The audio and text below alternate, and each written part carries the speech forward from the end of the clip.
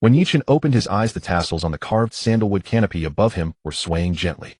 He took 3 seconds to confirm he was still alive, and another 3 minutes to process the flood of memories crashing into his mind. He had transmigrated into a parallel world with a shockingly skewed male-to-female ratio of 1:100, and had become the young master of the top family in the imperial capital, the Dragon Kingdom. "Young master, you're awake." A gentle female voice came from beyond the bed curtain. A young woman in a traditional maid's dress stood respectfully with her hands lowered. Her face was lovely and her figure graceful. By his past life standards, she would have been a campus belle. Yet here she was merely an ordinary maid of the Ye family. "What time is it now?" Ye Chen sat up, trying to keep his voice calm. "Young master, it has just passed the Chen hour. The master instructed that you are to go to the study once you wake." Ye Chen nodded, and with the maid's help changed clothes. In the mirror, the young man was about 18 or 19 with handsome features, an upright bearing, and eyes as deep as an entire starry sky. This was who he was now. The sole heir of the Ye family, the crown prince of the capital's inner circle and existence countless people looked up to. The study lay on the eastern side of the Ye family mansion. When he pushed open the heavy rosewood door, a faint scent of ink rushed to meet him.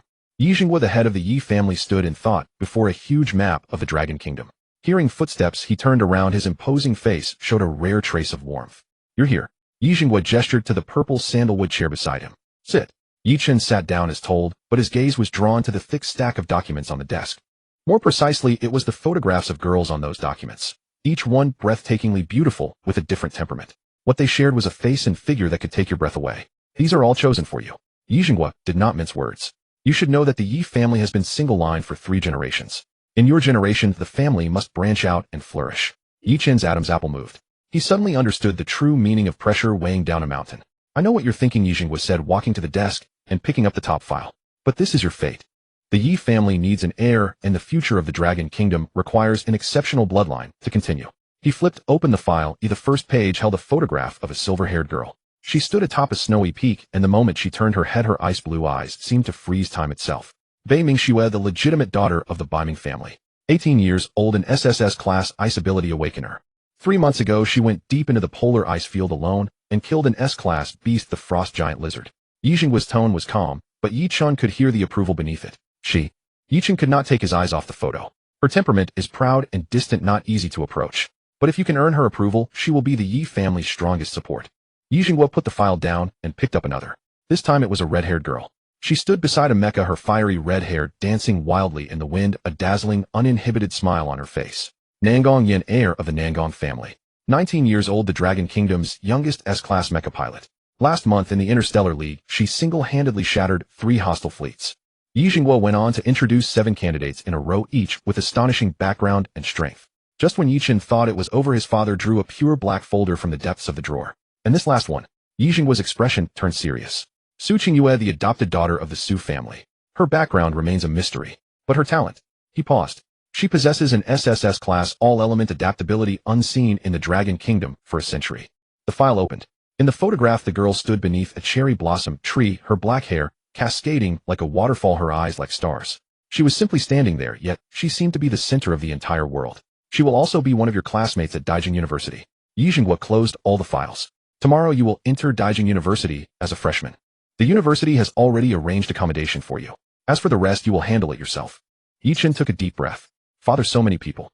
I only want you to remember this." Ye Chen cut him off, his eyes burning.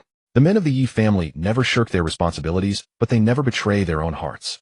These girls are all excellent, but the final choice is yours alone. When Ye Chen walked out of the study, his mind was still reeling. But at that moment, an ice-cold mechanical voice suddenly rang out in his mind. Ding. A suitable host detected.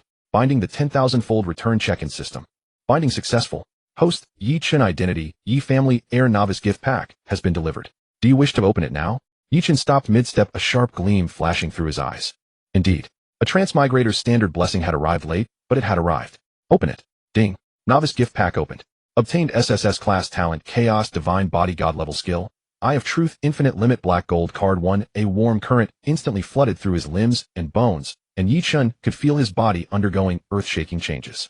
At the same time, the world in his eyes changed. The flowing strands of energy in the air, the faint ability glow around a distant maid. Everything became clearly visible. This was the power of the chaos divine body and the Eye of Truth. "Young master, the car is ready." The steward stood respectfully below the corridor. Ye Chen nodded and walked toward the elongated Dragon Soul limousine. Outside the window, the imperial capital was a riot of prosperity. But he knew that the real world was only just unfolding before him. Daijing University was located in the northern suburbs of the capital, covering nearly 10,000 mu. More a small city than a university. As Ye Chen's motorcade drove through the university gate, 2 rows of uniformed student union members stood neatly along both sides of the road. At their head was a young man wearing gold-rimmed glasses. He hurried forward and opened the car door for Ye Chen. "Young Master Yi, welcome to Daijing University. I am Lu Mingxuan, president of the student council." Ye Chen nodded, but his gaze passed over him and fell on the distant villa. It was a 3-story white building with its own garden and swimming pool glittering in the sunlight. "That is the residence the university has prepared for you," Lu Mingxian said, following his gaze with a smile. "I hope it meets with your approval." "A thoughtful arrangement," Ye Chen said flatly. After settling into the villa, the principal visited in person. This old man, an influential figure in the Dragon Kingdom's education world, wore a broad smile, even a hint of fawning. "Young Master Yi, everything here is configured to the highest standard. If you need anything else, please don't hesitate to ask." Ye Chen responded politely with a few words. As the principal was about to leave, he suddenly turned, patted Ye Chen's shoulder, and said earnestly, "Young Master, Yi, Daijing University holds the finest female talent in the entire Dragon Kingdom. You must cherish them and branch out the Yi family." Ye Chen was momentarily speechless and could only watch the principal leave. Standing before the floor-to-ceiling window of the villa looking at the bustling campus in the distance, Ye Chen suddenly smiled. Transmigration, a top-tier family, a check-in system, and those files of stunning women his father had prepared. This is almost as good as the life of an immortal. But he knew that beneath all the seeming beauty, hidden undercurrents were bound to flow. The world's extreme gender imbalance, the inheritance pressure on the Yi family, and the girls about to appear in his life. None of those relationships would be simple. Ding. Check-in location detected. Daijing University Villa No. 1. Do you want to check in now? Check-in. Check-in successful. Obtained ability cultivation accelerator 10x1, special item, Thread of Fate. 1 Thread of Fate allows the user to view the degree of fate-bound connection with specific people. In Ye Chen's hand appeared a silver thread so thin it was almost invisible. At a thought, the names of the girls his father had shown him appeared before his eyes. Behind each name a thread extended into the void, varying in depth of color. The 3 brightest threads led respectively to Bei Mingxue, Nangong Yan, and Su Qinghua. Interesting. Ye Chen tucked the thread away and turned his gaze toward the window. In the distance, a silver figure was walking alone down the cherry blossom path, and petals froze into frost wherever she passed. That was Bei Mingxue.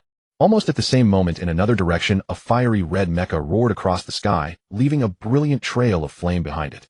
Nangong Yan. On the rooftop of the teaching building, a black-haired girl stood quietly. The wind lifted her hair, and her gaze seemed to cross time and space, meeting Ye Chen's from afar. Su Qinghua. A smile tugged at the corner of Ye Chen's mouth. Life at Daijing University was not going to be boring, it seemed. Ye Chen rested for a day at the villa. Early the next morning, Imperial Capital University officially began its term.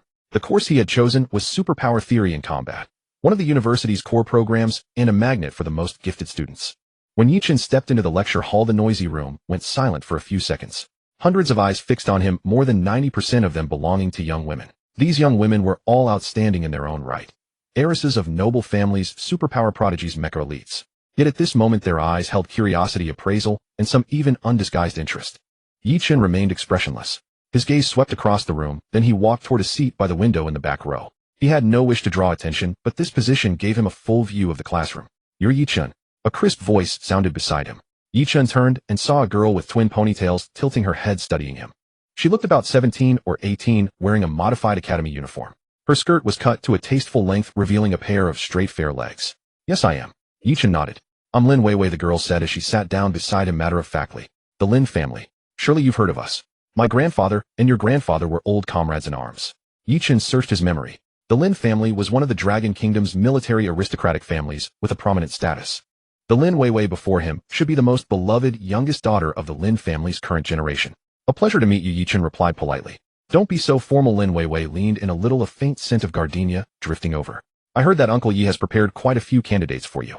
How about letting me help you review them?" Ye Chen raised an eyebrow. "You're very well informed." "Of course," Lin Weiwei said, lifting her chin proudly. "Nothing at Imperial Capital University escapes me. But seriously."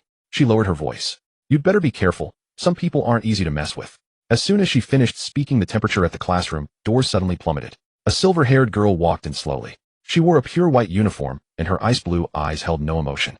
Wherever she passed, tiny ice crystals formed in the air, refracting a spectrum of colors in the sun.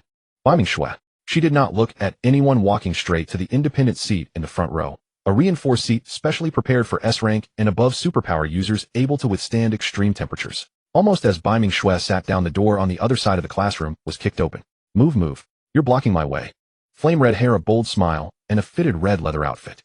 Nangong Yen strode in carrying a metal case, its surface stamped with the emblem of mecha maintenance. Yo, ice queen, you're early. Nangong Yen set the case down with a dull thud, then looked at Bai Ming Xue with a challenging expression. Bai Ming Xue didn't even raise her eyelids, as she simply flipped open the book before her. TCH boring. Nangong Yen curled her lips, swept her gaze across the classroom, and finally fixed it on Ye Chen. Her eyes lit up. So you're the young master of the Yi family. Nangong Yen closed the distance and a few steps bent down to stare at him, not bad looking. I heard you're taking the superpower class too. How about joining my mecha club? It's way more interesting than these boring theory lessons. Ye Chen could feel everyone's eyes converge on him. I'll think about it, he answered neither humbly nor arrogantly. Nice. Nangong Yen patted his shoulder with enough force to make it tingle. Then it settled. Come to the mecha training ground this afternoon. With that, she shouldered the case and walked to her seat. When she passed Bai Ming Xue, she deliberately let out a whistle. TSK tisk, those two rivals are at it again. TSK tisk, those two rivals are at it again, Lin Weiwei murmured by Ye Chen's ear. The Nangong and Bai Ming families are sworn enemies. Those two have been competing since enrollment. But, she paused, a sly gleam in her eyes. They aren't the hardest to deal with. The hardest one didn't show up to class today. Ye Chen's heart stirred. He knew she meant Su Qinghua. The class bell rang right on time, and a middle-aged professor with glasses walked up to the podium.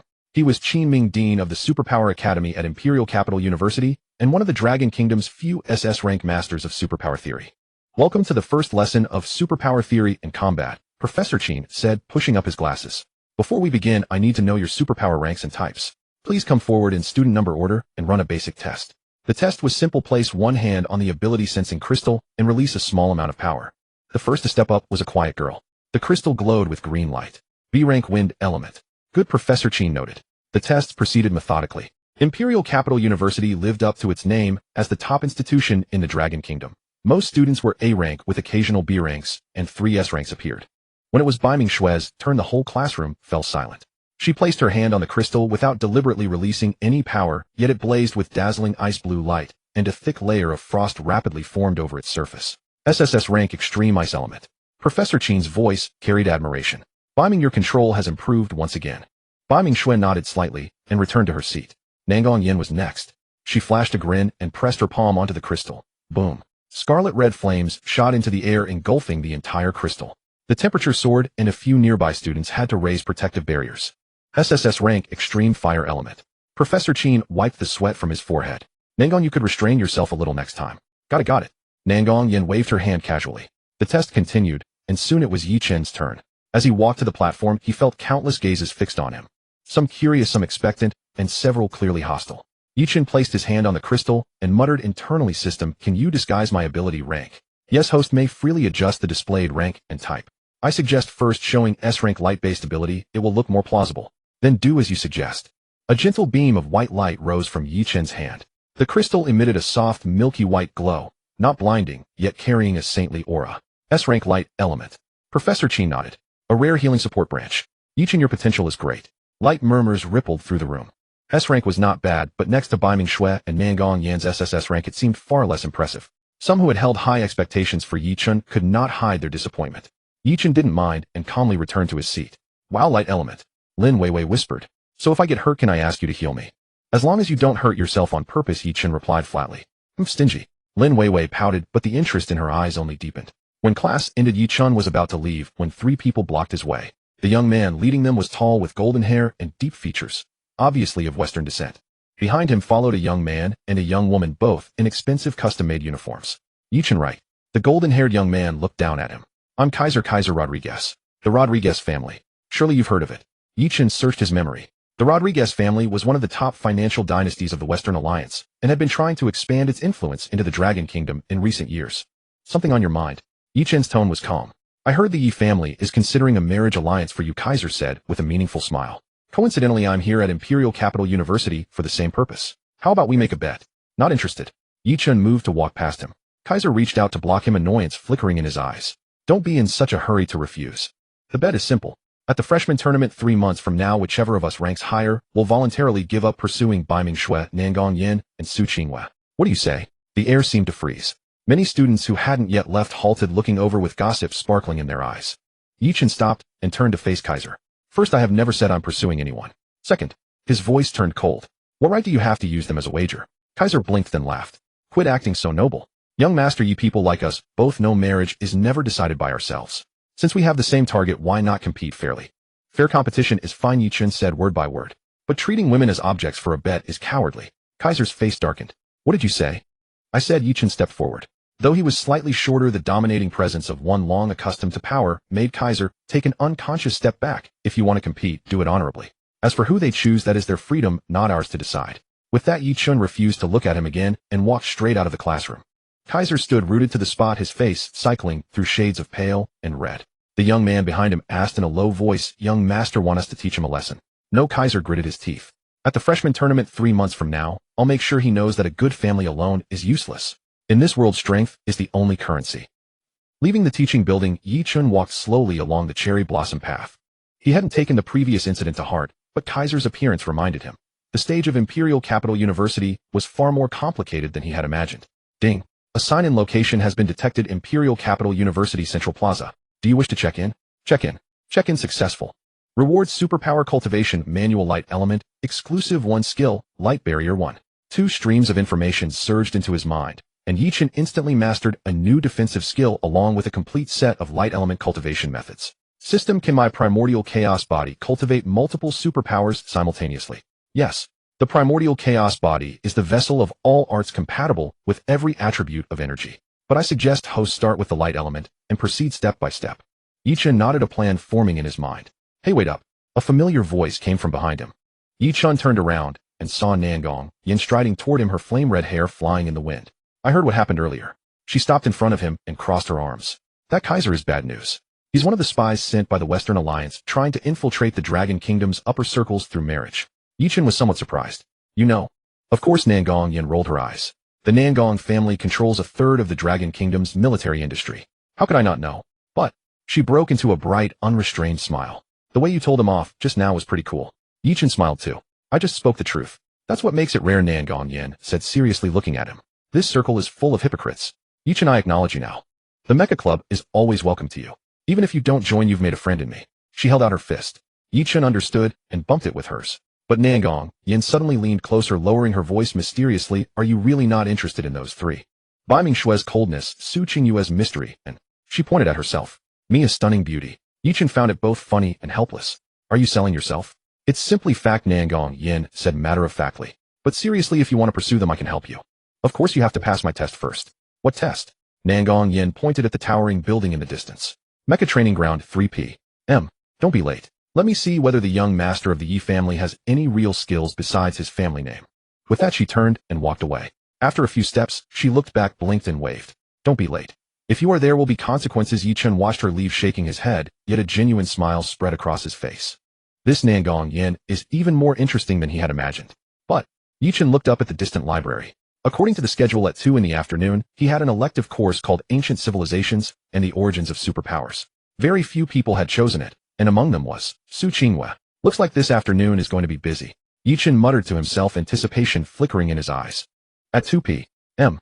Class on Ancient Civilization and the Origins of Extraordinary Abilities. When Ye Chen entered the classroom, he found it was a small lecture hall that could hold no more than 30 people. At the moment, fewer than 10 people sat scattered in the room, the most striking among them being a black-haired girl by the window. Su Qingyue. Today she wore a simple white dress, her long hair casually coiled up with a wooden hairpin, and she was bent over a thick ancient book. Sunlight streamed through the window, casting a faint golden halo upon her, making her look as serene as a court lady stepping out of an ancient painting. Ye Chen sat down diagonally behind her without disturbing her.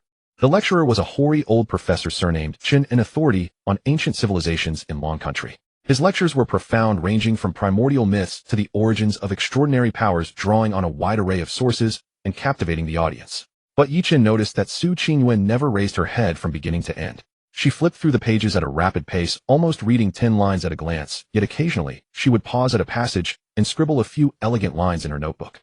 That student, Professor Chen suddenly called out. What are your views on the civilizational rupture before the Great Cataclysm? Ye Chen looked up and found the professor staring at him. He rose calmly. According to archaeological discoveries, the human civilization before the Great Cataclysm had already developed to a considerably high level, perhaps even more advanced than the current civilization of extraordinary abilities. But a global catastrophe, perhaps a natural disaster, or perhaps a failure of human experiments, led to the rupture of civilization and a massive mutation of the human genome, which in turn gave rise to the awakening of extraordinary powers later on. Professor Chen's eyes lit up. Go on. But there is one thing I don't understand. Ye Chen paused. If the prehistoric civilization was truly that advanced, why have so few relics been left behind? It was as if some force was deliberately erasing their existence. The classroom fell silent for a moment. Su Qinghua finally raised her head and looked at Ye Chen for the first time. Her eyes were as deep as the starry sky. With just one glance, Ye Chen felt as if his soul had been seen through. A very interesting point of view. Professor Chen nodded approvingly. This is also one of the greatest mysteries in academia. All right, you may sit down. After class, Ye Chen was packing up his books to leave when a gentle voice sounded behind him. By erasing, you just mentioned, are you implying that a higher level existence intervened? Ye Chen turned around. Su Qinghua was already standing behind him, holding the ancient book in her arms. Just a guess, Ye Chen said. Su Qinghua looked at him quietly for a few seconds, then took out a yellowed page from the book and handed it to Ye Chen. This might interest you. Taking it, Ye Chen examined it. The page bore a peculiar script akin to pictograms, and yet resembling some kind of cipher symbols. Along the edge of the page, someone had written annotations in elegant handwriting, exactly Su Qinghua's hand. This is a rubbing I took from an ancient ruin, and I haven't been able to fully decipher it yet, Su Qinghua said softly. But a few of these symbols closely resemble certain patterns on the Ye family's ancestral estate. Ye Chen's heart jolted, but his face remained impassive. You've been to the Ye family's ancestral estate. I visited it last year with my advisor. Su Qinghua didn't explain further. I'll give you this page as a token of thanks for your answer in class. She gave a slight nod, turned, and left her steps as light as a feather. Ye Chen looked at the paper page in his hand, then at the direction where Su Qinghua had disappeared, a hint of deep thought flashing through his eyes. This Su Qinghua was even more mysterious than he had imagined. At 3 p.m., the mech training ground. When Ye Chen arrived, over 100 people had already gathered in the huge arena. On the central stage, Nangong Yen, piloting a fiery red mech, was locked in fierce combat with a silver mech. Go, Sister Yen. Pound him. Pound him. The audience was almost entirely made up of Nangong Yan's supporters, their cheers deafening. Ye Chen found a seat and observed carefully. Nangong Yan's mech operation was masterful. Every move was crisp and precise. The flaming red mech darted across the field, leaving a trail of afterimages. Her opponent, Ye Chen recognized him as the vice president of the student council and A-class mech pilot, was completely suppressed, retreating step by step. 3 minutes later, the silver mech was blasted out of the ring by a heavy punch. Its protective barrier shattered, and the pilot scrambled out of the cockpit in some embarrassment. Thank you for yielding. Nangong Yen jumped out of her mech, landing in a clean backflip, her fiery red hair tracing a dazzling arc through the air. She spotted Ye Chen in the audience at once. Her eyes brightened, and she waved at him. Ye Chen, get down here. All eyes instantly turned toward him. Ye Chen rose calmly and walked to the arena under the gaze of the crowd. I thought you wouldn't dare to come, Nangong Yen said, patting his shoulder and pointing to a row of training mechs at the edge of the field. Pick one and let me see what you've got. Without replying, immediately Ye Chen walked over to the mechs and inspected them one by one. These were Daijing University's newest training mechs, the Shadow Warrior. And although they were for training, their performance was already comparable to the military's standard issue mechs. What, master? Ye hasn't even touched a mech before, a mocking voice sounded. Ye Chen turned and saw Caesar approaching with a few followers, undisguised sarcasm on his face. Caesar, this has nothing to do with you. Nangong Yen frowned. Don't get upset, classmate Yen. Caesar spread his hands. I'm just curious. If the young master of the Ye family doesn't even know basic mech operation, then he deliberately drew out his words. It would be a great disgrace to the Ye family. The training ground fell quiet, and everyone looked at Ye Chen. Ignoring Caesar, Ye Chen said to Nangong Yen, do these mechs have an operating manual? Huh. Caesar couldn't help laughing. You still need an operating manual? Ye Chen, don't tell me you're actually a... His words cut off abruptly, because Ye Chen had already walked to the control console and began operating the touchscreen at rapid speed. His fingers moved so fast they left afterimages. Code scrolled down the screen like a waterfall. In just 10 seconds, the entire training grounds control system interface was fully brought up. What are you doing? A middle-aged man who looked like a teacher rushed over. Without turning around, Ye Chen said calmly, Teacher Wang, right? Your control system has 37 security vulnerabilities, 3 of which are fatal. If hacked, all the mechs here will go out of control. Teacher Wang was stunned. How do you know that? I also know that the design flaw of the Shadow Warrior mech was only fixed in the 7th generation, but your batch is the 6th generation stock. There's a 15% chance that the knee joint hydraulic system will fail under high load. As he spoke, Ye Chen continued to operate. On the screen, a complex model was being generated, the 3-dimensional structural diagram of the Shadow Warrior mech. Ye Chen marked several critical nodes, then called up another blueprint. This is a reinforcement scheme I designed. It increases the cost by 5%, but can reduce the failure rate to less than 0.3%. The whole arena fell dead silent. Caesar's face turned extremely ugly, and the lackeys behind him were dumbfounded. Teacher Wang took the data pad Ye Chen handed over with a trembling hand. After a single glance, he gasped. This is... Student Yi, where did you learn all this?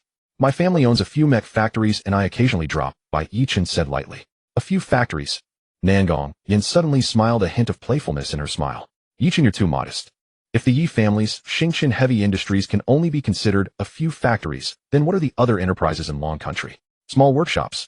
Xingchen heavy industries. The one that controls 70% of Long Country's military industry and ranks first in the global mech market share. Xingchen heavy industries. The Ye family are the actual controllers of Xingchen heavy industries. Exclamations rose one after another. Although everyone knew the Ye family had deep background, most people had no idea just how deep it was. Only now, as Yen revealed it, did everyone realize. Behind this seemingly gentle young man stood how massive an entity. Caesar's face had turned ashen. The Rodriguez family was indeed wealthy, but compared with the Ye family, which held the lifeline of an entire nation, it was simply not on the same scale. Ye Chen glanced at Yen, his look seeming to say, "You did that on purpose." Yen blinked innocently. Ye Chen shook his head and walked toward a deep blue mech. "I'll take this one." He entered the cockpit. The moment the hatch closed, all external sound was completely cut off. Ye Chen put on the Neuralink helmet and an interface lit up before his eyes. Mech operation request detected. Do you want to activate the auxiliary system? The system's voice sounded in his mind. Activate. Auxiliary system activated. Analyzing mech structure. Analysis complete. Loading operation template. Loading complete. Ye Chen felt a flood of information pour into his mind. How to operate the mech, how to maximize its performance, how to avoid design flaws. Everything was clear at once. Outside the cockpit, Yen said to Teacher Wang, "Teacher, I'll spar with him." "Oh, okay." Teacher Wang had not yet recovered from the shock. The two mechs stepped onto the stage. Yen's fiery red mech assumed a combat stance, and her voice came through the public channel. "Ye Chen, don't hold back. Let me see your real skills." "As you wish." The moment the words fell, the deep blue mech suddenly moved. It was not a conventional startup acceleration, but a nearly perfect Z-shaped dash, leaving two afterimages in its wake as it instantly closed in on the red mech. A straight punch blasted out at a tricky angle aimed directly at the cockpit. "Nice move." Yen's eyes lit up. The red mech sidestepped, simultaneously sweeping with a whipping leg kick. But Ye Chen seemed to have anticipated her move. The deep blue mech crouched in advance, and the whipping leg skimmed past above its head. Immediately after, Ye Chen drove the mech into a forward dash, slamming its shoulder hard into the red mech's chest.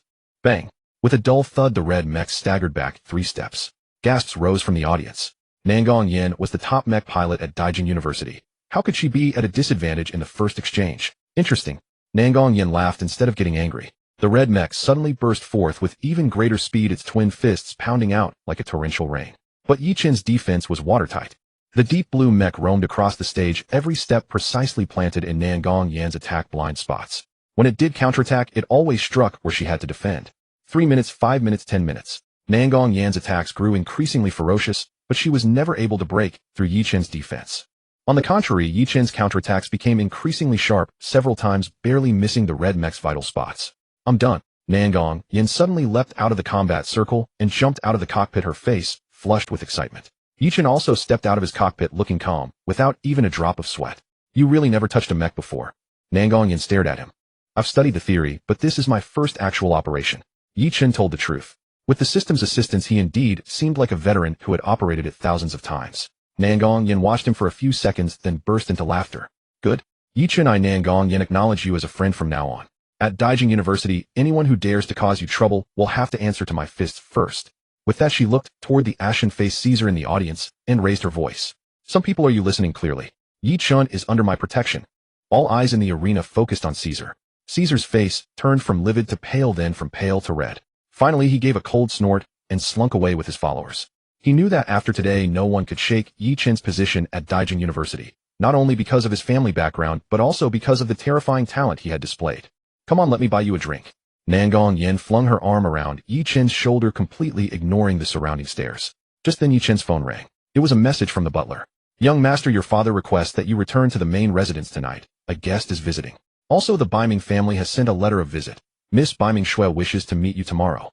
Ye Chen put away his phone, a deep look flashing through his eyes. Baiming Shui initiating an invitation. Things were getting more and more interesting. "What's wrong?" Yen noticed his change of expression. "Nothing," Ye Chen smiled. "It just suddenly occurred to me that college life isn't going to be boring." Under the lights of the training ground, the young man's profile was sharply outlined, his eyes reflecting the cold metallic glimmer of the mechs. The era belonging to Ye Chen was just beginning. The Ye family ancestral residence was brightly lit that night. When Ye Chen's motorcade drove through the manor gates, the butler was already waiting at the entrance with a host of servants. The ancient mansion loomed solemn and dignified in the darkness with lanterns lining the bluestone path, casting a soft glow. Young Master is waiting for you in the study. The butler respectfully pulled open the car door. Ye Chen nodded and made his way along the familiar corridor where wisteria was in full bloom beneath the eaves, and the evening breeze carried a faint floral fragrance that stirred memories long buried. He remembered how as a child he used to race down this very corridor always with a handful of little followers trailing behind him. Inside the study, Yi Zhengguo was playing chess with an elderly man with silver hair. The old man's features carried an authoritative gravity, the kind forged by years and positions of power, but when his gaze fell on Ye Chen, warmth and elder affection softened his expression. Grandfather Baiming. This was the head of the Baiming family, Bei Mingzhan, grandfather to Bei Mingxue. Little Chun has arrived. Bei Mingzhan set down his chess piece and studied Ye Chen carefully. It's been several years. I hardly recognize you. I heard you gave Caesar quite a scolding at school today. Ye Chen offered a faint smile. I merely did what needed doing, grandfather Baiming. Well done. Bei Mingzhan nodded approvingly. Those Western Alliance families have overextended themselves these past years. It's time they learned some restraint. Your father was far worse at stirring up trouble when he was your age. Ye Zhengguo cleared his throat. Father, let's not dwell on old grudges. The three settled in to drink tea together. As Bei Mingzhan sipped his tea, he mentioned suddenly, Xiao Shui wants to meet with you tomorrow. Do you know why? Ye Chen shook his head. She may seem cold on the outside, but she's deeply loyal to those she cares about. Bei Mingzhan said, a trace of nostalgia, softening his eyes. She never forgot that winter when she was 8. Her abilities spiraled out of control, and she became trapped in an ice cave, and you risked everything to carry her to safety.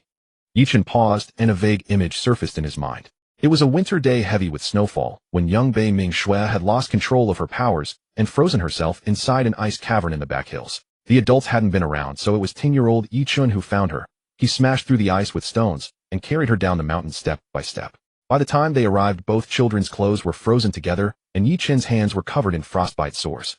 After that incident, Xiao Shui changed. Bei Mingzhan sighed lightly. Before she was cold, but still smiled. After that she shut herself off even more. But for you. He looked at Ye Chen. Every winter she knits a scarf by hand, saying she'll give it to you when she sees you again. She's already accumulated 10 in her room.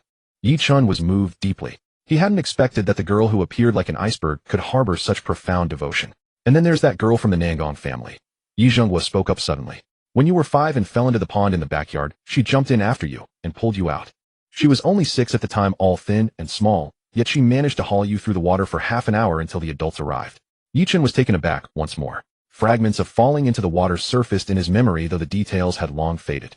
Yin Yin caught a fever for 3 days because of this, and when she woke up her first words were asking if you were okay. Ye Zhengguo shook his head.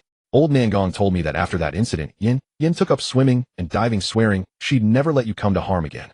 The study fell quiet save for the gentle rising of tea fragrance. Ye Chen held his teacup, his fingertips growing warm.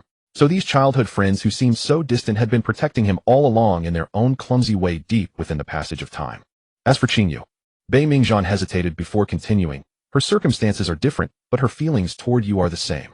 When he left the study, Ye Chen's mood grew complicated. He made his way to the small courtyard at the west wing, the place where he'd grown up. The swing still stood in the yard, and the crabapple tree had grown taller. Ye Chen gently pushed the swing, and the chains creaked. In his memory, several small figures used to play here. Brother Chen Chen, push me higher. Xiao Shui, look. I'm swinging higher than you. Yin Yin, slow down, be careful not to fall. And that dark-haired girl who always sat quietly reading beneath the tree would occasionally glance up, a faint smile crossing her face. Moonlight spilled across the bluestone tiles, and suddenly, Ye Chen yearned to see them. Not the polished images from files, but the girls from his memories who knew how to cry and laugh, to fuss and cling. The following morning, Bei Mingxue had arranged to meet him at the plum orchard on the outskirts of the city. In early spring, the plum blossoms were in full bloom, their red and white petals releasing a subtle fragrance. When Ye Chen arrived, Bei Mingxue was already waiting beneath an ancient plum tree, her silver hair catching the morning light, creating a striking contrast against the white blossoms surrounding her. She wore a moon-white qipao beneath a silver fox fur, wrapped serene as an ancient painting. You came. When Bei Mingxue turned and saw him, something in her ice-blue eyes softened for just a moment. Have you been waiting long? Ye Chen approached her side. Not long. Bei Mingxue reached into her small bag and produced an exquisite wooden box, handing it to him. For you. Ye Chen opened it to reveal a dark gray cashmere scarf finely woven with dense stitches. In one corner, the character, Chun, was embroidered in silver thread. I knit it, Bei Mingxue said softly. I make one every winter. This is my 10th.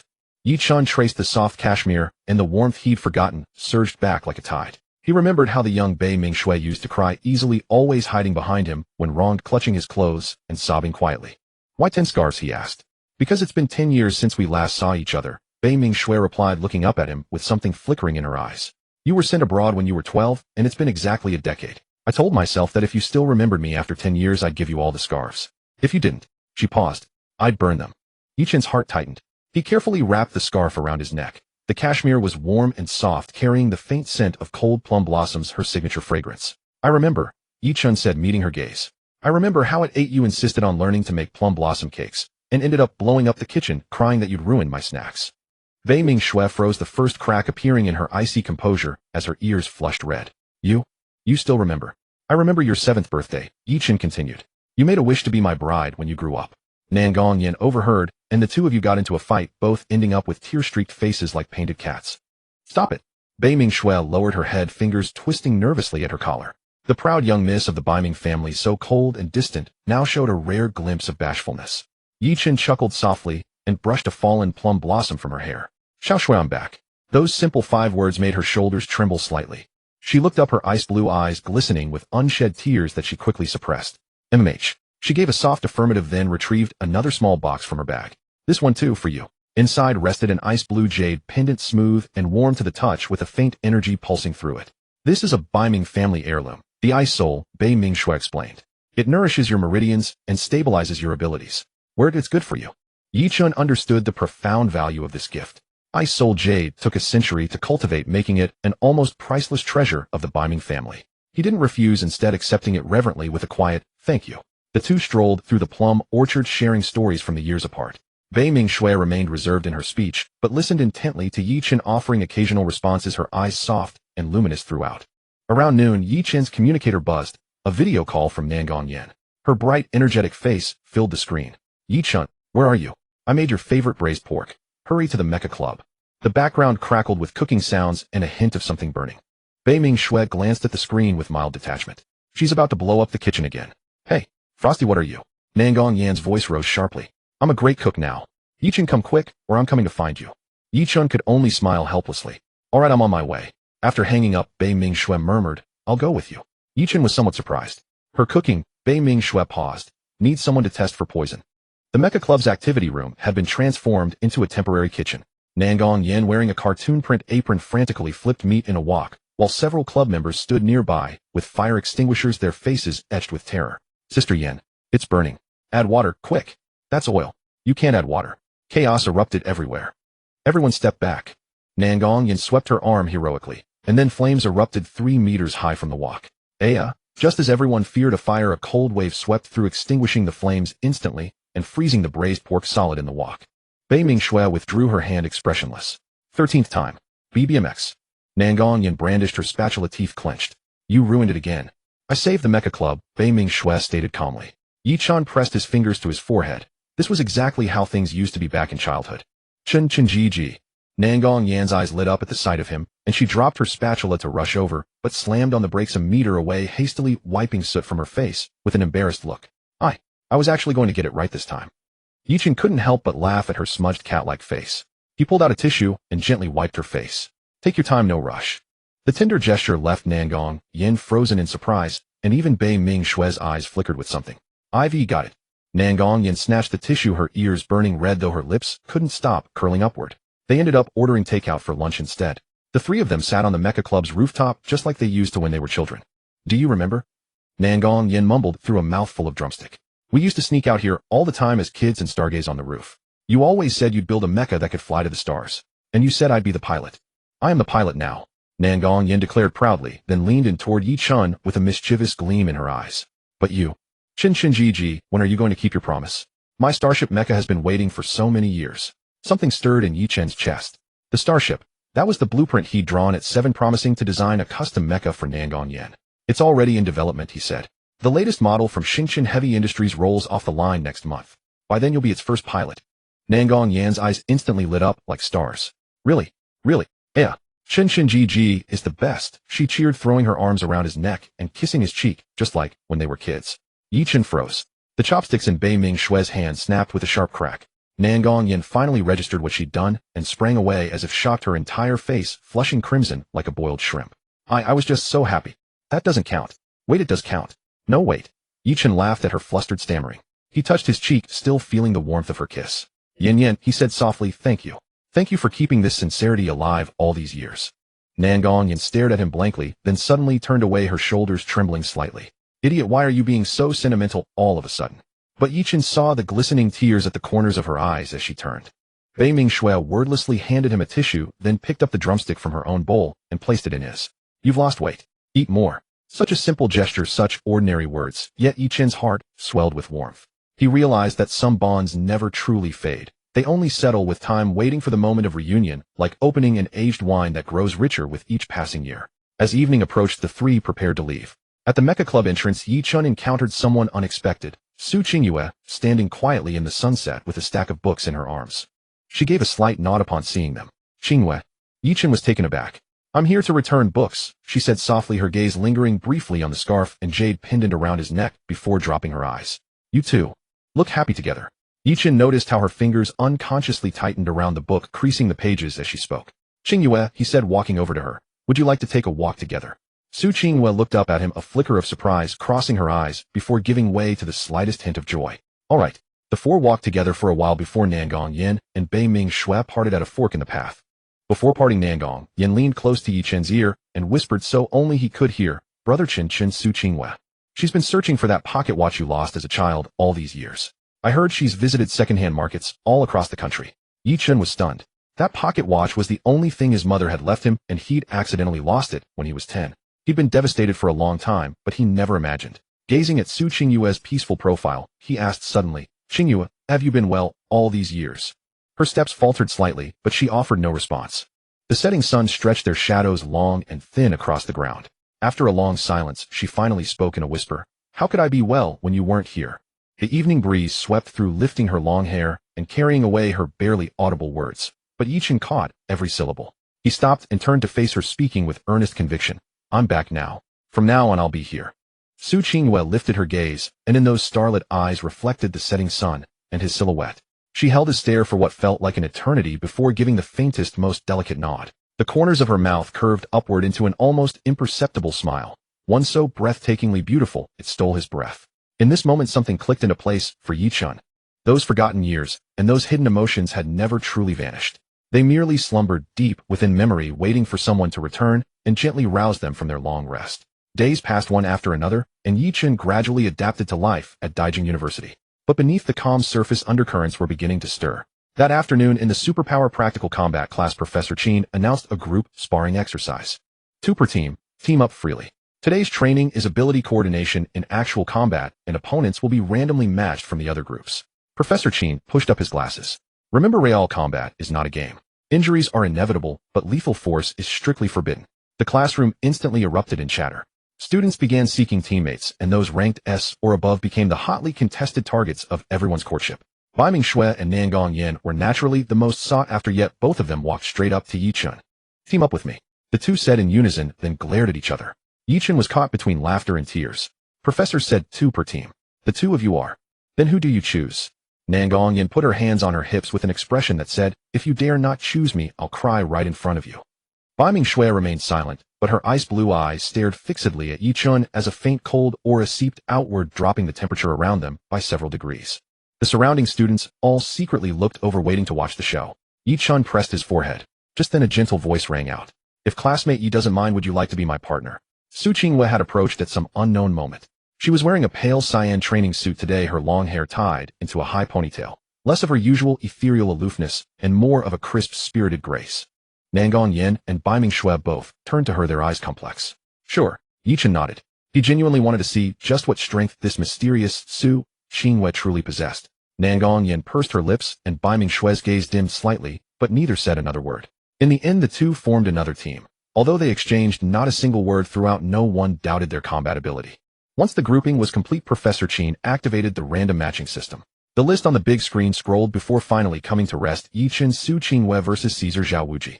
Interesting. Caesar rose from his seat, a sinister smile on his face. Young Master Yi, what a coincidence. The Zhao Wuji beside him was a quiet young man of few words, but Ye Chen remembered that his file listed him as an A-rank Earth Element ability user renowned for his powerful defenses. Both teams please enter training ground now. 3. Professor Chen's voice came through the loudspeaker. The training ground was a circular arena 100 meters in diameter, its floor forged from a special alloy capable of withstanding ability attacks below S rank. The spectator stands were filled with students, and quite a few were whispering to one another. Caesar and Zhao Wuji are both practical fighters with solid coordination. Ye Chen is in danger this match. Not necessarily. Su Qingyue is SSS rank with all element affinity, even though we've never seen her make a move. Ye Chen is only S rank and a support type light element user at that. What use can he be? Have you all forgotten what happened at the Mech Club last time? Amid the murmurs, the four entered the arena. Caesar and Zhao Wuji stood together, one for attack, one for defense, their formation sharp and clear. Ye Chen and Su Qingyue by contrast stood in a looser arrangement. But anyone with keen eyesight would notice that their positions formed a mutually supporting pincer, ready to attack, ready to defend. Begin. At Professor Qin's command, Caesar struck first without the slightest probe. He went straight for a killing blow. Earth Splitter. Caesar pressed his palms together. Golden light condensed into a giant blade and came crashing down at Ye Chen's head. This was a powerful A-rank metal element ability, and with his own strength at peak A rank, its might approached S rank. Almost at the same moment, Zhao Wuji slammed both hands to the ground. Great Earth Rampart. A wall of earth rose in front of Ye Chen and Su Qingyue, not to defend, but to seal off their room to maneuver. This was meant to trap them both. Gasps echoed across the spectator stands. Caesar and Zhao Wuji's coordination was flawless, opening with a decisive killing net. But Ye Chen only raised his hand calmly. Light barrier. A soft white curtain of light spread open before him. It looked delicate, yet it held firm against the golden blade. The two energies clashed, letting out a piercing screech. Caesar's pupils shrank. His Earth Splitter had been casually blocked by an S-rank light user. No, this was wrong. This is no ordinary S-rank. Watch out! Zhao Wuji suddenly shouted. But it was already too late. The instant the light barrier stopped the attack, Ye Chen moved. His figure vanished from the spot, and when he reappeared, he was already beside Caesar. There were no flashy moves, just one simple punch. But that punch was fast as lightning and heavy as a mountain. Caesar hastily raised a metal element shield, but the moment the fist touched it, cracks covered its surface. With a muffled grunt, he was sent flying backward, barely twisting his body midair to land. Blood was already trickling from the corner of his lips. You've been hiding your strengths? Caesar stared hard at Ye Chen. Ye Chen did not answer, and shifted his gaze to Zhao Wuji. Zhao Wuji immediately pressed his hands to the ground. Rock spear formation. Dozens of rock spears burst from the earth, sealing off every space Ye Chen could dodge. But Ye Chen had no intention of dodging. He raised his right hand, and a dazzling ball of light gathered in his palm. Light burst. Boom. Blinding white light instantly flooded the entire training ground, and everyone involuntarily shut their eyes. When the light faded, the scene in the arena made everyone suck in a sharp breath. All those rock spears had been shattered, and the layers of earthen shield Zhao Wuji had raised now bristled with cracks, teetering on the edge of collapse. This. What kind of power is this? Someone on the stands murmured. At least it's peak S rank. No, I'm afraid it's SS rank. Amid the discussion, Ye Chen looked at Su Qingyue. Qingyue, your turn. Su Qingyue nodded and took a step forward. She formed no seals and gathered no power. She simply stretched out her graceful hand toward Caesar and Zhao Wuji and closed it gently. Space. Imprisonment. For words soft as a whisper. In the next instant, the air around Caesar and Zhao Wuji suddenly solidified. They stayed frozen in their combat postures, unable to move a single inch. Not even their eyeballs could shift. Only extreme terror filled their faces. Space element. Professor Qin shot to his feet, his glasses nearly falling off. No, it's more than that. On the spectator stand, a bespectacled girl murmured, she didn't even use a hand seal. Could this be? Words become law. The entire arena fell into dead silence. Words become law was a realm that only legendary peak SSS rank experts could touch. How old was Su Qingyue? Not even 20. I give up. Caesar forced out the three words with difficulty. Su Qingyue released her hand, and the two instantly collapsed to the ground, gasping for breath. When they looked at Su Qingyue, their eyes were full of terror. Ye Chen. Su Qingyue victory. Professor Qin announced in a somewhat parched voice. Ye Chen walked to Su Qingyue's side and asked quietly, are you all right? Although that move had been breathtaking, he had noticed that Su Qingyue's face was slightly pale. I'm fine. It just took a lot out of me. Su Qingyue gently shook her head. She instinctively leaned toward Ye Chen, then stopped halfway and straightened up again. This tiny gesture was noticed by many. Nangong Yin pursed her lips in the stands. Stop pretending to be weak. Bai Mingshui said nothing, but a layer of frost had already formed on the surface of the water bottle in her hand. After the fight, Ye Chen helped Su Qingyue to the rest area and sat her down. Nangong Yin and Bai Mingshui had also finished their battles. Their opponents surrendered just 3 seconds after the start. Drink some water. Bai Mingshui handed over a bottle, cold air still rising from its surface, clearly iced. Thank you. Ye Chen took it and passed it to Su Qingyue. Su Qingyue glanced at Bai Mingshui, accepted the bottle, and said thank you in a low voice.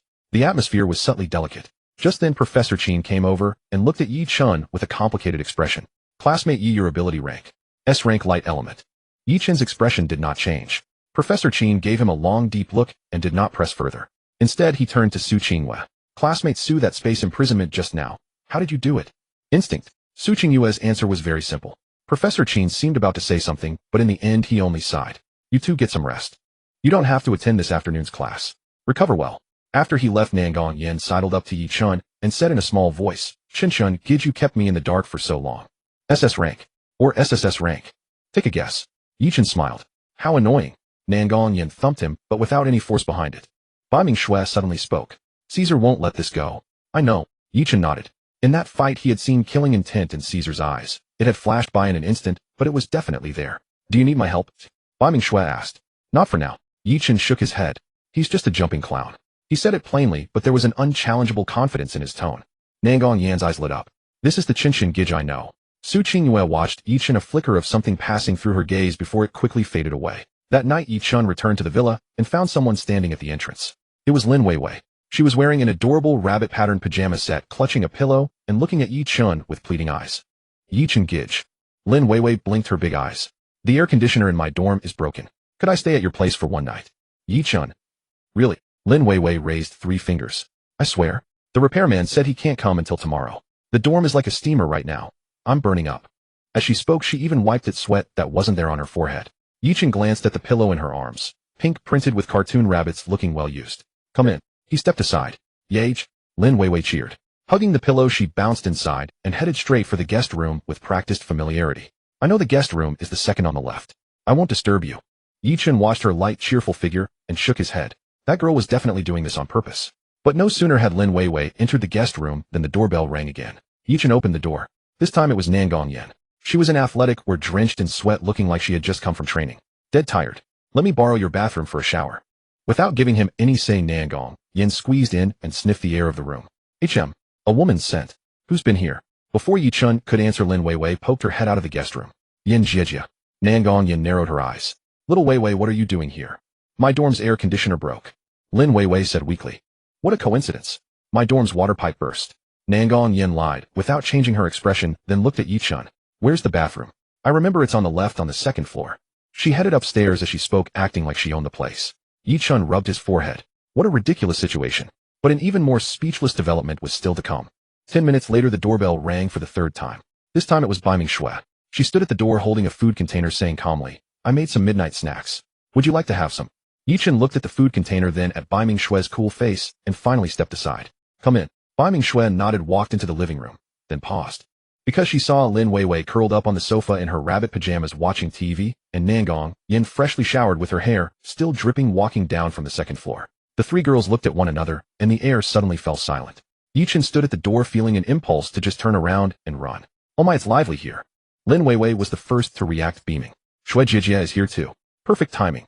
Let's have the midnight snacks together. Nangong Yen came over while drying her hair and naturally sat down beside Ye Chen. Little Shui, what delicious things did you make? Lucky me, I'm hungry. Bai Mingxue said nothing, simply opening the container. Inside were exquisite pastries and soup, their fragrance wafting out. Wow, Shui Jiejia's cooking is still this good. Lin Weiwei moved closer, then looked at Ye Chen. Ye Chen Gij really is blessed. Ye Chen. He looked at Lin Weiwei on his left, smiling like a little fox, at Nangong Yen on his right, drying her hair, and at Bai Mingxue across from him, silently setting out the bowls. He suddenly felt that this life of his was even more lively than he had imagined. All right, Nangong Yen suddenly said. Tomorrow's the weekend. Let's go out and have fun. I heard a new amusement park opened in the Eastern District with the tallest Ferris wheel in all of Dragon Country. Childish, Bai Mingxue said flatly. Then where do you want to go? Nangong Yen raised an eyebrow. The library. Bai Mingxue said. How boring. Nangong Yen rolled her eyes, then looked at Ye Chen. Chen Gij, where do you want to go? Lin Weiwei also looked over. I'm fine with anything. Ye Chen thought for a moment. Let's go to Tingyu Pavilion. I heard a new Guqin player came there recently, and the music is quite good. Tingyu Pavilion. Nangong Yan's eyes sparkled. Isn't that the private club that's only open to members? I heard it's very hard to get into. I have a card. Ye Chen said casually. The 3 girls exchanged glances and said nothing, but a pensive gleam flickered in each of their eyes. Tingyu Pavilion was one of the most exclusive clubs in the imperial capital. Only the rich and noble could get in. It was not strange that Ye Chen had a card, but for him to offer it on his own. Then it's decided. Tingyu Pavilion. Bai Mingxue spoke softly. Yage. Lin Weiwei clapped her hands. Nangong Yen looked at Ye Chen, suddenly smiled, and leaned close to his ear, speaking in a voice that only the 2 of them could hear. Chen Gij, are you flaunting your status as the young master? Ye Chen glanced at her. Do you think I need to flaunt? Nangong Yin was stunned for a moment, then broke into an even brighter smile. True. You already are. Yes. He was after all the young master of the Yi family, a man standing at the very top of the pyramid. It was just that he was usually too approachable, and people often forgot that. But some things, and some people. It was time for the outside world to know that Ye Chen was not someone to be trifled with. Ye Chen lifted the tea Bai Ming Shui had poured, took a light sip, and a cold glint flashed through his eyes. Whether it was Caesar or the others who coveted the Yi family, he would like to see who dared to stretch out their hand. The rain-listening pavilion was situated by the shores of Bright Moon Lake on the eastern outskirts of the imperial capital, an architectural complex built beside the water in classical style. With soaring eaves and upturned corners, green tiles, and white walls, it resembled an inkwash painting in the night. When Ye Chen's motorcade arrived, the club manager was already waiting at the entrance with 2 rows of servants clad in cheongsam. Seeing Ye Chen alight from the car, the manager hastily bowed. Young Master Yi, your private room is ready. The finest lakeside seat in Heavenly Word Pavilion number 1. Much obliged. Ye Chen nodded and walked inside, accompanied by the 3 women. Nangong Yin, Bai Ming Shui, and Lin Weiwei had all dressed with great care tonight. Nangong Yin wore a fiery crimson cheongsam that accentuated her alluring curves, her long hair coiled into an antique bun radiant as flame. Bai Ming Shui was still in her silvery white dress, but a more exquisite style, her silver hair pinned up, with a jade hairpin, cool and serene as moonlight. Lin Weiwei meanwhile wore a pale pink gown, her twin tails tied into a bun, charming and adorable. 3 beauties of strikingly different styles clustered around Ye Chen, drawing all eyes the moment they entered. Is that the young lord of the Yi family? Beside him are the young ladies of the Bai Ming and Nangong families, and that little princess of the Lin family. Tisk, with this kind of entourage, he truly deserves the title of the capital's number 1 young master. Amid the whispers, the 4 ascended to the finest private chamber on the 3rd floor. The room was surrounded by water on 3 sides. Pushing open the carved wooden window revealed the shimmering expanse of Bright Moon Lake. On a pavilion at the lake's center, a musician in white robes was playing the guqin, the melody flowing gracefully, plaintive and stirring. Not a bad place. Nangong Yin leaned against the railing, the night breeze lifting her hair. A lot more comfortable than the training ground. Bai Ming Shui quietly brewed tea, her movements fluid and practiced, clearly a master of the tea ceremony. Lin Weiwei meanwhile curiously inspected the room's furnishings, occasionally letting out soft exclamations of wonder. Young Master Yi, this is today's menu. The manager personally presented a gilded booklet. Ye Chen flipped through it, casually ordered several signature dishes, then said to the 3 women, order whatever you like. Don't hold back. Then I won't be polite. Nangong Yin snatched the menu, eyes gleaming. This one, and this one. I want them all. Bai Ming Shui shot her a glance. Eat that much and you'll get fat. I can't get fat. Nangong Yin lifted her chin triumphantly. Lin Weiwei covered her mouth with a chuckle and ordered a few pastries as well. As they waited for the dishes, the guqin player changed to another piece. This time it was high mountain and flowing water, the notes crisp and clear, complementing the moonlight and the lake's radiance. This musician is quite skilled, Bai Ming Shui remarked, a rare compliment. Already bearing the manner of a master. Sure you understand the guqin? Ye Chen asked. A little. Bai Ming Shui was modest, but Nangong Yin immediately exposed her. She has level 10 certification and won the National Youth Gold Award. Last time at Grandpa Bai Ming's birthday, she played a piece and made those old artists cry. Bai Ming Shui's ears reddened slightly, and she shot Nangong Yin a glare. Ye Chen smiled.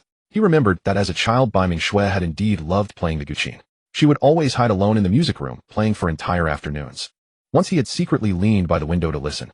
When she discovered him, Bai Ming Shui blushed and played him a piece called The Phoenix Seeks His Mate. Back then he hadn't understood, but now. Young Master Yi. A seductive voice interrupted his reverie. Ye Chen turned and saw a woman in a purple cheongsam standing at the doorway. She was in her early 20s with a ravishing face and an exquisite figure.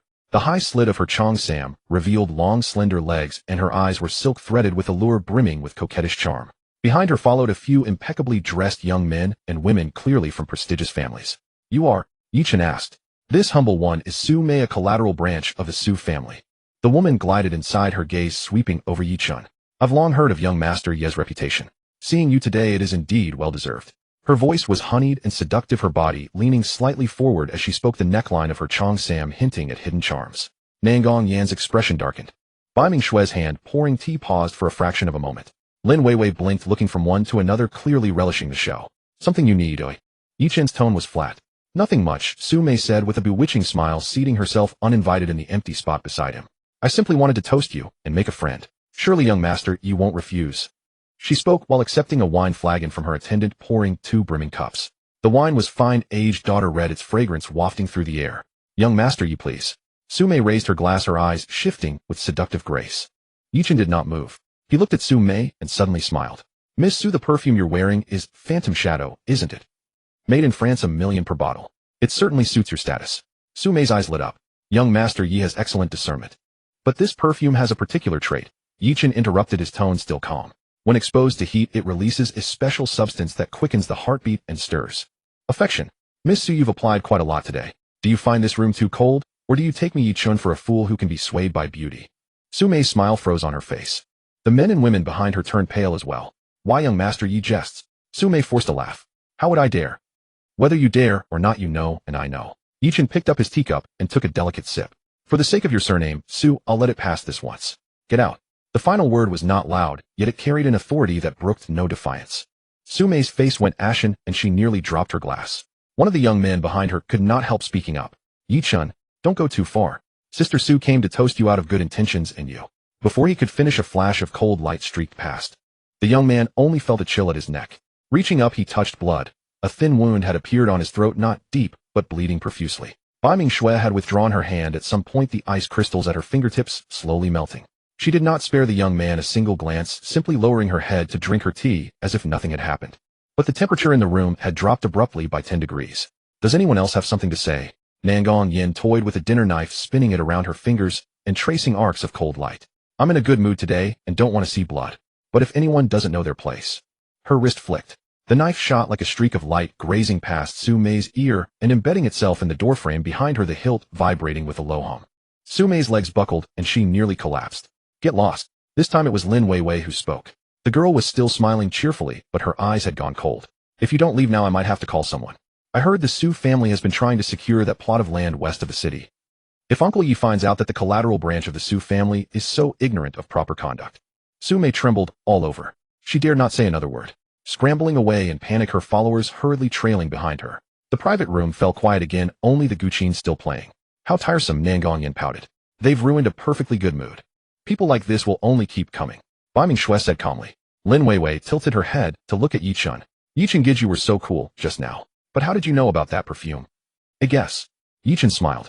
Of course, he would not say it was the system's prompt. Special substance, allure toxin detected, can induce hallucinations. Purification barrier has been activated for the host. A guess, say. Nangong Yin eyed him suspiciously. No, you're definitely hiding something from us. Tell me, have you encountered this kind of woman before? Ye Chen laughed helplessly. Do I look like that kind of person? Who knows, Bai Mingxue said softly. It's been 10 years since we last met. A hint of faint melancholy laced her words.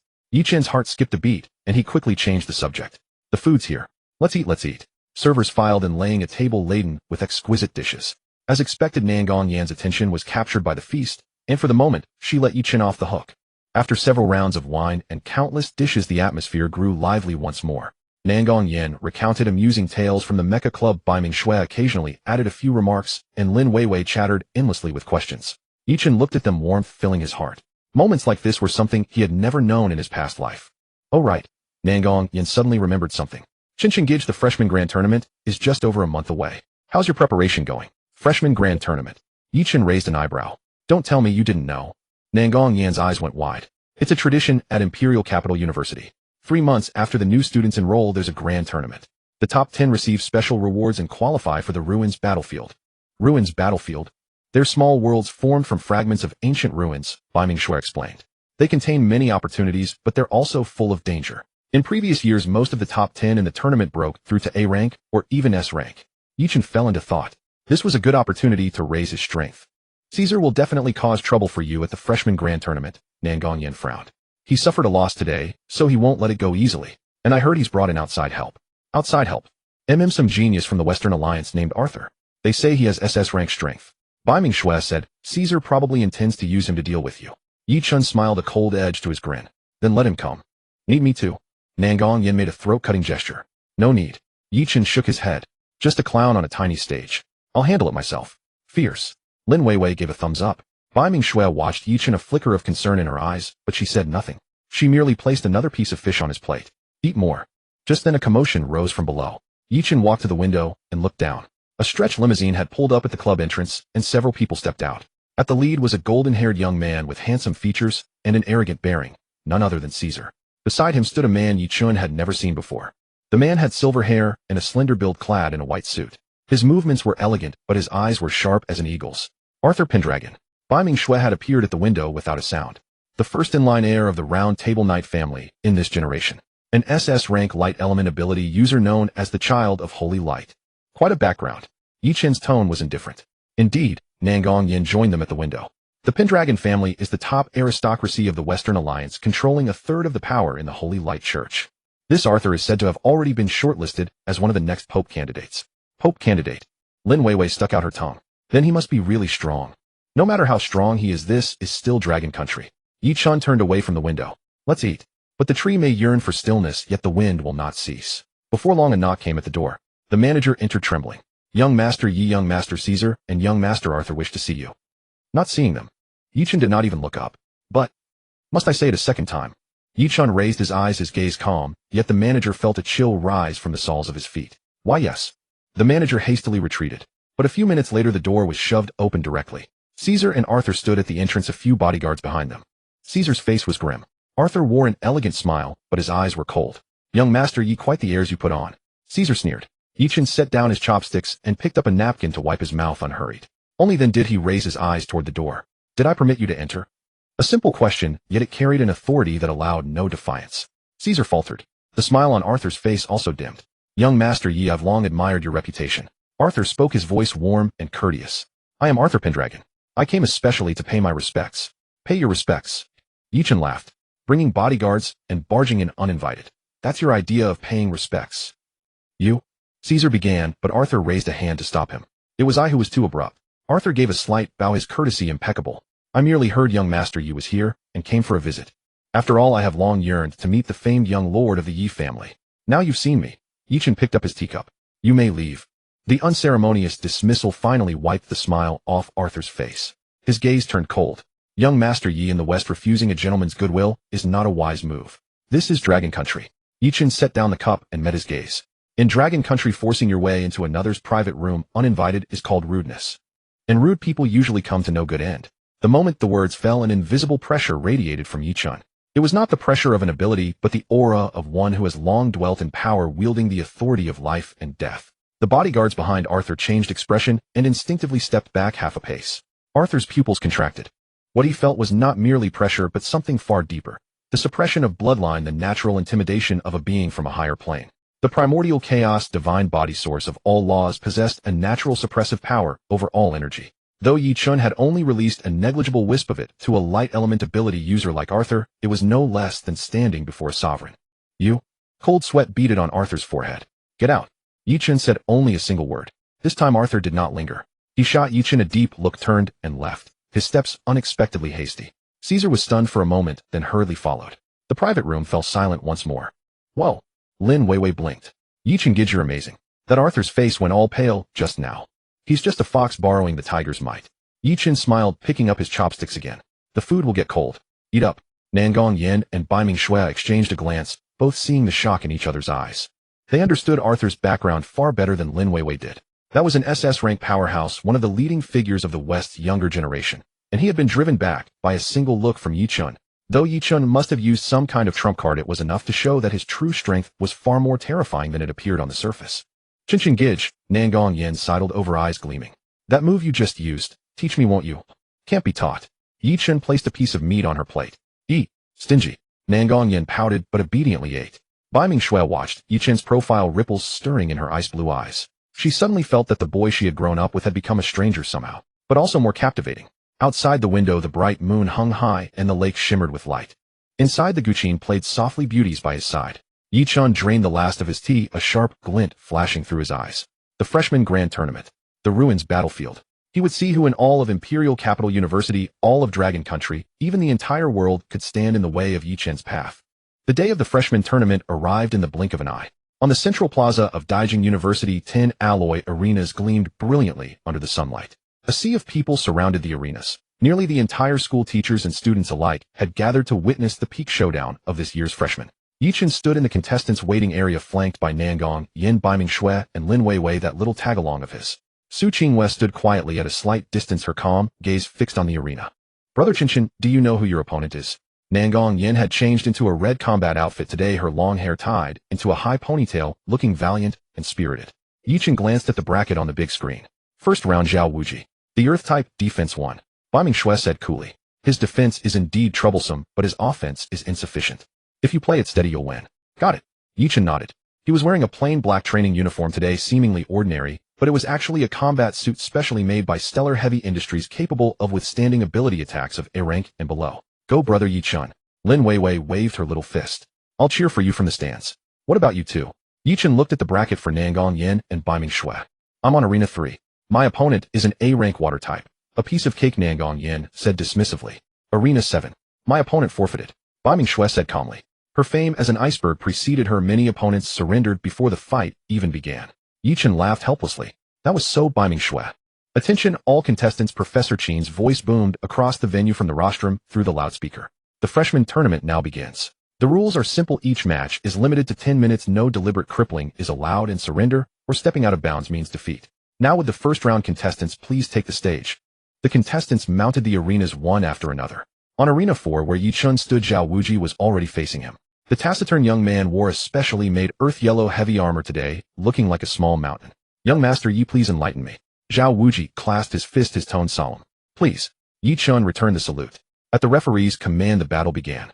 Zhao Wuji activated his ability immediately. Earth Guardian. A surge of earth yellow light erupted from his body, quickly forming a thick rock armor over his skin. Then he pressed both hands to the ground. Rock spear formation revised. Dozens of rock spears shot up from the arena floor, but unlike the last time, these spears shimmered with a metallic gleam, clearly having been enhanced. Zhao Wuji has improved quite a bit, an upperclassman in the stands remarked. But Ye Chen is even more terrifying. Last time before he could finish, Ye Chen moved. He didn't use any ability. He simply took one step forward. But that step made the entire arena tremble slightly. The next second, Ye Chen's figure vanished from where he stood. Too fast. Someone shouted. Zhao Wuji's pupil shrank, and he instinctively crossed his arms in front of his chest. Bang! With a dull thud, Ye Chen's fist smashed heavily into the rock armor. Cracks spread from the fist like a spiderweb across the hard rock surface. Zhao Wuji grunted, staggered back 3 steps, and his eyes were filled with shock. His armor was able to withstand peak A rank attacks. Ye Chen gave him no chance to breathe, and the second punch followed immediately. The fist's wind tore through the air with a sharp explosion. Rock wall! Zhao Wuji roared, and a massive earthen wall rose in front of him. Boom! The earthen wall shattered on impact, rubble flying in all directions. Ye Chen's fist continued without losing momentum, aimed straight at Zhao Wuji's face. Zhao Wuji gritted his teeth and met it with both fists. Rock fist. The two fists collided with a metallic ring. But after only a second of stalemate, Zhao Wuji's rock gauntlets burst apart. His entire body was sent flying backward, crashing heavily into the protective barrier at the edge of the arena. I concede. Zhao Wuji struggled to his feet and smiled bitterly. He knew Ye Chen had shown mercy, otherwise that punch would have been enough to gravely injure him. The referee was stunned for a moment before announcing Arena 4 Ye Chen wins. The venue fell silent, then erupted into a thunderous buzz of discussion. 3 punches. It only took 3 punches. Zhao Wuji is an A-rank defense type. And he lost like that. What rank is Ye Chen exactly? He absolutely can't be just S rank. Amid the uproar, Ye Chen stepped down from the arena, his expression calm, as if he had merely done something trivial. Awesome. Nangong Yin was the first to rush over, thumping him on the shoulder. 3 punches to settle it. Now that's dominating. Biming Shui handed him a bottle of water, approval in her eyes. Lin Weiwei was jumping and cheering in the stands, completely forgetting her image. The next round is this afternoon, Biming Shui said as she checked the bracket. Your opponent is Caesar. Ye Chen nodded, a cold gleam flashing across his eyes. Finally he would meet him. In the afternoon, the second round began. When Ye Chen and Caesar stepped onto Arena 4 at the same time, the eyes of the entire venue converged on them. This was one of the most anticipated matchups of the tournament. The young master of the Yi family versus the genius of the Western Alliance. Caesar wore a suit of golden battle armor today, a light sword in his hand. He had clearly brought out a treasure of his family. His gaze at Ye Chen was filled with hatred and venom. Ye Chen, today, I'll let you know what true strength really is. Caesar's voice was icy. Ye Chen couldn't be bothered with idle talk, and simply nodded to the referee. Fight! Before the command faded, Caesar moved. He turned into a golden streak of light, his light sword thrusting straight at Ye Chen's throat, attacking with lethal intent from the very start. Despicable! Someone in the stands cursed. A cold light flickered in Ye Chen's eyes. Unflinching, he pressed his index and middle fingers together, and at the moment the light sword arrived, he flicked them gently. Ting! A crisp metallic note rang out. Caesar's light sword had actually been caught between 2 fingers of Ye Chen. What? Caesar was stunned with horror. Is this all you've got? Ye Chen said, indifferently flicking his fingers. A tremendous force came surging, and Caesar, along with his sword, flew backward. He barely managed to right himself in midair and land, but his thumb web had split and blood poured down. Oh, I'll kill you. Caesar went utterly mad, golden light blazing around him. Holy light verdict. He raised his light, sword high with both hands. A massive golden beam descended from the sky, hurtling toward Ye Chen with an aura of destruction. This attack had already reached peak S-rank power. That's a secret art of the Holy Light Church. Someone exclaimed. Caesar's insane. He's trying to kill. Professor Chen had already risen ready to intervene. But the next moment he froze. On the arena, Ye Chen raised his head, looked at the pillar of annihilation, and simply lifted his hand palm upward. Scatter. A single word delivered lightly. But the instant the word left his lips, the golden pillar of light actually dispersed into nothingness. It wasn't shattered, nor was it blocked. It vanished without a trace, as if it had never existed. The whole venue was dead silent. Caesar stood frozen on the spot, and with a clatter his light sword fell to the ground. Impossible. This is impossible, he muttered as if deranged. Ye Chen walked toward him step by step. Each step Ye Chen took, Caesar took one step back until he reached the edge of the arena and had nowhere left to retreat. Do you know what your greatest mistake was? Ye Chen stopped in front of Caesar, his voice calm, yet carrying a bone-piercing chill. You shouldn't have set your sights on the people around me. Caesar's pupils contracted sharply. Why you? How do you know? Did you think no one would know that you secretly contacted black market assassins to go after Nangong Yin and the others after the match? Ye Chen leaned down and whispered in his ear, yesterday at 3 o'clock in the afternoon at the black market in the Western District Vulture Bar, you met with an assassin called Viper and offered 50 million to kill all 3 of them. Am I right? Caesar's face was as pale as paper, his whole body trembling. Don't worry, I won't kill you. Ye Chen straightened up and his voice returned to calm. But you will pay the price for your stupidity. As the words fell, he gently tapped one finger on Caesar's brow. Caesar's body convulsed, the light in his eyes instantly vanished, and he collapsed limply to the ground. The referee hurried over to check on him and breathed a sigh of relief. He's just fainted. He lost, Ye Chen said, turning and stepping off the arena. The entire venue was quiet as death. Everyone was still immersed in the shock of the scene. One word had scattered holy light, one finger had defeated a strong enemy. What kind of power was this? Ye Chen wins. The referee announced, his voice trembling slightly.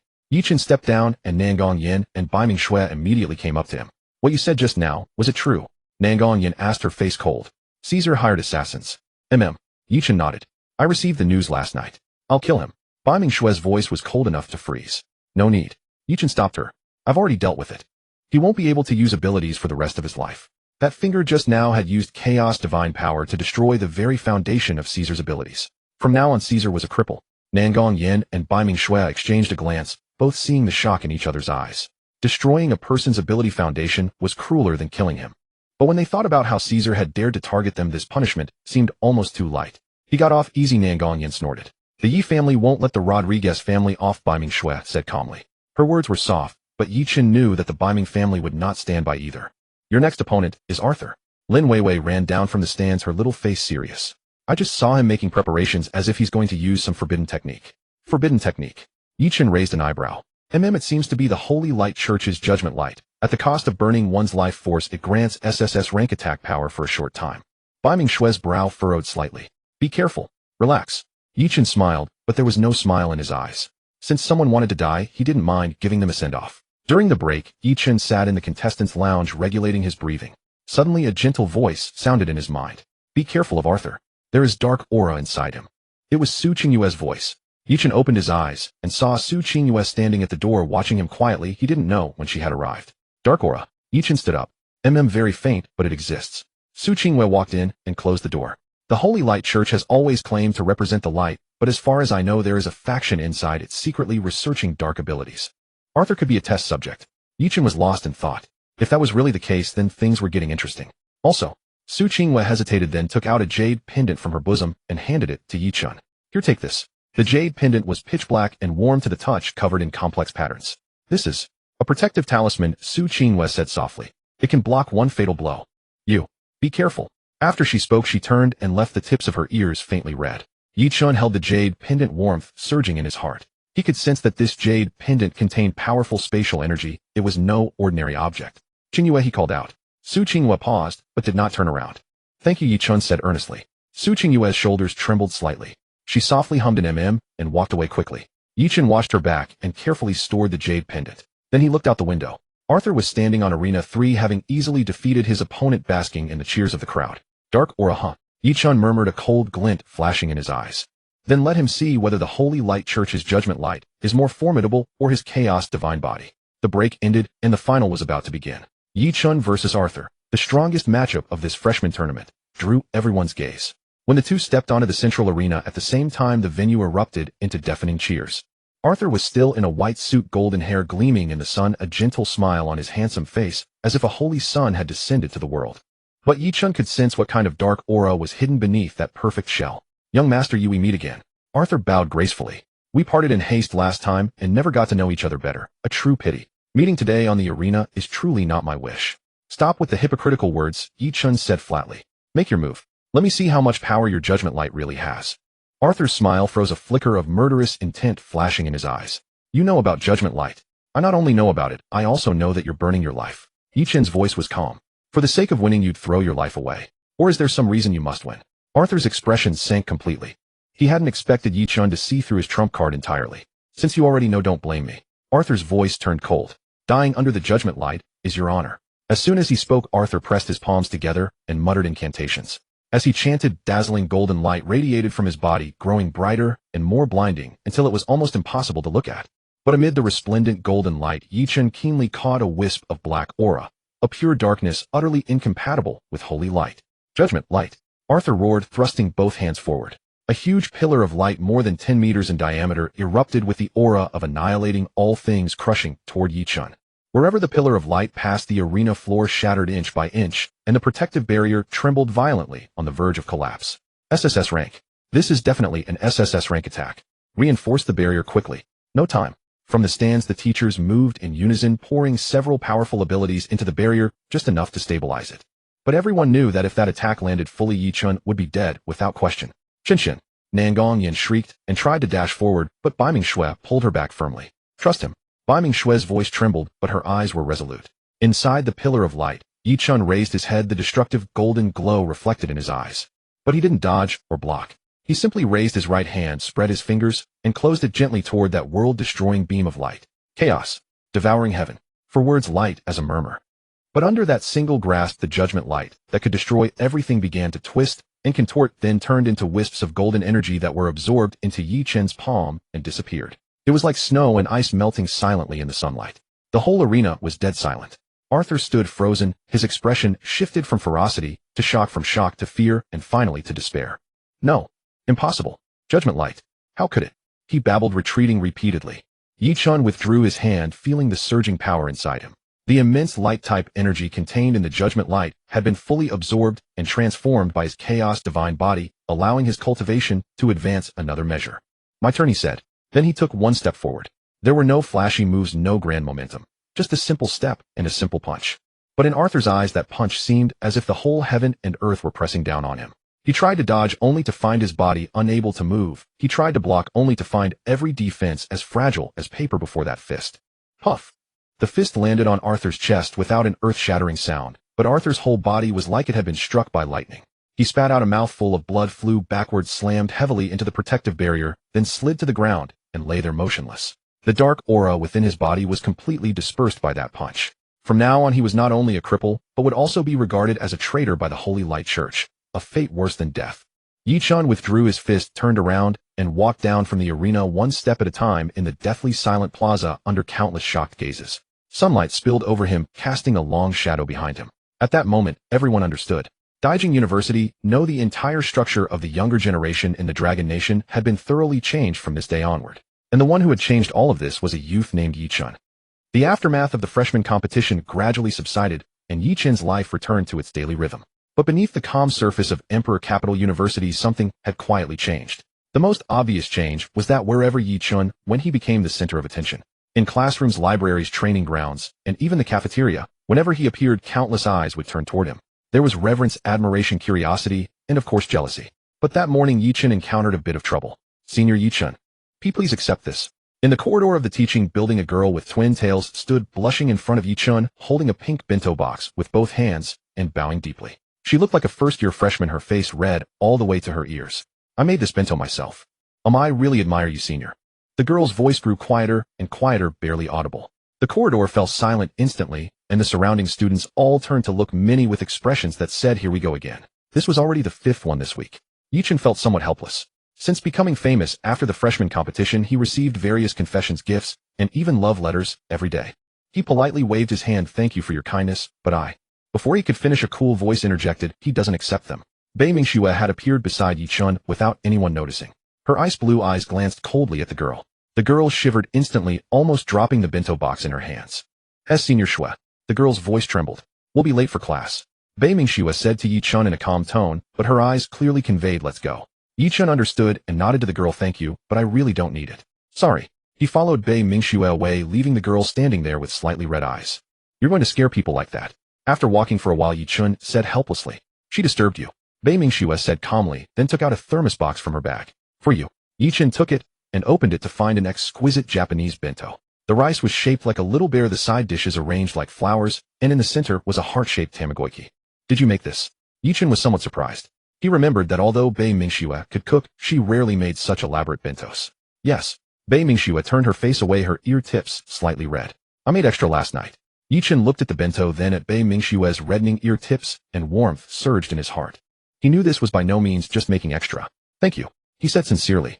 Bei Mingxue softly hummed in response, the corners of her mouth rising slightly. But the tender moment didn't last long. Gidge, Xiaoxue. A vibrant voice came from the end of the corridor. Nangong Yen rushed over like a gust of wind, her fiery red long hair flowing behind her. Today she wore a white hoodie and jeans, looking full of vitality. I knew you'd be here, Nangong. Yen hugged Ye Chen's arm, then spotted the bento in his hand. Wow, such a cute bento. Did Xiaoxue make it? She leaned in to examine it closely, then pouted. Bias. I don't have one. Here you go. Bei Mingxue took out another lunchbox from her bag and handed it over. Nangong Yen took it and opened it to find the same exquisite bento. Her eyes lit up and she happily hugged Bei Mingxue. Xiaoxue is the best. Bei Mingxue stiffened slightly, but didn't push her away. She just said helplessly, let go, we're going to be late for class. Okay. Nangong Yen let go and turned to Ye Chen. By the way, Gidge, the Mecha Club has activities this afternoon. Are you coming? We got a new batch of simulation training pods. They're so fun. I have classes this afternoon. Ye Chen said. What class? Ancient Civilization and the Origins of Abilities. Nangong Yan's face immediately fell. That class is so boring. Qinghua took it too right. She's probably reading in the corner again, not saying a word. Ye Chen remembered Su Qinghua quietly reading and smiled. That's not bad either. How is that good? Nangong Yan muttered. You've become a nerd too. The three walked into the classroom chatting. The Ancient Civilization class still had few people, and Su Qinghua was already sitting in her usual seat looking down at a thick ancient book. Today she wore a light blue dress, her long hair loosely tied with a ribbon. Sunlight fell on her quiet as a painting. Ye Chen sat down next to her. Su Qinghua looked up at him, her gaze lingering for a moment on the bento in his hand, then she softly said good morning. Good morning. Ye Chen took out a box of pastries from his bag. Brought this for you. The cafeteria just made osmanthus cakes, I think you'll like them. Su Qinghua paused, taking the pastry box. Her fingertips brushed against Ye Chen's hand, and she hesitated slightly. She opened the box to find the osmanthus cakes shaped like delicate flowers, their fragrance filling the air. Thank you, she said softly, the corners of her lips rising in a barely visible curve. You're welcome. Ye Chen smiled too. Nangong Yen sitting behind them saw this and nudged Bei Mingxue, whispering, see, I told you there was something going on between them. Bei Mingxue didn't say anything, just opened her book, but her movements were heavier than usual. The morning classes passed quickly. When class ended, Ye Chen was about to leave when Su Qinghua called out to him. If you don't have classes this afternoon, want to go to the library? I found some materials that might be useful to you. What materials? Records about the chaos divine body. Su Qinghua's voice was soft, but Ye Chen heard clearly. His heart trembled. The chaos divine body was his secret. How did Su Qinghua know about it? I saw it in an ancient book. Su Qinghua seemed to read his confusion and explained. The physical characteristics described in it are very similar to your performance on the arena that day. I thought you might need more information. Ye Chen looked deeply at her for a moment, then nodded. All right, see you at the library this afternoon. The library was quiet in the afternoon. The ancient book section was on the top floor, rarely visited by people. When Ye Chen arrived, Su Qinghua was already sitting by the window with several yellowed ancient books spread out before her. Over here. Seeing him, Su Qinghua pointed to the seat across from her. Ye Chen sat down and noticed a cup of hot tea beside her hand, clearly prepared for him. Thank you. He picked up the tea, the temperature just right. You're welcome. Su Qinghua pushed one of the ancient books over. This Records of Ancient Oddities mentions the chaos body, saying it is the source of all laws and can devour and transform all energy. But, she paused, her voice even softer. It also mentions that this physique will attract heavenly jealousy, and there will be numerous tribulations on the path to growth. Ye Chen opened the ancient book. The text was in ancient seal script, but there were annotations beside it in Su Qinghua's elegant handwriting. He read carefully, and the content indeed matched his chaos divine body. Where did you find this book? Ye Chen asked. Such ancient books should theoretically be carefully guarded. Family collection. Su Qinghua briefly mentioned it, without saying more. Ye Chen didn't press further. Everyone had their own secrets, and he respected that. The two quietly read their books, occasionally exchanging a few words. Sunlight streamed through the window lattice, casting dappled light and shadow on the pages, as if time itself had slowed down. Qingyue Ye Chen suddenly spoke. You seem to know a lot about ancient civilization. MHM, I've always liked it since childhood. Su Qingyue's page-turning paused slightly. Why? Because. She looked up, her gaze distant. I always feel that within those forgotten histories lies something very important. It might be related to my origins. This was the first time she had voluntarily mentioned her background. Ye Chen put down his book and looked at her seriously. Su Qingyue was silent for a moment, then softly said, I was adopted by the Su family. I don't know who my biological parents are, but my adoptive father said that when he found me, all I had with me was an ancient book and a jade pendant. She took out a jade pendant from around her neck. The pendant was milky white, throughout warm and translucent, with intricate patterns carved on it that bore some resemblance to certain ancestral decorations of the Yi family. This jade pendant. Ye Chen frowned. You think it looks familiar too, right? Su Qingyue handed the pendant to him. I do as well. That's why I've been searching through ancient texts all these years, hoping to find clues. Ye Chen took the jade pendant, and the moment his fingers touched it, his chaos divine body within stirred slightly, as if responding to some resonance. He was startled inwardly, but maintained a calm expression. I'll help you, he said, returning the pendant. Su Qingyue looked at him, ripples appearing in her star-like eyes. Why? Because we're friends. Ye Chen smiled. And I'm also quite interested in those forgotten histories you mentioned. Su Qingyue looked at him for a long time, then lowered her head, and softly said thank you. Her voice was light, but Ye Chen could detect the tremor within it. By the way, Ye Chen changed the subject, taking out a box from his bag. This is for you. Su Qingyue opened it to find a white jade hairpin, its tip carved into the shape of a plum blossom, exquisitely elegant. I saw it yesterday when I passed by an antique shop and thought it would suit you, Ye Chen said. Actually, he had specifically gone to pick it out, feeling that Su Qingyue's temperament was perfect for a jade hairpin. Su Qingyue picked up the jade hairpin, her fingertips gently tracing its surface, something flickering in her eyes. Suddenly, she stood up and walked behind Ye Chen. Let me tie your hair for you, she asked. Ye Chen was startled and hadn't yet had time to respond when Su Qingyue had already gently removed the hair tie securing his hair. Her movements were gentle, her fingertips occasionally brushing against the back of his neck, bringing a cool sensation. In the ancient texts left by my mother, there's a method of tying hair that's said to calm the spirit and soothe the mind, Su Qingyue said, as she used the jade hairpin to restyle his hair. Her fingers moved deftly through his hair. Ye Chen could smell the faint cold plum fragrance on her, similar to Bei Mingxue's scent, but with an added touch of literary refinement. All done. Su Qingyue returned to her seat and looked at Ye Chen, a hint of satisfaction in her eyes. Ye Chen touched his hair and found it was indeed more comfortable than usual. Thank you, he said. Su Qingyue shook her head and looked back down at her book, but her ear tips were already completely red. Outside the window, the sunset was setting, stretching their shadows long. The library was quiet save for the sound of turning pages. Such moments were ordinary yet warm. In the evening, Ye Chen returned to the villa and found the entrance lively again. Nangong Yin, Bei Mingxue, Lin Weiwei, and even several girls from the Mecha Club were barbecuing in the courtyard. The aroma of grilled meat wafted through the air, accompanied by laughter and cheerful conversation. Gidge's back. Lin Weiwei spotted him first, waving a skewer of grilled meat as she ran over. Try it quickly, Sister Yin grilled it. Ye Chen looked at the charred piece of meat, his mouth twitching slightly. Is this grilled? Oh, it's just a little burnt. Nangong Yin came over unapologetically. It's my first time grilling, and it's already pretty good. Ye Chen looked at the grill, where Bei Mingxue was quietly turning the skewers with practiced ease, the meat golden and fragrant, looking delicious. Xiaoxue's grilling is better, Ye Chen admitted honestly. Biased. Nangong Yin pouted, but wasn't angry. Instead, she grinned and handed him another skewer. Then eat this one, you must finish it. Ye Chen helplessly took it and took a bite. It was crispy on the outside and tender on the inside, actually not bad. Well? Nangong Yin looked at him expectantly. Delicious. Ye Chen nodded. Yay. Nangong Yin jumped up happily and ran back to the grill. I'll grill a few more. Bei Mingxue handed him a skewer of grilled vegetables. Don't just eat meat, you need a balanced diet. Thank you. Ye Chen took it and sat down beside her. Lin Weiwei also came over, chattering about the day's interesting events. The afterglow of the sunset spilled into the small courtyard, the aroma of grilled meat mixed with laughter, full of the warmth of everyday life. Ye Chen watched this scene, a sense of tranquility in his heart. In his past life, he had never experienced such a life. Every day was either work or social obligations, and the people around him either had ulterior motives or were insincere. Such simple happiness was a luxury. But in this life he had it. People who cared for him and people he cared for. There was warmth, laughter, and tiny stars of light in ordinary days. What are you thinking about? Bei Mingxue asked softly. Nothing, Ye Chen smiled. Just thinking that this is nice.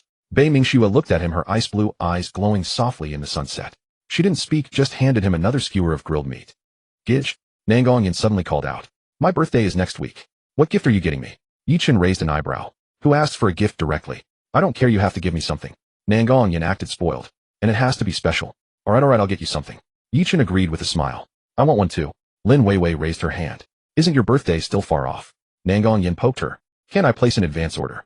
Watching the two bicker, Ye Chen and Bei Mingxue exchanged smiles. An evening breeze blew by, carrying the aroma of grilled meat and the girls' laughter. Ye Chen leaned back in his chair, watching the sunset gradually sink below the horizon, his heart filled with peace. He wanted this kind of daily life to continue forever, but he also knew that peace wouldn't last forever. Eyes in the darkness were still watching, unknown threats were still lurking. He needed to become stronger to protect this warmth. But before that, Xiaoxue, the meat's burning, he reminded. Bei Mingxue quickly turned the skewers, but it was too late. The edges were already slightly charred. For once she showed an annoyed expression. It's okay, I like it a bit charred. Ye Chen took the skewer and took a bite without changing his expression. Bei Mingxue looked at him, ripples in her eyes, the corners of her lips curving into a tender smile. The sunset sank completely below the horizon, and the stars began to twinkle. The lights in the small courtyard turned on, a warm glow enveloping everyone. Ye Chen thought that no matter how many storms the future held, at least in this moment, with this feeling and this scene, it was worth protecting with everything he had. Nangong Yan's birthday is a week away, yet the entire Dijuan University seems to have already slipped into a celebratory mood. The Mecha Club's activity room had been transformed into a party venue with streamers and balloons adorning the walls. At the center stood a towering three-tiered cake, its surface decorated with cream, depicting a blazing red mecha, Nangong Yan's very own blazing phoenix. Happy birthday, Sister Yan. Yin, congratulations on another year. Long live the club president. By 6 in the evening, the activity room was already packed. In addition to Mecha Club members, students from various other clubs had also gathered, and even the student union had sent gifts. Though Nangong Yin had a fiery temper, her generous and straightforward nature made her exceedingly popular across Dijuan University. Today's birthday girl wore a red evening gown, her long hair swept up into an elegant updo that revealed her fair neck and delicate collarbones. Rarely did she wear makeup, but tonight her luminous features shimmered under the lights, leaving many boys spellbound. Thank you all. Enjoy yourselves tonight. Everything's on me. Nangong Yin swept her hand through the air with a generous gesture, and cheers erupted from the crowd. As the music began, the party officially got underway. In the corner, Ye Chen, Bai Mingxue, Lin Weiwei, and Su Qingwei sat together on a sofa. Bai Mingxue remained in her moon-white dress, as cool and serene as snow itself. Lin Weiwei wore a pink tutu dress that made her look like a little princess, while Su Qingwei sat quietly beside Ye Chen in a simple pale blue qipao. Yin looks so beautiful today, Lin Weiwei said, cupping her face with her hands and eyes sparkling. Indeed, Bai Mingxue acknowledged, a rare moment of agreement. Ye Chen watched Nangong Yin laughing and conversing among the crowd, a smile playing on his lips. The little girl he'd known had truly grown into a woman. Brother Ye Chen, Lin Weiwei leaned in and whispered, "What gift did you prepare for Sister Yan? She's been complaining about it these past few days, saying if you give her something bad, she won't talk to you for a month." Ye Chen chuckled. That harsh? Oh, absolutely. Sister Nangong keeps her promises, Lin Weiwei said with a wink. But I'm guessing you've prepared something really wonderful. Ye Chen smiled without responding. He had indeed prepared a gift, actually more than one. By the middle of the party, amid the crowd's playful goading, Nangong Yin began opening presents. Most were mecha models, the latest gaming equipment, or luxury goods. Nangong Yin thanked everyone individually, but Ye Chen noticed a subtle hint of disappointment in her eyes. What was she waiting for? Finally, it was Ye Chen's turn. All eyes turned to him. The crown prince of the Yi family's gift was something everyone was curious about. Ye Chen rose and walked over to Nangong Yin, handing her a simple black velvet box. That's it, someone murmured softly. Nangong Yin took the box, the hopeful light in her eyes dimming slightly, but she still smiled as she opened it. Then she froze. Inside the box there were no jewels, no luxuries, only a key. It was silver with an antique design carved with intricate patterns. This is... Nangong Yin looked up at Ye Chen. The key to the Star Lab's access permissions, Ye Chen said with a smile. Haven't you always wanted to be involved in the design of the star? Starting today, you're a special consultant on the project team with the highest clearance level. The room fell silent. Then eruptive gasps shattered the quiet. The Star Lab, that's the Yi family's top secret research facility. I heard they're developing SSS-class mechas inside. A special consultant. Nangong Yin is only 19. Nangong Yan's hand trembled around the key. As she looked at Ye Chen, her eyes suddenly filled with tears. The star. That was the sketch Ye Chen had drawn when he was 7 years old, saying he would design a mecha exclusively for her when he grew up. Over these 10 years, she had never forgotten that promise, but she had never imagined that Ye Chen would truly remember and fulfill it. Brother Chen Chen. Her voice caught in her throat. Don't cry, you'll ruin your makeup. Ye Chen gently wiped the tear from her cheek, then pulled out a small box from his pocket. And there's this too. The second box opened to reveal a flame-red ring. Its design was simple, but the bezel was set with a crimson crystal that swirled with flame-like patterns, glowing brilliantly under the lights. This is the heart of the blazing phoenix, a rare fire tribute crystal that can amplify fire-based abilities, Ye Chen explained. I had it crafted into a ring. Try it on and see if it fits. Nangong Yan's hands trembled as she took the ring and slid it onto her left ring finger. The size was perfect and the fiery red crystal stood out strikingly against her fair fingers. The moment the ring settled on her finger, the crystal suddenly flared to life. A wave of warm energy surged into her body. Nangong Yin could feel her fire ability intensifying several times over, its power flowing with unusual docility, as though it had finally found its true home. This? She stared at Ye Chen in astonishment. Do you like it? He asked. Nangong Yin nodded vigorously and tears finally spilled over. She threw herself into Ye Chen's arms and held him tightly. I love it. I love it the most. Thunderous applause erupted throughout the room. Many girls were moved to tears while the boys looked on with envy. This gift was not only precious, but deeply heartfelt. Bai Mingshui watched quietly, her eyes reflecting no jealousy, only tenderness. She understood that Ye Chen's feelings for Nangong Yin were something special, just as his feelings for her for Su Qingyue and for Lin Weiwei were all unique, yet each distinct in its own way. Lin Weiwei was already a tear-stained mess, and Su Qingyue handed her tissues, dabbing at her own eyes. All right, stop crying. Ye Chen gently patted Nangong Yan's back. The birthday girl shouldn't look so messy. You're the ugly one. Nangong Yan's tears gave way to a smile, and she lifted her reddened eyes to look at him, her grin radiant as a blooming flower. The party carried on, the atmosphere growing even more lively. Nangong Yin kept her ring-adorned hand raised the entire time, showing it off to everyone. Look, Brother Chen Chen gave me this. When Ye Chen returned to his seat, Bai Mingshui spoke softly. That was a very thoughtful gift. Your birthday is coming up soon too, Ye Chen said, looking at her. What would you like? Bai Mingshui thought for a moment, then shook her head. I like anything you give me. Then I'll have to think carefully about that, Ye Chen said with a smile. Lin Weiwei immediately raised her hand. What about me? What about me? Your birthday is still far off. What's the rush? Ye Chen flicked her forehead. Your favoritism. Lin Weiwei clutched her forehead and pouted, but her eyes were full of laughter. Su Qingyue quietly sipped her tea as Ye Chen turned to her. Qingyue, when is your birthday? Su Qingyue paused, then gently shook her head. I don't know. I was found as a child. My adoptive father said that day would be my birthday, but I've never celebrated it. Ye Chen was silent for a moment, then said seriously, starting this year we'll celebrate it for you. Let's set it for the 15th of next month, the night of the full moon, shall we? Su Qingyue looked at him, ripples forming in her starlit eyes. After a long moment, she nodded gently. All right. The party wound into the late hours. The cake had been cut, drinks flowed, and many were beginning to feel tipsy. As the birthday girl Nangong Yin had been pressed with many toasts. Though her tolerance was decent, her steps were already unsteady. I am not drunk, she protested, waving her arms, her cheeks flushed crimson. You're right, you're not drunk. Ye Chen supported her and told the others. I'll take her back first. You all keep celebrating. I'll come with you, Bai Mingshui said, rising to her feet. Lin Weiwei stood up as well. I'm coming too. Su Qingyue nodded and quietly followed. The five of them left the activity room into the deep night. The campus was quiet, with streetlights casting a dim yellow glow on the stone pathways. Nangong Yin leaned against Ye Chen's shoulder, humming a tuneless song. Brother Chen Chen, she suddenly said, her voice slurred. Do you remember? When we were kids you promised to marry me. Ye Chen's steps faltered. Bai Mingshui, Lin Weiwei, and Su Qingyue all turned to look at him. I said back then. I wanted to be your bride. Nangong Yin continued, muttering, then giggled foolishly. Later little Shui also said. She wanted to be your bride. We had a fight. And you tried to stop it. Ye Chen didn't know whether to laugh or sigh. She certainly remembered those old affairs clearly. Yin Yin, you've had too much to drink, he said. I haven't had too much. Nangong Yin suddenly straightened up and turned to face him, her eyes hazy yet earnest. Ye Chen, I like you. I've liked you since we were children, and I still do now and in the future. I'll continue to like you forever. A night breeze brushed past, stirring her long hair.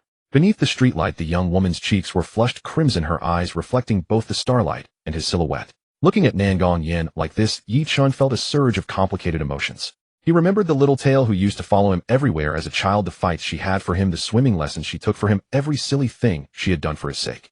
He had never doubted those feelings. I know, he said softly. Then you. Hopefulness shimmered in Nangong Yan's eyes.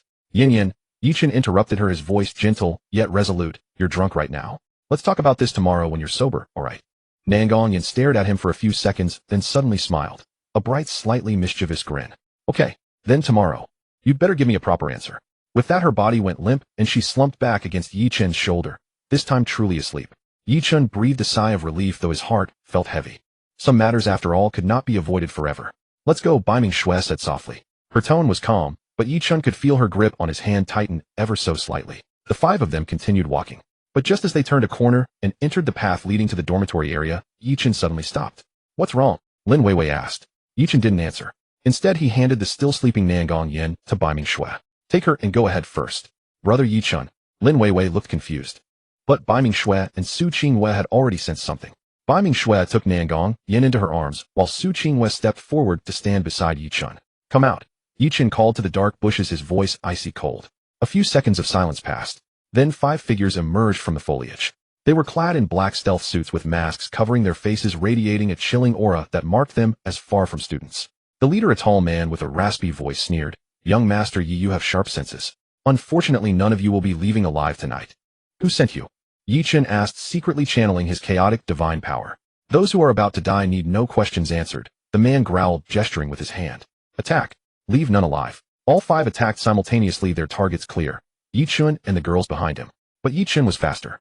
Domain of light. A soft white radiance expanded from Ye Chen's center, instantly enveloping 100 meters in every direction. Within that luminous field, the 5 assailants' movements slowed dramatically, as though wading through thick mud. "What manner of domain is this?" the leader cried in terror. "A domain that claims your lives," Ye Chen replied. In a single step, he materialized before one of the black-clad figures and unleashed a devastating punch. The man had no time to react before he was sent flying, crashing through a tree and collapsing motionless. All at once, the remaining 4 attackers struck in unison. Fireballs, ice spikes, wind blades, and earth spikes erupted from different directions, sealing off all of Ye Chen's escape routes. Yet Ye Chen needed no evasion whatsoever. Chaos devours heaven. He spread his arms wide, and the incoming attacks, upon touching his body, were instantly transmuted into pure energy and absorbed entirely. "Impossible." All 4 men's pupils contracted sharply. "My turn now." Ye Chen's gaze turned icy cold, and his figure vanished once more. Bam! Bam! Bam! Bam! For muffled impacts rang out almost simultaneously as all 4 attackers were sent flying backward, crashing heavily to the ground in a heap, unconscious. From start to finish, less than 10 seconds had passed. Ye Chen approached the leader, who had collapsed to the ground in sheer terror. "Who sent you?" Ye Chen crouched down, his voice deceptively calm, while his gaze pierced like a blade. "I don't know." The man stammered. "I received the order through the dark web." The client was anonymous, only promising 500 million upon completion. "Who was the target?" "Young Master Yi. And the young ladies by your side. They said to eliminate everyone, leave no survivors." Ye Chen's eyes surged with killing intent. He extended his hand and pressed it against the man's forehead, his chaotic divine power penetrating the man's mind to read his memories. However, the man's memories were sealed with a prohibitive technique. The moment Ye Chen touched the core information, the seal activated, causing blood to gush from the man's 7 orifices, and he died on the spot. A silencing kill. Ye Chen stood up, his expression dark. "Brother Ye Chen." Lin Weiwei ran over, her face pale with fear. "Are you okay?" "I'm fine." Ye Chen shook his head, glancing at Nangong Yin and Bai Mingshue's arms, then at Su Qinghue. "What about you?" "We're fine," Bai Mingxue replied, though her own expression was grim. Su Qinghue approached the corpse of one of the black-clad figures, crouched to inspect it, and tore a small piece of fabric from the inside of the collar. On the cloth was an extremely tiny mark, a golden eye. "This is..." Ye Chen frowned. "The Tianyin Society," Su Qinghue said softly, a cold glint flashing in her eyes. A mysterious organization said to have existed for over 1,000 years, specializing in assassinations and intelligence trading. Their mark is precisely the golden eye. The Tianyin Society. Ye Chen repeated the name, cold light flickering in his eyes. Anyone who dared to lay a hand on his people would pay a price regardless of what organization they belonged to. "Let's go back first," he said. The 5 of them quickly departed the scene. Shortly after they left, several shadowy figures emerged from the darkness, cleaned up the corpses and traces, and then vanished as if nothing had ever happened. The night was still long, and the danger had only just begun. After the attack, the Yi family reacted swiftly and ruthlessly. At dawn the next day, dozens of hidden sentries had gathered around Ye Chen's villa. These men were guards secretly raised by the Yi family. The weakest were at A-rank strength, and several of those in charge had even reached S-rank. They hid in every corner of the campus, silently watching over the villa. At the same time, Yi Jinghua personally called the president of Daijing University. No one knew what was said, but that afternoon the school's security level was raised to the highest tier, and everyone entering or leaving had to pass strict inspection. "Father, what exactly is the Heaven Eye Society?" Ye Chen was in his study on a video call with his father. On the other end of the screen, Yi Jinghua looked grave. "A very troublesome organization. It has existed for more than 1,000 years, its influence spreading across the entire world. It specializes in assassination, intelligence trading, and even forbidden research. Its members' identities are a mystery. Rumor has it that even the highest-ranking officials of many nations have their people planted among them." Ye Chen frowned. "Why would they make a move against me? It could be a test, or it could be a warning." Yi Jinghua paused, "or more likely someone paid a high enough price. The Heaven Eye Society only recognizes money, not people. As long as the price is right, they'll take on any contract. Have you found out who hired them?" "We're still investigating, but the Heaven Eye Society is very good at keeping secrets." "Give me some time," Yi Jinghua said, looking at his son. "Be careful during this period. I've arranged round-the-clock protection for you, but in the end your own strength is the most reliable safeguard." "I know." Ye Chen nodded.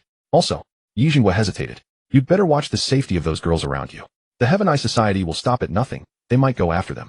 Ye Chen's eyes turned icy. They wouldn't dare. They dare to do anything. Ye Jinghua let out a sigh. All right, go to class. Contact me anytime if something comes up. The call ended. Ye Chen leaned back in his chair, tapping his fingers lightly on the desk, cold light flickering in his eyes. The Heaven Eye Society. No matter who was pulling strings behind the scenes, since they dared to reach out, they had better be prepared to have their hands chopped off. Over the next few days, campus life seemed to return to calm. But Ye Chen could feel that eyes in the dark had been watching him. In class, during training, or at the library, wherever he went, a few covert gazes always followed. But those people were cautious, never drawing too close, only watching from afar. Ye Chen did nothing to alarm them. He knew these were all small fry, the real big fish had yet to surface. That afternoon in the superpower combat class, Professor Chen announced students in 1 month the school will organize a ruins battlefield trial. This trial is open to the best of the freshmen with only 20 seats. Your performance this semester will determine whether you qualify. The classroom instantly buzzed with discussion. Ruins battlefield. Is that for real? I hear there are opportunities inside, but dangers too. Only 20 spots. The competition will definitely be fierce. Professor Chen raised his hand to silence the class. The specific selection method will be announced next week. In today's class, we'll do a combat drill so you can get used to working as a team in advance. He divided the students into teams of 5 according to the roster. Ye Chen's team consisted of Baiming Xue Nangong, Yan Lin Weiwei, and a boy he didn't recognize, Li Hao, an A-rank lightning type ability user. Why, young master, you please take care of me? Li Hao greeted him somewhat nervously. Being on the same team as Ye Chen made him both excited and uneasy. Let's learn from each other. Ye Chen nodded. Their opponent was another team led by a girl Ye Chen had never seen named Murong Xuan. She was said to have S-rank ice-type abilities and was a strong rival to Baiming Xue. Combat begins. At Professor Chen's command, the two teams took formation on the training ground. Murong Xuan's team adopted a steady defensive tactic, 3 in the front row to defend, 2 in the back row to attack. As for Ye Chen's side, Yin left flank, Xiao Xue right flank, Weiwei center support, Li Hao break through the front with me. Ye Chen issued the orders swiftly. Yes, the 4 answered in unison. The battle was about to erupt. Murong Xuan struck first frozen domain. A surge of frost energy spread outward, rapidly freezing the training ground floor and causing the temperature to plummet. But Baiming Xue merely waved her hand lightly. Dispel. A purer, more intense cold surged forth, not only canceling Murong Xuan's frozen domain, but forcing it backward. Murong Xuan's expression changed and she hastily retreated. So strong. She looked at Baiming Xue, a hint of unwillingness flashing in her eyes. At that moment, Nangong, Yan had already charged in from the left flank. She condensed a blazing fire whip in both hands and lashed it at the 2 opponents in the back row. They dodged in panic, but the whip followed them like a shadow, forcing them to retreat step by step. Don't underestimate me. Murong Xuan gritted her teeth, formed hand seals, and shouted, Ice Dragon break. An ice dragon materialized and charged at Ye Chen with a roar. But Ye Chen didn't even look. He casually waved his hand, a flash of white light streaked through, and the ice dragon shattered on the spot. What? Murong Xuan was stunned. That was one of her strongest attacks. Our turn, Ye Chen said to Li Hao. The 2 charged forward simultaneously. Li Hao gathered lightning in both hands, thunderstorm. Dense orbs of lightning rained down on the enemy formation. The 3 frontliners hurriedly raised their shields, but the shields wobbled dangerously under the thunderstorm's barrage. Meanwhile, Ye Chen had already appeared behind them like a ghost. Sorry, he said softly. Then he raised his hand, and 3 flashes of white light shot out. The 3 frontliners collapsed on the spot, unhurt, but temporarily incapacitated. The whole process took less than 3 seconds. We surrender. Murong Xuan raised her hand with a wry smile. The gap was too enormous. They simply weren't on the same level. Well fought, Ye Chen said, lowering his hands. The battle ended in less than 5 minutes. The spectator stands were dead silent. Everyone was stunned by this team's strength. Professor Chen took a deep breath and announced, Team Ye Chen wins. Today's practical training ends here. Class dismissed. The students filed out one by one. Murong Xuan walked over to Baiming Xue and said, You're very powerful. If there's a chance, I'd like to formally spar with you sometime. Sure. Baiming Xue nodded. Young Master Yi, that move you used just now. Li Hao seemed to stop himself mid-sentence. Want to learn it? Ye Chen asked. See, can I? Li Hao's eyes lit up. Next training session I'll teach you. Ye Chen patted his shoulder. Thank you, young Master Yi. Li Hao was so excited his face turned red. After the team dispersed, Ye Chen and the other 3 walked back toward the dormitory. Lin Weiwei chattered animatedly about the battle, while Nangong Yin proudly showed off her fire whip. By the way, Baiming Xue suddenly spoke that Murong Xuan from earlier is a member of the Heaven Eye Society. Ye Chen halted mid-step. Are you sure? Her ice ability carries a trace of dark aura very similar to the ones who attacked us that day, Baiming Xue said calmly, cold light flashing in her eyes. It was faint, but I couldn't have misread it. Nangong Yan's smile vanished. She dares to sneak into the school. The Heaven Eye Society infiltrates everywhere, Ye Chen said in a low voice. It seems the ruins battlefield trial won't be peaceful. Then are we still participating? Lin Weiwei asked, a little worried. Participate? Why not? Ye Chen sneered. If they want to play, we'll play with them to the very end. Besides, I want to see exactly how many tricks the Heaven Eye Society has. As the four were talking, they had already arrived at Ye Chen's villa. But today someone was standing at the villa's entrance. Su Qingwei. She was dressed simply today, a white blouse and jeans, long hair draped over her shoulders. With a few books in her arms, she stood there quietly, as if waiting for someone. Qingwei. Ye Chen was a little surprised. I have something to tell you, Su Qingwei said softly. Ye Chen nodded, and said to the three girls, you three go inside first. Bai Mingshui glanced at Su Qingwei, said nothing, and led Nangong Yin and Lin Weiwei into the villa. What is it? Ye Chen asked. Su Qingwei took a folder out of her bag and handed it to Ye Chen. These are some materials I looked into, about the Heaven Eye Society, and certain matters concerning your father back then. Ye Chen took it and opened it. The documents were printed, but Su Qingwei had added handwritten notes. The contents were alarming. The Heaven Eye Society was founded during the Song Dynasty. It had begun as an intelligence organization, then gradually evolved into an assassination group. Over the past millennium, it had participated in countless historical events, and even the rise and fall of certain dynasties bore its shadow behind the scenes. And the Yi family seemed to share a deep and long-standing connection with the Heaven Eye Society. Ye Chen's great-grandfather had once been a high-ranking member of the Heaven Eye Society. Later, for certain reasons, he defected from the organization, taking a portion of its core materials, and founded the Yi family. Ye Chen's pupils contracted slightly. The Heaven Eye Society has been searching for the Yi family, wanting to reclaim those materials, Su Qingwei said. That's also why they came after you. Your father has been contending with the Heaven Eye Society all these years, but this time, they seem to have run out of patience. Where did you get all this? Ye Chen stared at Su Qingwei. Su Qingwei was silent for a moment, then said softly, my adoptive father was once a member of the Heaven Eye Society. Later, to protect me, he defected as well. These materials were what he left behind. Ye Chen was shaken. He finally understood why Su Qingyue's background had always been so mysterious, and why she knew so much about ancient civilizations. Thank you for telling me all this, he said seriously. No need to thank me. Su Qingwei shook her head. I want to avenge my adoptive father too. The Heaven Eye Society killed him. Her voice was very soft, but Ye Chen could hear the hatred within it. We'll do it together. We'll do it together, he said. Su Qingwei looked up at him, ripples stirring in her starry eyes, then gently nodded. The two stood at the entrance, their shadows stretched long in the setting sun. After a long while, Ye Chen said, come in and sit for a bit. They're all here. Okay. The two walked into the villa. In the living room, Bai Mingshui was brewing tea, Nangong Yin was playing games, and Lin Weiwei was busy in the kitchen saying she wanted to show off her cooking skills. When she saw them enter, Nangong Yin immediately set down her game controller. Qingyue's here.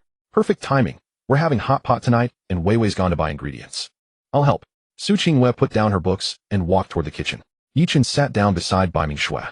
Bai Mingshui handed him a cup of tea. Done talking. Ye Chen took the tea and briefly told her what Su Qingwei had said. Bai Mingshui listened quietly, set down the teapot, and said softly, I see. No wonder the Heaven Eye Society has kept its eyes on the Yi family all these years. You knew. The Bai Ming family has some records too. But I never expected that, Qingwei. Bai Mingshui said, glancing toward the kitchen. There Su Qingwei was quietly washing vegetables, her profile gentle and serene in the light. Everyone has secrets, Ye Chen said. Bai Mingshui nodded, then looked at Ye Chen. But you're different. We accept your secrets and will protect them as well. Ye Chen's heart warmed. He took her hand. Thank you. Bai Mingshui's ears turned slightly red, but she didn't pull her hand back. She merely said softly, the hot pot is about to burn. Ye Chen chuckled, let go of her hand, and looked toward the kitchen. Nangong Yin was competing with Lin Weiwei over the last slice of meat, while Su Qingyue tried helplessly to mediate. A warm and lively scene. This kind of daily life he wanted to protect to the very end. No matter the Heaven Eye Society or any other threat, none of it could break this peace. Ye Chen raised his teacup, resolve flashing in his eyes. He would grow stronger, strong enough to shield everyone he cared about. And the first step was to make those rats hiding in the shadows pay at the ruins battlefield a month later. Outside the window, the night grew deeper. Inside, the aroma of hot pot filled the air, and the girls' laughter rang crisp and clear. Ye Chen leaned back on the sofa, watching it all, a gentle curve lifting the corner of his lips. With them here, this world was worth fighting for. Storm clouds were gathering. The following weeks passed in tranquility, yet everyone knew it was merely the stillness before the storm. Ye Chen's life gradually settled into a routine. Every morning, Bai Mingshui would deliver breakfast on time. Sometimes an exquisite Japanese bento, sometimes a simple Chinese breakfast, but the thoughtfulness behind it never changed. Do you always get up this early? One morning, Ye Chen couldn't help asking as he looked at the steaming shrimp dumplings on the table. Bai Mingshui, who was tidying her school bag, paused at his words. I'm used to it. I used to prepare breakfast at home too. She said it lightly, but Ye Chen knew that a distinguished clan like the Bai Ming family would never need its eldest young lady to cook personally. All of it she had learned for his sake. You've worked hard, Ye Chen said softly. Not at all.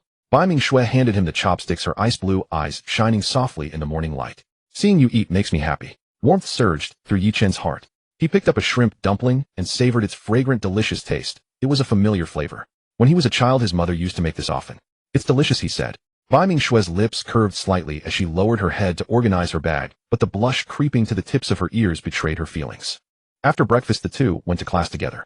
Nangong Yin would always happen to run into them along the way, bounding over full of energy and chattering endlessly. Brother Chen, Shue, good morning. Today was no exception. Like a crimson butterfly, Nangong Yin flew over and naturally took hold of Ye Chen's other arm. Have you heard? Yesterday Murong Shuang went to see the principal and said she wanted to transfer into our class. Ye Chen raised an eyebrow. Isn't she in the ice department? What does she want in our class? She said she wants to learn from Bai Mingxue. Nangong Yin pouted. But I don't think she's up to any good. After that day, I looked into her. The Murong family has been getting very close to the Western Alliance recently. It doesn't matter, Bai Mingxue said calmly. If she makes a move, I'll handle it. Still be careful, Nangong Yin said, unusually serious. That woman is not simple. I heard that when she studied abroad in the West last year, she was very close to Caesar. Ye Chen's gaze turned cold. If Murong Shuang truly belonged to the Heaven's Eye Society, her appearance was anything but a coincidence. When the morning classes ended, Ye Chen went to the library as usual. Su Qingwei was already waiting for him at their usual spot with 2 books and a cup of freshly brewed tea on the table. I brought you some snacks. Ye Chen took a box of pastries from his bag. He had specially asked the family cook to make them with the osmanthus filling Su Qingwei loved. Su Qingwei looked up, a trace of surprise flickering in her starry eyes. Thank you.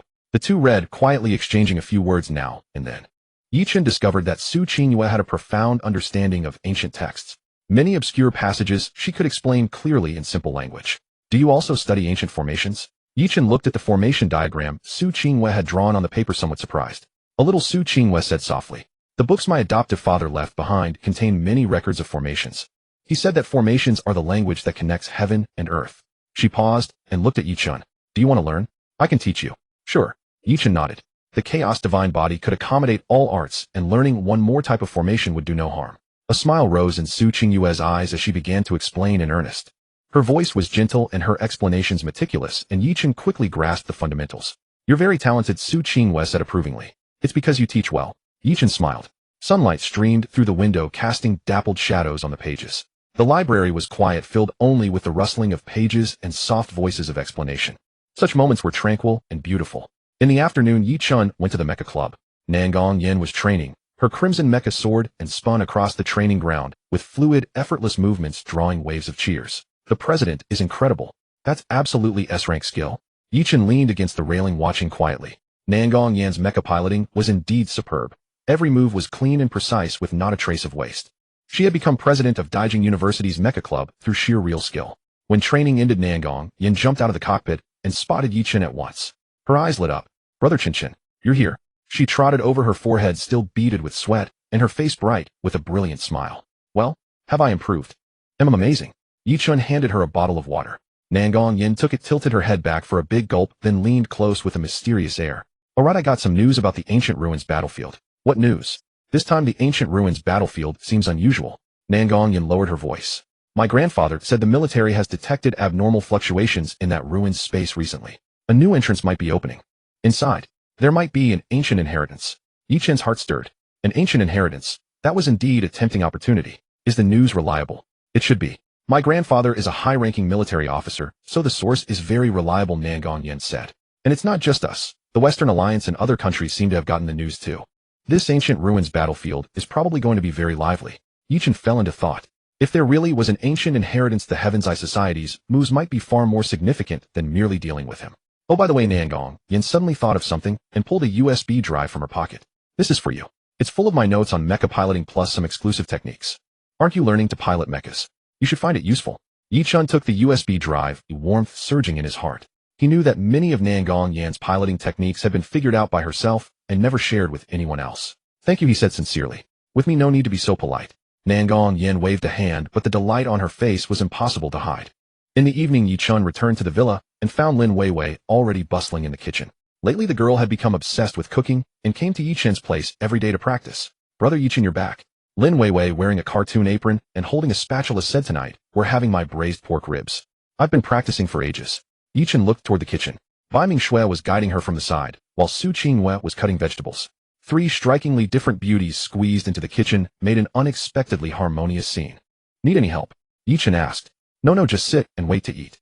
Lin Weiwei pushed him out of the kitchen. Helpless, Ye Chen sat down in the living room. On the coffee table lay several ancient books Bai Mingxue had brought, with Su Qingyue's notes beside them. He casually flipped one open. It was a record concerning the ancient cultivation system. When chaos first parted heaven and earth divided into yin and yang. Cultivators seized the wonders of heaven and earth, refined the two chi of yin and yang, and may attain the great Tao. Ye Chen read softly, a sense of realization dawning in his heart. The chaos divine body, the parting of chaos. Was there a connection between the two?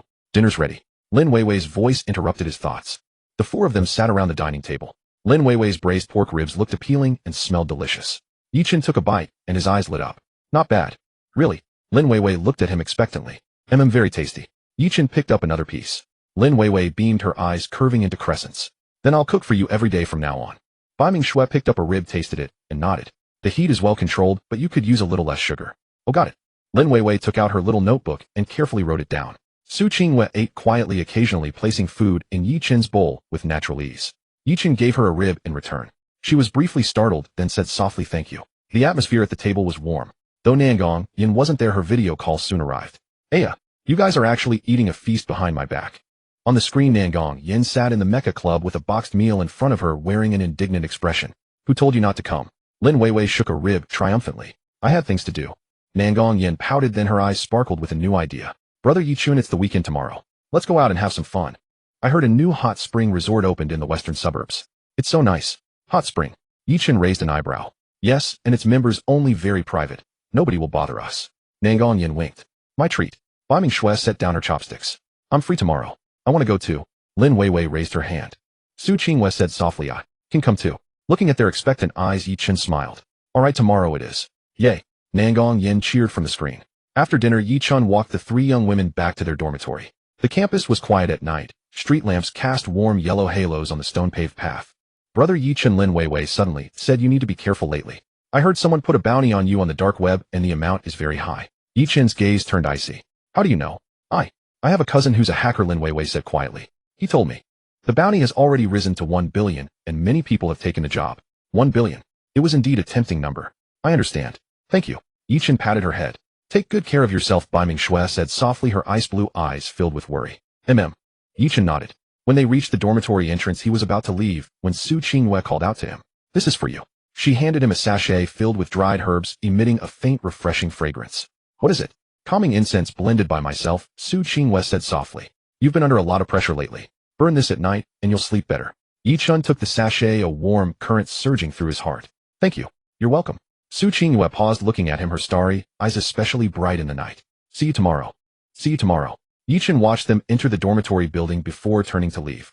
Holding the sachet in his hand, its gentle fragrance lingered around him, dispelling the chill of the night. Back at the villa, Ye Chen did not rest immediately. He opened the USB drive Nangong Yin had given him. The materials inside were extremely detailed, covering everything from basic operations to advanced techniques. There was also a video, a tutorial recorded by Nangong Yin herself. "Brother Chen, watch closely. This move, 3 nods of the phoenix, is one I created myself." In the video, Nangong Yin wore her training uniform and explained seriously, occasionally making funny faces, lively and adorable. Ye Chen watched the corners of his mouth lifting involuntarily. He turned off the computer and walked to the window. The night was deep and the stars twinkled. In the distance, a few lights still glowed in the teaching building, and the library's silhouette was clearly visible under the moonlight. This campus, this kind of everyday life. He wanted to protect it forever. But the tree desires stillness, yet the wind does not cease. The dark web bounty, the watchful eyes of the Heaven's Eye Society, the unknown dangers of the ancient ruins battlefield. The road ahead would not be peaceful. Ye Chen clenched his fist, determination flashing in his eyes. No matter what storms came, he would face them all, because behind him were the people he wanted to protect. With them there, he had nothing to fear. The night breeze brushed past with the coolness of early autumn. Ye Chen closed the window and returned to his bedroom. By the bedside, the aromatherapy lamp Bai Mingxue had given him cast a soft glow. Su Qingyue's calming sachet lay by his pillow. Nangong Yin's USB drive sat on the desk, and the snacks Lin Weiwei had made were in the refrigerator. Every little detail was a token of tenderness. Ye Chen lay down, closed his eyes, and the corners of his lips rose into a gentle curve. Tomorrow would be another new day, and he would grow stronger. Strong enough to hold up a sky of his own and shield them from wind and rain. The night deepened and the stars glittered. In the villa, the young man's breathing was steady. In his dreams, spring was blossoming and their smiling faces shone. And in the shadows, pair after pair of eyes continued to watch. A storm was brewing. But this time Ye Chen was ready.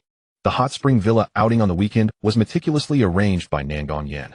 3 black luxury cars were parked at the entrance of the villa, with the drivers respectfully pulling open the car doors. When Ye Chen got into the car, he found that someone was already seated inside. Bei Mingxue sat by the window with Su Qinghue beside her, maintaining a polite distance between the two. Where is Yen? Ye Chen asked. She said she's waiting for us over there, Bei Mingxue replied softly. The convoy drove out of the campus, passing through the bustling city center and heading toward the mountainous area west of the city. An hour later, the car entered a secluded mountain road lined with dense bamboo forests on both sides, quiet and serene. The environment here is quite pleasant. Ye Chen gazed out the window. Yes, it was developed by the Nangong family. Membership only, very secure, Bei Mingxue explained. The car eventually came to a stop before an architectural complex showcasing traditional charm. White walls, dark tiles, upturned eaves, a quintessential Jiang and garden aesthetic. At the entrance of the estate, Nangong Yen was already waiting, dressed in red robes with a matching outer garment radiant as fire. You're finally here. Nangong Yen approached, naturally linking arms with Ye Chen. Come, I've arranged the rooms. Let's rest first, then soak in the hot springs. Inside, the estate proved far more expansive than its exterior suggested. Pavilions and terraces dotted the landscape, with small bridges arching over flowing water, every corner exuding refined elegance. Nangong Yen had assigned each person their own private courtyard, with Ye Chen's being the largest, nestled deep within the estate, its windows framing distant mountain views. What do you think? Not bad, right? Nangong Yen said proudly. This is the finest courtyard. I reserved it specifically for you. It's beautiful. Ye Chen nodded in agreement. Of course, Nangong Yan's eyes sparkled with an idea. By the way, there's a fireworks display tonight by the lake. Shall we watch it together? Sounds good, Lin Weiwei responded, eagerly dressed in a pink yukata that made her look like an adorable little rabbit. Bei Mingxue and Su Qinghue also nodded in agreement. After settling their luggage, the group changed into yukatas and made their way to the hot spring area. The facility was divided by gender with bamboo fencing, though several private mixed baths were available for advance reservation. Nangong Yen had booked the largest private hot spring pool, the Maple Splendor Pool. Carved from natural stone and surrounded by maple trees, the crimson leaves reflected beautifully in the warm waters, creating a breathtaking scene. Wow, how beautiful, Lin Weiwei exclaimed. The pool was already prepared with flower petals floating on the surface and steam rising gently. The group removed their yukatas and wrapped themselves in towels before stepping into the warm water. The water temperature was perfect, melting away the autumn chill. Ye Chen leaned back against the edge, closing his eyes. The warm current enveloping his body was truly comfortable. Brother Chen, here you go. Nangong Yen swam over, offering him a cup of sake. Ye Chen took it and took a sip, finding it refreshingly sweet. Thank you. This sake was specially brought. It's plum wine with low alcohol content. Nangong Yen sat beside him, her fiery red hair dampened and clinging to her pale shoulders. Bei Mingxue and Su Qinghue were on the opposite side, quietly soaking in silence. Lin Weiwei, meanwhile, darted through the water like a little fish. Brother Ye Chen, Lin Weiwei suddenly swam over with bright, sparkling eyes. I heard wishes made in hot springs are especially powerful. Don't you want to make one? What kind of wish? Ye Chen asked with a smile. For example, finding true love or getting stronger. Anything works.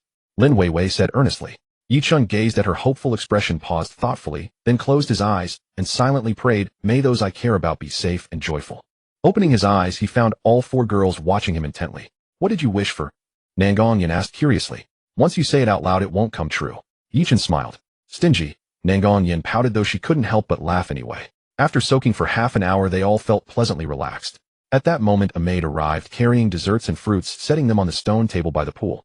Let's have something to eat, or you might get dizzy, Bei Mingxue suggested softly. They climbed out of the pool wrapped in towels and settled onto the bamboo mats beside the water. The pastries were exquisite and the fruits freshly picked. Ye Chen picked up a piece of red bean cake, soft and sweet. By the way, Nangong Yen suddenly remembered something. I heard Murong Shuang also came to this estate, arriving this morning. Ye Chen paused mid-bite. She's here too. Yes, and she's staying in the courtyard right next to ours, Bei Mingxue said calmly, though a hint of coldness flashed in her eyes. Such a coincidence. Lin Weiwei furrowed her brow. I doubt it's merely coincidental, Su Qinghue murmured softly. Ye Chen set down his red bean cake, his expression growing thoughtful. Murong Shuang's appearance was anything but ordinary. You need to be careful with her, Nangong Yen said with unusual seriousness. That woman, I can't read her. Ye Chen nodded in agreement. They continued soaking for a while longer as dusk fell. Each person returned to their room to change clothes, preparing to watch the fireworks. When Ye Chen got back to his courtyard and had just finished changing, he heard a knock at the door. He opened the door to find the estate manager, a sharp-looking middle-aged man. Young master Yi, pardon the interruption, the manager said respectfully. A guest wishes to see you, claiming to be an old friend of yours. Who? He says his surname is Su with the given character Mo. Ye Chen's pupils constricted slightly. Su Mo, Su Qingyue's adoptive father, a former member of the Heavenly Eye Society, someone who had been dead for 3 years. Where is he? At Tingyu Pavilion, the courtyard at the very back of the estate. The manager lowered his voice. He said only you may go alone. Ye Chen paused for a moment before nodding. Lead the way. Yes, sir. The manager guided him through winding corridors until they reached a solitary courtyard at the estate's deepest point. The courtyard was peaceful, broken only by the whisper of bamboo leaves. The manager stopped at the threshold, gestured him inside, then bowed and withdrew. Ye Chen pushed open the door and entered. In the courtyard, a middle-aged man in a gray robe stood with his back to him, tending to a tea kettle. At the sound of footsteps, he turned around. He appeared unremarkable, perhaps in his 40s with an ordinary face, but his eyes ran deep as the sea, as if they could pierce through to one's soul. "Young master Ye, please be seated," Su-mo said with a courteous gesture, his voice gentle. Ye Chen took the seat across from him. On the stone table, tea had already been prepared, its fragrant steam rising gracefully. "What brings you to seek me out, Mr. Su?" Ye Chen asked directly. Su-mo didn't answer immediately, instead turning the question back. "How is that child Qingyue doing?" "She's doing well," Ye Chen replied. "Good to hear that," Su-mo said, a tender expression flashing in his eyes before he grew serious. "Young master Ye, I'll keep this brief. The Heavenly Eye Society's target this time extends beyond just you. It includes Qingyue as well." Ye Chen's expression turned cold. "Why, oi?" "Because of Qingyue's bloodline." Su-mo continued, his voice heavy with gravity. "Her biological parents were among the founders of the Heavenly Eye Society. But 20 years ago they discovered the organization's true purpose and attempted to stop it, only to be silenced permanently. Qingyue is the last living descendant of that bloodline, and the Heavenly Eye Society intends to use her for some ritual." "What kind of ritual?" "I'm not certain myself, but it must be connected to ancient heritage." Su-mo said, "During the ruins battlefield this time, the Heavenly Eye Society will mobilize its full strength. Their objectives extend beyond merely claiming those legacies. They also seek Qingyue." Ye Chen clenched his fists. "They won't succeed. Young master Ye, I know you possess considerable strength, but the Heavenly Eye Society poses a far greater threat than you might realize." Su-mo said seriously. "Their leader is a centuries-old being, over 500 years old, with unfathomable power. Additionally, there are 12 elders, each one a powerhouse at the SSS level or above." 500 years old. Ye Chen felt a shock course through him. This transcended ordinary ability users. "Why are you revealing this to me?" he asked. "Because you're someone Qingyue places her trust in," Su-mo replied, his gaze complicated. "And because you carry the Yi lineage. Among the documents your great-grandfather took with him back, then there exists a means to counter the Heavenly Eye Society. I hope you can locate them." "Where are those documents?"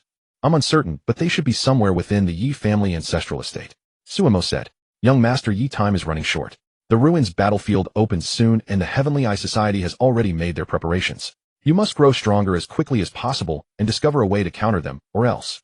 He left the sentence unfinished, but Ye Chen understood perfectly well. Otherwise, not only himself, but also those he held dear would face danger.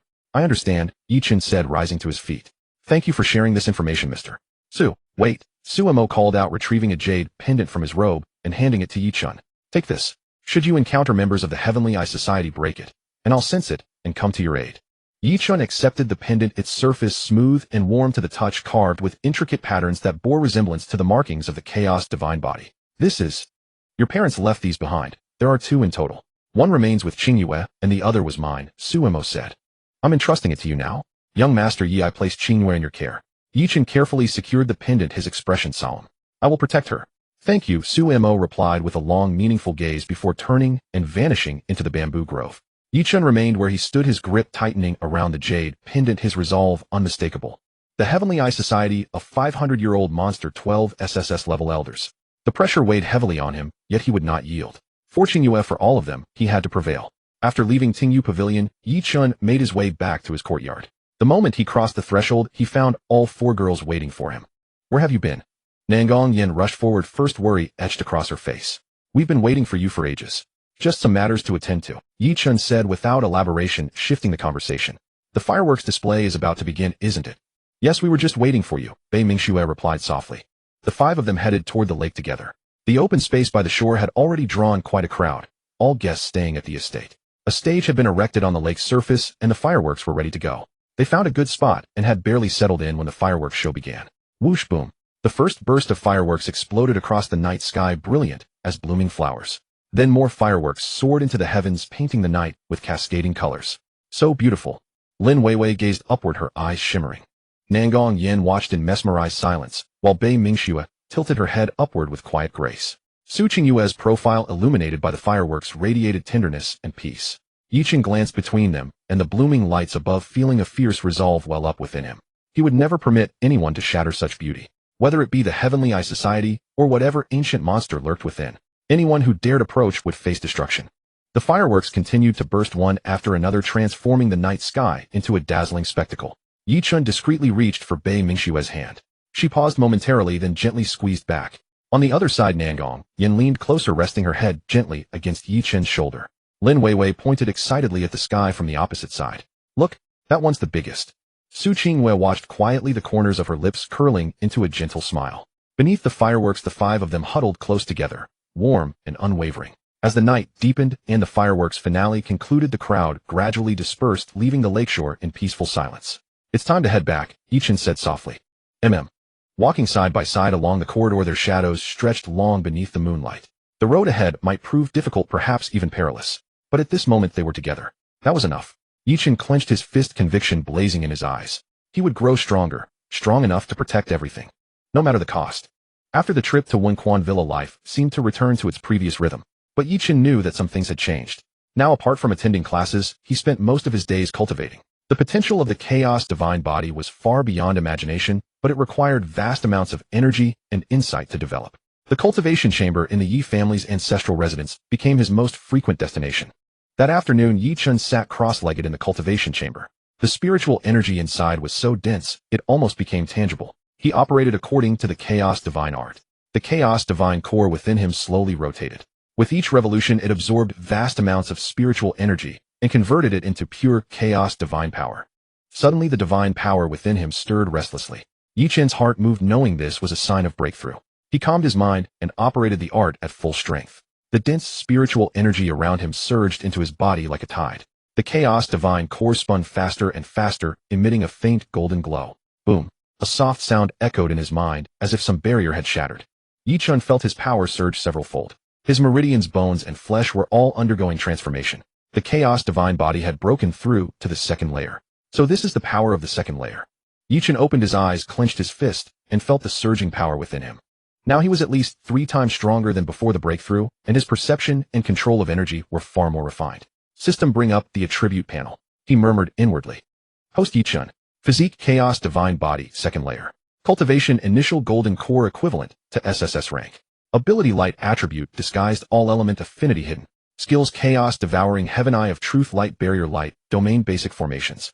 Items black gold card flame heart ring eye soul jade sumo's jade pendant calming sachet. Golden core initial stage equivalent to the SSS rank of this world. But Ye Chen knew that due to the uniqueness of the chaos divine body, his actual combat power far exceeded that of his peers. Not enough, he murmured to himself. Facing an existence like the Heaven's Eye Society SSS rank was just the starting point. After finishing cultivation, Ye Chen walked out of the cultivation chamber. The butler was already waiting at the door. Young Master Miss Biming and the others have arrived and are waiting for you in the living room. I see. In the living room, the 4 girls were all present. Biming Shui was making tea, Nangong Yin was playing games, Lin Weiwei was reading a magazine, and Su Qingwei was quietly reading a book. Seeing Ye Chen come out, the 4 all looked over. Brother Chen, are you done cultivating? Nangong Yin put down her game controller. We've been waiting for you for so long. Something? Ye Chen sat down beside Biming Shui and took the tea she offered. Biming Shui nodded. I found some new information about the ruins battlefield. She took a document from her bag and handed it to Ye Chen. He opened it. It contained handwritten notes in neat, elegant handwriting.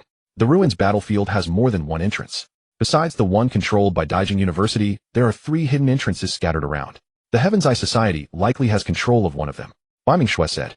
Additionally, Su Qingwei added softly, according to the ancient records, I found that ruins battlefield was the trial ground of a major sect in ancient times.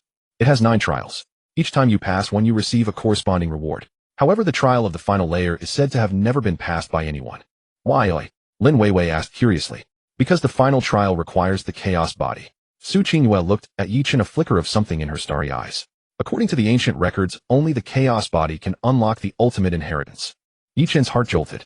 The chaos body, that was his chaos divine body. So the Heaven's Eye Society is after me not just because of the Yi family's documents, but also because of my physique.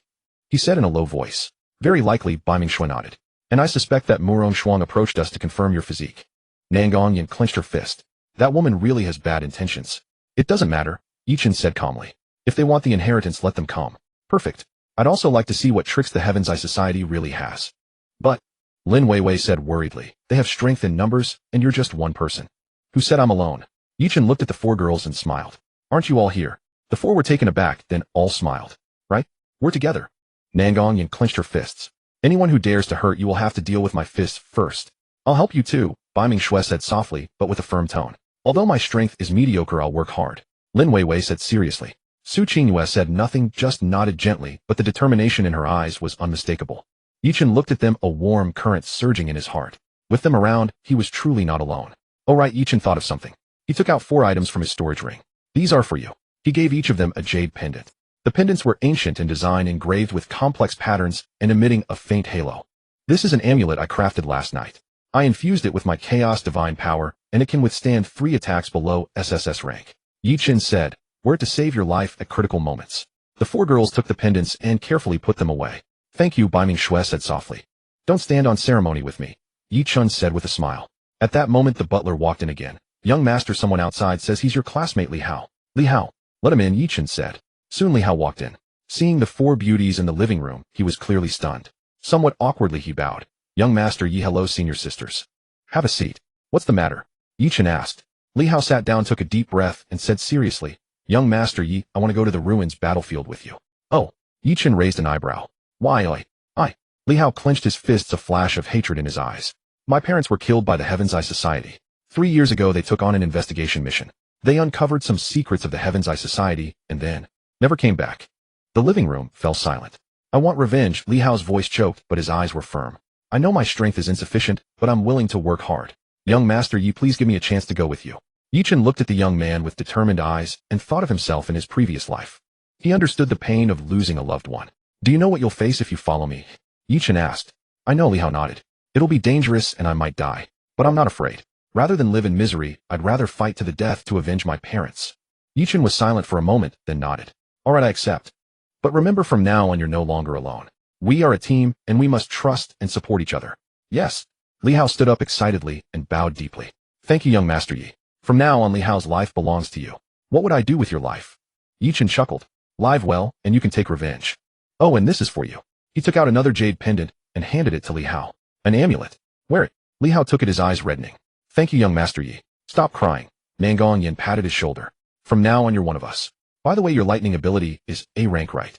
I can teach you a few moves to help you break through to S rank as soon as possible. Really? Li Hao was overjoyed. Of course. I Nangong Yin keep my word. Bai Mingshui also spoke up. I've done some research on lightning as well. I can guide you together. Thank you, senior sister. Li Hao bowed again. Ye Chen watched this scene and smiled.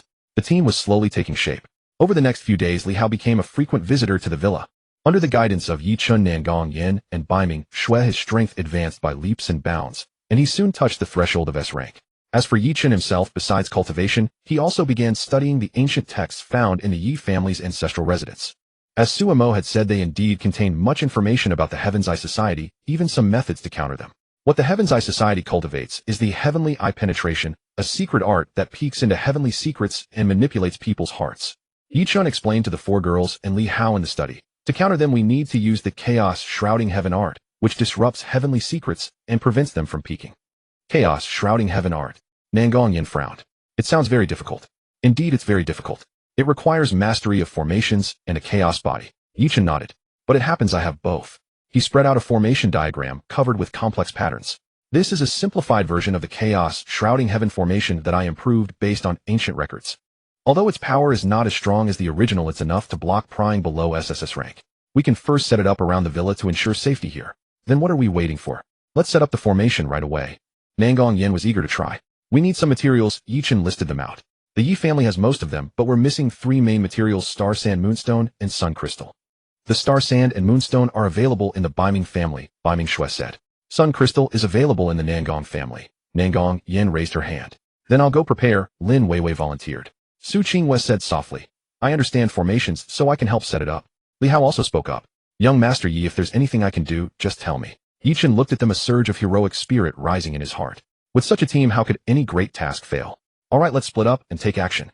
Xiao Shui and Yin Yin will be in charge of materials. Wei Wei will help with coordination. Qing Yu and I will study the formation diagram, and Li Hao will continue cultivating to break through to S rank as soon as possible. Yes. In the following days, everyone took on their respective tasks, busy and fulfilled. Bai Mingshui and Nangong Yin quickly brought the materials. Su Qingyue, indeed a formation master, quickly mastered the layout method of the chaos shrouding heaven formation. That night, Ye Chen and Su Qingyue set up the formation around the villa. Under the moonlight, the two worked in perfect harmony, burying formation bases into the ground one by one, and inscribing formation patterns in the void one by one. Qingyue, your mastery of formations is even greater than I imagined, Ye Chen praised. Su Qingyue's cheeks flushed slightly. My foster father taught me well. After the last formation base was buried, Ye Chen made hand seals and chanted, "Formation complete." An invisible ripple spread outward. The space around the villa slightly distorted, then returned to normal. But Ye Chen could sense that an invisible barrier had formed, enveloping the entire villa. It worked, Su Qingyue said softly. Ye Chen nodded, then looked at her. Thank you, Qingyue. Don't mention it. Su Qingyue shook her head, then hesitated for a moment, and said softly, Ye Chen, I have something to tell you. What is it? Su Qingyue looked at him, her starry eyes exceptionally bright under the moonlight. No matter how difficult the road ahead, I will always be with you. You are not alone. Ye Chen's heart trembled. Looking into her serious eyes after a long moment, he said softly, I know. Thank you, Qingyue. Under the moonlight, their shadows leaned close together, gentle and resolute. In the distance, the lights of the villa were warm. Nangong, Yin, Baiming, Shuelin, Weiwei, and Li Hao were all inside waiting for them to return. Ye Chen looked up at the starry sky, a determined glint flashing in his eyes. With them, he feared nothing. The Heaven's Eye Society, the ruins, battlefield, the ancient inheritance. Bring it on. Ye Chen accepted the challenge. After the chaos sky-blinding formation was deployed, the villa became one of the safest places at Imperial Capital University. Ye Chen's life had also entered a new rhythm. Every morning at 5, he would rise promptly for cultivation. After reaching the second layer of the chaos divine body, his cultivation speed had accelerated, though it demanded more spiritual energy. The Yi family had specially constructed a small spirit gathering formation beneath the villa, collecting spiritual energy from 10 miles around, barely sufficient. That morning, as Ye Chen finished his cultivation, he heard faint sounds coming from the kitchen. He walked over and saw Bei Mingxue already preparing breakfast. Up so early? Ye Chen leaned against the doorway. Bei Mingxue was frying eggs and glanced back at him upon hearing this. You two. Go wash up first, breakfast will be ready soon. When Ye Chen returned after washing, the dining table was already set with breakfast, fried eggs, bacon toast, and a bowl of steaming porridge. It was simple yet thoughtful. Try this. Bei Mingxue handed him a small dish of pickled vegetables. I marinated them last night, they should be well seasoned. Ye Chen picked up a bite with his chopsticks. The sweet and sour flavor was refreshing and appetizing. Delicious. Bei Mingxue's lips curved slightly as she sat opposite him and began eating. Morning light filtered through the window, gilding her silver hair with a golden rim. A tranquil and beautiful moment. What are your plans for today? Ye Chen asked. I have ability theory class in the morning, and I need to visit the library this afternoon to look up some materials, Bei Mingxue replied. And you? I'm going to the Star Lab in the morning, then returning to cultivate in the afternoon. Be safe. After breakfast, the two headed to class together. On the way, they happened to run into Nangong Yin again. Today she wore her hair in a high ponytail and a red tracksuit, looking vibrant and energetic. Morning, little snow brother Qinshan. Nangong Yin bounded over and naturally linked arms with Ye Chen. Have you heard? Morong Shuang took on the entire martial arts club by herself at the training ground yesterday. Ye Chen raised an eyebrow. She's that strong? Yes, reportedly, she only used one move. Nangong Yin said, unusually serious. The martial arts club president is an S-rank enhancement type ability user, and he didn't last 3 moves against her. This woman is definitely hiding her strength. Bei Mingxue's eyes grew cold. She's testing the waters. Testing what? Ye Chen asked. Testing the school's reaction and also yours, Bei Mingxue said. The Heavenly Eye Association acts cautiously, they won't make a rash move. She's feeling out our capabilities. Ye Chen nodded. It seemed Morong Shuang would need to accelerate her actions. The morning classes proceeded without incident. Ye Chen sat in the back row, appearing to listen while actually calculating formations in his mind. Though the chaos sky-blinding formation had been successfully deployed, there was still room for refinement. When class dismissed, Morong Shuang suddenly approached. Student Yi, might I ask you a question? A polite smile graced her face, making her appear quite friendly. Please go ahead, Ye Chen said calmly. I have some questions about advanced applications of light-type abilities. Morong Shuang took the seat beside him, opening a notebook. For instance, the light refraction technique. Theoretically, it can create illusions, but in practice, I always feel something is missing. Her questions were quite professional, genuinely suggesting serious study. However, Ye Chen noticed her gaze occasionally flick toward the jade pendant at his neck, the eye soul jade given to him by Bei Mingxue, which could nourish and warm his meridians. The key to light refraction lies in precise energy control, Ye Chen explained briefly, keeping things surface level. Morong Shuang listened attentively, nodding occasionally, then suddenly remarked, Your insight into abilities is remarkably deep. You're truly the young master of the Yi family. I've heard many light-type masters came from your ancestors. I wonder if any special cultivation methods were passed down. Ye Chen's gaze tightened. Finally, she was getting to the point. Family heritage, he replied coolly, is not meant for outsiders. I see. Morong Shuang's expression showed regret, but a glint flashed in her eyes. What a shame. I was thinking that if I could study it, perhaps I might break through my current bottleneck. With diligent practice, breakthroughs will come naturally, Ye Chen said, rising from his seat. Excuse me, though I have other matters to attend to. Very well, thank you, student Yi. Morong Shuang nodded with a smile. As Ye Chen left the classroom, Nangong Yin and Bei Mingxue immediately followed. What did that woman say to you? Nangong Yin whispered. Testing me, Ye Chen said briefly. As expected, no good intentions, Nangong Yin snorted. Bei Mingxue spoke softly. She was observing your jade pendant. The Ice Soul Jade is a treasured possession of the Bei Ming family. She may suspect your connection to them. Let her suspect, Ye Chen said indifferently. At noon, he went to the Star Lab. This was his second visit, yet he remained amazed by its scale. The entire facility spanned over 100 acres with 3 additional underground levels dedicated to various cutting-edge research. Young master, you've arrived. The lab director was a middle-aged man with glasses, Dr. Chen, one of the core members of the Yi family. Uncle Chen, how's the progress? The main framework of the star is complete, and the power system has been calibrated. Dr. Chen led Ye Chen into a vast workshop. All that remains is the final weapons system and energy core. In the center of the workshop sat a silver-blue mech, its form sleek and lines graceful, gleaming under the lights. This was the star, the exclusive mech Ye Chen had designed for Nangong Yin. Impressive, Ye Chen praised. Indeed, this may be the most advanced mech currently available. Dr. Chen said, his eyes burning with enthusiasm. If we can find a suitable energy core, its performance could reach SSS rank. Energy core. Ye Chen pondered. The energy within the Chaos Divine Pill was indeed sufficient, but it couldn't be revealed. He needed another approach. By the way, young master, we succeeded in testing that new alloy you mentioned last time. Dr. Chen led Ye Chen to another lab. Following your formula, we've synthesized a new material with 3 times the strength of existing alloys, but only half the weight. We call it Star Steel. Ye Chen examined the sample in the display case and nodded in satisfaction. This formula was derived from his knowledge of a past life combined with this world's material science. With this material, the mech's defense and mobility could be significantly enhanced. Begin mass production as soon as possible and prioritize equipping the star, Ye Chen instructed. Yes. After spending the entire afternoon at the lab, Ye Chen returned to the villa as dusk approached. The moment he entered, he caught the aroma of cooking food. You're back. Lin Weiwei peeked out from the kitchen. We're having hot pot tonight. I made a new dipping sauce, it's delicious. In the living room, Bei Mingxue was reading, Su Qingwei was studying formation diagrams, and Nangong Yin and Li Hao were sparring with game controllers. Young Master Yi. Li Hao saw Ye Chen and immediately stood up. Sit, no need for formalities. Ye Chen waved his hand and sat beside Bei Mingxue. Bei Mingxue put down her book and spoke softly. Morong Shuang came again this afternoon claiming she wanted to ask you questions. When I said you weren't here, she left. She's persistent, that's certain, Ye Chen sneered. I think she's about to lose patience. Su Qingwei suddenly interjected, her starry eyes darkening with concern. I sense several unfamiliar auras around the school today. All very powerful, at least S rank. They're surveilling the villa. Ye Chen's gaze turned cold. So the Heavenly Eye Association was finally making their move. Shall I go eliminate them? Bei Mingxue asked. No need, that would only alert them. Ye Chen shook his head. Let them watch if they wish. This gives us the perfect opportunity to turn their surveillance against them. Turn their own plans against them. Nangong Yan's eyes lit up. Brother Chen, do you have a plan? Yes, Ye Chen nodded. They want to probe my strength. Then we'll show them what we want them to see.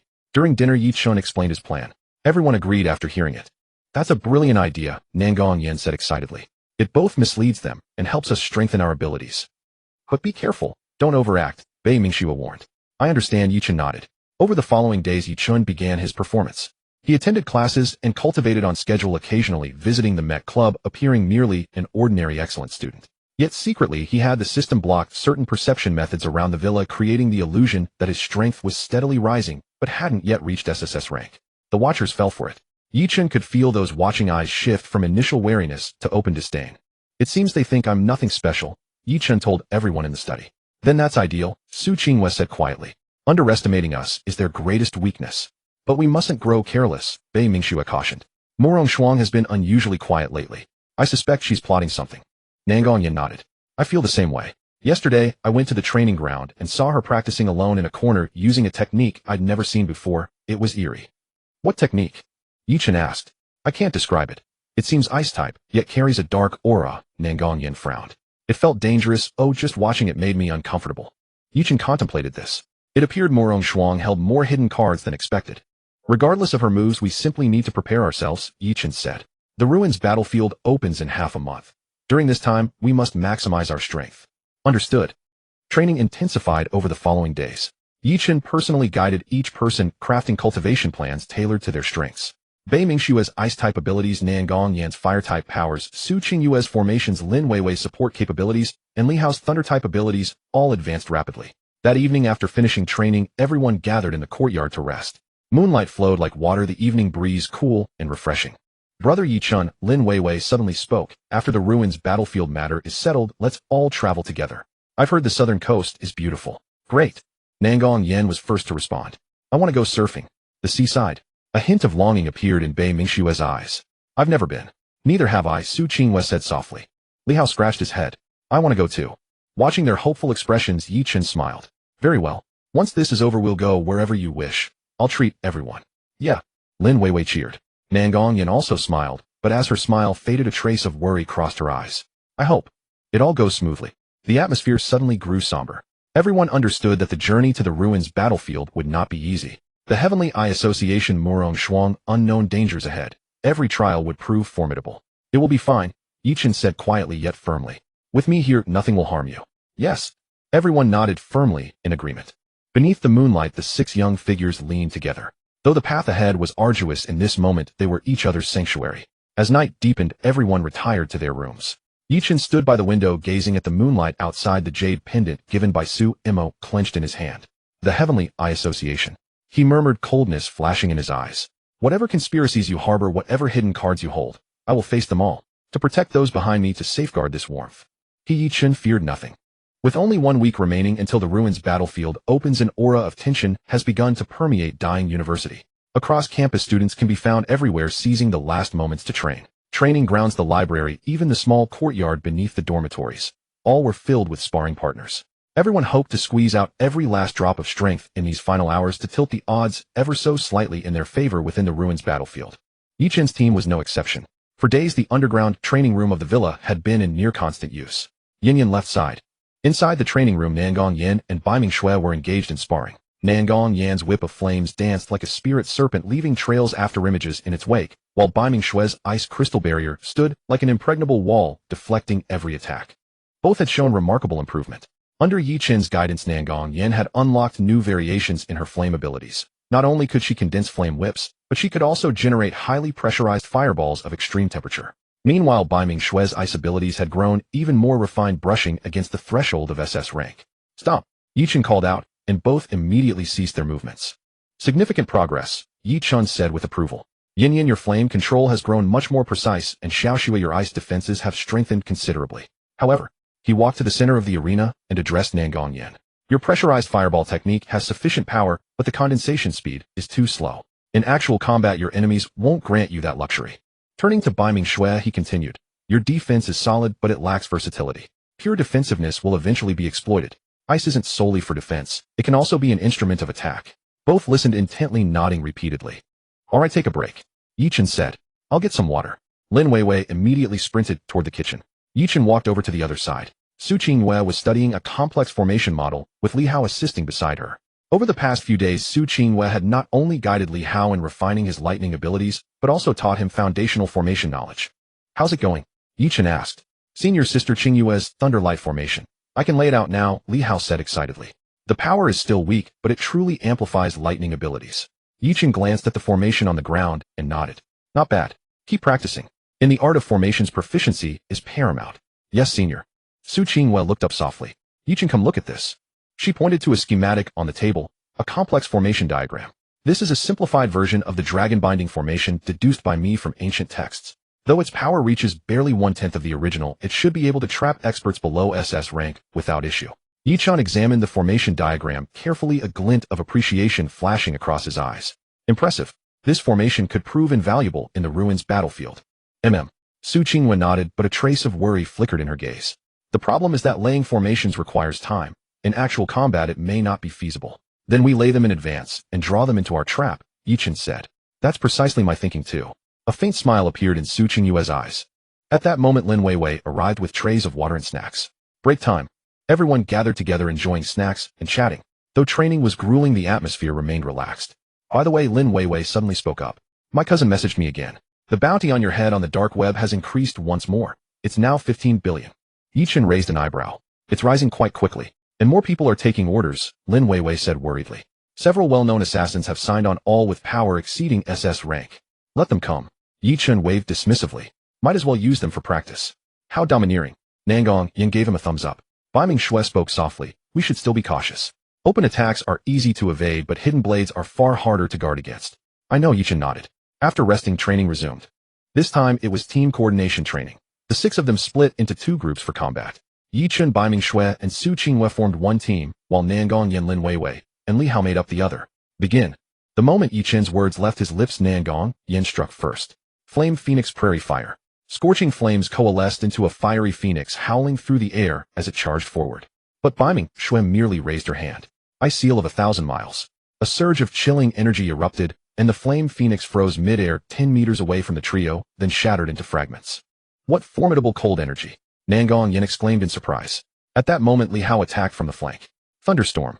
Dense thunderballs rained down like hail. But Su Qingwei was already prepared. She raised her hand and deployed a small defensive formation blocking all the thunderballs. My turn, Ye Chen said, taking a single step forward. His figure vanished instantly. Watch out! Nangong Yin cried out. But it was too late. Ye Chen appeared behind Lin Weiwei like a phantom and tapped her lightly. She froze in place, temporarily sealed. Weiwei, Nangong Yin, and Li Hao attacked simultaneously. Flame whips and lightning spears struck from 2 directions. But Ye Chen neither dodged nor retreated.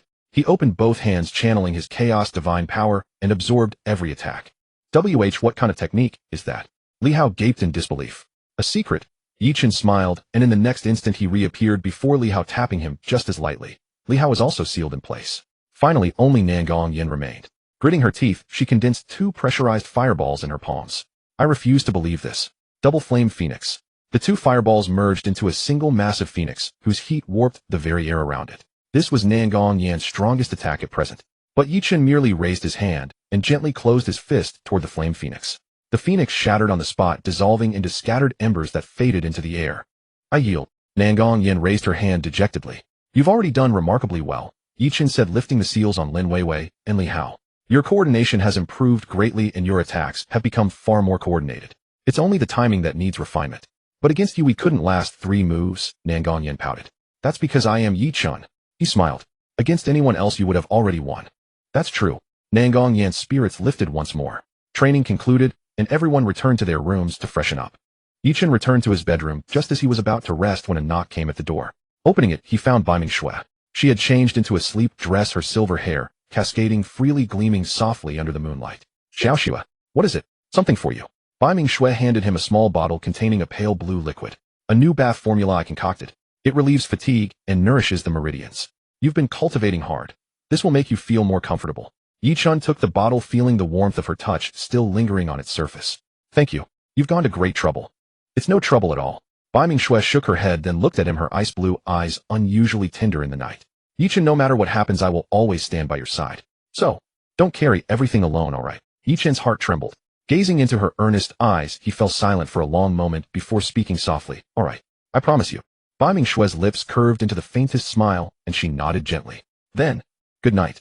Good night. Bai Ming Shui turned and left her, steps light as feathers. Ye Chen held the small bottle in his hand, a warm current rising in his chest. Back in his room, he followed Bai Ming Shui's instructions and poured the medicinal liquid into the bathtub. The pale blue liquid diffused through the water, releasing a delicate fragrance of cold plum blossoms. As Ye Chen submerged himself, the warm water enveloped his entire body, and the medicinal power seeped into his flesh and bones, truly refreshing. After his bath, Ye Chen lay in bed, but could not sleep. He rose and walked to the window, gazing out at the night sky. Around the villa, the heaven-concealing chaos formation circulated silently, isolating the estate from the outside world. Yet Ye Chen could sense that watching eyes still lingered in the darkness, and they were multiplying. It seems they can no longer contain their impatience, he murmured to himself. The ruins battlefield was about to open, and every faction was growing restless. Tianyan Society, the Western Alliance, and the assassins who had accepted the bounty. This expedition into the ruins would surely not be peaceful. But Ye Chen harbored no fear. He possessed the chaos divine physique, the system, and the accumulated wealth of the Yi family. More importantly, he had them. Bai Ming Shui's cool devotion, Nangong Yan's blazing passion, Su Qingyue's gentle resolve, Lin Weiwei's sincere warmth, and Li Hao's unwavering loyalty. These people were all what he needed to protect. Ye Chen clenched his fist, a resolute light flashing in his eyes. Come then, come to me all at once. This time he would make everyone understand. The young master of the Yi family is not someone any fool can provoke. He would carve his path through the ruins battlefield and shield those behind him with an unyielding sky. Night deepened, stars shimmered. Within the villa, every light was extinguished. Yet within each heart burned a flame. That was the desire to grow stronger, the determination to protect, and the anticipation of tomorrow. 7 days remained until the ruins battlefield opened. The storm was approaching, but this time they were ready. 3 days before the opening of the relic battlefield, the atmosphere at Daijing University was taut to the breaking point. The school administration released the final roster, and all 6 members of Ye Chen's team were selected. Also selected were Murong Shuang and 13 other students, all standouts among the freshmen. On the night before departure, Ye Jinghua personally came to the villa. Father, Ye Chen was somewhat surprised. Ye Jinghua rarely left the ancestral manor, and even more rarely came to find him at school. Sit. Ye Jinghua sat down in the living room, his gaze lingering on Ye Chen for a moment, with a flicker of gratification in his eyes. Not bad. You've grown stronger again. Why are you here? Ye Chen chose the cup his father favored from the tea Biming Shui brought over, and placed it before him. Ye Jinghua picked up the tea but didn't drink it, merely gazing at the floating leaves. We set out tomorrow. There are some things I need to tell you in person. His expression was grave, and Ye Chen straightened up. Please speak. This relic battlefield is no simple matter. Ye Jinghua set down the cup. Military monitoring shows the spatial fluctuations there are growing more violent. It's likely far more than a mere trial ground. Inside, there may be great horrors hidden. Great horrors. Ye Chen frowned. In ancient times, a great war raged across this continent. Countless powerhouses fell, and their grudges remnant souls, and even certain forbidden presences may all be sealed within the relic. Ye Jinghua said in a low voice, this spatial disturbance may well have awakened something. The living room fell silent. Biming Shui, Nangong Yin, Su Qingyue, Lin Weiwei, and Li Hao were all present, each with a grave expression. Then, are we still going? Lin Weiwei asked softly. Go. Why wouldn't we? Ye Jinghua looked at Ye Chen. Crisis often accompanies opportunity. The men of the Yi family have never feared hardship. I'm only reminding you to prepare for the worst. He paused, then took an ancient-looking ring from his bosom and handed it to Ye Chen. This was left by your great-grandfather, the true inheritance ring of the Yi family. Within it lies everything he learned in his lifetime, and the complete cultivation method for the chaos divine body. As Ye Chen took the ring, the moment it touched his hand, the chaos divine pill inside him trembled violently, as if it had encountered a kindred spirit. You knew? He looked at his father in astonishment. How could I not know about my own son? A hint of a smile flickered in Ye Jinghua's eyes. The chaos divine body, a peerless constitution the Yi family hasn't seen in 1,000 years. It was precisely through this that your great-grandfather broke away from the Heaven's Eye Society and founded the Yi family. Now it's your turn. Ye Chen clenched the ring, his heart shaken. So his father had known all along. Put it on, Ye Jinghua said. Activate it with your blood. The inheritance within will help you master the power of the chaos divine body more quickly. But remember, don't bite off more than you can chew. Take it step by step. Yes. Ye Chen solemnly put on the ring, bit the tip of his finger, and let a drop of blood fall onto the ring's face. Hum. The ring emitted a soft golden light, and a stream of information poured into Ye Chen's mind. It was a vast trove of knowledge, the cultivation, application, and taboos of the chaos divine body, as well as a millennium of accumulated heritage from the Yi family. Ye Chen closed his eyes, digesting the information. After a long moment, he opened them, a flash of golden light passing through his gaze. Thank you, father. Between father and son, there's no need for such words. Ye Jinghua waved a hand, then looked at the others. I've prepared gifts for the rest of you as well. He took out 5 boxes from his bag and handed one to each of the 5. Xiaoxue, this is the complete version of the ice heart art passed down in the Biming family. Your grandfather asked me to bring it to you. He said how far you can cultivate it depends on your destiny. Biming Shui took the box and held it carefully in her arms. Thank you, Uncle Yi. Yin Yin, this is the burning heaven art passed down in the Nangong family. Your father asked me to give it to you. He said your fire element talent shouldn't be buried. Nangong Yan's eyes lit up as she took the box. My dad finally agreed to give it to me. Weiwei, this is the spirit resonance art passed down in the Lin family. Your grandfather said you always slack off in cultivation, so you can't be lazy this time. Lin Weiwei stuck out her tongue and took the box. Got it. Qingyue. Ye Jinghua looked at Su Qingyue with a complicated expression. This was left by your adoptive father back then. He entrusted it to me, saying I should give it to you when you needed it. Now it's time. Su Qingyue took the box, her hands trembling slightly. She opened it to find a yellowed ancient book.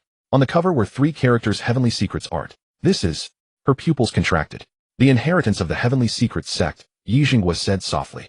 Your parents were the last heirs of the Heavenly Secrets sect. Back then the Heaven's Eye Society destroyed the Heavenly Secrets sect to obtain this secret art. Your adoptive father risked his life to save you, and hid this inheritance away. Now it returns to its rightful owner. Su Qingyue hugged the ancient book tightly, her eyes reddening. Thank you, Uncle Yi. Li Hao. Ye Jinghua looked at the last young man. This was left by your parents. They discovered it while investigating the Heaven's Eye Society, a method for advancing lightning-type abilities. I had planned to give it to you when you were strong enough, but it seems you're already worthy now. Li Hao took the box with trembling hands and opened it, revealing a jade slip inside. He pressed the jade slip to his forehead. After a moment, tears streamed down his face. This is my parents' work. They really. Your parents were heroes. Ye Chen patted his shoulder. Don't let them down. Yes. Li Hao nodded vigorously. After distributing the gifts, Ye Chen stood up. All right, that's all I wanted to say. You set out tomorrow, so get a good rest tonight. Remember, once you're inside the relic battlefield, be careful in everything. Coming back alive matters more than anything. Yes. The 6 replied in unison. Ye Chen nodded, took a deep look at Ye Chen, then turned to leave. When he reached the door, he stopped his back to Ye Chen and said, Chener, you've grown up. Some matters you can decide for yourself now. But remember, no matter what decision you make, the Ye family will always be your strongest support. With that, he strode away, his silhouette tall and firm as a mountain. Ye Chen stood still, watching his father's figure disappear into the night, a warmth surging in his heart. His father had always been silently supporting him in his own way. Brother Ye Chen, Lin Weiwei said softly, your father is really kind. Ye Chen nodded, looking at the inheritance ring in his hand, resolve flashing in his eyes. He wouldn't let his father down, nor would he let anyone down. All right, let's all get some rest, he said. We set out early tomorrow morning. We need to be in top form. Yes. Everyone returned to their own rooms. Ye Chen went back to his bedroom, sat cross-legged on the bed, and sank his consciousness into the inheritance ring. The space inside the ring was vast, like a small library filled with ancient texts, jade slips, and other strange objects. On a platform at the very center lay a golden jade slip engraved with 3 characters, chaos art.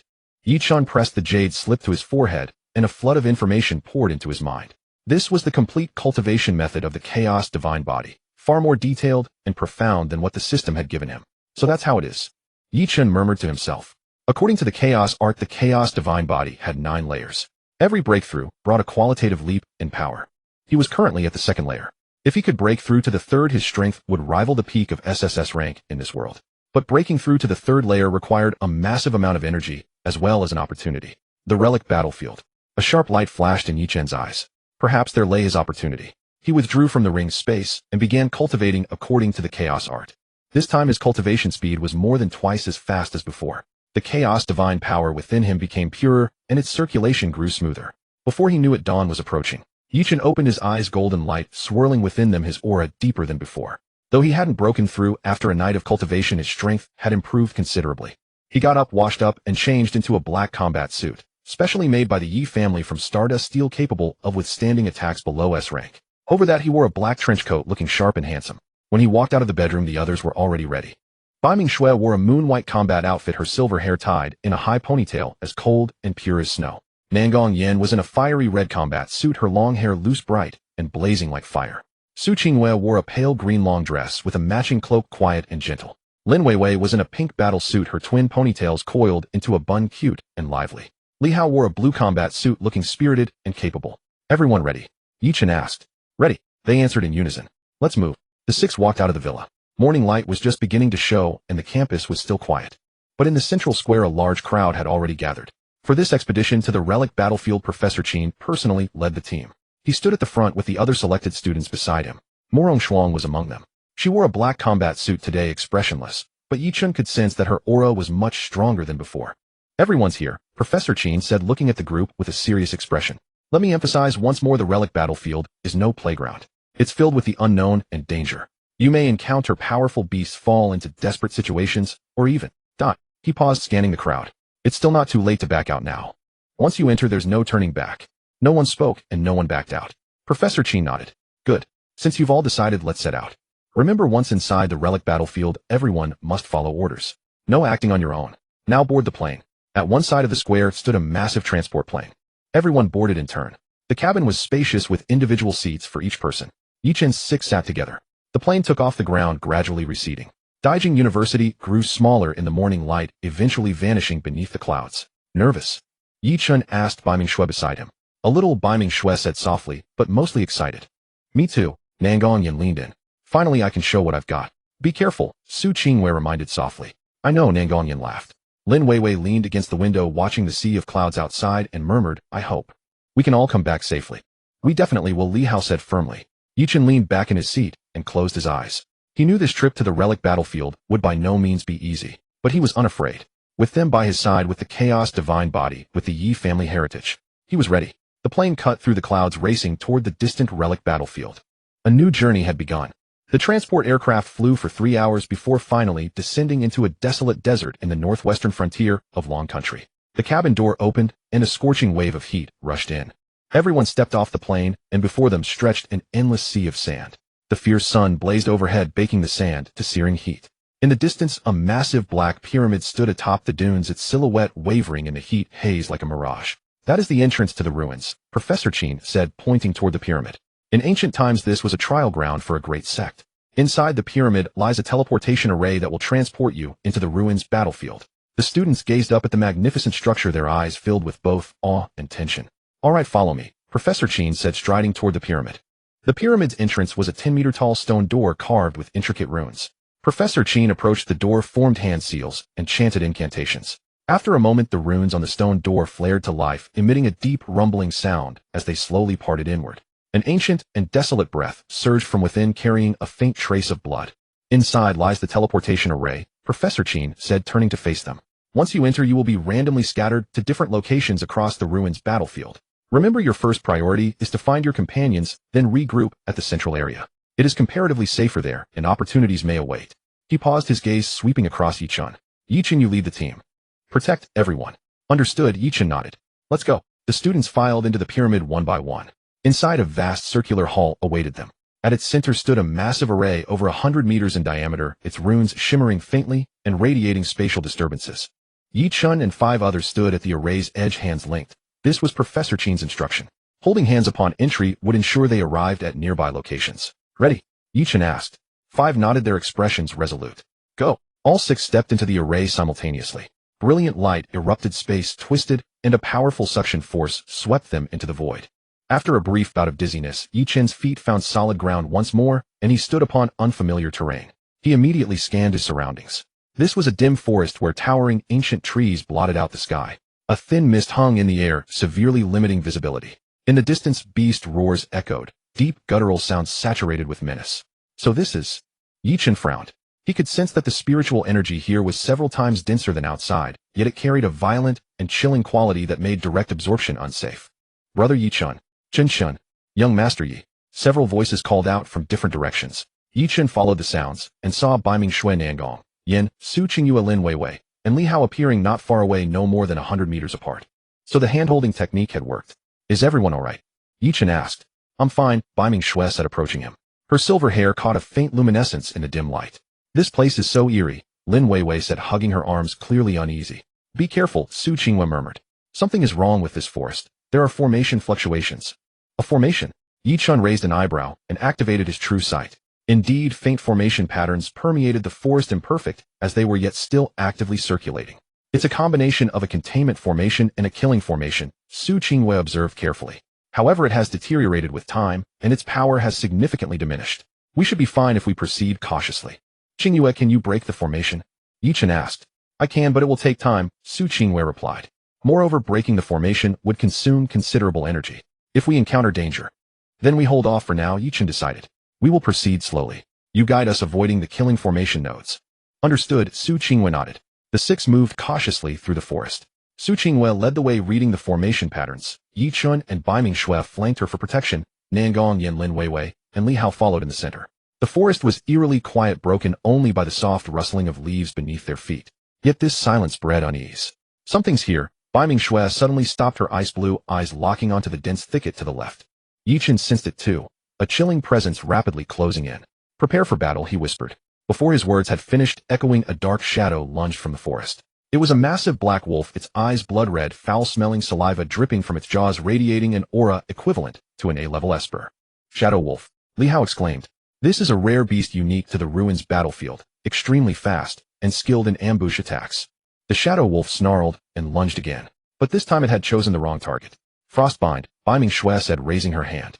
Cold energy surged forth, and the shadow wolf's body rapidly encased in ice mid-leap, its movements becoming sluggish. Thunderstorm. Li Hao seized the opportunity, condensing lightning between his palms as a massive thunder pillar struck the shadow wolf square on. The shadow wolf howled in agony, sent flying backward to crash heavily against a tree. After 2 spasms, it lay still. Well done, Ye Chen commended. Li Hao scratched his head. Senior Sister Shui controlled it first after all. Move forward. Stay alert, Ye Chen said. Half an hour later, the forest suddenly opened ahead. At the forest's edge lay a vast swamp, its black mud bubbling and releasing a pungent sulfur stench. At the center of the swamp, the faint outline of a ruined stone temple could be seen. There is something there, Su Qingyue pointed at the temple. The core formation fluctuation is emanating from that direction. Should we cross? Nangongyan asked. Ye Chen observed for a moment, then shook his head. There is more than one threat in that swamp. Before he finished speaking, rustling sounds rose from the swamp. Instantly, dozens of black tentacles shot up from the mud, each as thick as a barrel and covered in suckers, grotesque and terrifying. Marsh Kraken. Lin Weiwei's face went pale. These beasts prefer to hunt in packs. Each tentacle holds strength comparable to an A-level esper, and the main body is at least S-level. Troublesome. Ye Chen frowned.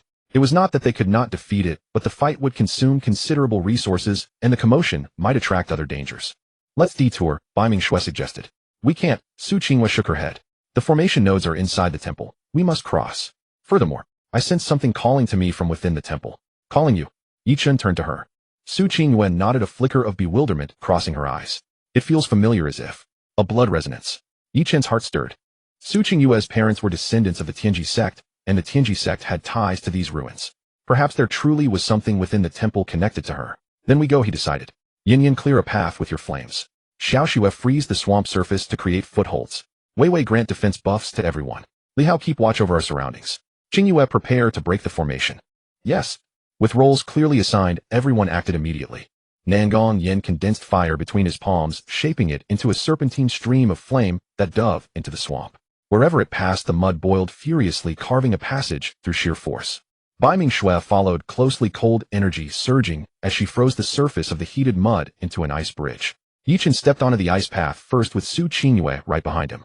Lin Weiwei and Li Hao stayed in the middle, while Bai Mingshui and Nangong Yen covered their rear. Tentacles from the swamp attacked frantically, but both Ye Chen and Bai Mingshui blocked them effortlessly. Ye Chen didn't even bother using his abilities, simply his bare hands striking down tentacles with precise chops that severed them clean. With his chaos divine body at the second layer, his physical strength already rivaled that of an SSS-level defensive esper. Soon the group crossed the swamp and reached the stone temple. The temple was dilapidated, but the runes upon its door remained intact. Su Qinghua approached the door, examined the runes carefully, then bit her fingertip and drew a complex symbol upon the stone with her own blood. The stone door trembled and slowly creaked open. An even more ancient breath surged outward, carrying with it a trace of desolation. Let's go in, Ye Chen said, stepping inside first. The interior of the stone temple was vast and empty save for a stone pedestal at its center upon which rested a jade box. Dust coated the surface of the jade box, yet its exquisite craftsmanship remained evident. Su Qinghua approached the pedestal and reached for the jade box. The moment her fingers touched it, the box burst with blinding light, and a phantom materialized from within. It was the phantom of a woman draped in ancient robes, her beauty breathtaking, yet her eyes filled with sorrow. She gazed at Su Qinghua, surprise flashing across her features before melting into tenderness. Child, you have finally come, the phantom whispered, her voice ethereal. You are. Su Qinghua stood frozen. I am Su Yue, the last sect master of Tianji sect, the phantom said. And also your mother. Su Qinghua's entire body trembled, her eyes instantly welling with tears. Mother. Time is short. Listen to me. The phantom of Su Yu grew increasingly faint. When the Heavenly Eye Association sought to seize the Heavenly Mechanism secret manual of Tianji sect, they slaughtered my entire sect. I fought desperately to send you away, then sealed this remnant soul within the jade box, awaiting the day you would return. She produced a jade pendant from within her robes, the very pendant Su Qinghua wore around her neck. This jade pendant serves not only as a token of identity, but also as a key. It can unlock the true inheritance site of Tianji sect, the Heavenly Mechanism Hall. There lies everything you need. Where is the Heavenly Mechanism Hall? Ye Chen asked. Su Yu turned her gaze toward him, surprise flashing in her eyes. Chaos Physique. So you must be the one Qinghua has chosen. Very well, with you here I can rest assured. She addressed Ye Chen directly. The Heavenly Mechanism Hall lies at the deepest point of the ruins battlefield, accessible only after passing through 9 trials. Qinghua, you must go there and reclaim what rightfully belongs to you. And she looked toward Ye Chen once more. The Heavenly Eye Association's target extends beyond the Heavenly Mechanism secret manual. They also seek the Chaos Physique.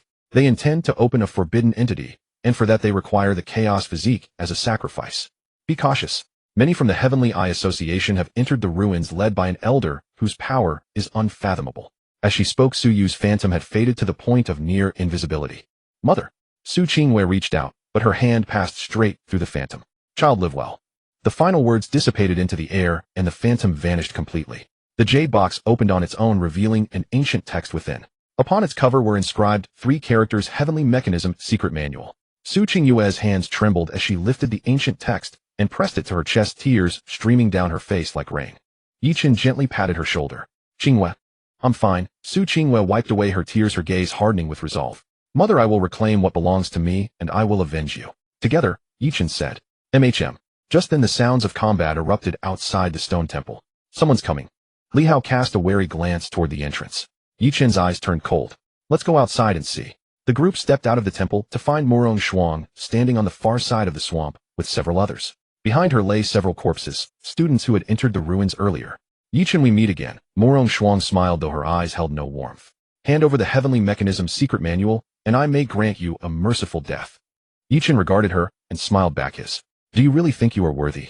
Battle was on the verge of igniting. On the far side of the marsh behind Murong Shuang stood 5 figures clad in identical black combat suits, their auras cold and sinister, each roughly at S rank. On Ye Chen's side, counting himself, there were only 6 people. They held no numerical advantage. Ye Chen, I advise you to be sensible. Murong Shuang toyed with the ice crystal dagger in her hand, her voice gentle, yet laced with killing intent. The Heavenly Secrets Manual is not something you should touch. Hand it over, and I might consider giving you a proper burial. Nangong Yin stepped forward, flames condensing in her palm. Want the manual? You'll have to get through my fists first. Nangong Yin, still as hot-tempered as ever, Murong Shuang chuckled softly. But today your opponent isn't me. She stepped aside, and from behind her came a tall, burly man. A vicious scar ran across the man's face, stretching from his forehead down to his chin. His eyes were savage and murderous, and his aura was distinctly SS rank. Scar, go and play with Miss Nangong. Murong Shuang said indifferently. Yes. The man named Scar grinned, revealing a mouthful of yellow teeth. He clenched his fists, and twin curved blades appeared in his hands, their edges glinting with an eerie blue light, clearly coated in poison. Be careful, Biming Shui warned in a low voice. The blades are poisoned. I know. Nangong Yin snorted coldly, flames surging from both hands, condensing into twin swords of fire. Die. Scar struck first, his form ghostly as he closed the distance of dozens of meters. In an instant, his twin blades thrusting straight for Nangong Yin's throat. Well met. Nangong Yin neither dodged nor avoided meeting the attack with her flaming swords. Clang, clang, clang. The ringing clash of metal rang out without end. Flames and blade light intertwined as the two exchanged dozens of moves in an instant. Scar's blade work was vicious and treacherous, every strike aimed at vital points. Nangong Yan's swordsmanship was bold and sweeping, her flames raging, and she seemed to be gradually gaining the upper hand. Interesting. A flicker of surprise passed through Murong Shuang's eyes, but her composure quickly returned. However, it's time to end this game. All of you attack together. Finish it quickly.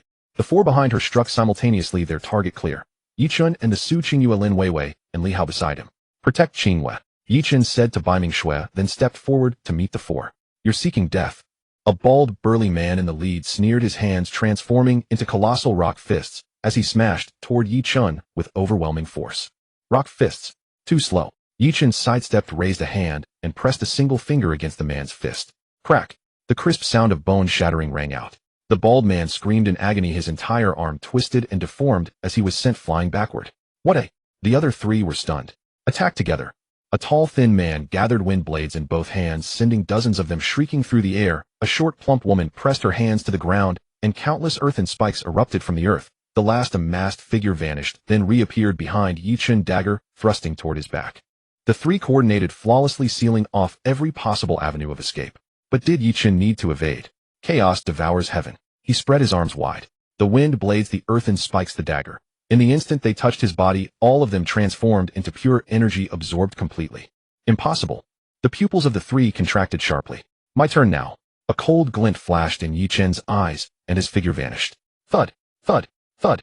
3 dull impacts rang out almost simultaneously as the 3 were sent flying backward, crashing heavily at the edge of the marsh. They struggled twice, then fell still. From start to finish, only 3 seconds had passed. The smile on Murong Shuang's face completely vanished. She looked at Ye Chen with grim eyes. So you really were hiding your strength? Ye Chen did not answer, merely turning his gaze to the other battlefield. The fight between Nangong Yin and Scar was also nearing its end. Though Scar was SS rank, Nangong Yan's flame ability was overwhelmingly domineering, and with Ye Chen's guidance, her true strength had long surpassed those of the same rank. Blazing Phoenix scorches the wilds revised. Nangong Yin cried out sharply, her flame swords transforming into a colossal fire phoenix that swallowed Scar whole. A miserable shriek came from within the flames. After a moment, the fire dissipated, leaving Scar as nothing but a charred corpse. Phew. Nangong Yin gasped for breath, her face slightly pale, but her eyes were bright. Done. Murong Shuang stared at her subordinates lying scattered across the ground, her expression so dark it seemed ready to drip. She had never imagined that Ye Chen and his group would be this much stronger than she had anticipated.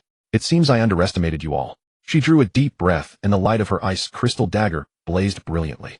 But the game has only just begun. She bit the tip of her tongue and spat a mouthful of vital blood onto the dagger. The dagger absorbed the blood essence and instantly erupted with a blinding blood-red light, a sinister, evil aura spreading through the air. Careful! Su Qingwei cried out in alarm. She's using a forbidden art. With my blood, I offer sacrifice to the ice demon.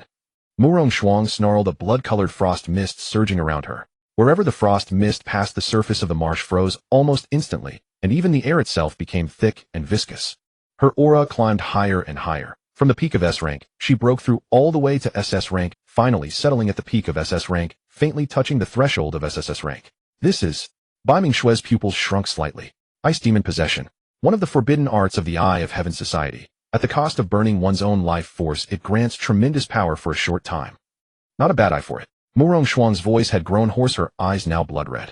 Bearing the ability to force me to use this move, you can all be proud. Now all of you die. She pressed her hands together, and the blood-colored frost mist condensed into dozens of ice spears that shot forth in a world-covering barrage. Each spear radiated a sinister, evil aura, and their power had been amplified far beyond before. Step back. Ye Chen advanced a step, placing himself in front of the others, and spread his arms wide. Domain of Light revised.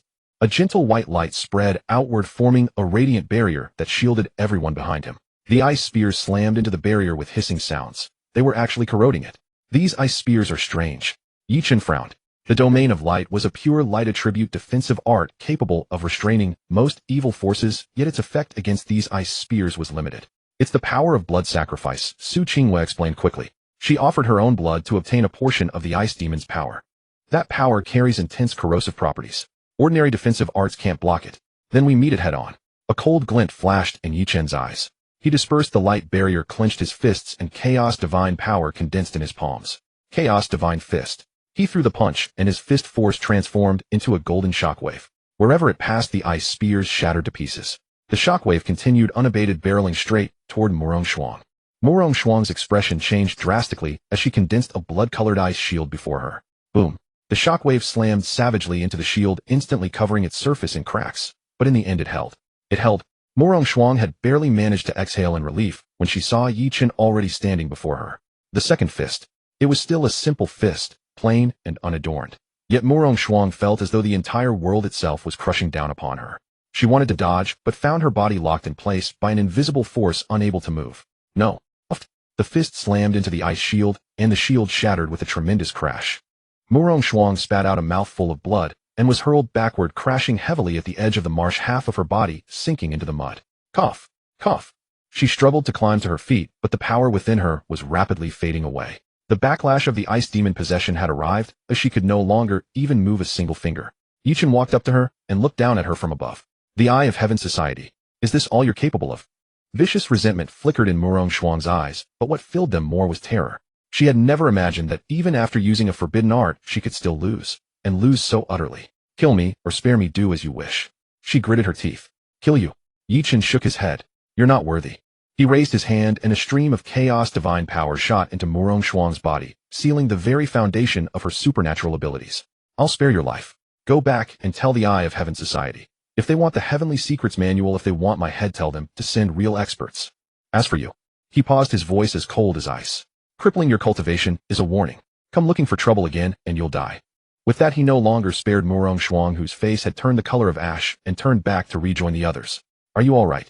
Bai Mingxue asked softly. I'm fine. Ye Chen shook his head, then looked at Su Qingwei. Qingyue, have you safely stored away the Heavenly Secrets Manual? Su Qingwei nodded, carefully tucking away the ancient tome. We need to leave as soon as possible, Li Hao said. The commotion just now was too loud. It might attract others. Right, Lin Weiwei added with a nod. And although Murong Shuang is crippled, she might still have subordinates around. Ye Chen looked toward the stone hall. Qingyue, is there anything else left inside? No, Su Qingwei answered with a shake of her head. After Mother's remnant soul dispersed, the stone hall lost its core. However, I found this on the stone platform. She handed him a tattered map. It was extremely ancient, made of a special material marking the general terrain of the relic battlefield, along with a number of special notations. This is... Ye Chen examined it closely. A map of the relic battlefield. Su Qingwei nodded. And it marks the location of the Heavenly Secrets Hall, at the very deepest part of the battlefield. You have to pass through 9 trials to reach it. Ye Chen tucked the map away. Good, then our objective is clear.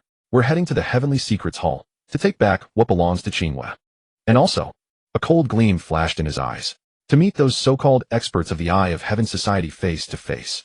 Let's go. Without further delay, the six of them swiftly departed the marsh. Not long after they left, several dark figures appeared on the far side of the marsh.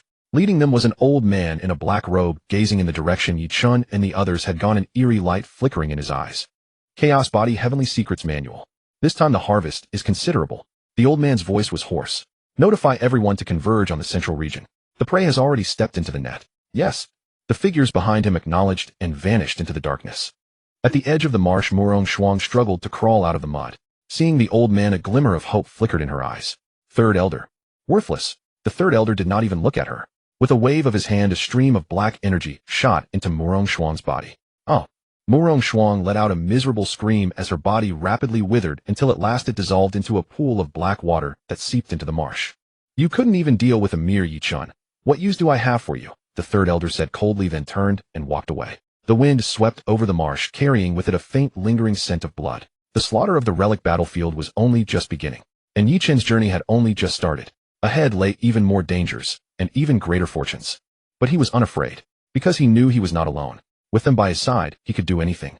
After leaving the swamp, Ye Chen and his group pressed deeper into the relic battlefield, guided by the map.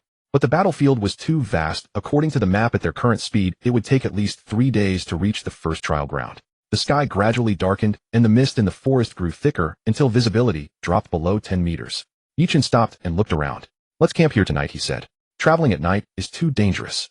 Everyone nodded.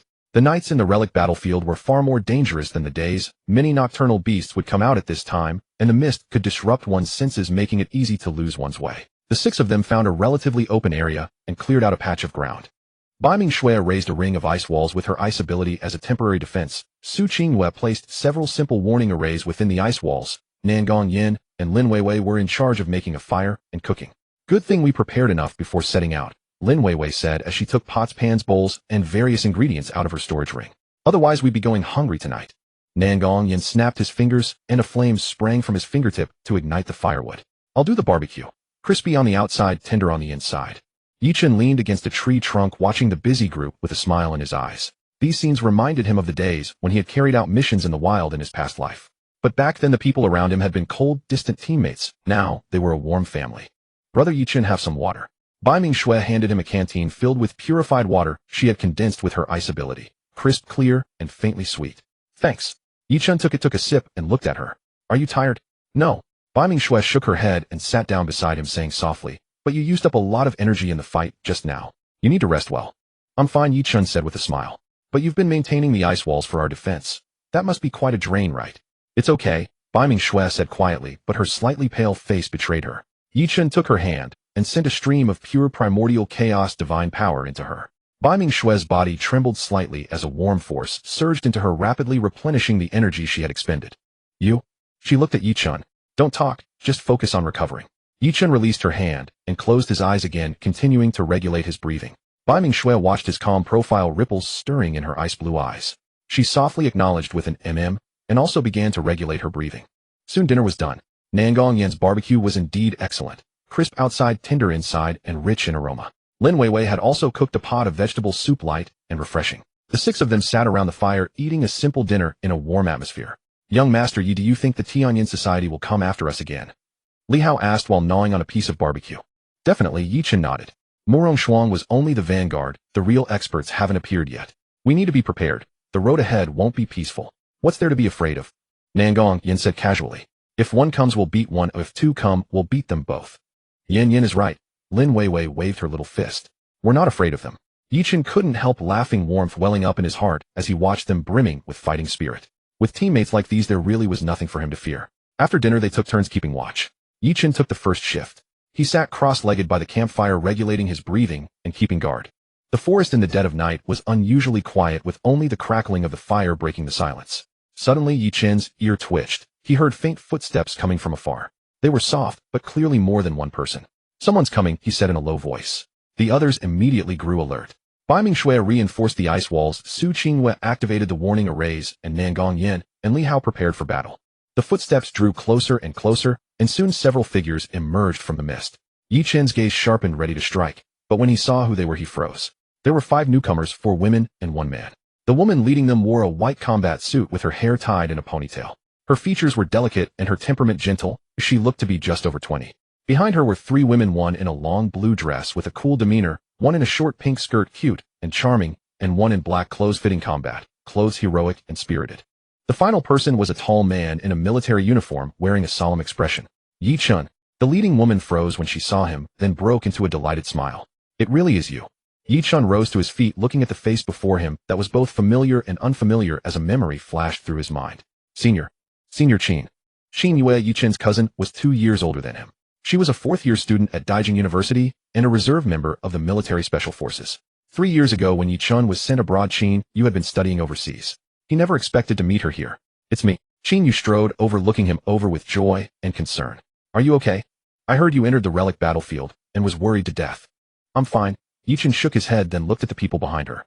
Senior Qin, what are you all? Well, let me introduce you. Qin Yu stepped aside. These are my teammates.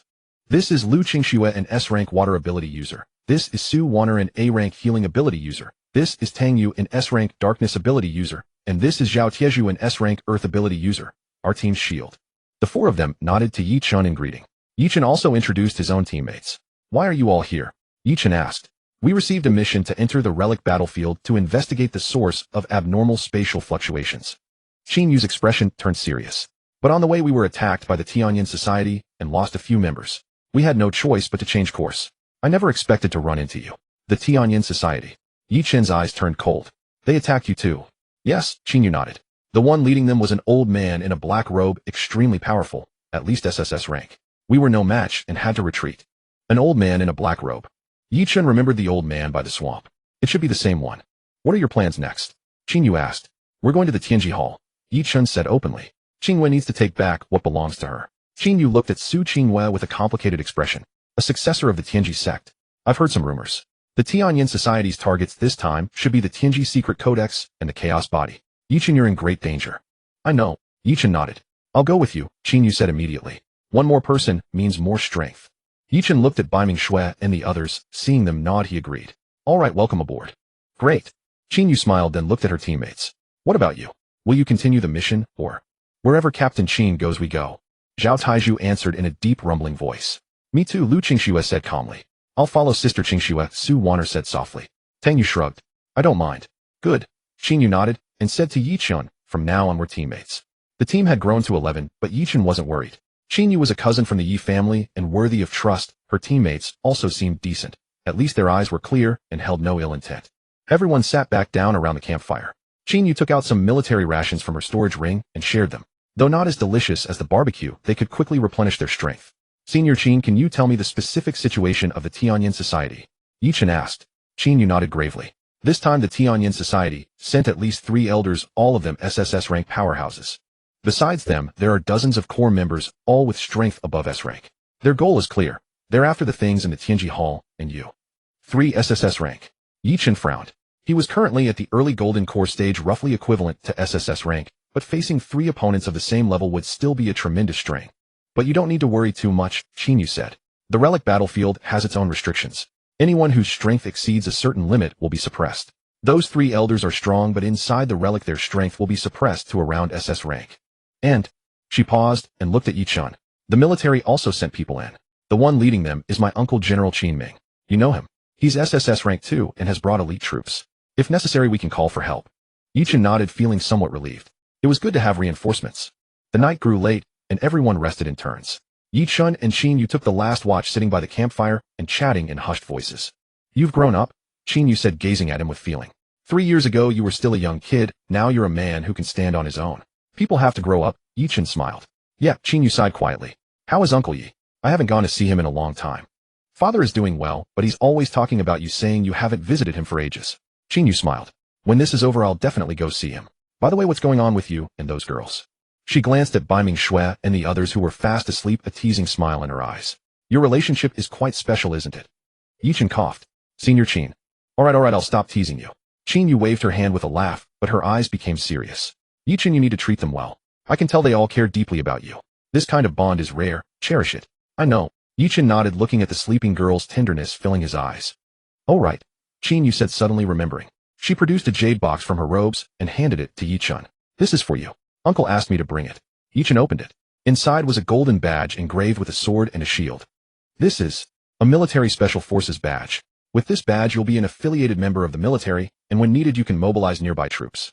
Qin Yu said, Uncle said that although the Yi family is powerful, sometimes having a military identity makes things more convenient.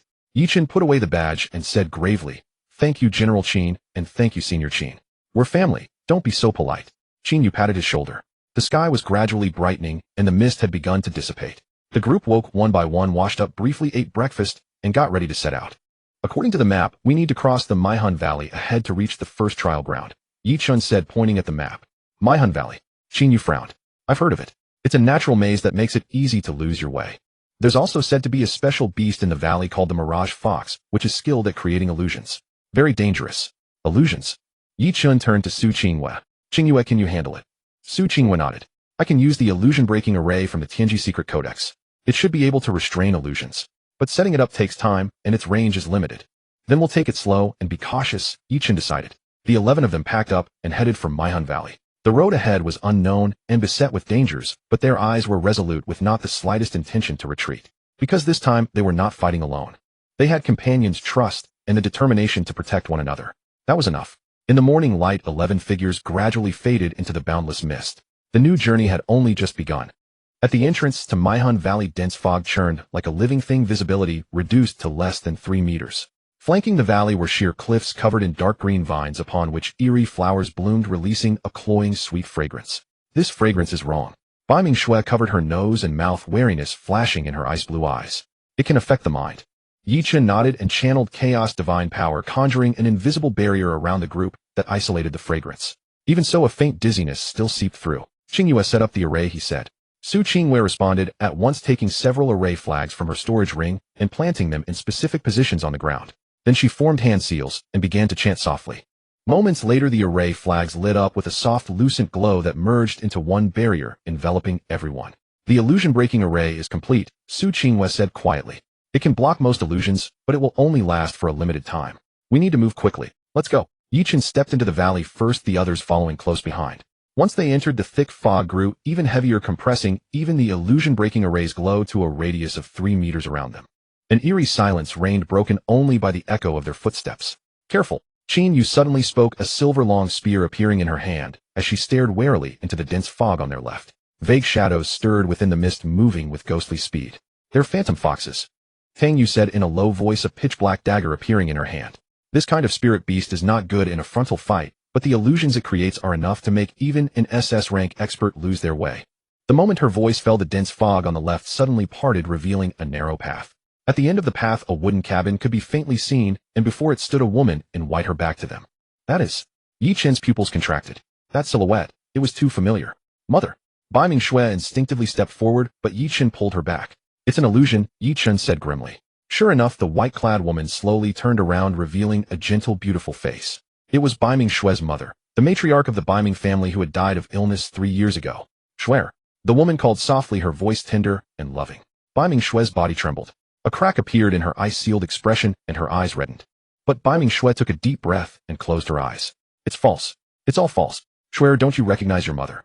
The woman's face filled with sorrow. Mother has missed you so much. Shut up. Bai Mingxue's eyes snapped open, icy light blazing within them. My mother died a long time ago. How dare a fiend like you impersonate her? She raised her hand, and an ice spike shot out, piercing straight through the woman's body. The woman shrieked and dissolved into mist. Well done. Ye Chen took Bai Mingxue's hand only to find it ice-cold and still trembling slightly. I'm fine. Bai Mingxue shook her head, but her fingers tightened around his. The thick fog roiled once more, and this time more illusions appeared. Nangong Yin saw herself as a child clutching a ragged doll and crying in the rain. Su Qinghua saw her adoptive father, Su Emo, reaching out to her covered in blood. Lin Weiwei saw her parents quarreling, with her own younger self cowering in a corner trembling. Li Hao saw the scene of his parents being murdered by the Heaven's Eye Society. Everyone had a past they dared not face, and Maihun Valley ripped those scars open one by one. It's all fake. Nangong Yin roared, flames erupting to burn the illusion to ashes, but tears already glistened at the corners of her eyes. Su Qinghua closed her eyes and chanted, letting the contents of the Heavenly Secrets Codex turn through her mind as she forcibly steadied her heart. Lin Weiwei huddled behind, Ye Chen sobbing softly. Li Hao clenched his fists so tightly that his nails dug into his palms, blood trickling down. Qin Yu's team was affected as well. Lu Qingxue saw her elder sister who had sacrificed herself to protect her all those years ago. Su Wan'er saw the first patient she had accidentally killed while trying to heal them. Tang Yu saw the closest friend who had betrayed her. Zhao Taizhu saw his comrades falling on the battlefield. Steady your minds. Qin Yu shouted, her long spear vibrating a clear and resonant note dispersing part of the mist. These are all illusions. Don't be deceived. Ye Chen helped as well, channeling Chaos Divine Power to shroud everyone. Chaos Divine Power had the property of breaking illusions and suppressing phantasms, but the illusions of Maihun Valley were too powerful. Even Chaos Divine Power was suppressed. At this rate this won't work, Ye Chen said with a frown. Qingyue, is there any way to break the array core of this valley? Su Qingyue opened her eyes, weariness flickering in her starry pupils. There is, but we need to find the array's eye. Su Qingyue continued, the natural maze array's eye should be deep in the valley, guarded by a powerful exotic beast. Then we cut our way through.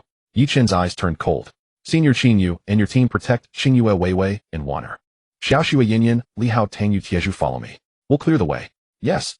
With roles redistributed, the group continued onward. Ye Chen walked at the front, his eye of truth fully open, seeing through layer after layer of mist to find a true path. Whenever phantom foxes attacked, he dispatched them casually. At the second layer of the Chaos Divine Body, his physical strength alone was comparable to an SSS rank powerhouse. These phantom foxes at most A rank were not even worth a glance. But the deeper they went, the stronger the illusions grew. Eventually, even Ye Chen's own illusion appeared. Ye Chen, do you truly believe you can protect everyone? A figure exactly like him stepped out of the dense fog, a mocking sneer on his face. Look at the people beside you, Baiming Shui Nangong, Yan Su Qinghua. All of them will die because of you. Just as in your past life you couldn't protect anyone. Ye Chen's steps faltered, pain flashing through his eyes. In his past life it was true. He had failed to protect anyone. His teammates, his friends, even he himself, all had died in that explosion. But this life, it's different. He raised his head, flames rekindled in his eyes. I have power, I have resolve, and I have people to protect. You are nothing but my inner demon. Inner demon. The illusion. Ye Chen laughed. I am you and you are me. I know the fear, weakness, and hesitation buried deep in your heart. You're afraid of repeating the same mistakes, afraid of losing again, afraid of... Shut up. Ye Chen raised his hand and Chaos Divine Power turned into a giant palm, smashing the illusion to pieces. But the instant the illusion shattered, it burst into countless shards, each one reflecting a scene. Baiming Shui lying in a pool of blood, Nangong, Yin engulfed by flames, Su Qingyue swallowed by darkness, Lin Weiwei, Li Hao Qinyu. Everyone dead before his eyes. No. Ye Chen let out a low roar, his eyes bloodshot. Baiming Shui's voice pulled him back to reality. She gripped his hand, and the ice-cold touch sobered him. That was an illusion, Baiming Shui said, looking at him, her ice-blue eyes filled with worry. Don't be fooled. Ye Chen took a deep breath, suppressing the turmoil in his heart. I'm fine. Keep moving. But he knew that the illusion just now had indeed struck the deepest fear in his heart. He was afraid that in this life he still could not protect those around him. Ye Chen, Su Qinghua suddenly spoke, her voice soft yet firm. You are not alone. We have you and you have us. We'll face everything together, fight together, and make it back alive together. Right? Nangong Yin took his other hand. Don't even think about bearing it alone. Brother Ye Chen will always be by your side. Lin Weiwei also came closer. Li Hao Tangyu, Zhao Tieju, Lu Qingxue, Su Wan'er, Qinyu all looked at him with resolute eyes. Ye Chen looked at them, and the gloom in his heart gradually drifted away. Yes, he was not alone. In this life he had people to protect, and people who protected him. Thank you, he said softly, setting off again. This time his steps were even more steadfast. After another hour of walking, an open clearing appeared ahead. At the center of the clearing stood a massive crystal, within which was sealed a snow-white fox with 9 tails. Its eyes were closed as if in slumber, yet the aura it released was unmistakably at the peak of SS rank. A 9-tailed phantom fox, Su Qinghua murmured. It is the guardian beast of Maihun Valley's array eye. Defeat it, and the maze array will be broken. Leave it to me. Ye Chen stepped forward. We'll do it together. Baiming Shui and Nangong Yin spoke in unison. Ye Chen looked at them and nodded. All right, together. The three of them walked toward the crystal. The moment they stepped into the clearing, the 9-tailed phantom fox inside the crystal suddenly opened its eyes, and iridescent light flashed within them. The next instant, all three froze, falling into a far deeper illusion. Ye Chen found himself standing in a familiar scene. The Ye ancestral home, his own bedroom. Outside the window, sunlight was bright, birds sang, and flowers bloomed. Everything was beautiful. Chen, get up. The sun is already warming your little bottom. A gentle voice sounded beside his ear. Ye Chen's whole body jolted, and he slowly turned his head, seeing the face he had thought he would never see again in this lifetime. Mom. Standing by the bed was a beautiful woman in a pale purple qipao, her smile gentle, and her eyes loving. It was none other than Ye Chen's mother, the mother who had died of illness when he was 10. Silly child, what are you staring at? His mother walked over and gently ruffled his hair. Hurry up and get out of bed. It's your birthday today, and your father has prepared a surprise for you. Birthday? Ye Chen murmured to himself. Right. Today was his 10th birthday, the last birthday he would ever have while his mother was still alive. Come on, get up. His mother pulled him out of bed. Xiaoxue, Yinyan, and Qingyue are all here waiting for you in the courtyard. Ye Chen followed his mother to the courtyard. In the courtyard, several little girls were playing. 7-year-old Bai Mingxue sat quietly on a swing reading a book. 7-year-old Nangong Yen chased butterflies, her laughter crisp. 6-year-old Su Qingyue crouched by the flower bed studying a flower with rapt attention. 5-year-old Lin Weiwei hugged a rabbit doll and watched Nangong Yen with eager eyes. Brother Chen Chun. Seeing Ye Chen, Nangong Yen was the first to rush over. Happy birthday. Bai Mingxue put down her book, walked over, and said softly, Happy birthday. Su Qingyue also came over and handed him a flower. For you. Lin Weiwei hugged her rabbit doll and whispered, Happy birthday. Everything was so real, so beautiful. Chen Chen, make a wish. His mother walked over with a birthday cake, 10 candles on it. Ye Chen looked at the candle flames, his mother's tender face, and the expectant eyes of the 4 little girls. A fierce longing surged through his heart.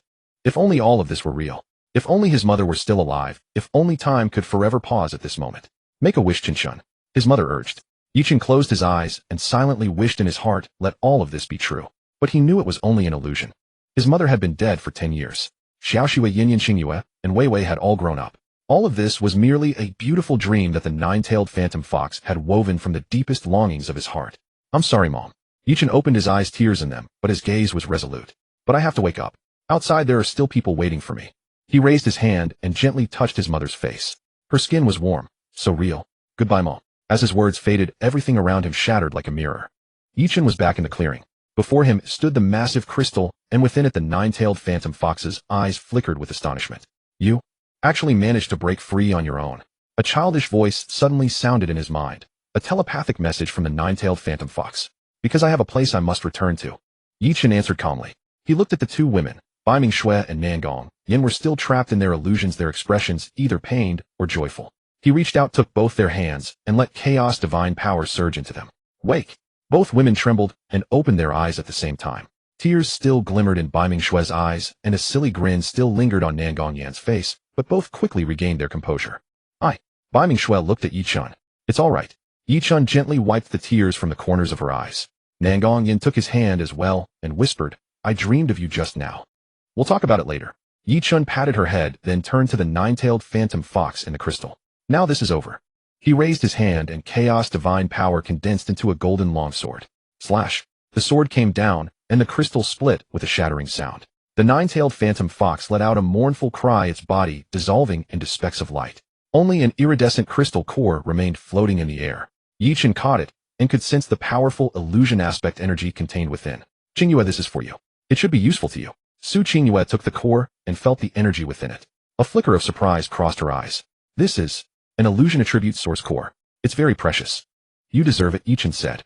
With the 9-tailed phantom fox defeated, the surrounding fog began to dissipate rapidly. Sunlight streamed through the thinning mist, driving away the chill. The natural maze array of Maihun Valley was broken.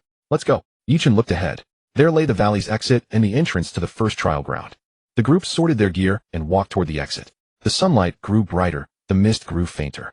Ahead were new challenges and new opportunities as well. But this time their hearts were even more resolute. Because the illusions had shown them what was truly important and what was worth protecting with their lives. And they were ready. Crossing through the soul-bewildering valley, the vista suddenly opened before them.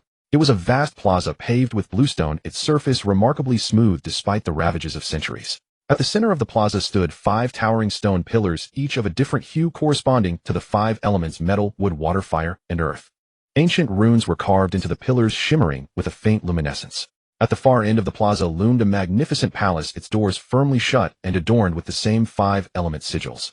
This must be the site of the first trial. Qin Yu studied the dossier in her hands. According to military intelligence, this is the 5 elements trial ground of an ancient sect. Only by passing the elemental trials can one open the palace gates and claim the inheritance. The 5 elements trial. Ye Chen glanced at the 5 pillars. It seems we must each pass the trial corresponding to our own element. No sooner had he spoken than the 5 pillars flared with brilliant light, each projecting a beam that intertwined in the air to form a luminous screen. Ancient seal script materialized upon the screen, yet everyone present could understand its meaning. The 5 elements trial requires 5 individuals to enter the formations separately and pass their corresponding tests. Those who succeed shall have the power of their respective element infused into their bodies, while those who fail will perish, and their Tao shall be extinguished. Entrants must possess the corresponding elemental attribute. The text dissolved, and the screen transformed into 5 gates aligned with metal, wood, water, fire, and earth hovering before the stone pillars. 5 people must enter separately. Ye Chen frowned. There were 11 of them, but only so many who matched the elemental attributes. I have the fire element. I'll take the fire gate. Nangong, Yin stepped forward first. I wield the ice element, a variant of water, so I shall enter the water gate, Biming Shui stated calmly. I am of the earth element. I'll take the earth gate. Zhao Taiju rumbled in a deep voice. I control water. I'll go to the water gate, Lu Qingxue said softly. That still left the metal and wood gates unclaimed. Ye Chen surveyed the group.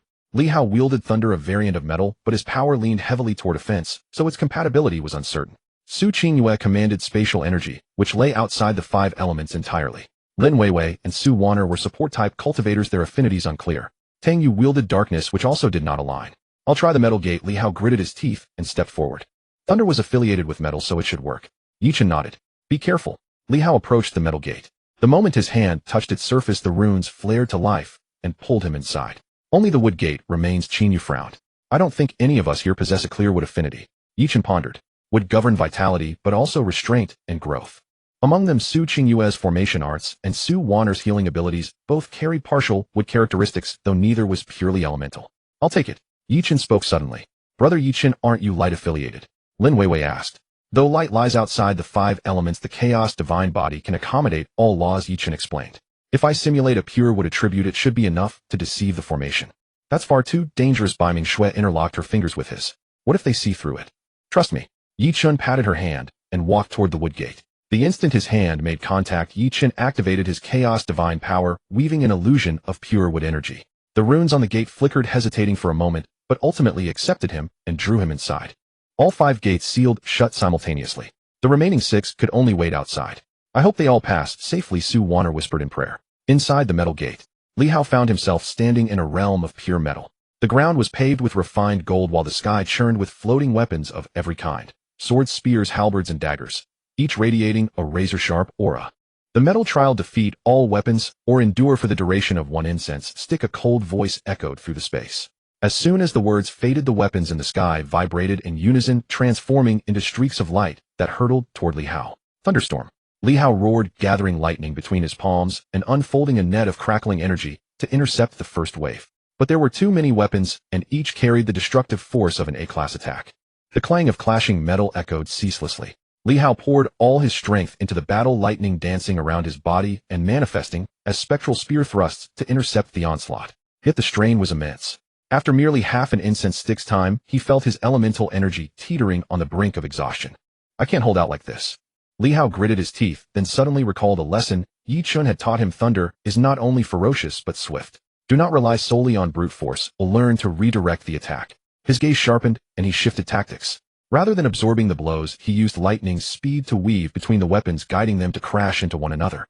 For a time, the metallic realm rang with the sound of shattering steel, many weapons reduced to scrap from their own collisions. When the final incense stick burned down, every weapon froze mid-strike, hanging suspended in the air. Trial passed, bestowing the power of metal. A pillar of golden light descended from above and merged into Li Hao's body. He felt a new razor-sharp power surge within him, fusing seamlessly with his existing lightning attribute. His strength skyrocketed, propelling him directly from the early stage of S rank to the middle stage. Thank you. Li Hao bowed respectfully before being teleported out of the metal gate. Inside the water gate, the realm split into 2 separate spaces. Biming Shui and Lu Qingxue faced their trials independently. Biming Shui's domain was a frozen wasteland where bitter winds howled and snow fell like a white shroud. Her trial was simple, yet brutal: remain conscious and clear-minded in absolute zero for the duration of 1 incense stick. Such a trial would be excruciating for others, but for Biming Shui, it was simply her home ground. Having cultivated the ice element since childhood, her resistance to the cold was formidable. Yet the chill here was more than merely physical, it seeped into the soul, seeking to corrode her mind. Biming Shui sat in meditation and channeled her family's ice heart scripture. The invading cold was instantly refined by the scripture into pure elemental energy, inadvertently fortifying her cultivation. When the incense finished burning, a beam of ice blue light descended and merged with her form. Biming Shui's aura surged uncontrollably, shattering through the peak of S rank and ascending directly to SS rank, her foundation more solid than ever. The power of ice, she murmured, feeling the transformation ripple through her veins as her ice blue eyes grew even deeper. Meanwhile, Lu Qingxue's domain was an endless ocean, waves towering like mountains. Her trial was to maintain a circle of calm water amidst the raging storm. Lu Qingxue formed mudras with her hands, and her water affinity surged outward, creating a translucent sphere of water around her. No matter how violent the external tempest, the waters within remained perfectly still. It was the ultimate test of hydrokinetic control. Upon the incense burning out, a cerulean light descended. Lu Qingshue's cultivation advanced from the middle stage to the late stage of S rank, her command over water reaching a new finesse. Both women were teleported out of the water gate simultaneously. Inside the fire gate, Nangong Yen stood within a sea of flames colored in 7 radiant hues, heat intense enough to melt refined gold. Her trial was to endure the 7-colored inferno for an incense stick's time and absorb a fragment of the primal fire seed. And now this is to my liking. Nangong Yen felt no fear, only thrill. She had cultivated the heaven-scorching art, a supreme fire element technique that granted her near immunity to flame. She sat cross-legged in the sea of fire and activated her scripture, deliberately drawing the surrounding flames into her body. The 7-colored fire merged with her life-bound flame, continuously refining its quality. When the time limit expired, she had successfully absorbed a strand of the primal fire seed. Her cultivation broke through from S-rank peak to SS rank, and her flames evolved into 7-colored glazed fire, granting her a tremendous boost in power. Fascinating. Nangong Yen laughed aloud before being teleported out of the fire gate. Inside the earth gate, Zhao Taiju stood in a sprawling desert, yellow sands swirling endlessly. His trial was to construct a fortress within the quicksand and hold it for an incense stick's time. Zhao Taiju pressed his palms to the ground and unleashed his earth affinity to its fullest extent. The earth trembled as the yellow sands coalesced into a solid fortress. However, the quicksand suction was too fierce, dragging the structure relentlessly downward. Rise! Zhao Taiju roared, pouring every ounce of his energy into the earth. The fortress stabilized within the shifting sands. Though it continued to sink slowly, it would not be completely swallowed before the incense burned out. The timer expired. A sandy gold light descended upon him, shattering his cultivation ceiling from the middle stage of S rank to the very peak, his defensive capabilities reaching terrifying heights. Inside the wood gate, Ye Chen found himself standing in a primordial forest where ancient trees pierced the sky and vines coiled like slumbering dragons. Yet there was no vitality here, only a suffocating aura of death. The trees were withered and the vines writhed like venomous serpents. The wood trial: purify this forest or endure for an incense stick's time. The same cold voice echoed once more. The moment it faded, the withered trees sprang to life. Branches lashed out like whips, vines coiled like striking vipers, and jagged wooden spires erupted from the ground. Attacks poured in from all directions, each bearing the force of an S-rank cultivator. Ye Chen neither dodged nor deflected. Instead, he activated his chaos divine power, manifesting a golden protective film across his body. Every strike struck the barrier and was entirely absorbed and neutralized. What governs both life and death? Ye Chen mused, observing the silent forest. Life and death are but two sides of the same coin. This forest simply lacks the breath of life. He sat cross-legged, abandoning defense, and instead actively drew the necrotic energy from the forest into himself. The death chi entered his body, was refined by his chaos divine power into pure life energy, and then was released back outward. A pale green luminescence radiated from his core. Wherever the light touched, withered trees sprouted anew, barren soil birthed tender grass, and the dark vines shed their corpse-like blackness to regain their verdant hue. When the incense finished burning, the entire forest had been reborn, brimming with birdsong and floral fragrance, completely unrecognizable from its former desolation. Trial passed, bestowing the power of wood. Furthermore, a chaos physique has been detected. An additional strand of primordial life essence shall be granted. A jade-green beam descended and merged with Ye Chen's body. His cultivation advanced from the early stage of golden core to the middle stage, and his chaos divine body pushed forward, leaving him mere hair's breadth away from its third level. More precious still was the primordial life essence, which would dramatically enhance his recovery and lifespan. Thank you, Ye Chen said before being teleported out of the wood gate. Back in the plaza, all 5 gates opened simultaneously, and the 5 cultivators emerged one after another. Each bore the unmistakable aura of significant growth. You all passed. Lin Weiwei ran over, beaming. Indeed, Nangong Yen declared with a proud smirk, I've reached SS rank now. Bai Mingshui and Ye Chen nodded in agreement. Though Lu Qingshuo, Li Hao, and Zhao Taiju had not yet reached SS rank, their strides in cultivation were nothing short of remarkable. At that moment, the 5 stone pillars in the plaza's center began to quake, projecting 5 beams of light that converged upon the palace doors. The great doors creaked open, revealing the interior. The hall was vast and empty save for a stone pedestal at its center. Upon it rested 5 jade boxes, each colored to represent one of the 5 elements. These must be the inheritances, Qin Yu noted. The group entered the palace. Ye Chen strode ahead and opened the golden box first. Inside lay a jade slip containing the heaven-grade mid-tier golden sword art. The wooden box held the wood element eternal life scripture, a heaven-grade low-tier technique renowned for its potent restorative properties. The watercolored box contained the profound ice true art heaven-grade mid-tier, perfectly suited for ice and water cultivators. The fire-colored box held the leaf fire divine art heaven-grade high-tier, wielding immense destructive power. The earth-colored box contained the Hoto True Cannon Heaven-grade mid-tier, offering unparalleled defense. All heaven-grade techniques. Qin Yu drew in a sharp breath. Heaven-grade techniques were already at the pinnacle of the current cultivation world, yet 5 of them lay hidden here. By the rules, the inheritances belonged to those who passed the trials. Ye Chen addressed the 5 victors.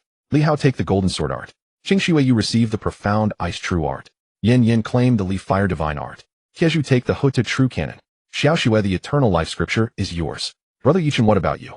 Bai Mingxue asked. I possess the chaos divine body techniques are of little concern to me, Ye Chen smiled. These inheritances will serve you far better. The 5 accepted their respective inheritances, carefully stowing them away. These techniques alone would elevate their combat capabilities to a new tier. Very well, let us press onward. Ye Chen gazed toward the palace's depths where another door awaited. We have cleared the first trial, but 8 remain. Time is short, so we must hasten. Understood. The group adjusted their gear and crossed the palace, heading for the next threshold. Beyond the door lay a long corridor leading to the second trial ground. But just then Ye Chen halted abruptly, his eyes turning icy. Someone approaches. Many of them, and they are exceptionally strong. No sooner had he spoken than dozens of figures materialized at the corridor's entrance. Leading them was the very robed elder from before, the 3rd elder of the Heavenly Eye Association. Flanking him were 2 additional elders in similar robes, their auras unfathomable, both radiating the pressure of SSS rank cultivators. Behind them marched dozens of core Heavenly Eye Association members, none weaker than S rank. Ye Chen, we meet again, the 3rd elder croaked with a sinister smile. Let us see where you run this time. Battle was imminent. Yet this time the enemy stood unparalleled in strength. Ye Chen clenched his fists, his eyes hardening with unwavering resolve. Regardless of the cost, he would protect those behind him, even if it meant wagering his very life. The corridor was narrow, preventing the Heaven's Eye Society from fully exploiting their numerical advantage, yet this remained a battle of vastly disparate strength. Behind the 3rd elder, the 2 old men in black robes stepped forward slowly. The one on the left was gaunt with eyes narrowed to slits. Yet when they occasionally opened, a ghostly green light flickered within, like a venomous snake. The one on the right was tall and burly with a hideous scar across his face. His aura was savage like a human-shaped beast. 4th, 5th, have some fun with them. The 3rd elder said indifferently. The gaunt old man, the 4th elder, grinned, revealing a mouthful of yellow teeth. That kid with the chaos body belongs to me. I want to use him for experiments. The tall old man, the 5th elder, said in a booming, muffled voice. I want that little fire-attributed girl. Her flames are pure enough to forge into a fire puppet. As the words fell, the 2 struck simultaneously. The 4th elder moved like a specter, appearing before Ye Chen in an instant, his withered claw aimed straight for the heart. The claw gleamed with a sickly green light, clearly laced with deadly poison. Watch out! Bai Mingxue cried out. Ye Chen did not dodge or evade, he answered with a punch.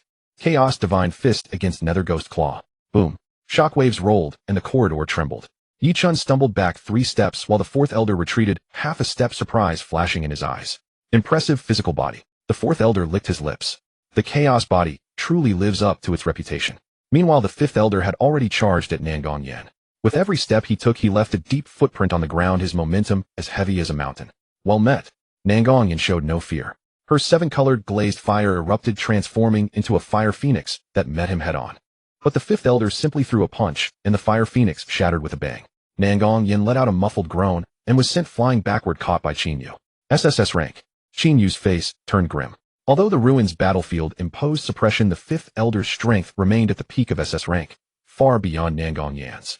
Ye Chen, you go ahead. I'll hold them off. Qin Yu set Nangong Yan down, her silver spear in hand, blocking the 5th elder's path. Senior Qin. Go. Go. Qin Yu barked. That's an order. Ye Chen gritted his teeth. He knew Qin Yu was right.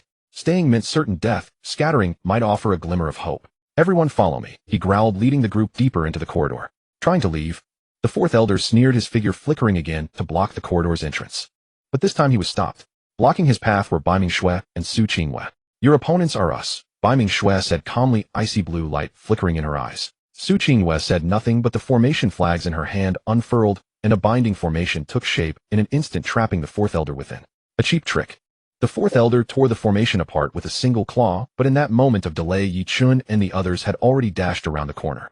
After them, the 3rd elder commanded, and the Heaven's Eye Society members surged forward. Qin Yu and her teammates stayed behind to cover the retreat. Lu Qingxue, Su Wan, Tang Yu, and Zhao Taizhu. The 4 fought in seamless coordination, and with Qin Yu at SS rank, they managed to temporarily hold off the Heaven's Eye Society's pursuit. Deep in the corridor, Ye Chen and the others sprinted. Behind them came the fierce sounds of battle and Qin Yu's sharp shouts. Senior Qin. Lin Weiwei's eyes reddened. We must escape, Ye Chen gritted. We can't let her sacrifice be in vain. But the Heaven's Eye Society had too many people. Soon more than a dozen pursuers caught up. The 3 leading pursuers were all at peak S rank, no pushovers. Brother Ye Chen, you go on ahead. I'll hold them off. Li Hao suddenly stopped and turned to face the enemy. Li Hao, go! Li Hao roared, lightning erupting from his entire body. Thunder prison, 10,000 thunders, heavenly jail summon. He burned his life force to unleash his strongest technique. Countless bolts of lightning surged from his body, forming a prison of lightning that trapped the pursuers within. But this technique came at a terrible cost. At best, his cultivation would be crippled, at worst he would die on the spot. Run! Li Hao bled from all 7 orifices, but his gaze was resolute. Ye Chen gritted his teeth, dragged the reluctant Lin Weiwei along, and kept running. Behind them, screams rang out from within the lightning prison, but soon the prison shattered, and Li Hao's figure crumpled to the ground. Li Hao! Lin Weiwei wailed. Don't look back. Ye Chen growled, blood vessels spreading in his eyes. They ran a little farther until a fork appeared ahead, one path going up, the other going down. We split up, Ye Chen decided. Xiaoxue take Weiwei Waner, and Qingwei up the upper path. Yin Yin Tieju Tangyu, you come with me down below. Remember, live. You must live. Ye Chen. Bai Mingxue looked at him, tears in her eyes. Go. Ye Chen gave her a push, then charged down the lower fork with Nangong, Yin Zhao Tieju, and Tangyu. Bai Mingxue gritted her teeth and dashed up the upper path with Lin Weiwei, Su Waner, and Su Qingwei. Splitting up was meant to divide the pursuers and increase the odds of survival. But it also meant that each person could be left utterly alone. Ye Chen's foursome rushed down the corridor and soon arrived at a vast underground cavern. At the center of the cavern was a bottomless black abyss exuding a chill, ominous air. At its edge stood a stone stele engraved with blood-red words, Jueming Abyss. Leap and you may face but one chance in 10. I'll refuse, and you face certain death. Behind them the pursuers had arrived. This time 8 came, all S rank, and the 2 leading them were even SS rank. Ye Chen, you can't escape. The leading Heaven's Eye Society member sneered. Ye Chen looked at the bottomless abyss, then at the hungry pursuers behind him, and smiled. A cold, resolute smile. Yin Yin, are you afraid? With you I'm not. Nangong, Yin took his hand, flames burning in her palm. Kizhu Tangyu, what about you? Young Master Yi, you saved my life. Returning it to you today is worth it. Zhao Taizhu grinned. I Tangyu never owe anyone a favor. I'll walk this path with you today. Tangyu toyed with her dagger, her eyes sharp. All right, then let's gamble. Ye Chen looked at the abyss. Jumping down might mean death. Not jumping means certain death. I choose to jump. Then jump. The 4 leaped off the cliff into the abyss simultaneously, their figures swallowed by darkness. The pursuers rushed to the edge, stared into the bottomless darkness, and hesitated. Do we chase? The situation below is unknown, and there's the legend of the Jueming Abyss. Forget it, let's go back and report to the 3rd elder. Meanwhile, at the upper fork, Bai Mingxue and her 3 companions were forced to the edge of a cliff. Behind them was a dead end, before them more than a dozen Heaven's Eye Society members. Bai Mingxue, hand over the celestial secret scripture, and we'll grant you a quick death. A Heaven's Eye Society member leered. Bai Mingxue shielded Lin Weiwei, Su Waner, and Su Qingwei behind her, icy blue light flashing in her eyes. If you want the scripture, you'll have to get past my sword first. She drew her sword, a blade crystalline as ice. This was the Baiming family's heirloom, sword, the Ice Soul, sword, a heaven-grade low-rank spirit artifact. Stubborn fool, then die. Battle erupted. Bai Mingxue single-handedly fought over a dozen S-rank experts. The Ice Soul sword danced, unleashing rampant frost chi. And for a time, she actually held her ground. But the enemy was overwhelming. Soon several wounds appeared on her body. Sister Xue. Lin Weiwei cried out, wanting to help, but she was only an A-rank support class with limited combat ability. Su Waner desperately tried to heal Bai Mingxue, but there were too many wounds. Healing fell far behind the drain. Su Qingyue gritted her teeth, forming seals with both hands to set up a killing formation. But her formation required preparation time, and the enemy would grant her none. Qingyue, take them and go. Bai Mingxue suddenly turned and shouted to Su Qingyue. But, go. Bai Mingxue forced back 3 attackers with a single sword stroke, but another blade slashed across her back, staining her moon-white robes crimson with blood. Su Qingyue gritted her teeth, grabbed Lin Weiwei and Su Waner, and dashed toward the cliff's edge. There a narrow fissure opened, barely wide enough for one person to pass through. After them, the Heaven's Eye Society members tried to block them, but Bai Mingxue held them off desperately. Su Qingyue and the other 2 slipped into the fissure and vanished. Bai Mingxue let out a breath of relief, but in that moment of slackening, she took several more hits. Now it's your turn. The Heaven's Eye Society members surrounded her. Leaning on her sword, Bai Mingxue barely managed to stand. She looked in the direction of the black abyss and whispered, Ye Chen, I'm sorry. I'll be going on ahead. She raised her sword, preparing to take her own life. Better to end it herself than be captured and humiliated. But just then a beam of golden light descended from the sky, blasting the Heaven's Eye Society members away. Who goes there? As the golden light faded, a middle-aged man in military uniform appeared. His face resolute, his aura as imposing as a mountain. He was unmistakably an SSS rank powerhouse. Behind him followed a dozen fully armed soldiers, each at S rank. Uncle. From the fissure came Qin Yu's delighted voice. She rushed out with Lu Qingxue, Tang Yu, and Zhao Taizhu, wounded but alive. Where are you all right? General Qin Ming asked. We're fine, but Ye Chen and the others. Qin Yu looked toward the black abyss, tears in her eyes. Qin Ming's eyes turned cold as he looked at the Heaven's Eye Society members. Heaven's Eye Society, how bold of you to lay hands on my niece. With a wave of his hand, the soldiers behind him pounced like wolves and tigers, quickly dispatching the Heaven's Eye Society members. Uncle Ye Chen and the others jumped into the Jueming abyss. Hurry and save them, Qin Yu urged. Qin Ming looked at the abyss and frowned. The Jueming abyss. Legend says that all who descend never return. But since they are children of the Yi family, I cannot refuse to save them. He said to his adjutant behind him, mobilize all available men and search the abyss. Find them, alive or dead. Yes. At the bottom of the Jueming abyss lay a world of absolute darkness. Ye Chen and the others fell for a long time before finally crashing onto a patch of soft earth. Around them pitch darkness swallowed even sound itself. Brother Ye Chen. Nangong Yin called softly. I'm here. Ye Chen took her hand, channeling his chaos divine power, and condensed a ball of golden light in his palm, barely illuminating their surroundings. This was a vast underground space. The ground was black soil dotted with patches of glowing moss that cast a faint, eerie light. The air reeked of decay mixed with a faint smell of blood. Careful, something's here. Tang Yu whispered, a faint glimmer appearing on the dagger in her hand. The words had barely left her mouth when a rustling sound echoed from the darkness and countless blood-red eyes lit up, dense, innumerable. They were bats, but 10 times larger than ordinary bats, with exposed fangs and eyes gleaming with bloodlust. Blood bats. Zhao Tieju's face changed. These beast-type monsters aren't strong individually, but... Before he could finish, the blood bats charged, surging forward like a tide. Yin flames. Ye Chen barked. Nangong Yin pressed her hands together, unleashing her 7-colored glazed fire into a sea of flames that incinerated the leading blood bats to ash. But there were too many blood bats. They couldn't be killed off, and soon the flames were overwhelmed.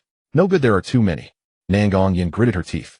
Ye Chen struck with all his might. Each chaos divine fist slaughtered swaths of blood bats, yet they seemed endless. Kill one wave, and another came. Back to back, the four fought a difficult defense.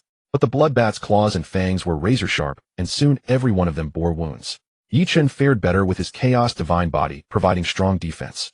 Nangong Yin, Zhao Tieju, and Tang Yu were less fortunate. Their wounds multiplied, blood streaming freely. This won't work, Ye Chen gritted. We have to find a way out. While fighting, he scanned the surroundings. Suddenly, he noticed that the blood bats all surged from the same direction, and from that direction, a faint breeze wafted in. There's an exit over there. Ye Chen pointed in that direction. Charge. The four fought desperately, carving a bloody path through the blood bats. But the farther they went, the more bats appeared, and the stronger they became. Even Bloodbat King's equivalent to A rank emerged. Get lost. Ye Chen roared, unleashing his chaos divine power, without reserve, shattering one Bloodbat King with a punch. But he took a hit as well. 3 wounds on his chest, so deep the bone showed. Brother Ye Chen. Nangong Yin cried out. I'm fine, keep charging. Finally, light appeared ahead. A cave opening. But in front of the cave crouched a colossal bloodbat the size of an ox, its aura unmistakably SS rank. The Bloodbat Emperor. Zhao Taizhu gasped. I'll take it on. You guys get through. Ye Chen stepped forward to face the Bloodbat Emperor. No, you're injured. Nangong Yin grabbed him. Do as I say. Ye Chen shook off her hand and charged at the Bloodbat Emperor. The Emperor shrieked, flapped its wings, and sent countless blood blades flying at him. Ye Chen neither dodged nor avoided. He endured the blood blades and slammed a punch into the Bloodbat Emperor's head. Boom. The Emperor shrieked in agony, its skull shattered. But before dying, it raked a claw across Ye Chen's abdomen, leaving 5 wounds deep enough to show bone. Ye Chen staggered a few steps, nearly falling, but Nangong Yin caught him. Go, he gritted. The 4 rushed into the cave opening, and the view suddenly opened up before them. It was an underground lake, its water crystal clear and radiating a faint white glow. At the center of the lake sat an island, and on the island stood a thatched cottage. Behind them, the bloodbat swarm reached the cave opening, but they seemed wary of something and dared not enter. They only hovered at the entrance, shrieking. Safe for now. Tang Yu sighed in relief, but when she saw Ye Chen's injuries, her expression twisted. The wound on Ye Chen's abdomen was deep enough to expose bone, blood soaking his robes crimson. Worse, the Bloodbat Emperor's claws were venomous. The wound had already turned black and toxins were spreading. Brother Ye Chen. Nangong Yan's tears fell as she frantically tried to stop the bleeding, but the wound was too deep to close. Step aside, let me. Su Wanner's voice suddenly rang out. She had come by another route bearing wounds herself, but when she saw Ye Chen's injury, she rushed over at once and pressed her hands, glowing with green light, onto the wound. She was a healer, though only A rank. She gave her all and temporarily stabilized his condition. Wanna, how did you? Ye Chen asked weakly. We escaped, Su Wanner said tearfully, but Sister Qingwei and the others. We got separated. Ye Chen's heart sank, but at this moment he was too weak to ask more. The toxins spread and his consciousness began to blur. Brother Ye Chen, hold on. Nangong Yin gripped his hand, her voice choked with tears. Ye Chen looked at them wanting to say something, but darkness flooded his vision and he lost consciousness. Darkness swept in. The only thing in his ears was the sound of the girls weeping, growing farther and farther away, fainter and fainter. Ye Chen dreamed a very long dream. In the dream, he was back in his previous life in the moments before the explosion. Flames roared into the sky, scorching waves of heat surged toward him, and he could only watch helplessly as his teammates fell one after another. Then the scene shifted to this life. Bai Mingxue lay in a pool of blood. Nangong Yin was swallowed by flames. Su Qingyue was engulfed by darkness. Lin Weiwei, Li Hao Qinyu. All of them had died right in front of him. No. He sat up with a jolt, his clothes soaked in cold sweat. The fierce pain in his abdomen made him draw a sharp breath. Only then did he realize he was lying on a crude wooden bed covered by a woman's outer robe carrying a faint fragrance. Brother Ye Chen, you're awake. A delighted voice sounded beside him. Ye Chen turned and saw Nangong Yin sitting at the edge of the bed. Her eyes were red and swollen. She had clearly been crying for a long time, but her face was now filled with joy. In her hands, she held a bowl of medicine. The dark liquid gave off a bitter, astringent smell. Ye Chen tried to speak, his voice terribly hoarse. Don't talk. Drink the medicine first. Nangong Yin carefully raised the bowl to his lips. Ye Chen drank a few mouthfuls from her hand. The bitter taste made him frown, but he could feel the medicinal power melting inside his body, warming his injured meridians. Where is this? He asked, still hoarse. On the islet in the underground lake, Nangong Yin said softly. We've been here for 3 days now. You were unconscious for 3 days. Wanner said that if you still didn't wake up you would. She couldn't finish. Tears fell again. Don't cry. See, I'm awake now. Ye Chen wanted to lift his hand to wipe away her tears, but his arm was too heavy to raise. Nangong Yin took his hand, pressed it against her cheek, and felt his warmth. Only then did she break into a smile through her tears. It's good you're awake. It's good you're awake. Ye Chen finally had a chance to look around. It was a simple thatched hut, but very tidy. Dried herbs hung on the walls, and simple cooking utensils were piled in a corner. Through the window he could see the shimmering lake, and on the far shore dense clusters of blood bats. But they seemed to be blocked by some power, and did not dare approach the island. Where are the others? Ye Chen asked. Wanner is outside gathering herbs. Taiju is on guard, and Tang, you want to find a way out, Nangong Yin said. We're safe for now, but we haven't found an exit yet. And? She hesitated, her voice lowering.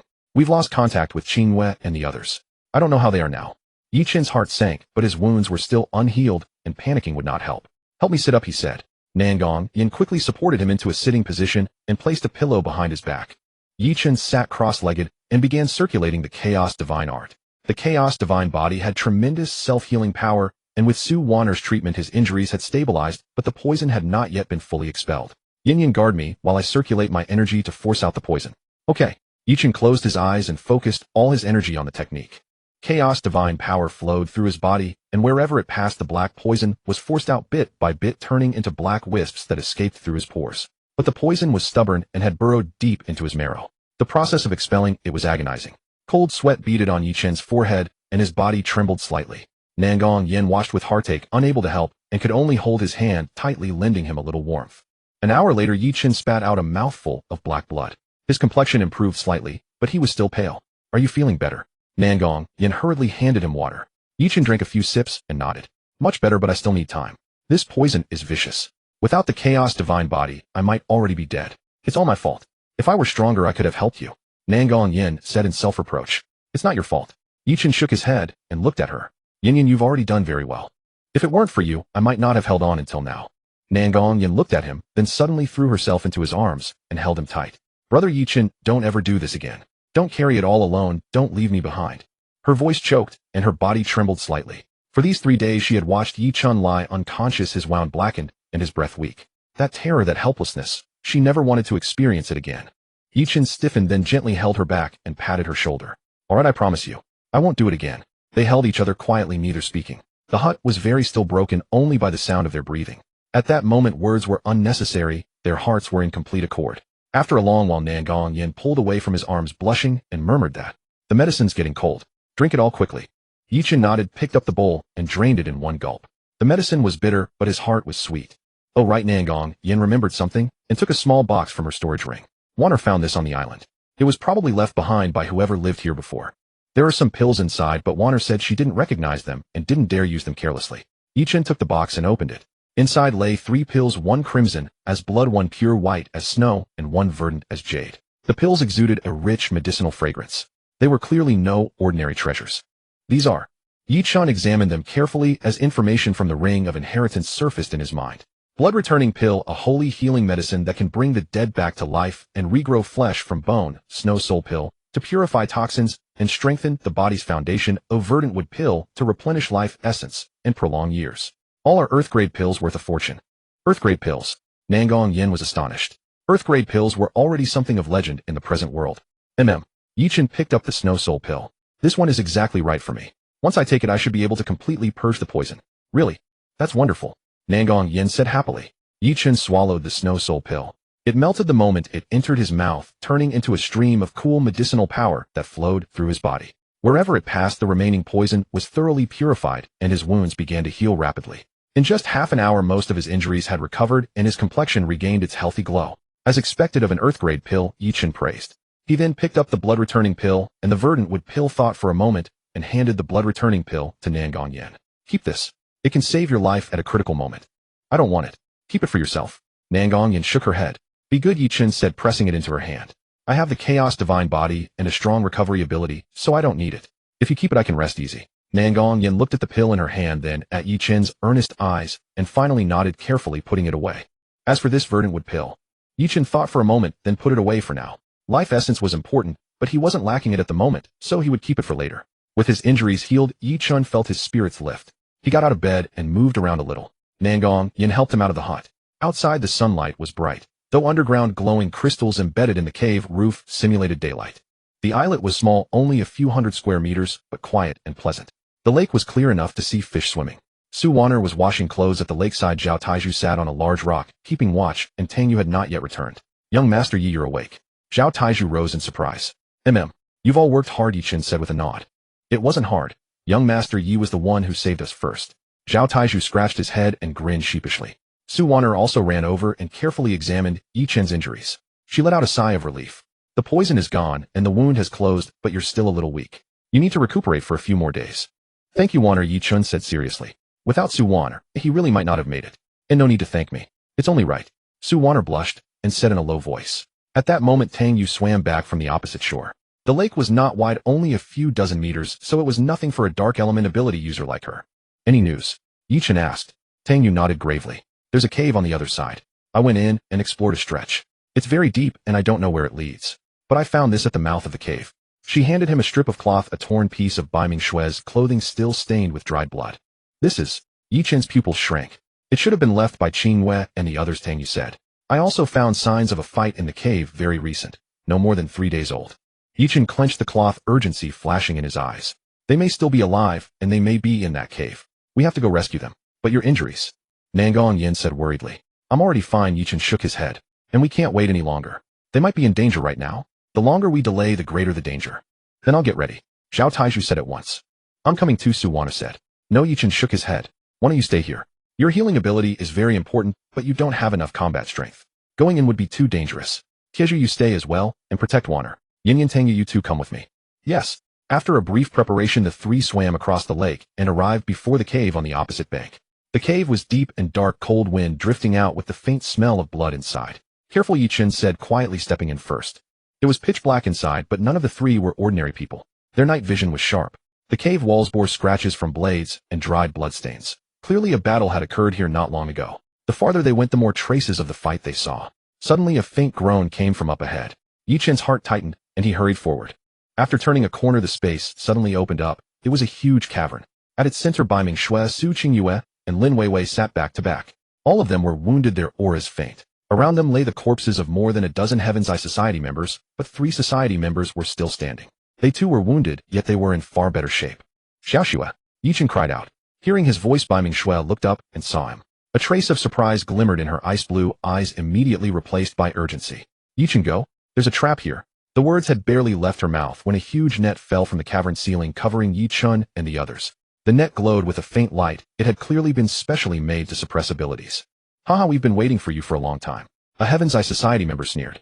The third elder predicted you'd come to the rescue, so he deliberately set a heaven and earth net. Now die. He raised his hand, and a black beam shot toward Ye Chen. But when it was still a meter away, it suddenly stopped, reversed course, and shot back even faster. Huff! The man's chest was pierced through, and he collapsed dead. What? The other two were stunned. Ye Chen tore at the net with both hands, and it split apart with a snap. Chaos divine power surged, and the suppression could not bind him. The two of you deserve death. Ye Chen's eyes were cold as ice. With one step he appeared before them and drove both fists out. Bang! Bang! The two flew backward, crashed into the cave wall, and fell silent. The fight was over. Ye Chen rushed to Bai Mingshue's side. Xiaoxue, how are you? I'm fine, Bai Mingxue said, shaking her head, but her pale face betrayed her. Save Qingyue and Wei Wei first. They're hurt worse. Ye Chen turned to Su Qingyue and Lin Wei Wei. Su Qingyue had a deep wound on her abdomen. Although it had been hastily bandaged, it was still oozing blood. Lin Wei Wei's left arm was broken and her face was ghastly pale. Wanner. Ye Chen called toward the cave entrance. Su Wanner and Zhao Taizhu rushed over. Seeing their injuries, Su Wanner immediately began treatment. Her healing power was strong and supplemented by the herbs they had gathered on the island. The three women's injuries soon stabilized. Brother Ye Chen. Lin Wei Wei opened her eyes feebly. When she saw Ye Chen, tears fell. I thought I'd never see you again. Silly girl, how could that be? Ye Chen gently wiped her tears away. Su Qingyue woke up as well. Looking at Ye Chen, ripples rose in her starry eyes, and she said softly, you came. I'm here. Ye Chen nodded, holding her hand. I'm sorry for coming so late. It's not late, Su Qingyue said, shaking her head. The corner of her lips lifted into a faint yet infinitely tender curve. As long as you come, it's never too late. Bai Mingxue watched them, a flicker of complex emotion passing through her eyes, but in the end it turned into warmth. She came over and took Ye Chen's other hand. We're all still alive, that's enough. Nangong Yin also crowded in and took Ye Chen's hand, tears in her eyes, but a smile on her face. Yes, as long as we're still together, that's enough. 5 girls, 5 distinct personalities, but in that moment their hearts beat as one. Ye Chen looked at them and a fierce sense of responsibility surged in his heart.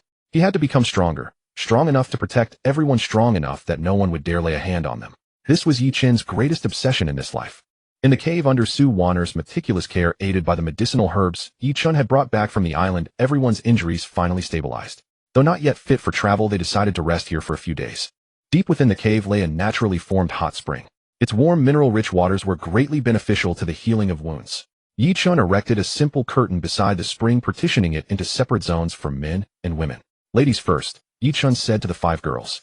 Bai Mingxue, Nangong, Yin, Su Qingyue, Lin Wei Wei, and Su Wanner exchanged glances, each feeling somewhat bashful. Yet the bloodstains and exhaustion clinging to them made the temptation of the hot spring impossible to refuse. Then, we'll go in. Bai Mingxue led the way, and the 5 girls entered the women's section. Through the curtain came the sounds of them entering the water, along with muffled cries of pain. The wound stung sharply upon touching the hot water. Ye Chen, Zhao Tieju, and Tang Yu stood guard at the perimeter. General Qin Ming's men had yet to find this place, but the Heaven Eye Society could appear at any moment. They dared not lower their guard. Young Master Ye, are you certain your wounds are truly fine? Zhao Taizhu asked in a hushed voice. He could see that although the wound on Ye Chen's abdomen had healed, the scar remained, and his complexion was still somewhat pale. I'm fine. The Snow Soul pill worked exceptionally well. What remains is only superficial injury. It will heal in a couple of days, Ye Chen said. Tang Yu leaned against a rock, wiping her dagger, when she suddenly spoke. Ye Chen, those girls mean something special to you. Ye Chen was taken aback and looked at her. Tang Yu raised her eyes, a mischievous glint flashing within them. Don't play dumb. I can tell. Bai Mingshue's cool and devoted guardianship, Nangong Yan's fiery passion, Su Qingyue's gentle steadfastness, Lin Wei Wei's sincere loveliness. Even that little girl Su Wanner, her eyes shine whenever she looks at you. What do you intend to do? Ye Chen gave a wry smile. Isn't this the wrong time to discuss such things? It is precisely because of the times we are in that we must speak, Tang Yu said earnestly. We do not know if we will leave this place alive. Some things, if not said now, may never have the chance to be said. Ye Chen fell silent. Tang Yu was right. The ruins battlefield teemed with hidden dangers, and the Heaven Eye Society watched with predatory eyes. No one knew what tomorrow would bring. But I don't know, he said softly. Every one of them means a great deal to me. I don't want to hurt anyone, but I also don't want to let anyone down. Greedy. Tang Yu chuckled, though without reproach. But perhaps if it's you, it could work. After all, in this world, might makes right. It is not uncommon for the powerful to have multiple partners. Ye Chen shook his head. It's not because of power. Matters of the heart should not be measured by power. Then do you love them? Tang Yu asked. Ye Chen did not answer, but the expression on his face already said it all. Did he love them? He did. Bai Mingxue, cold outside, yet warm within, steadfastly guarding in silence. Nangong, Yin blazing with passion, sincere and candid. Su Qingyue gentle, but tenacious, soft outside, yet firm inside. Lin Wei Wei innocent and carefree, honest and endearing. Su Wanner kind and gentle, possessing a healer's compassionate heart. Each of them plucked a chord within his heart. Yet he did not know how to face these feelings. In his past life he had walked alone, never troubled by such matters. In this life, however, he had to confront the feelings of 5 girls. Let things take their natural course, Ye Chen said at last. When we leave here alive, we will talk about these matters. Tang Yu nodded and asked no more. From beyond the curtain came the girls' voices, soft, yet faintly audible in the silent cave. Sister Shwed, is your wound still hurt? It was Lin Weiwei's voice. It doesn't hurt anymore. Bai Mingshue's voice remained as cool as ever, but carried a trace of weariness. "Wanna thank you. Without you we might not have made it through," Su Qinghua said softly. "Don't say that, Sister Qinghua. If you hadn't set up the formation to hold off the Heaven Eye Society, we would have long." Su Wanner's voice choked with emotion. "Alright, enough of that." Nangong Yan's big-hearted voice rang out. "The fact that we're all still alive is what matters most. Once we're healed, we'll go find those bastards of the Heaven Eye Society and settle the score." Yin Yin is right, Bai Mingshui agreed. "A rare occurrence. This grudge must be avenged." The girls answered in unison. The ripples of the hot spring gradually subsided, and the girls emerged after their bath. Though they wore only simple changes of clothes, spare garments taken from their storage rings, with the blood and grime washed away, each one looked considerably fresher. Their damp long hair cascaded over their shoulders, shimmering with an otherworldly charm under the faint glow of the cave's crystal walls. "You should go wash up too," Bai Mingshui said to Ye Chen. "The smell of blood on you is too strong." Ye Chen nodded and entered the men's section with Zhao Taizhu and Tang Yu. The hot spring water was truly soothing, washing away the weariness from their bodies. Even his wounds seemed to ache less. When they came out, the girls had already kindled a campfire within the cave and boiled a pot of porridge using the dried rations they had brought. The congee was thin but piping hot and comforting to drink. Everyone sat in a circle around the fire, quietly sipping the porridge. The leaping flames cast flickering light upon each face, weary yet with unwavering determination in their eyes. "What do we do next?" Qinyu asked. Her injuries had been minor, and she had nearly recovered. Ye Chen set down his bowl and looked at everyone. "Our first priority now is to recover and then to find the Celestial Secrets Hall. But before that we need to confirm General Qin's situation and, finally, Hao." At the mention of Li Hao, the atmosphere grew heavy. Li Hao had burned his life force to unleash the Thunder Prison, and his fate was still unknown. "There should be a way to contact General Qin," Qinyu said. "I carry a military communicator. The ruins battlefield is heavily disrupted, but short-distance contact should still be possible. As for Li Hao," she paused, lowering her voice, "I will send people to search for him. If alive, we must see the person. If dead, we must see the body." Ye Chen nodded, then turned to Su Qinghua. "Qinghua, can you determine the location of the Celestial Secrets Hall?" Su Qinghua drew the tattered map from her bosom and unfolded it. "According to the map, we should be right here." She pointed at a spot. "And the Celestial Secrets Hall is here, at the very deepest point of the ruins battlefield. To get there we must pass through 9 perilous zones: the 5 elements, Trial, the Soul-Charming Valley, the Deadly Abyss, the Heart Illusion Forest, the Thunder Marsh, the Wind Valley, the Sea of Fire, the Ice Mountain, and the Poison Swamp. We've already passed the first 3, leaving 6 more. 6 more. Nangong Yan clicked her tongue. "That's just too many." "Every trial holds both opportunity and danger," Su Qinghua said softly. "And the Heaven Eye Society has very likely laid ambushes at each one." "Then we'll just fight our way through," Ye Chen said calmly. "If they want to block us, let them try. However many they send, will cut them all down." The calm tone carried an unquestionable dominance. Everyone looked at him, their unease gradually dissolving as his confidence infected them. Indeed, with Ye Chen here, what was there to fear? "Alright, rest well tonight," Ye Chen said. "We'll take turns keeping watch. From tomorrow we focus entirely on recovery. 1 week from now we set out." "Yes." As the night deepened, everyone found spots to rest. The cave was vast, spacious enough for each to have their own space. Yet whether intentionally or not, all 5 girls chose to rest not far from Ye Chen. Ye Chen sat leaning against the cave wall, eyes closed, regulating his breath. The primordial chaos art circulated, mending his injuries. The Snow Soul pill had worked its wonders, and coupled with the self-healing power of his primordial chaos body, his wounds were now 80% healed. In just another 2 or 3 days, he would make a full recovery. Suddenly, he sensed someone approaching. Opening his eyes, he saw Bai Mingshui walking over with a blanket in her arms. "The ground is cold. Sleep on this." She spread the blanket beside Ye Chen, then sat herself down next to him and said softly, "I can't sleep. Will you talk with me for a while?" "All right." Ye Chen nodded. The two sat side by side, neither speaking. After a long moment, Bai Mingshui spoke softly. "Ye Chen, did you know? 10 years ago when you were sent abroad, I went to the airport to see you off. You pulled at my sleeve and cried, saying, 'Sister Shui, when I come back, I'm going to marry you.'" Ye Chen startled, vague images flickering through his mind. He had been 10 then, and Bai Mingshui 12. At the airport farewell, he had wept uncontrollably. Bai Mingshui hadn't cried, but her eyes had been red and swollen. "I remember," he said. "Back then I took that promise to heart," Bai Mingshui said, fixing her ice-blue eyes on him, radiantly bright in the darkness. "For 10 years I have been waiting for you. Every winter, I knitted scarves fearing you might be cold when you returned. I trained hard wanting to grow stronger, so I could be of help to you. I even applied to Imperial Capital University, because I heard you were coming here." Her voice was soft, but every word struck heavy against Ye Chen's heart. "Swear." He tried to speak, but Bai Mingshui pressed her finger to his lips. "Let me finish," she said with a shake of her head. "I know that these days you have more than just me by your side. Yin Yin, Qingyue, Weiwei, Wanner. They all care about you deeply. I'm not jealous. Truly. As long as there is a small place in your heart for me, that is enough."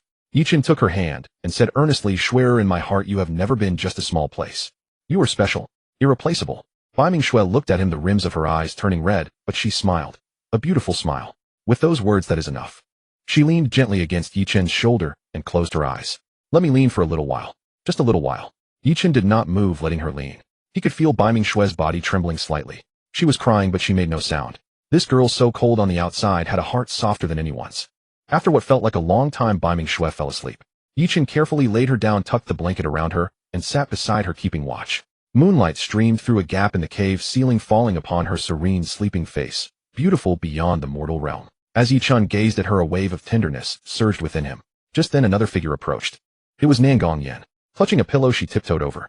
Spotting Bai Mingxue sleeping beside Ye Chen, she froze for a moment, then puffed out her cheeks. "That traitor Swear. She said we take turns keeping watch," then went and fell asleep first. She muttered under her breath, then sat down on Ye Chen's other side, resting her head against his shoulder. "I want some too." Ye Chen chuckled, patting her head. "All right, you sleep too." "I want a story," Nangong Yan said with coquettish pleading. "When we were little you used to tell me stories all the time. What would you like to hear?" "Something cheerful, no fighting or killing." Ye Chen thought for a moment, then began telling a fairy tale he had heard in his past life. His voice was gentle, especially soft and tender within the silent cave. Listening, Nangong Yan gradually drifted off to sleep, a smile still lingering at the corners of her mouth. Ye Chen looked at the two girls sleeping against him on either side, his heart full of tranquility. If it were possible, he wished time could stay frozen at this moment forever. But reality would never allow it. The Heaven Eye Society, the ruins, battlefield, unknown dangers. He had to grow stronger, strong enough to protect this precious tranquility. He closed his eyes and began to cultivate. This time it was not for himself, it was for them. The primordial chaos art world at full capacity, drawing the surrounding spiritual energy wildly into his body. He felt it. The barrier of the third layer had loosened. Perhaps in just these few days he would break through. By then, below the SSS rank, he would be invincible. And even against those above the SSS rank, he would dare to strike. To protect, he must become stronger. The night was still long, but dawn would always come, and he would lead them all to greet the arrival of a new dawn. On the 5th day of rest, Ye Chen's injuries had fully recovered, and the chaos divine body had returned to its peak condition. Yet he did not rush to leave, for he sensed that the opportunity for a breakthrough had arrived. Deep inside the cave, Ye Chen sat cross-legged beside the hot spring. The spiritual energy here was several times denser than outside, and the special minerals contained in the spring could assist cultivation. "I will go into seclusion for a day and attempt a breakthrough," Ye Chen told the others. "We will guard you," Bai Mingxue said calmly, though the concern in her eyes was unmistakable. "Go, brother Ye Chen." Lin Weiwei waved her little fist. Nangong Yen, Su Qingyue, and Su Waner also nodded, their eyes full of support. Ye Chen closed his eyes and activated the Chaos Divine Art.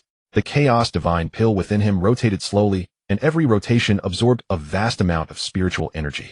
The barrier to the third layer had already loosened. Only one step remained. This breakthrough was more difficult than any before it. Every breakthrough of the Chaos Divine Body required immense energy and an understanding of the laws. Although Ye Chen had the accumulated knowledge of his past life and the guidance of the Yi family inheritance, he had still been cultivating for only a short time, and his foundation was not solid enough. "System, is there any way to assist the breakthrough?" he silently asked in his mind. Detected that the host is about to break through to the mid-golden core stage. 1 points can be exchanged for 1 insight pill to assist in comprehending the laws. Host's current points 8500. Exchange. Ye Chen did not hesitate. Points could be earned again, but a breakthrough opportunity once missed might never come again. Exchange successful. 1000 points deducted. Current points -1500. A golden pill appeared in his hand, exuding a mysterious and profound aura. Ye Chen swallowed the pill, and in an instant countless realizations surged into his mind. About chaos, about yin and yang, about the 5 elements, about time and space. Fragments of the laws collided and merged in his mind, gradually forming a complete system. "So that's how it is," Ye Chen murmured. Chaos was not disorder. It was the starting point of all things and the final destination of everything. Chaos transforms into yin and yang.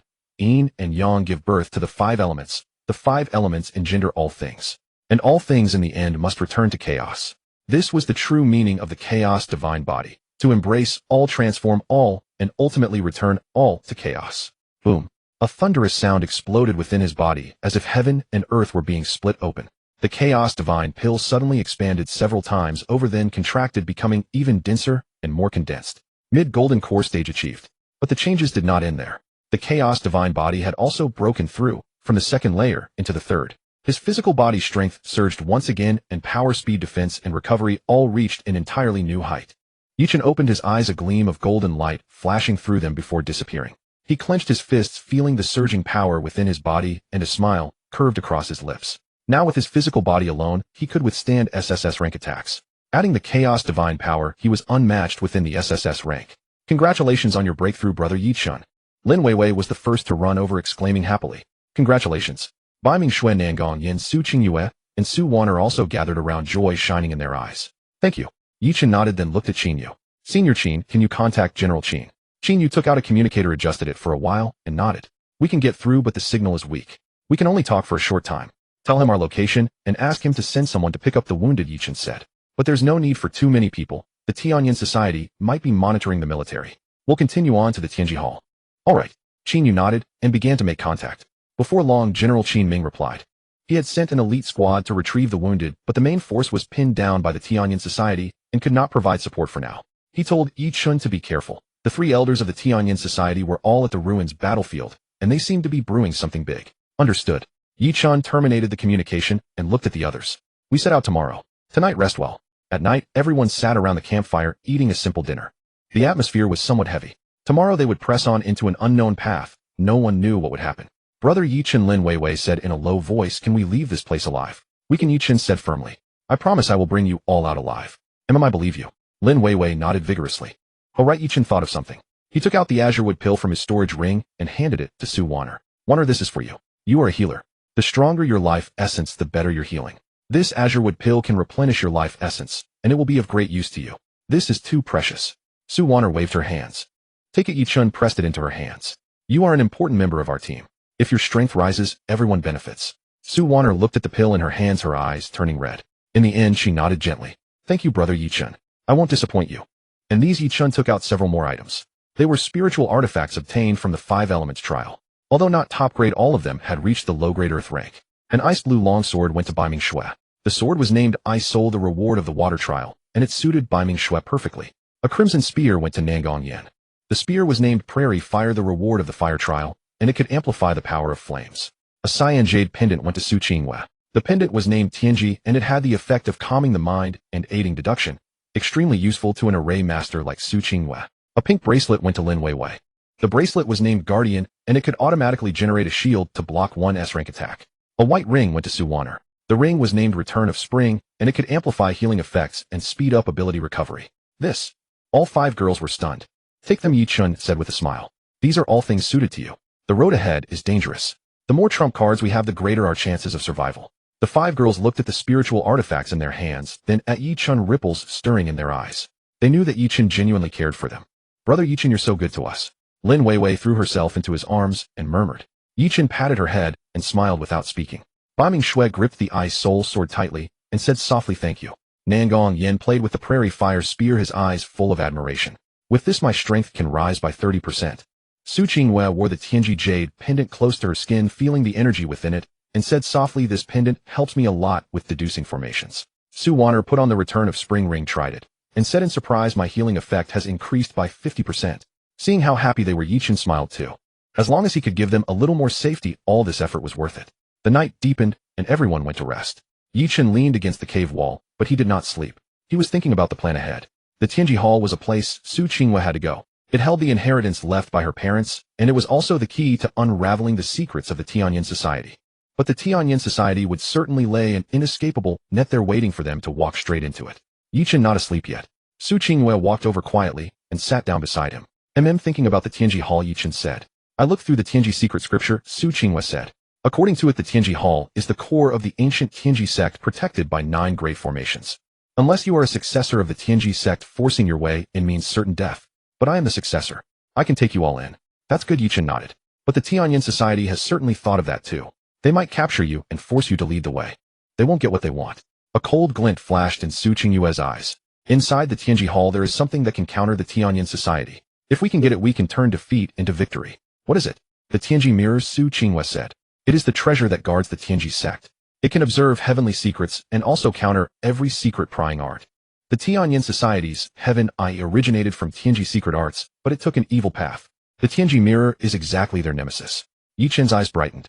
If we can obtain the Tianji Mirror, we'll have a chance to win. Yes, but the mirror lies at the very deepest point of the Tianji Hall, and one must pass the trials of the 9 great formations, Su Qingyue said. Every trial is dangerous, but after passing each one, there is an opportunity. My parents only made it through the first 6. The first 6. Ye Chen fell into thought. Su Qingyue's parents were both the final successors of the Tianji sect, so their strength was certainly not weak. Yet they had only passed the first 6. That meant the trials behind were even more dangerous. No matter how dangerous we're going, Ye Chen said firmly. Thank you, Ye Chen. Su Qingyue looked at him, her starry eyes filled with tenderness. If not for you, I might have died long ago, let alone taken back everything that belongs to me. We're friends. There's no need to thank me, Ye Chen said. Just friends. Su Qingyue suddenly asked, her voice very soft. Ye Chen was startled and looked at her. In the darkness, her eyes were as bright as stars, carrying a hint of anticipation and a hint of nervousness. Qingyue, you don't need to answer. Su Qingyue shook her head and leaned against his shoulder. Being able to lean on you like this is enough. Ye Chen did not move, letting her lean on him. He could feel that Su Qingyue's feelings for him were no less deep than anyone else's. This gentle, resilient girl had always been giving silently, never asking for anything in return. Qingyue, when everything is over, let's have a good talk, he said softly. All right. Su Qingyue nodded, a smile rising at the corners of her lips. The two leaned against each other like that, neither speaking, yet their hearts were connected. The night gradually deepened. Early the next morning, the squad dispatched by General Qin Ming arrived. There were 5 soldiers, all S-rank, highly trained. They brought supplies and medicine, and they also brought a message. General Qin asked us to tell young Master Yi that the 3 elders of the Tianyan Society are gathering their forces, seemingly preparing to storm the Tianji Hall. General Qin will do his best to hold them back, but the time he can buy is limited. He asks that young Master Yi act as soon as possible. The leader of the squad said. Understood, Ye Chen nodded. The wounded are in your hands. Be sure to bring them out safely. Rest assured, young Master Yi. Mission guaranteed. Ye Chen then looked at Su Wan'er, Lin Weiwei, Zhao Tieju, and Tang Yu. You should go with them as well. It's safer outside. No. The 4 said in unison. Brother Ye Chen, I want to go with you. Lin Weiwei grabbed his hand. Young Master Yi, you saved my life. I'm following you. Zhao Taiju said. I'm going too, Tang Yu said calmly. Dark attribute abilities are very useful for exploring ruins. I'm a healer. I can help you. Su Wan'er also insisted. Ye Chen looked at them and finally nodded. Fine, we'll go together. But remember, once there is danger, put your own safety first. Don't try to be a hero. Yes. Move out. The 10-person squad organized their gear, left the cave, and headed toward the Tianji Hall. According to the map, they had to pass through 6 dangerous zones: Huanqin Forest, Luai's Marsh, Wind Valley, Sea of Fire, Ice Mountain, and Poison Swamp, before they could reach the Tianji Hall. The road ahead was arduous, but no one flinched, because they knew that at their backs were their comrades. Ahead lay their goal, and beside them stood each other. That was enough. Sunlight streamed through the cracks in the cave roof, lighting the road ahead. Ye Chen clenched his fist, and determination flashed in his eyes. Tianji Hall, I'm coming. Tianyan Society, just wait. This time I will make you understand what regret really means. Leaving the underground cavern, the group advanced toward Huanqin Forest according to the map's directions. As the 4th perilous zone, it was infamous for weaving illusions and unsettling the mind, far more dangerous than the Maihun Valley before it. Qingyue, what's the difference between Huanqin Forest and Maihun Valley? Ye Chen asked as they traveled. Su Qingyue studied the map in her hands and explained softly. The illusions in Maihun Valley are built from the fears and regrets buried deep in one's heart, dragging people into the shadows of the past. The illusions of Huanqin Forest, however, focus more on desire and longing. They show you what you want most, making you willingly sink into them, unable to escape. Desire and longing. Bai Mingxue murmured thoughtfully. Yes, Su Qingyue nodded. For example, power, wealth, strength, or affection. It creates the scene you yearn for most and makes you believe it is reality, so you lose yourself. The group felt a chill in their hearts. Compared with confronting fear, wallowing in a beautiful illusion was perhaps even more dangerous. Half a day later, a strange forest appeared ahead. The trees were completely translucent, as if carved from crystal, refracting rainbow-colored light in the sun, a magnificent, dreamlike sight. A faint pink mist filled the forest, dreamlike and ethereal. This is Huanqin Forest, Qin Yu said in a low voice. Everyone be careful. Once caught in an illusion, it's extremely difficult to break free on your own. We'd better tie ourselves together with rope so we can remind one another. The group took out climbing ropes and tied themselves to one another. Ye Chen took the front, Bai Mingxue the rear, with Nangong, Yin, Su Qingyue, Lin Weiwei, Su Wan'er, Tang Yu, Zhao Tieju, Qingyue, and Lu Qingxue between them. Once we enter, stay alert no matter what you see or hear. If you notice the person beside you acting strangely, pull the rope immediately to warn the others. Ye Chen cautioned. Understood. The 10 stepped cautiously into Huanqin Forest, holding the ropes. A wave of pink mist rushed at them, carrying a cloying sweet fragrance that made their heads spin. Hold your breath. This mist is dangerous.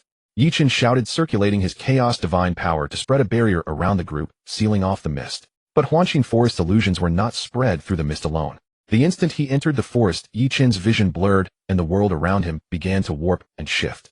Ye Chen found himself standing in a resplendent golden palace.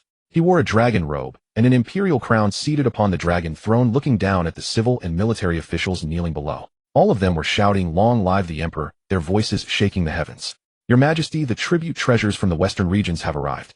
Please inspect them," a eunuch reported in a shrill voice. Ye Chen looked at the gold, silver, jewels, and exotic rarities before him, but his heart remained utterly calm. This was not what he wanted. The scene changed again. He stood on a towering mountain peak, surrounded by spiritual energy as dense as substance. With a wave of his hand, mountains shattered and rivers overturned. His strength had reached the pinnacle of this world, and no one could defeat him. Yet his heart still felt empty. That was not it either. In the third transformation, he returned to the Ye family's ancestral residence. Not the Ye family of today, but one even more glorious and prosperous. He sat in the seat of the family head. Ye Jingwa, the elders of the Ye family, and even the ancient patriarchs who had long stayed out of sight all treated him with great deference. Under his leadership, the Ye family became the #1 clan in the world, dominating both court and country and possessing wealth that rivaled the kingdom. But still it was not what he wanted. "This is not what I want," Ye Chen said softly. The world around him shattered like bubbles. Huanshin Forest's illusions had little effect on him. His chaos divine body could see through falsehood, and with 2 lifetimes of experience and an unyielding heart, he pierced the illusion almost immediately. The others behind him, however, were not so fortunate. Ye Chen turned and saw Baiming Shui standing dazed, tears glistening in her eyes. The illusion she saw was probably related to her mother. Nangong Yin, meanwhile, was flushed red, her eyes full of sweetness. She was most likely seeing a blissful scene of herself with Ye Chen. Su Qingyue's brows were tightly knitted as if she were fighting something. What she saw might be a scene of reunion with her parents. Lin Weiwei, Su Waner, Tang Yuzhao, Tieju Qingyue, and Lu Qingxue had also fallen into their own illusions, their expressions one of joy or sorrow, infatuation or stupor. "Wake up!" Ye Chen shouted, his voice carrying chaos divine power like a striking bell ringing through their minds. Everyone's body trembled, and they gradually woke up, though confusion still lingered in their eyes. Nangong Yan's cheeks flushed. "What was that just now?" She stole a glance at Ye Chen. "It was an illusion," Ye Chen said calmly. "Do not cling to it. Keep moving." Everyone nodded, tightened their hold on the rope, and continued deeper. But the illusions of Huanshin Forest were not only one layer. The deeper they went, the stronger the illusions became. This time, even Ye Chen was affected. He saw 5 girls, not the 5 girls as they were now, but the women they would become. Baiming Shui, wearing a snow-white wedding dress, stood in a church. Her ice-blue eyes were filled with tenderness as she reached out to him. "Ye Chen, come." Nangong Yin, wearing a fiery red bridal gown, smiled at him beneath a shower of falling petals. "Brother Chen, I finally get to marry you." Su Qingyue, in a pale cyan qipao, stood quietly in the moonlight. "Ye Chen, I have been waiting for you for a long time." Lin Weiwei, in a pink dress, looked like a princess and said happily, "Brother Ye Chen, will be together forever."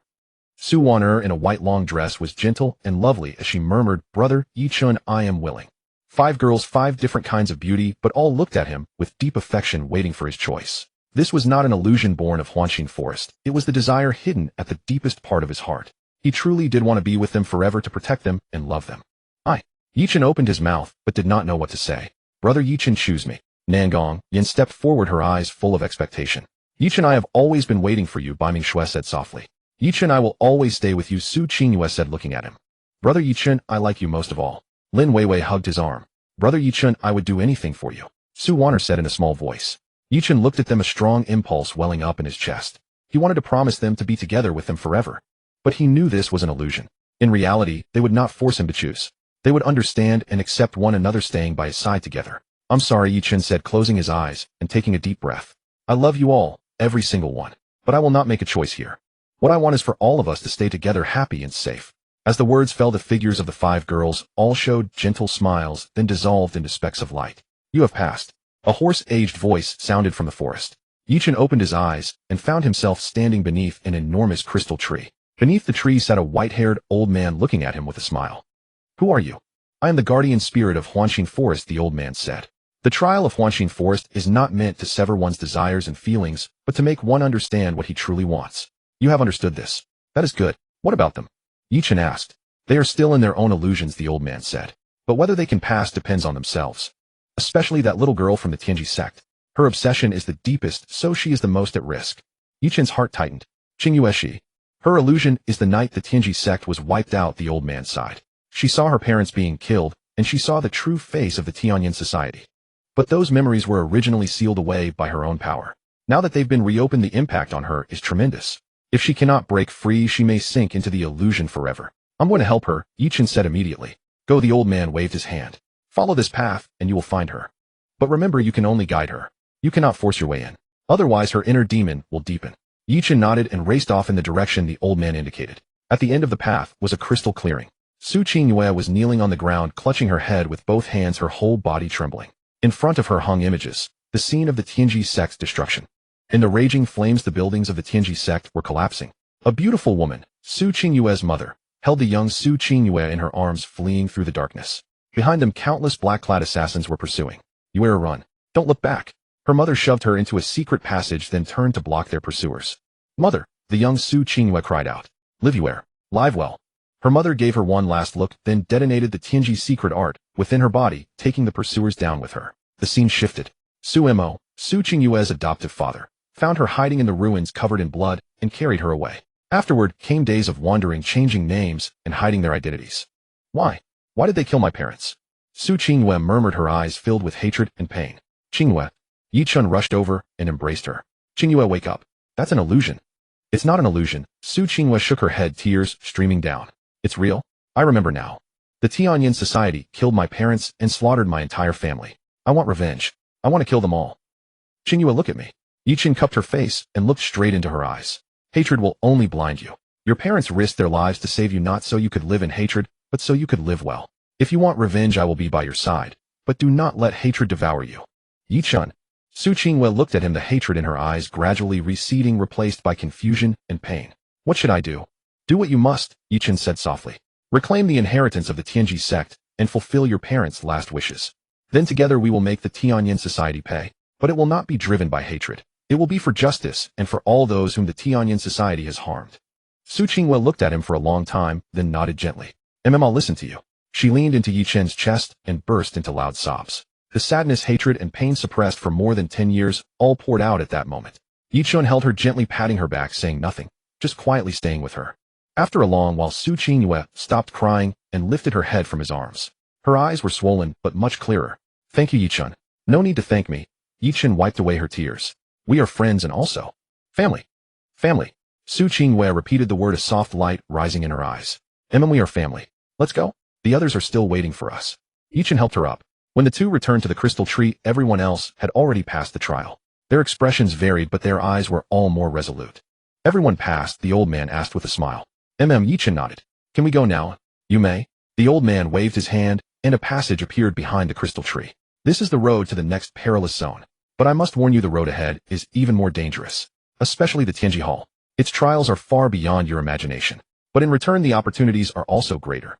"We know," Ye Chen said. "But we have to go." "Very well. Good luck." The old man nodded with a smile, and his figure slowly faded. The 10 advanced along the passage. At its end lay a valley shrouded in thunderclouds. Luai's the 5th perilous zone. "Luai's." Li Hao's voice suddenly sounded. Everyone turned and was delighted to see Li Hao approaching from the other side of the passage. His clothes were ragged, his body covered in wounds, but his aura was even more solid, and he had unexpectedly broken through to SS rank. "Li Hao, you're all right." Lin Weiwei ran over in surprise. "I'm fine," Li Hao said with a bashful smile. "After I fell into the Jueming abyss, I landed in a pool of lightning. What seemed like misfortune became a blessing in disguise. I absorbed the essence of the lightning pool and broke through.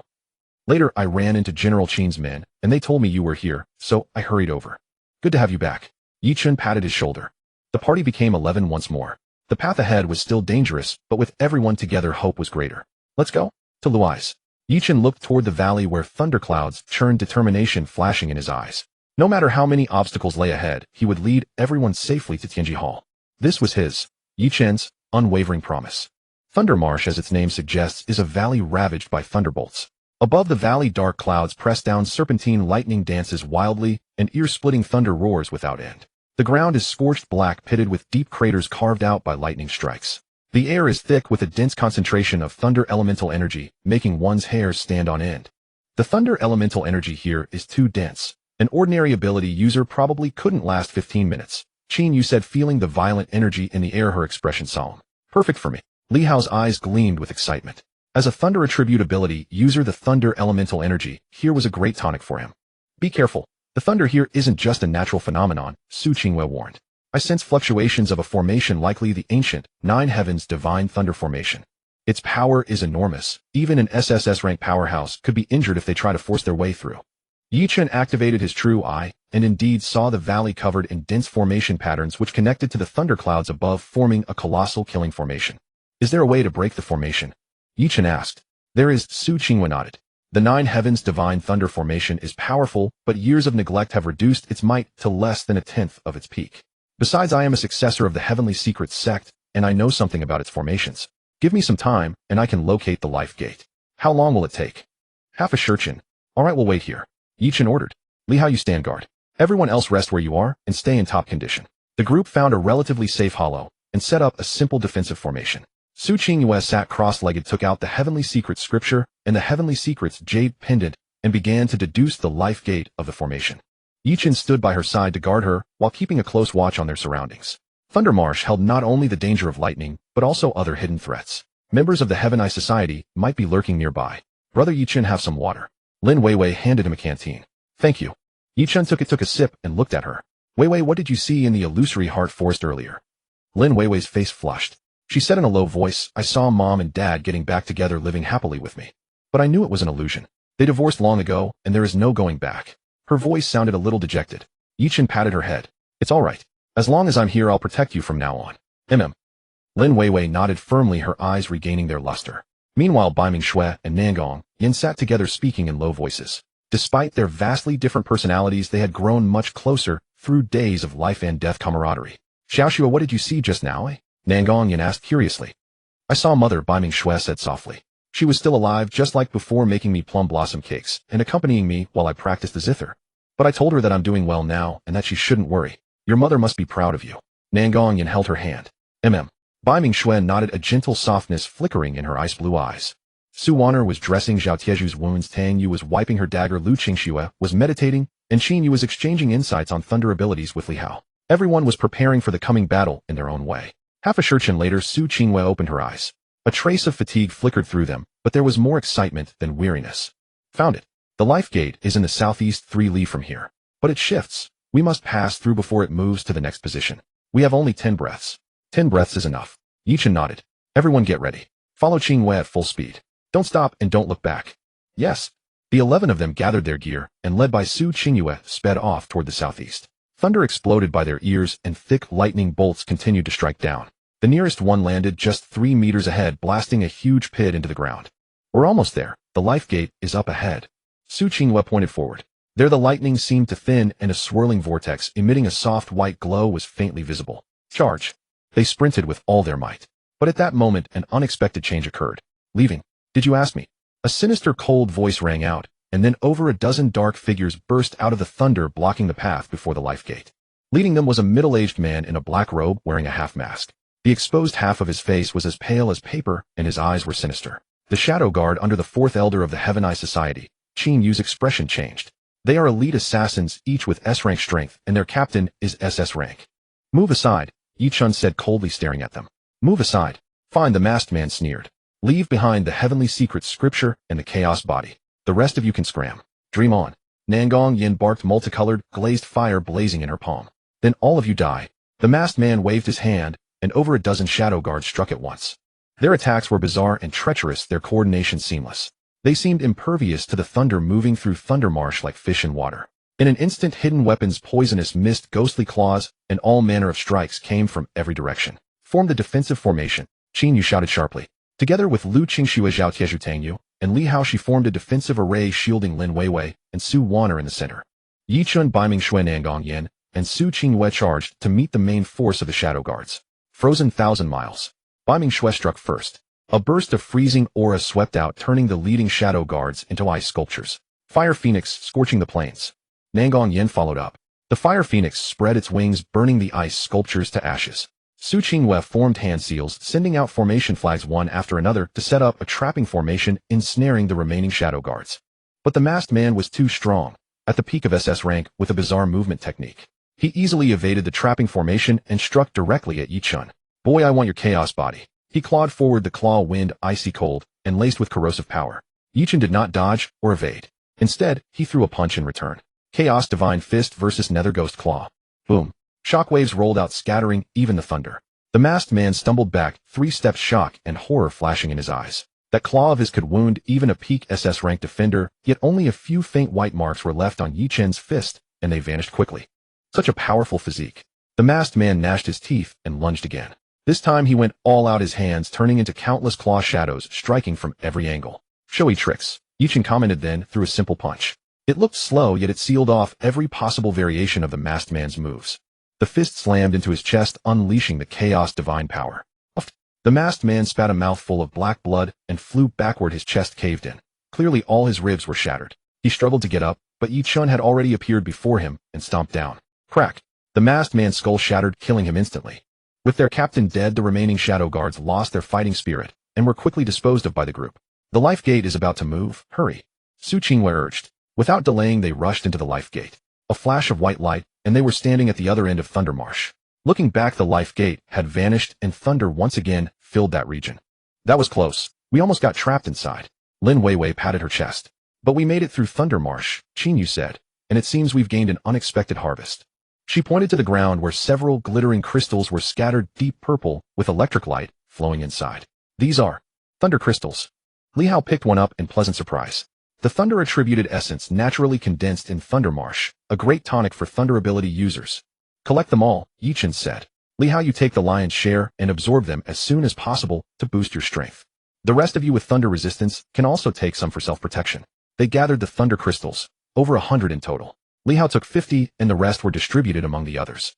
Ye Chen also took a few. Though he had no use for them, he could keep them perhaps for later. Let's move on. The next trial is the Wind Valley. Ye Chen looked at the map. But at that moment a rumbling sound came from the distance like thousands of troops and horses galloping. They looked up and saw dark clouds rolling on the horizon with countless figures faintly darting through the clouds. That is. Su Qingyue's face changed. The Heaven Eye Society's army. They're forcing their way through Thunder Marsh using sheer numbers to push through. Go. Ye Chen didn't hesitate. They outnumber us. We can't fight them head on. While they haven't fully crossed, yet we move now. The 11 set off again, racing toward the Wind Valley. Behind them thunder shook the sky as the Heaven Eye Society members carved a path with their lives forcing their way through Thunder Marsh. They're insane. Qingyu gritted her teeth. They'd pay such a heavy price just to chase us. Because they must obtain the heavenly secret scripture and the chaos body, Ye Chen said coldly. But the more anxious they are, the more mistakes they'll make. We still have a chance. Half a shurchen later they arrived at the entrance of the Wind Valley. It was a narrow gorge with sheer cliffs on both sides. Inside, fierce winds howled their sound like wailing ghosts and howling wolves. The wind carried tiny wind blades that carved deep marks into the cliff walls. What is the trial of the Wind Valley? Ye Chen asked. Speed and control, Su Qingwei said. You must stay steady in the gale while dodging or shattering the wind blades. But the greatest danger is not the wind. It is the wind spirits in the valley, spirit bodies formed from wind elements, formless and intangible, impossible to guard against. Can we go around? No, this is the only path to the next trial. Then we fight through it. Ye Chen looked at the gorge. Everyone tie yourselves together with a rope and stay close behind me. Qingyu, stay in the middle and be ready to set up defensive formations at any moment. Water, be ready to heal. The rest of you protect yourselves and those around you. Yes. The 11 tied themselves together again with Ye Chen in the lead and Qingyu at the rear and charged into the Wind Valley. The moment they entered, strong winds slammed into them so fierce that even S-rank Zhao Taizhu nearly lost his footing. The wind blades mixed in the air were as sharp as knives, carving bloody gashes across the group. Ice wall. Bai Mingshui raised a wall of ice before everyone, deflecting the wind blades. But the ice wall melted quickly in the gale, and she had to continually reinforce it. Fire shield. Nangong Yin added a layer of flame shield inside the ice wall. Ice and fire complemented each other, creating much stronger defense. Su Qingwei continuously cast formation flags, setting up small defensive formations around them to ease the pressure. But the most dangerous things were the intangible wind spirits. They lurked within the gale, striking suddenly, impossible to guard against. Tang Yu, being of the dark attribute with keen perception, kept calling out warnings, but some were still injured. Left. Tang Yu shouted low. Ye Chen hurled a punch, scattering a wind spirit that was lunging at Lin Weiwei. But the wind spirit quickly reformed and pounced again. This won't work, Ye Chen frowned. Wind spirits are formless. Even after being scattered, they can reform. We can't outlast them. Use lightning. Li Hao suddenly said. Wind spirits fear lightning. Thunder power can completely purify them. Good. Li Hao paved the way with lightning. Ye Chen ordered. Li Hao nodded and erupted with full-powered thunder ability. Raging lightning surged from his body, transforming into a thunder dragon that wove through the gale. Wherever the thunder dragon passed, wind spirits shrieked and dissipated, truly purified. It works. The group's spirits lifted. Go follow the thunder dragon. The 11 followed behind the thunder dragon, quickly advancing through the wind valley. With the thunder dragon clearing the way, the wind spirits dared not approach, and wind blades were blocked as well. The pressure eased greatly. But just as they were about to cross the wind valley, another change occurred. At the valley mouth stood 3 people. 3 old men in black robes. They were the 3 elders of the Heaven Eye Society. The third elder stood in the center with the fourth and fifth elders flanking him. Behind them were dozens of elite members of the Heaven Eye Society, including no small number of SS rank experts. Ye Chen, you can't escape this time. The third elder laughed hoarsely. Ye Chen halted, gazing at the formation before them, his expression grave. 3 SSS rank elders, dozens of elite fighters. On their side, he alone possessed SSS rank combat power. The strongest among the others, Qin Yue, was only at mid-SS rank. The disparity in strength was as vast as heaven and earth. Brother Ye Chen Wei. Lin Weiwei nervously grabbed his sleeve. Ye Chen held her hand and said calmly, "Don't be afraid. I'm here." He stepped forward, shielding the others behind him, looked at the 3 elders, and suddenly smiled. "Run? Why would I run?" He clenched his fists, chaos divine power surging within him, golden light flashing in his eyes. "The ones who should run are you." As his words fell, he stepped forward and charged at the 3 elders on his own initiative. The final battle had begun. In the Wind Valley, fierce gales howled, yet they could not suppress the murderous tension that hung in the air. The 3 elders of the Heavenly Eye Society stood in a triangular formation, sealing off every avenue of retreat. Behind them, dozens of elite operatives linked their auras into an invisible grand formation, locking down Ye Chen and his 11 companions with unwavering focus. "Boy, you've got courage." The third elder's eyes gleamed with mockery. "But courage alone won't keep you alive for long. That is no concern of yours." Ye Chen responded calmly, chaos divine power surging through his body, a faint golden light radiating from his skin. At the third layer of the chaos divine body, the physical form itself was the ultimate weapon. "Fourth, fifth, keep him entertained." The third elder spoke indifferently, as if deigning not to strike personally. The fourth and fifth elders moved at once. The fourth elder's form flickered like a ghost, dissolving into a shadow within the gale. When he reappeared, he was at Ye Chen's left side, his withered claws radiating bone-piercing chill, aiming directly for the back of Ye Chen's heart. The fifth elder was far more direct. He took a single step to the ground, trembling, and drove a boulder-sized fist through the air toward Ye Chen's face. One from the left, one from the right, one yin, one yang. Their teamwork sealed off every room for dodging. Ye Chen neither dodged nor flinched. He didn't even look back. His left hand moved after theirs, but arrived first, clamping around the fourth elder's wrist. Chaos divine power erupted, forcibly halting the assault. His right hand, with a single plain punch, met the fifth elder's massive fist. Boom. Crack. The 2 sounds rang out almost simultaneously. The fourth elder's wrist was crushed to powder, and a miserable shriek tore from his throat. The fifth elder's fist collided with Ye Chen's, and a clear sound of bone cracking came from his arm. His entire body flew backwards, slamming into the cliff face, sending rubble scattering. In a flash of lightning, 2 SSS rank elders, one crippled, one repelled. Dead silence fell over the field. Even the gale seemed to freeze for an instant. The third elder's mocking expression hardened into shock and gloom. He stared at Ye Chen, ghostly light surging in his eyes. "You're not SS rank. You've been hiding your strength." Realizing it now, too late, Ye Chen cast aside the fourth elder's shattered wrist and stepped forward, his aura magnificent. Formation. The third elder barked, no longer underestimating him. Behind him, the dozens of Heavenly Eye Society elites' auras suddenly merged into one. A cold, vast prying pressure descended, as if countless invisible eyes had opened in the void, glaring intently at Ye Chen. Heavenly Eye Art, myriad soul-locking spirit. The third elder formed hand seals, and a slit split open on his brow. A grotesque vertical eye emerged, shooting a murky gray beam that shrouded Ye Chen. At the same time, the elites let out low roars in unison. Strange eye-shaped runes lit up on their brows or chests, and streaks of gray light shot out, interweaving with the third elder's beam into a colossal gray web that descended toward Ye Chen's head. Even before the web arrived, a violent assault upon the mind surged forth. Ye Chen felt dizziness wash over his mind, and illusions bloomed before his eyes. Countless twisted faces, mournful wails, and venomous curses exploded within his consciousness, trying to tear, pollute, and devour his soul. "Ye Chen, brother Chen Chen." Anxious cries came from the girls behind him. "Don't come over." Ye Chen barked, steadying his mind. The chaos divine body inherently possessed the power to shatter illusions, and chaos divine power was impervious to all sorcery. Though this soul-targeting, myriad soul-locking spirit was sinister and formidable, it was still far from enough to trap him. Chaos devours heaven. Break. He let out a low roar. The chaos divine core within his body spun madly, unleashing a formless devouring force centered on him. The gray web closing and seemed to have met its natural enemy. With sizzling sounds, it was forcibly torn apart, devoured, and converted into pure energy that surged into Ye Chen's body. "Impossible. How can you devour the power of Heavenly Eye Art?" The third elder's eyes split with rage, his face a mask of utter disbelief. The power of Heavenly Eye Art stemmed from soul and resentment, sinister and hard to guard against. Never had he heard of anyone directly devouring it. Nothing is impossible. Ye Chen's eyes were ice cold. Having devoured part of the Heavenly Eye Art's power, he was not only unaffected, his soul actually felt even more condensed. He took a step, his form turning into a golden bolt of lightning, appearing before the third elder in an instant. To catch the bandits, catch their leader first. You overestimate yourself. Nether Ghost hands. After all, the third elder was an SSS rank powerhouse, startled but not flustered. His hands instantly turned pitch black, wreathed in dense death chi and wailing resentful souls as he struck at Ye Chen. However, Ye Chen's fist was faster and heavier. The Chaos Divine Fist slammed into the Nether Ghost hands without any flourish. Boom! An explosion 10 times mightier than before erupted. The shockwave spread outward like a solid ring of air, cracking both walls of the Wind Valley with countless fissures as rubble rained down. Several Heavenly Eye Society elites near the combat zone were caught in the aftermath. They spat blood and collapsed weakly. The third elder let out a muffled groan. His arms emitted the creaking sounds of bones buckling under unbearable strain. His entire body, as if struck by a primeval savage beast, left the ground and shot backwards, smashing into the cliff face behind him, leaving a large human-shaped indentation, half buried by falling debris. Third brother. Third elder. The fourth and fifth elders, frantic with shock and fury, ignored their own injuries and charged to rescue him. The remaining Heavenly Eye Society elites, eyes bloodshot, unleashed their most powerful attacks. All manner of sinister, bizarre secret arts abilities and hidden weapons rained down upon Ye Chen in a torrent, trying to stop him. Protect Ye Chen. Qingyu cried out.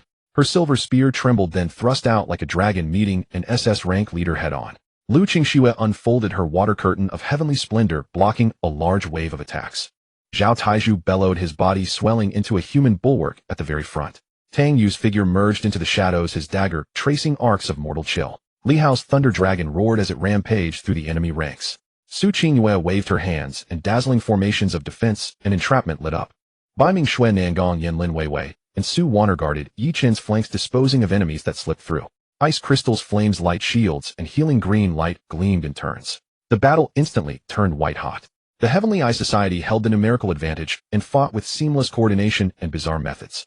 Though Ye Chen's side possessed considerable individual strength, they were hopelessly outnumbered, and aside from Ye Chen, no one could face an SSS rank elder head-on. Soon the group was mired in a hard-fought struggle, wounds piling up. Su Waner was busier than anyone, her green light covering nearly everyone. Ye Chen's eyes hardened. He knew he couldn't afford to delay. Ignoring most of the attacks, letting golden light flow over his body, he withstood the blows, moved again, and lunged straight for the buried third elder. Kid, how dare you? The fourth and fifth elders lunged like mad, burning their essence blood to unleash suicidal forbidden arts. Their auras surged as they clung to Ye Chen desperately. Get lost! Ye Chen roared, both fists shooting out. The Chaos Divine Fist was pushed to its limit, enveloping the two in a storm of fist shadows. But the elders, fighting with their lives, temporarily held him back. At that moment, Ye Chen, watch your back! Su Qingyue suddenly shrieked in warning. Ye Chen's heart jolted. Without thinking, he condensed Chaos Divine power into a thick golden shield behind him. Sizzle! A thread thinner than a hair, nearly invisible, silently pierced through the golden shield and stabbed into Ye Chen's back. It was the third elder who had supposedly been buried. He had somehow escaped and unleashed the most sinister assassination art, this soul-eroding thread. This soul-eroding thread was not physical, it was pure malicious soul attack condensation. It specialized in piercing protective energy and directly wounding the soul. Ye Chen felt a chill at his back, then a cold, dead, malevolent force burrowed into his body, shooting toward his mind and frantically eroding his soul. Intense pain came. Ye Chen's vision darkened and his movements faltered. What an opportunity! Kill him! The fourth and fifth elders rejoiced and hurled themselves at him, their life-burning attacks slamming into Ye Chen. Bang! Bang! Ye Chen staggered backward, his chest and shoulder bearing two deep bone-exposing wounds, golden blood splattering. Though the Chaos Divine body was powerful, withstanding the desperate strikes of two SSS-rank powerhouses still inflicted heavy injuries. Worse, the soul-eroding thread's force raged within him, shaking his soul, blurring his vision, and rapidly weakening his aura. Ye Chen, seeing him wounded, the girls' hearts leapt into their throats. Ha ha ha. The Chaos body is nothing but this. The third elder emerged from the rubble, half his body charred, clearly not unscathed either, but his eyes were full of triumphant malice. He had schemed meticulously, using himself as bait, and finally severely wounded Ye Chen's soul with the soul-eroding thread. With his soul wounded, less than a tenth of his strength remained. Ye Chen was now at the end of his rope. It's over, boy. Your body, your secrets, all mine. The third elder stalked closer, greed nearly materializing in his eyes. Ye Chen knelt on one knee, gasping, golden blood trickling from the corner of his mouth. The soul-eroding thread's power, like a bone-gnawing curse, madly ravaged his consciousness. In his ears were the girls' anxious shouts and the roar of battle. Before his eyes were the enemy's hideous faces. Was he going to lose? No. He still had people to protect. He had promised to lead them out alive. He had yet to reach the heavenly mechanism hall, yet to retrieve Su Qingyue's inheritance, yet to make the Heavenly Eye Society pay. A fierce conviction and the obsession to protect erupted like a volcano from the depths of his collapsing soul. Hum. Within his dantian, the chaos divine core suddenly trembled violently, emitting unprecedented radiance. From the ring of inheritance, the insights on the chaos divine body left by his great-grandfather surged forth. Under the life-or-death crisis stimulated by the soul-eroding thread's erosion, that unbreachable barrier shattered with a thunderous boom. A chaos aura far purer, vaster, and more ancient than before shot up from Ye Chen's body like a pillar piercing the heavens. The golden light on his body suddenly drew inward, replaced by a layer of hazy gray luster, as if he had returned to the primordial chaos before heaven and earth were separated. His wounds healed at a visible rate. The soul-eroding thread's power struck by this chaos aura melted like snow in the sun, instantly purified. Golden core mid-stage breakthrough. Chaos divine body stepped into the threshold of the fourth layer. What kind of aura is this? The third elder's triumphant grin froze, transforming into boundless terror. Within that gray haze he felt an aura of supreme, all-transcending majesty, like an ant gazing up at the firmament. Ye Chen slowly straightened, his injuries already fully healed. He opened his eyes. In them was no longer golden light, but a gray radiance as deep as the starry sky and as primal as the epic of chaos. He looked at the third elder, the fourth and fifth elders, and all the members of the Heavenly Eye Society. His gaze was calm, yet it made every soul tremble. Enjoying yourselves just now. Ye Chen's voice was not loud, yet it seemed to carry the Tao sound of primordial creation echoing in the depths of every soul. Now it's my turn. The moment the words left his lips, he moved. There was no earth-shattering might, no dazzling brilliance. He simply took a step forward, raised his hand, formed a fist, and gently pushed it forward. A gray fist imprint left his hand. The fist imprint was initially only the size of a fist, but as it flew forth it swelled with the wind, instantly becoming as large as a house. Wherever it passed, space, twisted light, perished, gales ceased, thunder vanished, as if the very laws of this world were briefly erased and assimilated. No. The third elder let out a desperate howl, frantically burning everything to unleash his strongest defense. The fourth and fifth elders, pale as death, struggled to block. Yet all was futile. The chaos fist imprint, like grinding through dust, easily tore apart all their defenses, secret arts, and abilities. Then it gently imprinted upon them, and the formation of Heavenly Eye Society, elites behind them. There was no explosion, no thunderous noise. Only a deadly gray flash passed. When the gray light faded, the wind valley seemed to have been wiped by an invisible giant hand. Within the hundreds of meters ahead of Ye Chen's fist imprint, whether the 3 SSS rank elders, the dozens of Heavenly Eye Society elites, or the rock's gales, and even the energy floating in the air, everything vanished without a trace. Cleanly, as if they had never existed. Only a smooth, mirror-like, bottomless, huge pit remained, along with the residual chaos aura at its edge that froze one's very soul. The wind stopped. The entire wind valley fell utterly silent.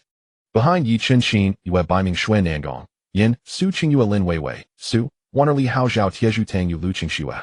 Everyone stared blankly at the enormous pit, at the empty valley ahead, and at the black-robed youth who was slowly drawing back his fist, his gray luster fading into calmness again. A chill shot from the soles of their feet to the crowns of their heads. This was Ye Chen's true power. No, this had transcended power itself, bordering on laws. Ye Chen slowly turned and looked at the group. The gray light in his eyes had receded, returning to clarity. Yet his gaze was deeper and more dignified than ever. It's all right, he said softly, his tone calm, but carrying a reassuring strength. Only then did the others seem to snap awake from a dream. It's over. Lin Weiwei murmured, her legs giving way as she nearly collapsed. Su Wanner caught her. Brother Ye Chen. Nangong Yin gazed at Ye Chen, her eyes full of shock and deep heartache. She had seen him spitting blood, and the pain in his eyes. She knew he must have gone through unimaginable danger just now. Baiming Shui walked to Ye Chen's side, her ice blue eyes fixed unblinkingly on him. She reached out and gently touched his face. Feeling the real warmth, she let out a sigh of relief, but the hand holding her sword still trembled slightly. Su Qingyue put away her formation flax. Her starry eyes gleamed with complex emotions, shock, lingering fear, and an indescribable stir. This was the man she had chosen. This was the one who could walk with her to the very end. Qin Yu took a deep breath, suppressing the turbulent waves in her heart, and gave Ye Chen a solemn military salute. After today, her evaluation of Ye Chen would no longer have any ceiling. Clean the battlefield, collect the spoils, and leave immediately. Ye Chen ordered, a faint trace of weariness in his voice. That punch just now had consumed an enormous amount of energy, and moreover, he had just broken through and needed to stabilize his realm. Yes. Everyone answered in unison, their voices filled with unprecedented confidence. There were storage devices left by the Heavenly Eye Society elites. Though most had been obliterated by the Chaos Fist imprint, some were found at the edges. Inside were quite a few spirit stones, pills, and materials, a considerable gain. The group didn't linger, they swiftly passed through the Wind Valley. Beyond the valley lay the fifth perilous zone, the Sea of Fire. Standing at the edge of the Sea of Fire, feeling the terrifying heat that could melt steel rushing toward them, they felt little fear. Having experienced the previous battle and witnessed Ye Chen's godlike punch, the sea of flames before them no longer seemed so frightening. Ye Chen looked at the boundless roiling flames ahead, feeling the gradually stabilizing fourth layer chaos divine body and the more condensed chaos divine core in his dantian. A sharp glint flashed in his eyes. The heavenly mechanism hall was drawing nearer. Heavenly Eye Society, your doom was not far off either.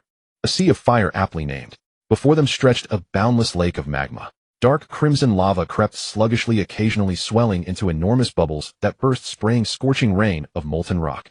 Waves of searing heat distorted the very air, and each breath carried a burning sting. Scattered across the lake were a few charred black reefs, the only available footholds. At this temperature, anyone below S rank would be parched dry in an instant. Chen Yu wiped the sweat from her brow, her face grim. Her water-type ability was severely suppressed in this environment. The Sea of Fire tests one's resistance to and mastery over flames, Su Qinghua said, consulting both the map and the records of the Heavenly Secrets Codex. We need to find the Fire Spirit Source Seed hidden within the flames and absorb it to open the path to the next level. But the Fire Spirit Source Seed is sentient. It will actively attack anyone who approaches, and it is usually guarded by powerful fire-type beasts. Leave it to me. Nangong Yin was eager to try, excitement blazing in her eyes. Her seven-colored crystal flame thrived here, and she could even sense her own flames rejoicing and dancing. Ye Chen nodded. Yin Yin takes the lead in attacking. Shweta supports with water-type cooling. Qingyue sets up formations to isolate the heat and protect the others. Li Hao Tai Zhu Tang Yu and Qingxue are on guard for possible beasts. Senior Qin Yue Yu coordinate from the center. Wanner keep watch over everyone's condition. With the arrangements settled, Ye Chen looked at Nangong Yin. Confident. Of course. Nangong Yin tossed her fiery red hair, brimming with confidence. The fire elements here are wild, but my seven-colored crystal flame is of a higher rank and can suppress them. Finding that Fire Spirit Source Seed will be like reaching into a bag for something already in hand. She walked to the edge of the sea of fire, took a deep breath, and seven-colored flames surged around her, condensing into a streak of fiery light as she sped toward the nearest reef. She tapped the reef with the tip of her foot, soared into the air again, and in a few fluid bounds, she was already several hundred meters deep into the sea of fire. Bai Mingxue followed closely behind, maintaining a certain distance. She raised a thin ice-blue light barrier, and wherever she passed, the scorching heat diminished, leaving a trail of cool path that would be convenient for potential support. Ye Chen did not follow. He needed to conserve his strength for any sudden emergencies, and having just broken through, he also needed time to stabilize his cultivation. He sat cross-legged on a relatively cool boulder at the edge of the sea of fire, closed his eyes to regulate his breathing, while his divine sense spread out, closely monitoring the situation within the flames. Su Qinghua set up a cooling formation around the group and additional warning and defensive formations on the periphery. Lin Weiwei and Su Wanner sat down next to Ye Chen, chatting in hushed tones, though their gazes kept drifting toward the depths of the sea of fire, filled with worry. Qin Yu led Li Hao and the others on perimeter, watch her expression taut. Despite the severe blow dealt to the Heavenly Eye Society, there was no guarantee against stragglers or other dangers lurking within the ruin. Time passed minute by minute. From deep within the sea of fire came occasional bursts of flame and faint muffled beast roars. Clearly Nangong Yin had already engaged the guardian beast. The light of the seven-colored crystal flame flickered within, and now and then the glow of ice-blue radiance flared up, Bai Mingxue providing support. Brother Ye Chen, will Sister Yin and the others be alright? Lin Weiwei couldn't help asking softly. Trust them. Ye Chen opened his eyes and looked toward the sea of fire, his gaze calm and steady. He had faith in Nangong Yin and Bai Mingxue. One burned fierce, the other was cool and resolute, and together their combined strength multiplied. And indeed, about half an hour later, a crisp, resonant phoenix cry echoed from deep within the sea of fire. A colossal seven-colored fire phoenix soared into the air, circled once above the sea of flames, then flew swiftly toward them. On the phoenix's back, two figures could be faintly seen, standing side by side. As it drew closer, they could make out Nangong Yin and Bai Mingxue. In Nangong Yin's hand was a fist-sized crystal. It flowed like liquid flame, and within it flickered golden red runes. This was the Fire Spirit Source Seed. Her face was somewhat pale, and her aura slightly unsteady, but her eyes shone with astonishing brilliance, and a delighted smile lingered at the corners of her lips. Bai Mingxue supported her. Her moon-white garments bore several scorch marks, and her hair was slightly disheveled, but her expression was serene, her ice-blue eyes as cool and clear as ever. The two landed before Ye Chen. Got it. Nangong Yin presented the Fire Spirit Source Seed triumphantly, as if offering a treasure, then swayed, and was steadily caught by Bai Mingxue. Good work. Ye Chen took the warm crystal, and sensed the vast pure fire origin power contained within. But he did not absorb it. Instead, he handed it back to Nangong Yin. This is your spoil of battle. It will benefit you the most. Refine and absorb it as soon as possible. Huh. But Nangong Yin was startled. Take it. Ye Chen's tone brooked no refusal, and he turned to Bai Mingxue. Swear you're injured too. Let Wanner take a look at you. Su Wanner hurried forward, her hands glowing with vibrant green light, and began treating both of them. Bai Mingxue had indeed sustained internal injuries from forcibly channeling her ice ability in the Sea of Fire, causing a backlash from the ice-fire conflict. Nangong Yin looked at the fire spirit source seed in her hand, then at Ye Chen's earnest gaze, and a warm current surged in her heart. She no longer declined, nodding firmly.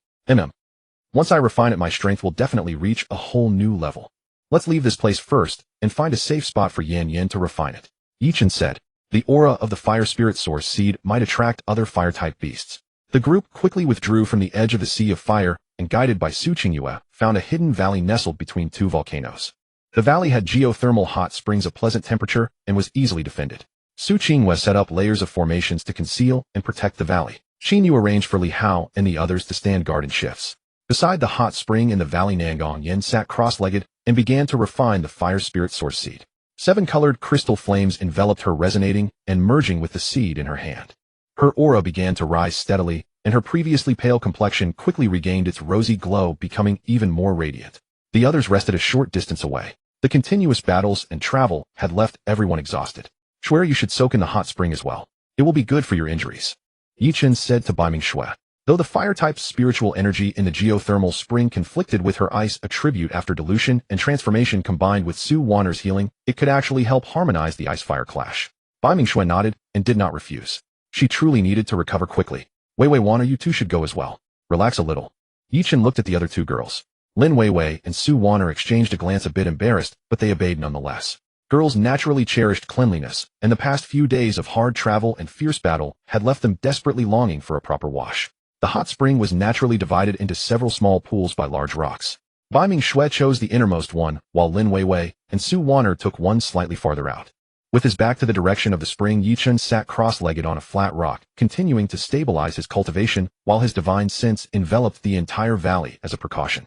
From the spring came the faint sound of water, along with the girls' lowered voices and soft laughter, the relaxed joy after unwinding. The tense nerves of the past days seemed to ease in that moment. Hearing it, Ye Chen unconsciously curled his lips into a faint smile.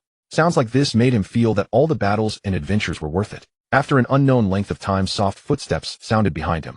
Ye Chen did not turn around, but caught a faint scent of cold plum blossoms mixed with misty water vapor. It was Bai Mingxue. She sat down beside him, saying nothing, simply gazing at him quietly. Her wet silvery white hair cascaded over her shoulders. She wore only a thin white inner garment with an outer robe casually draped over it. Under the warm steam of the hot spring, her cold beauty lost some of its chill, gaining a hint of softness. Feeling better? Ye Chen opened his eyes and looked at her. Much better. Bai Mingxue replied softly, her ice blue eyes especially bright in the night. Wanner's treatment was very effective, and the hot spring helped ease the ice-fire conflict. That's good to hear. Ye Chen smiled. A brief silence fell between them, broken only by the distant chirping of insects and the babbling of the spring. Ye Chen, Bai Mingxue suddenly spoke in a low voice, so softly it seemed she feared to disturb the night. Today, in Wind Valley. You scared me. Ye Chen was startled and looked at her. Beneath the moonlight, her long lashes still seemed to glisten with lingering mist, and deep in her eyes was an expression he had never seen before, fear and vulnerability. I'm sorry for making you worry. Ye Chen's heart softened, and he spoke gently. I don't want your apology. Bai Mingxue shook her head, gazing at him with earnest resolve. I only want you to promise me. Never take such risks again, never bear everything alone. Your life doesn't belong only to you. She paused, then spoke even more softly, but each word was clear. Your life is also mine. Ye Chen's heart quaked violently. Staring into those eyes that held so much emotion, he found himself momentarily speechless. He had known of Bai Mingxue's feelings, but he had never heard her express them so directly. Swear I know. Bai Mingxue interrupted, the corners of her lips curving into a faint yet breathtaking smile. I know your heart doesn't hold only me. Yin Qingyue Wei Wanner. I know all of them. I don't mind. Truly. She tilted her head slightly, gazing up at the stars, her voice ethereal yet firm. Since I was very young. When you carried me out of that ice cavern, draped your own clothes over me, and smiled at me foolishly while shivering from the cold, I knew that I would devote my life to you. Later you went abroad, and for 10 years we didn't see each other. But instead of fading, this feeling only grew deeper, like a seed buried in snow, its roots creeping ever deeper. I don't ask to be your only one, or for a title, or even for you to put me first at all times. She turned back to look at Ye Chen, her eyes brighter and more candid than ever before. I only hope to be by your side, to watch you, to accompany you, to lend you strength when you need it, to give you warmth when you're weary. That is enough. The moonlight poured over her like water, casting a soft glow upon her cold, ethereal beauty. In that moment, she was breathtakingly stunning, and so real that Ye Chen's heart trembled. Swear. Ye Chen reached out and gently took her cool hand, feeling its delicate yet resolute texture. Thank you. Meeting you and being blessed with your love is one of the greatest fortunes of my life. He spoke no sweet words and made no promises, yet this honest gratitude and value he placed on her gave Biming Shui more peace than any words could. She turned her hand over and clasped his tightly, softly murmuring, then leaned her head against his shoulder and closed her eyes. In this moment, no further words were needed. In the distance on the other side of the hot spring, 3 heads peeked out. It was Lin Weiwei, Su Wan'er, and Nangong Yen, who had finished refining and slipped over at some point. The 3 looked at Ye Chen and Biming Shui leaning together, each with a distinct expression. Lin Weiwei's eyes shone with emotion and envy, and she whispered, Sister Shui and Brother Ye Chen. So beautiful. Su Wan'er's cheeks flushed slightly, and a gentle smile curved in her eyes as well. Nangong Yen pouted, but there was no jealousy in her eyes, only a hint of competitive determination. Shui got there first. But it doesn't matter. This young lady will seize the next opportunity to confess to Brother Chen Chen. At that very moment, the warning formation on the valley's periphery suddenly sent out a faint ripple. Ye Chen and Biming Shui instantly jerked apart, alert. Ye Chen rose to his feet, his divine sense expanding in an instant. Someone has triggered the outer formation. They're moving fast, and their target is clear. They're coming for us. Su Qingyue's voice rang out. She had already awakened from meditation, her expression grave. Prepare for battle. Qinyu barked, and everyone instantly snapped into combat readiness. The brief relaxation was shattered, replaced by tension once more. In the light of the fire and the moon, Ye Chen's gaze was sharp as a blade. Whoever they were, if they wished to disturb this fleeting tranquility, they would first have to answer to his fists. As night deepened, the hot spring in the valley was shrouded in thin mist, shimmering with hazy silver light beneath the moon. The fluctuation from the warning formation lasted only an instant before fading away. After sensing carefully, Su Qingyue confirmed that it was merely a weak nocturnal beast brushing against it by accident, a false alarm. The taut atmosphere gradually relaxed, yet disrupted by that small incident, no one felt sleepy anymore. Nangong Yen successfully refined the fire spirit origin seed. Not only had her injuries fully healed, but her aura had also stabilized at the mid-SS rank. Her entire being radiated a dazzling fire-like vitality, with tiny sparks seeming to dance even at the tips of her hair. She was animatedly pulling Qin Yu and Li Hao aside, recounting her heroic exploits of fighting 300 rounds with the guardian beast lava giant lizard in a sea of fire. Her exaggerated gestures and soaring spirits looked especially vivid in the glow of the campfire. Biming Shui remained quiet, as ever, sitting on a smooth bluestone not far from Ye Chen, carefully polishing the Ice Soul sword with a plain white handkerchief. The blade was as crystalline as glacial ice, reflecting the leaping flames and the cold moon above. Now and then a crisp glint of swordlight swept past her lowered brows, echoing the light in her ice blue eyes. Her movements were unhurried, her fingertips tracing the blade's arc with gentle, focused care, as though handling a fragile treasure. That brief and candid confession by the hot spring seemed to have drained all the courage of this ice-cold beauty. Now she had returned to her usual aloof bearing, yet whenever she occasionally lifted her gaze toward Ye Chen, a barely perceptible ripple would pass beneath the frozen surface of that lake. Su Qingyue sat on a dry round stone by the hot spring, knees pressed together, the heavy Tianji secret codex open in her lap. She was not reading quickly now, and then her slender fingers brushed across the yellowed pages, producing a soft rustling sound. Her slightly damp hair was loosely pinned up with a simple wooden hairpin, a few unruly strands falling beside her neck and swaying gently with each page she turned. Moonlight spilled over her pale blue-green gown, outlining a slender and graceful shoulder line. Her expression was serene and focused, her long lashes casting a small fan-shaped shadow beneath her eyes. Only when she reached a key passage did a flicker of realization or contemplation pass through those eyes, which were like cold stars in an ancient well. In the small space around her, even the air seemed exceptionally still, forming a sharp contrast with Nangong Yan's liveliness not far away. Lin Weiwei and Su Wan'er, on the other hand, huddled together around a small fire over which hung a little clay pot. They had somehow found somewhere its contents bubbling softly. Lin Weiwei carefully stirred it with a peeled twig, occasionally leaning in with her small nose to sniff. Then she would knit her brows, pick a few items from the pile of washed roots and wild fruits beside her, and drop them in.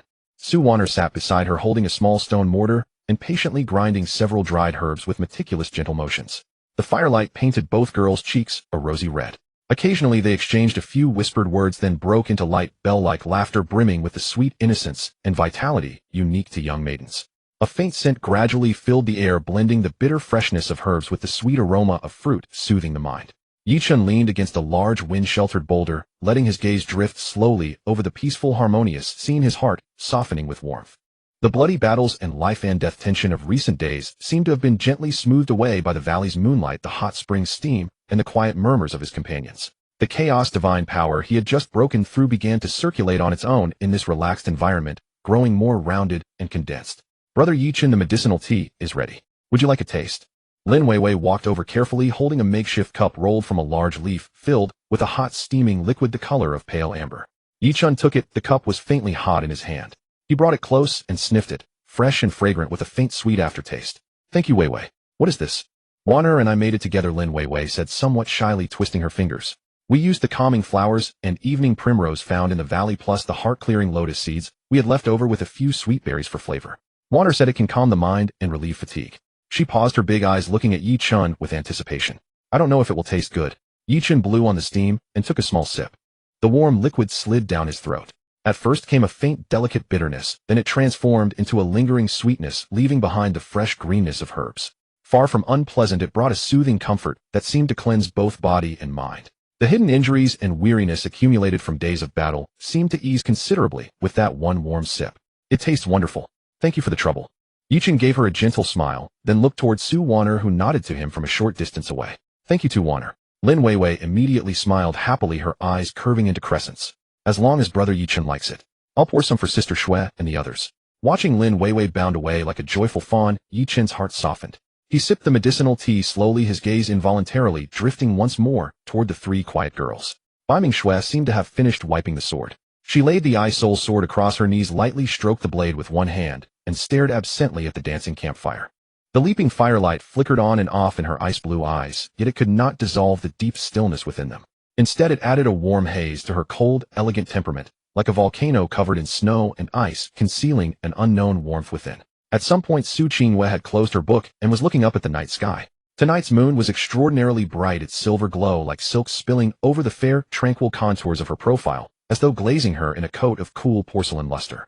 She gazed with such absorption, her long lashes perfectly still, as though her soul had drifted along with her eyes into the vast mysterious sea of stars. It was a quiet, transcendent beauty, carrying the aloofness of a scholar, yet not distant because of the faint, unconscious gentleness radiating from her.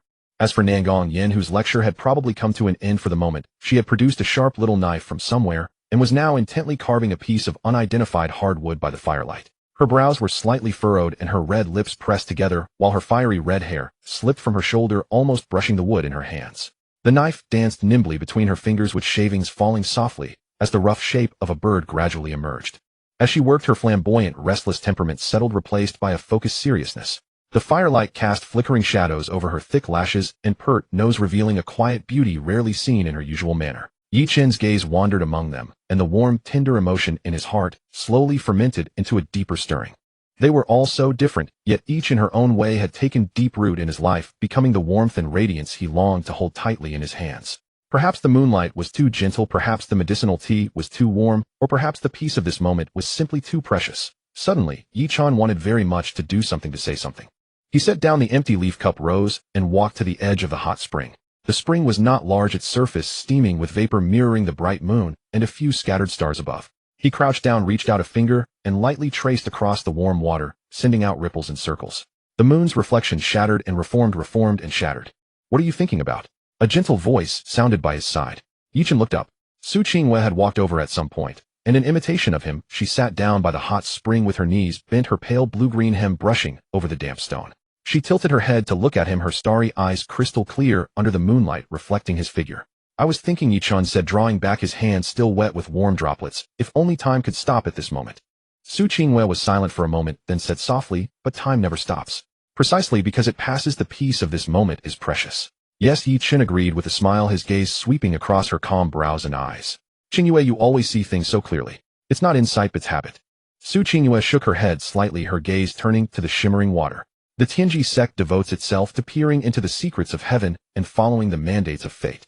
But having seen too much, sometimes I feel that grasping what can be grasped in the present matters more than chasing an illusory, intangible future. She paused, turned, and looked at Ye Chen with radiant liquid eyes. Her voice was as soft as a sigh beneath the moonlight. Ye Chen, do you know? Before I met you, my life had only two concerns: staying alive and searching for the truth. It was colorless and cold.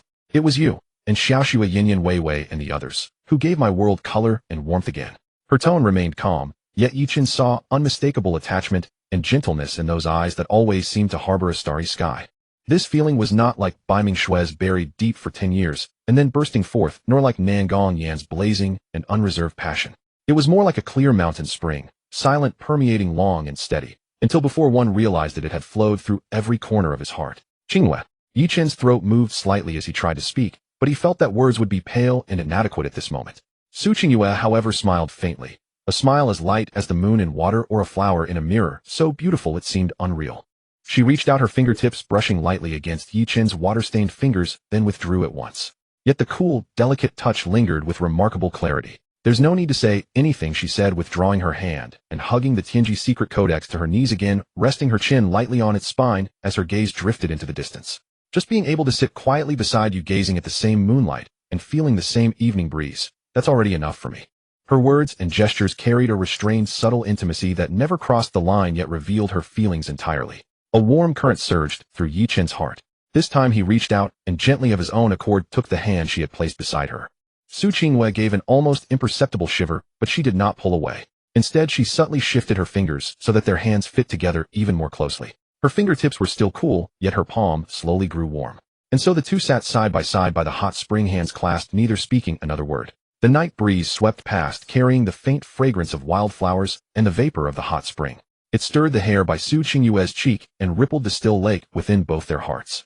After an unknown length of time, a slightly deliberate cough broke the tranquility. Ahem ahem. Nangong Yin paced over with her hands behind her back, wearing a sly expression that said, "I saw everything, but I won't say a word."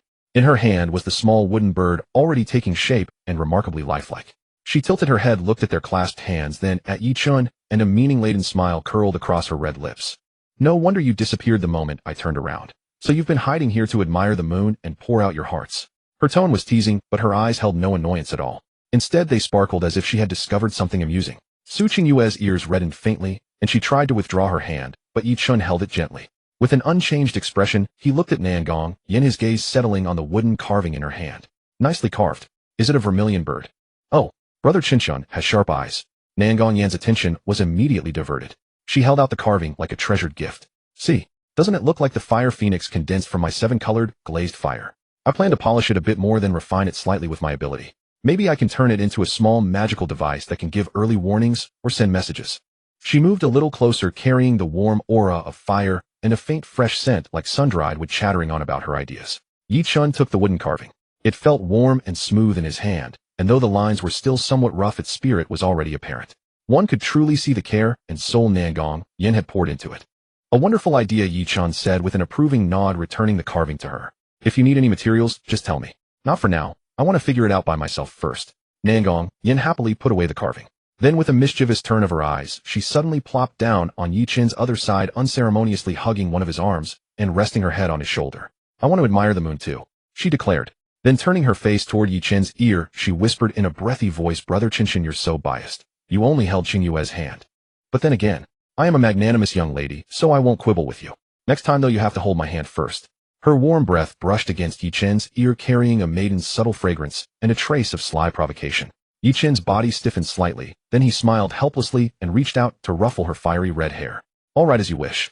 Nangong Yin gave a satisfied hum, hugged his arm even tighter, then quieted down and looked up at the moon. For a time among the three of them, there was only the clear wind, the flowing water, and the warmth of their bodies pressed close together. In the distance, Bai Mingxue had unknowingly stopped wiping her long sword and was quietly watching the three people nestling together by the hot spring. Under the moonlight, her expression remained cold and aloof, but the fingers gripping the sword hilt unconsciously tightened for an instant, then slowly loosened. In the end, she merely let out an almost inaudible sigh, lowered her head again, and slowly traced the patterns on the blade with her fingertip. In her ice-blue eyes, some emotion settled into the depths, transforming into a deeper, more profound gentleness and resolve. Lin Weiwei and Su Wanner had also seen what happened. The two young girls leaned together, whispered a few words in each other's ears, then nudged one another and giggled furtively. Their bright, pure smiles added a touch of warm radiance to the moonlit scene. The night deepened, and the moonlight flowed like water, quietly spreading through every corner of the valley, gently wrapping around these young people who had supported one another on the edge of life and death. The campfire gradually dimmed, the hot spring steamed, and the fragrance of plants, the girls' faint scent, the lingering aftertaste of the medicinal tea, and the wordless understanding and warmth all interwove into the most moving memory of this night. The road ahead remained perilous, with powerful enemies lurking all around. But at least in this moment, they had one another. They had this moonlight and this hard-won peace and warmth. That was more than enough. Ye Chen tilted his head back slightly and closed his eyes, feeling the coolness of his left hand and the warmth of his right arm, his heart filled with an unprecedented calm and fulfillment. Guarding all of this was the unchanging vow of his lifetime. The valley night was tranquil, and profound moonlight draped like the finest silk gently enveloping the sleeping group. Ye Chen did not retreat to the stone cave for rest. Instead, he sat in meditation upon a bluish-green rock warmed by body heat beside the hot spring. Chaotic divine power flowed through his meridians as steadily as a mighty river, nourishing his recently breakthrough cultivation realm and quietly mending the microscopic afflictions left by days of relentless combat. He was not in a state of deep slumber. A fragment of his divine sense spread out like the most vigilant spiderweb, silently encompassing the entire valley from his central point. The formation array deployed by Su Qingyue served as the outermost barrier, while his own spiritual perception stood as the final, most acute line of defense. He could hear Bei Mingxue's steady shallow breaths carrying the chill of frost and snow. He could sense the seven-colored vitreous flame dancing cheerfully within Nangong Yan's dantian, even in sleep radiating warmth and light. He could feel Su Qingyue's tranquil, elongated breathing, its rhythm faintly harmonizing with the ancient cadence of the Tianji secret manual. He could smell the subtle aura on Lin Weiwei and Su Wan'er, a delicate blend of medicinal herbs and maidenly fragrance. Peaceful and pristine. It was an extraordinarily wondrous experience, as if a profound connection transcending words had been forged between him and them. Their safety, their emotions, and even the faint ripples at the edges of their dreams were all vaguely mirrored within his spiritual awareness. This was not prying, but a natural resonance of souls like stars snuggling close for warmth in the night. Though their luminescence remained distinct together, they illuminated the same expanse of sky. As the horizon began to pale with the first light of dawn, Ye Chen slowly opened his eyes. A profound gray glint flashed and vanished, restoring clarity to his gaze. A night of recuperative breathing had not only thoroughly stabilized his cultivation realm, but also sharpened the near-instinctive command over heaven and earth's energies granted by the fourth layer of his primordial chaos divine body. With a mere flick of his mind, a trace of chaotic energy, pale and nearly invisible, coiled around his fingertips. Seemingly harmless, it could effortlessly assimilate and dismantle the wandering spiritual energy around him. He rose, his movements light and soundless. The dim morning light gilded the valley's thin mist. The hot spring surface no longer reflected stars and moon, but mirrored the brightening sky, with steam rising like a fairyland. Bei Mingxue was the first to awaken. She seemed never to indulge in excessive sleep, always rising in synchrony with the dawn. The flap of her simple tent was gently lifted by a pale hand, and forth stepped her figure clad in moon-white robes. The morning chill prompted her to subconsciously draw the outer robe tighter around her shoulders. Her silver hair, unlike the previous night's loose cascade, was meticulously bound at the nape with a simple jade hairpin, revealing the elegant yet austere line of her profile and slender neck. Her gaze first swept the surroundings with alertness, ice-blue eyes scanning every shadow. Only after confirming safety did her focus settle upon Ye Chen beside the hot spring. Their eyes met. She paused briefly, then offered an almost imperceptible nod in greeting before proceeding to yesterday's fireside. With practiced efficiency, she began gathering smoldering charcoal to relight the flames. Her movements were concise and decisive, bearing the self-discipline and solitary serenity honed over years. Like a snow lotus blooming alone upon a peak, she did not compete with other flowers for attention, yet her presence was undeniably formidable. Next to awaken was Su Qingyue. She almost simultaneously noticed the shift in daylight. Inside the tent came the soft rustle of fabric and the gentle snap of a book closing, followed by the lifting of the flap. She looked well-rested, her fair cheeks glowing with health in the morning light.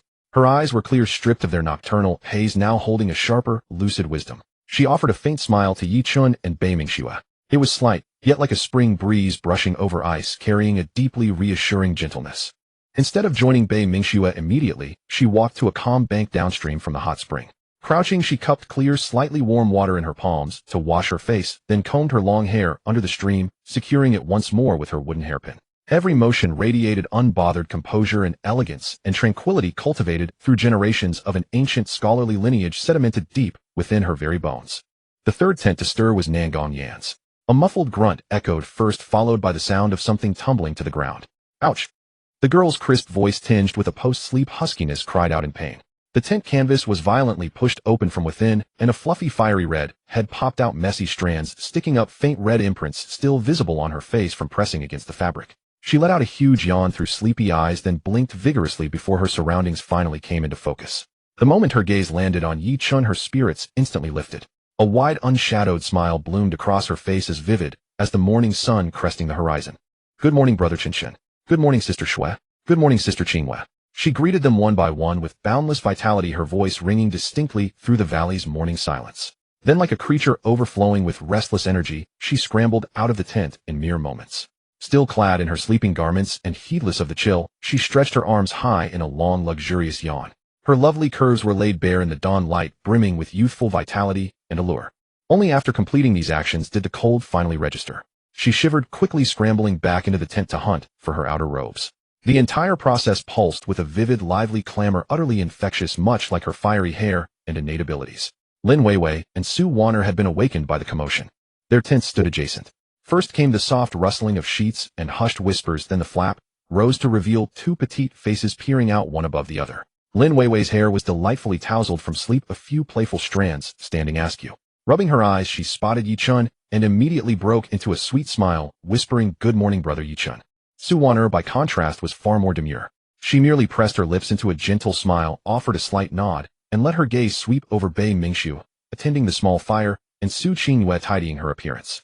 Her eyes betrayed a profound sense of comfort and reliance. Soon after, Qin Yue, Li Hao Zhao Tieju Tangyu, and Lu Qingxue rose in turn. Hailing from a military background, Qin Yu possessed relentless discipline and immediately began inspecting equipment and perimeter security upon waking. Li Hao and Zhao Taizhu assisted Bei Mingxiu in stoking the flames. Tang Yu silently dissolved into the surrounding shadows to conduct routine outer reconnaissance, while Lu Qingxue quietly attended to her long hair and weaponry. The modest valley hummed with renewed vitality. Bei Mingxiu simmered a small pot of plain rice congee, with clean spring water supplementing it with edible tubers gathered the day before yielding a wholesome and inviting aroma.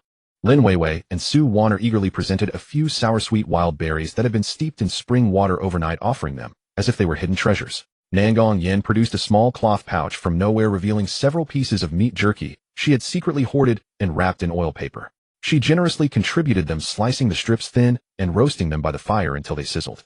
The rich, charred fragrance of the fat mingled with the rice congee's subtle sweetness, irresistibly whetting everyone's appetite. The group gathered around the rekindled fire, sharing their modest breakfast. Though lacking fine tableware, using instead washed broad leaves or personal cups, the atmosphere was exceptionally warm. Nangong Yin chattered animatedly about her dreamt feats of carnage from the night before. Bei Mingxiu occasionally offered dry corrections to her implausible technique descriptions.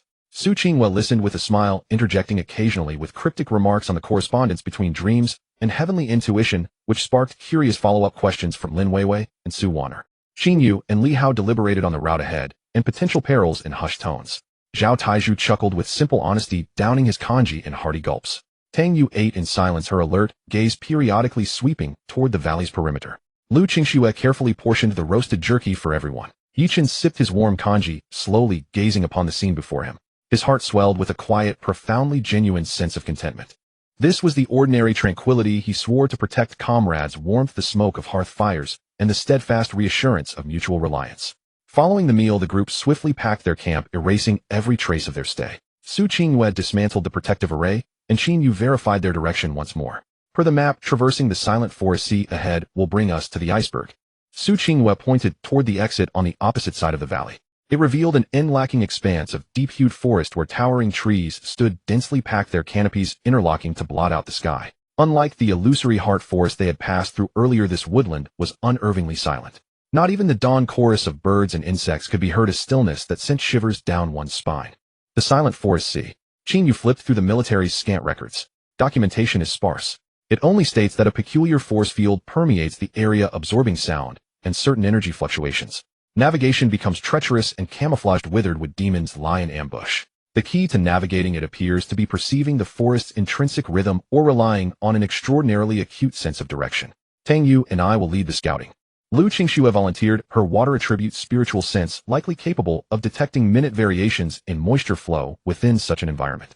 Tang Yu nodded, her shadow attribute concealment and heightened perception were also distinct advantages here. Li Hao and I will secure the flanks. Zhao Taizhu thumped his chest proudly. Qingyue, hold the center and concentrate on directional calibration. Weiwei Wanner, keep pace closely behind Qingyue.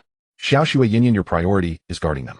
Ye Chen issued rapid orders. Senior sister Qin Yu and I will cover the rear. Keep watch on our flanks and behind. Roger that. The formation advanced once more, stepping cautiously into the deathly silent woods. The instant they crossed into the forest's expanse, all external noise appeared sheared away by an invisible barrier, leaving even the wind's rustle faint and unnerving. Beneath their boots lay a thick carpet of humus accumulated over countless years, yielding softly and soundlessly underfoot. Light filtered through layered canopies, reduced to fragmented mottled spots that rendered the interior gloomy and eerie. The air hung heavy with damp earth and a faint permeating scent of decay. Unconsciously, everyone muted their breathing and lightened their steps. Lu Qingxue led the vanguard, eyes half-closed, meticulously tracking the nearly imperceptible currents of moisture in the air. Tang Yu drifted like a true phantom at her rear flank, barely discernible. Her dagger was reversed in grip, her gaze razor-sharp as it swept over every strangely contorted tree and every pooling shadow. Yet the perils of this so-called silent forest sea extended far beyond mere disorientation. After the party had pushed roughly a li into the depths, a sudden aberration occurred. Without warning, the seemingly solid ground beneath their feet, a mat of fallen leaves and rich humus, suddenly began to writhe like living flesh. Countless pitch-black vines, irregular in girth and crawling with wart-like nodes and suckers, erupted violently from the soil and surrounding trunks. Like innumerable man-devouring vipers, they lashed and threaded toward every member of the party. More terrifying still, these assaults emitted absolutely no sound. The vine's attack came with eerie suddenness, utterly unexpected. There was no sound of warning, no fluctuation of energy. Only the sudden eruption of a black tide akin to a frenzy of demons, and the sharp gale that lashed against the skin, reeking of decay and icy malice. Defend. Before Ye Chen's shout even faded, his body had already moved. He made no attempt to intercept the countless vines surging from every direction, even from above and below, for there were too many, too scattered. What he chose instead was protection. Chaos divine power erupted in an explosion, no longer sharp and domineering as when attacking, but transforming into a soft, translucent grayish shield that expanded violently from him, instantly enveloping everyone around. The shield appeared fragile, yet it contained the absolute mastery over energy granted by the fourth level of the chaos divine body. Those black vines, swift as lightning, their tips sharp enough to pierce steel plates, struck the shield and seemed to sink into an invisible morass, their speed instantly decelerating. At the same time, the dark luster on their surfaces visibly dimmed and dissolved, as if being purified or decomposed by some more primal force. But the vines were simply too numerous. Moreover, they seemed to possess a rudimentary intelligence. Seeing their frontal assault thwarted, they immediately altered their tactics. Some vines gave up piercing the shield and coiled around it like pythons, layer upon layer. A tremendous constricting force pressed from all sides, causing the chaotic shield to emit a low, strained hum, its surface rippling like disturbed water. Other vines, like living drills, bored desperately into the ground beneath the shield, attempting to launch an attack from underground. They're draining Ye Chen's power. Strike at the source of the vines. Qin Yue, seasoned and sharp-eyed, immediately spotted the crux. She gave her silver spear a flick, and its tip burst forth with a blinding cold gleam, turning into a silver meteor that precisely struck the joints where several massive vines coiled around the shield. With a tearing screech, the vines snapped, spraying viscous, foul-smelling dark green sap from the severed ends. Thunder Dragon Break. Li Hao followed close behind. Grasping the air, he condensed raging thunder into a roaring dragon of lightning between his hands, then hurled it viciously into the densest cluster of vines on the left. Lightning exploded, and several vines were charred to cinders by the purifying power of the thunder. Ice Seal. Bai Mingshue's cold voice rang out. Instead of releasing a wide swath of frost, she condensed her ice ability into countless hair-like needles. As if endowed with life, they slipped through the gaps between the entwining vines, emerged from the shield, and precisely pierced the squirming gnarls on the vine surfaces. The gnarls struck by the ice needles froze and died in an instant. Those sections of vine lost all vitality and drooped limply. Nangong Yan's assault was even wilder and more direct. Glazed fire rain. She cried out sharply, forming seals with her hands. Dozens of 7-colored fireballs condensed above her head, then cascaded down like a meteor shower of flames upon the surrounding ground. The fiery heat not only incinerated any vines it touched, but also ignited the thick layer of humus on the ground. The roaring blaze temporarily halted the advance of the pursuing vines, illuminated the dark forest, and finally allowed everyone to glimpse part of the enemy's true form. Those vines were not rootless. They originated from the surrounding ancient trees that appeared utterly ordinary, even withered. At that moment, the bark of those ancient trees peeled away, revealing inner wood as black as charcoal, writhing and twisting endlessly. Cracks split open along the trunks like hideous mouths from which more and more vines poured forth endlessly. Meanwhile, the branches of the ancient trees began to twist and deform, resembling gaunt ghost claws reaching slowly toward the shield. Withered tree demon. These ancient trees are their true forms. Su Qinghua snapped. A stack of talismans had somehow appeared in her hand. She activated them instantly, and they turned into golden spectral chains that briefly bound the nearest withered tree demons, slowing their movements. Find the core. Strike at the heart of the tree. Tang Yu's figure wove through the shadows. Her dagger was coated with deadly poison, and with every flicker of movement, she precisely severed a vine's connection point or delivered venom into the cracks of a withered tree demon's trunk. But the withered tree demons were enormous and tenacious. Ordinary attacks had limited effect. Lu Qingxue pressed her hands against the ground, attempting to draw up the underground water, only to discover that the forest groundwater had long been polluted and controlled by the demon's roots. she barely avoided backlash. She abandoned that approach without hesitation and instead condensed water curtains, helping Lin Weiwei and Su Wan'er fend off the stray thin vine attacks. Lin Weiwei's face was pale, but her gaze was resolute. She continuously cast supportive auras on the group to boost their strength and agility. Su Wan'er, meanwhile, had both hands glowing with green light. She stared intently at the shield maintained by Ye Chen, ready to heal any injuries that might appear. Ye Chen felt the immense pressure pressing down on the chaotic shield, and his eyes narrowed slightly. Each of these withered tree demons individually ranged from S rank to SS rank, but they were numerous, perfectly at home in this silent forest, attacking without sound and coordinating seamlessly, truly troublesome foes. Although his chaos divine power could restrain and purify their force, maintaining such a large-scale defense was draining him at an alarming rate. They could not stay on the defensive. Qingyue, can you find a pattern in the distribution of their cores? Ye Chen asked in a low voice. Su Qingyue's forehead was already beaded with sweat. While maintaining the golden chains, she channeled all her power into the Celestial Secrets Codex, and the jade pendant starlight swirling in her eyes as she worked through rapid calculations. 30 paces to the left front, that tallest one with spiral-patterned bark. 50 paces to the right rear, that one with 3 main trunks. Straight ahead. There is interference, the image is blurry, but the energy response is the strongest. It may be the mother entity. Good. A cold light flashed in Ye Chen's eyes. Senior Qin Li Hao Tieju Qingxue Tangyu. Hold off the other withered tree demons and vines. Xiaoxue Yinyan Qingyue, follow me to be headed. As the words fell, the chaotic shield maintained by Ye Chen abruptly contracted, shrinking from enveloping the whole team to covering only himself, Baiming Shui, Nangong Yin, and Su Qingyue, while simultaneously growing more solid. He stamped his foot, the ground trembled, and his figure shot forth like an arrow from a bow, heading straight for the strongest energy reaction directly ahead that Su Qingyue had indicated. Not so fast. Qin Yu cried, her spear whirling like a dragon, flinging aside several thick vines that tried to block their path. Li Hao roared, his thunder dragon coiling to guard their flank. Zhao Taizhu let out a bellow, his body swelling once more like a human war chariot, and deliberately charged into a withered tree demon that was swinging its branches toward them. Tang Yu and Lu Qingxue focused on eliminating the thin vines that burst from the ground, protecting Lin Weiwei and Su Wan'er. Ye Chen's group of 4 moved with incredible speed, instantly breaking through the vines' layered blockade. The closer they drew to the direction Su Qingyue indicated, the more ferocious the reaction of the surrounding withered tree demons, and the more frenzied their attacks. Countless vines wove together into an inescapable net, while black reeking sap rained down like a storm, carrying a powerful corrosive effect. Ice wall thousandfold. Baiming Shui waved her jade-like hands, and one after another thick, crystalline ice walls condensed rapidly in front of and beside the group, blocking the vines and corrosive sap. The ice walls were shattered again and again, only to be reborn in endless succession, their continuous cracking particularly harsh in the silent forest. Fire Phoenix, open the way. Nangong Yin cried out sharply. The Fire Phoenix, condensed from 7-colored glazed fire, let out a clear cry, spread its wings wide, and with a heat capable of scorching the 8 wilds, slammed viciously into the great net of vines blocking the way ahead. The flames clashed violently against the demon's sinister power, producing sizzling sounds of burning, and forcibly seared open a passage. Su Qingyue continuously cast out formation flags, setting up minor gale arrays and light body arrays around the group to boost their speed and agility, while also using disruptive formations to disturb the rhythm of the demon's attacks. At last the 4 broke through the final barrier of vines, and the view opened up before them. This was a small clearing in the forest. At its center stood a colossal tree, so vast it struck dread into the heart. The tree stood 100 meters tall, its trunk so thick that 10 people would need to link arms to encircle it. Its bark was not black, but a sinister dark purple, covered with twisted, agonized human faces in relief, so lifelike they seemed to wail in silence. The crown was not made of leaves, but of countless wildly writhing python-like dark purple vines.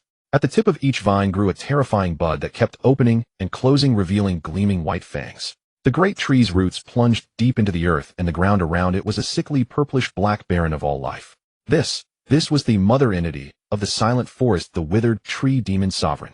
Its emanating aura had reached the SSS rank, and because it was nearly fused with the entire forest, the power it could command far surpassed others of the same rank. Intruders. Die. A dry, rasping thought, like countless voices layered together, transmitted directly into the minds of the 4. It was steeped in endless malice and greed, revealing an intense craving, especially for the pure life force and chaotic aura emanating from Ye Chen. You want my life? Let's see if you have what it takes. Ye Chen snorted coldly, utterly unafraid. The chaotic shield around him abruptly withdrew into his body. In its place, a more restrained, yet even more terrifying pressure rose upward. The power of the 4th level of the chaos divine body surged forth without restraint, and beneath the surface of his skin faint currents of chaotic energy began to flow. He knew that against a plant-type monster of such enormous size and tenacious vitality, area attacks would have limited effect. He had to strike at its true core, the tree heart, or erase it entirely on the level of energy. Xiaoxua Yinyan Xingyue, help me hold it back. Create a chance for me to finish it in one strike. Ye Chen yelled in a low voice, his hands slowly closing into empty grasps. Two balls of gray light devouring chaotic energy began to condense and compress in his palms, radiating a destructive aura that made even space tremble slightly. Understood. Without hesitation, Bai Mingshui and Nangong Yin shot out from left and right. Bai Mingshui drove her ice ability to its utmost, not in attack, but transforming it into countless incredibly thin, resilient ice threads that spread like an inescapable net over the thrashing vines and roots of the withered tree demon sovereign, attempting to bind and freeze them temporarily. Nangong Yin compressed her seven-colored glazed fire to the limit, turning it into blazing white needles only finger-thick, whose heat was so intense they warped the air.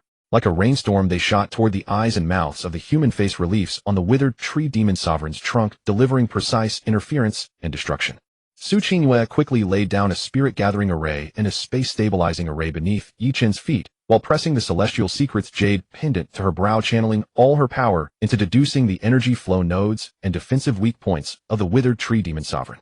Roar! The withered tree demon sovereign was thoroughly enraged, sensing the mortal threat posed by the two masses of chaotic energy in Ye Chen's hands. The entire colossal tree trembled madly. Innumerable dark purple vines like enraged pythons lashed and coiled toward Bai Mingshui and Nangong Yin with piercing howls. This time, even the silent force field could not fully absorb the sound. All the human face reliefs on the trunk opened their mouths, simultaneously spewing thick purple-black poison mist imbued with powerful effects of mental erosion and physical corrosion. In an instant, it flooded the entire clearing. The ground split open and countless pillar-thick purple roots burst from the earth, thrusting like ground spikes at Ye Chen and Su Qingyue. In an instant, the battle entered its most perilous white-hot stage. The withered wood demon emperor's full-powered eruption was earth-shaking in its might.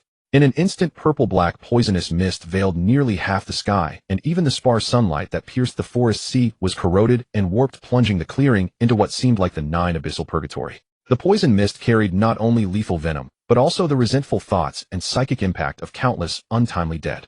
An ordinary person who touched even a wisp of it would instantly be driven into madness as their flesh festered and rotted. The wildly dancing dark purple vines were each as thick as a giant python. With every lash and coil, the air burst with groans of overstrain, their terrible force enough to split mountains and crack boulders. Purple root tendrils stabbed up from underground sharp as spears, bearing the brute strength to shatter the earth. From every direction, they sealed off all room to dodge. Bai Mingshui and Nangong Yin bore the greatest pressure. Countless vines came from every angle like a plague of frenzied pythons. Bai Mingshui pushed her ice ability to its absolute limit, seeming to transform into a spirit of snow and ice as she darted through the gaps between vines.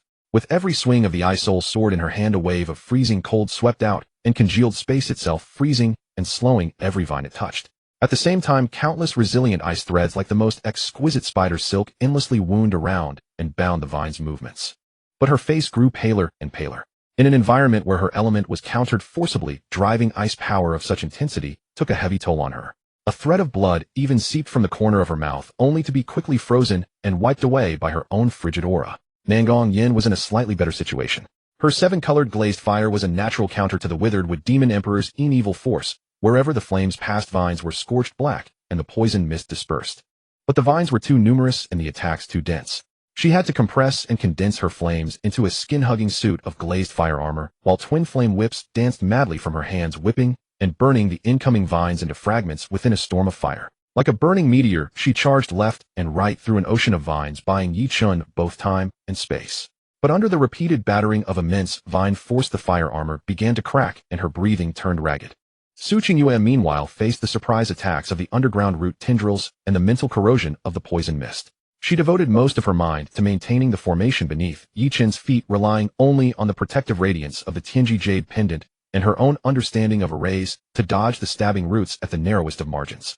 At the same time, she silently recited a mind-cleansing mantra, resisting the all-penetrating assault of resentful thoughts. Her face was likewise growing pale. Ye Chen meanwhile had already entered a state where self and world were both forgotten. The fierce battle outside, the raging energies, the lethal danger, all seemed to be cut off from him. His entire mind sank into the two spheres of chaotic energy spinning and compressing in the centers of his palms. This was no simple gathering of power.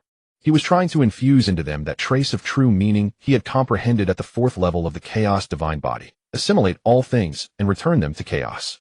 Under his supremely precise control, the internal energy structures within the gray masses were frantically adjusted and recombined, from violent to restrained, from chaotic to orderly, their color deepening from gray into two fist-sized spheres, the hue of pure nothingness, like twin stellar cores in the deepest night sky.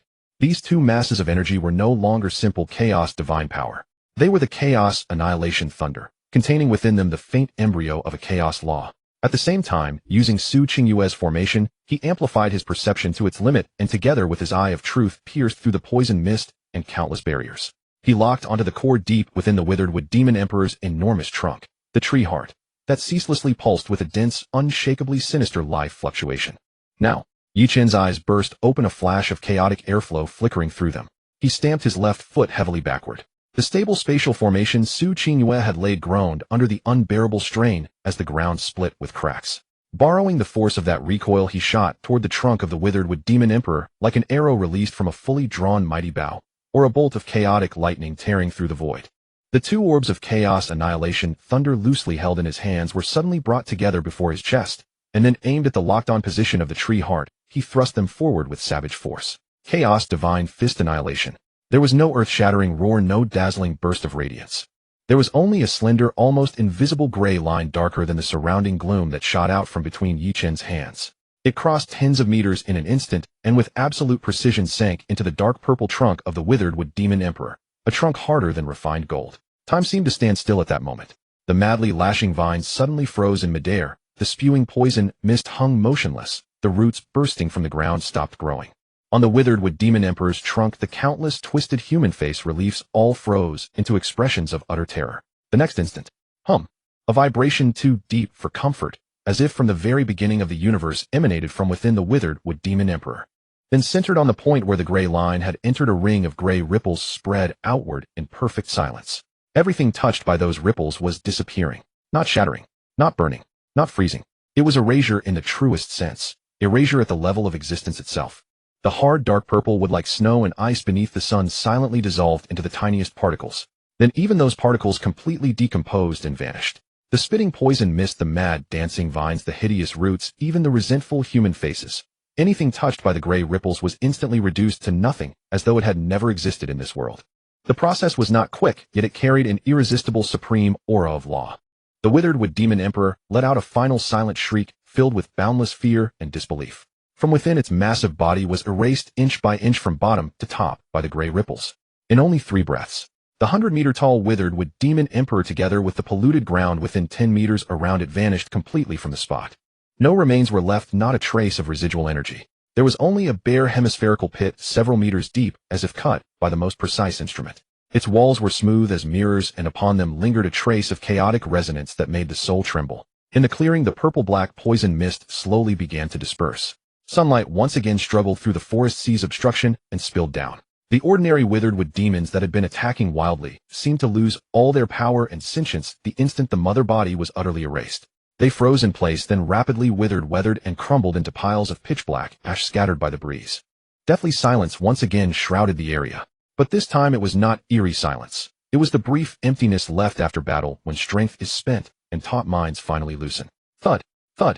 Biming Shui and Nangong Yen had their strength give out almost simultaneously. They dropped to one knee, gasping for air, sweat instantly soaking their hair and clothes. Biming Shui's face was pale as paper, and the hand gripping the ice soul sword trembled slightly. Nangong Yan's glazed fire armor shattered inch by inch, revealing skin underneath that the vines had lashed red. Yet her eyes remained bright, carrying the excitement of victory and the lingering fear of what had almost been. Su Qingyue also breathed a sigh of relief and dismissed the formation. Her body swayed, and Ye Chen, quick of eye and hand, caught her. Her exhaustion was mainly mental, and the light of the Tianji jade pendant at her brow had dimmed considerably. Supporting her, Ye Chen's own chest rose and fell slightly. That chaos annihilation blow just now had drained nearly half of the chaos divine power within him and consumed a great deal of his mental energy as well. But his eyes remained sharp as he swept his gaze over everyone. Is everyone all right? I'm fine. Still, hanging in there. They answered amid gasps. Qin Yu quickly brought Li Hao and the others over. Seeing the enormous mirror-smooth pit and the withered wood demons reduced to ash around it, even a veteran like her could not help drawing a sharp breath. The look she gave Ye Chen was filled with awe. Young Master Yi, that move of yours. Li Hao swallowed hard. He had been standing a little farther off, but even he could sense the soul-freezing aura of destruction contained in that strike. Pure luck. Ye Chen shook his head, offering no further explanation. He looked at Bai Ming-shui and Nangong Yin frowned slightly, and said to Su Wan'er, treat them first. Su Wan'er hurried forward, both hands blazing with green light, and enveloped Bai Ming-shui and Nangong Yin in warm life energy. Lin Weiwei also ran over, casting supportive auras to restore their strength and spirit. During the lull of healing and rest, Ye Chen walked to the edge of the deep pit and looked down. At the center of the pit floor, it was not completely empty. There lay quietly a crystal the size of a fist, dark purple throughout, with what seemed to be liquid flowing inside, exuding pure and immense life force. And beside it, a strange wooden heart about the length of an arm, its color deep purple, verging on black, its grain naturally forming mysterious patterns. It is the life crystal and the source wood heart of the withered wood demon emperor. Su Qingyue walked to his side and said softly, her eyes full of wonder, the life crystal contains the vast life essence it plundered. The source wood heart, as the core of a plant type demon emperor, contains a fragment of the law of withering and flourishing. Both are extremely rare treasures. Ye Chen waved his hand and drew both items into his grasp. The life crystal was warm and smooth to the touch, as if a heart were beating inside it. The source wood heart was heavy, bearing an ancient and time-worn aura. Life crystal, Xiao Shui Yin Yin, split it between you. Absorb it as soon as possible to heal your wounds and raise your cultivation. Ye Chen handed over the life crystal. As for this source wood heart, he looked at Su Qingyue. The law of withering and flourishing within the source wood heart shares common ground with the Tao of life-death rotation in the Tianji sex formations. It will be of great use to me in deducing formations and refining formation artifacts. Su Qingyue did not stand on ceremony and spoke frankly, anticipation in her eyes. Good, it's yours. Ye Chen handed the source wood heart to her. Bai Ming-shui and Nangong Yin took the life crystal and felt the surging vitality within it. Joy flashed across their eyes. With this, not only would their wounds heal quickly, their cultivation might even advance another step. Everyone rest here for 2 hours, recover your condition, then we leave immediately, Ye Chen ordered. The threat of the silent forest sea was lifted, but this was no place to linger. The scent of blood and the energy fluctuations from the battle might attract other things. The group dispersed, each finding a place to regulate their breathing. Bai Ming-shui and Nangong Yin immediately began absorbing the life crystal, while Su Qingyue took the source wood heart and walked aside to quietly contemplate it. Ye Chen sat cross-legged and began circulating the chaos divine art, restoring the divine power he had expended. 2 hours passed quickly. Under the dual effect of the life crystal and Su Wan'er's healing, Bai Ming-shui's and Nangong Yin's wounds were nearly completely healed, and their auras were even more condensed than before. Ye Chen had likewise recovered 70 to 80% of his strength. The group regrouped and made their way through the now entirely harmless silent forest sea. This time there was no obstruction at all. After another 4 hours of travel, the temperature around them began to drop noticeably. A faint chill permeated the air, and from ahead came the muffled sound of wind and snow howling. The ice mountain. We're almost there, Su Qingyue said, looking at the map. However, just as they were about to step past the edge of the silent forest, Si Tangyu, who had been scouting at the front, flashed back like a ghost. Her face was grim as she lowered her voice and said, there's trouble ahead. At the ice mountain pass, there are signs of large-scale combat. The residual energies are chaotic. There are traces of the Sky Eye Society, and also an unusual cold aura that doesn't seem naturally formed. Also, I found this. She opened her hand, revealing half a broken blood-stained jade token in her palm, on which a blurred snowflake-like emblem was carved. The instant Bai Ming-shui saw that emblem, her ice-blue pupils abruptly contracted. On her face, always cold and composed, appeared for the first time an unconcealable shock and a trace of panic. This is an emergency distress token of a core scion of the Bai Ming family. The half-blood-stained jade talisman engraved with a snowflake emblem, as cold as ice, instantly froze the hearts of everyone present. Bai Ming-shui stepped forward, took the talisman from Tang Yu's hand, her fingertips turning white from the force of her grip. She pressed the talisman tightly against her palm, and deep within her ice-blue eyes faint glimmers of light swirled, evidently activating a bloodline resonance technique. After a few breaths, the last trace of color drained from her already pale face, and her body swayed almost imperceptibly. It's my cousin's, Bai Ming-han's, distress talisman. Her voice was colder than the icy wind at the edge of the forest, carrying a barely noticeable tremor. The talisman shattered because he broke the whole talisman as a warning, and the remaining blood essence within it is his vital blood. His injuries are severe, possibly even. She did not finish her sentence, but everyone understood the unspoken meaning. He was on the brink of death, perhaps already fallen. Bai Ming-han, the second most talented member of the Bai Ming family after Bai Ming-shui, was slightly older, steady, and resolute in temperament. He had long reached SS rank, and was one of the heirs the Bai Ming family held in high regard. Why would he appear here? And what formidable enemy had forced him to burn his vital blood and shatter his talisman in a desperate plea for aid? The residual energy from the talisman points toward the glacier, and it's been no more than 12 hours. Su Qingyue added her heavenly intuition, able to detect even more subtle traces. Ye Chen gripped Bai Ming-shui's icy, trembling hand and said in a deep voice, "Don't panic, Xiaoxua. We'll go there immediately. As long as there's still a thread of hope, we can make it in time." His voice was steady and resolute, carrying an unshakable conviction, instantly pulling Bai Mingxue back from the sudden icy surge of shock, rage, worry, and familial duty. She took a deep breath, the cold glint rekindling in her ice-blue eyes, and nodded firmly at Ye Chen.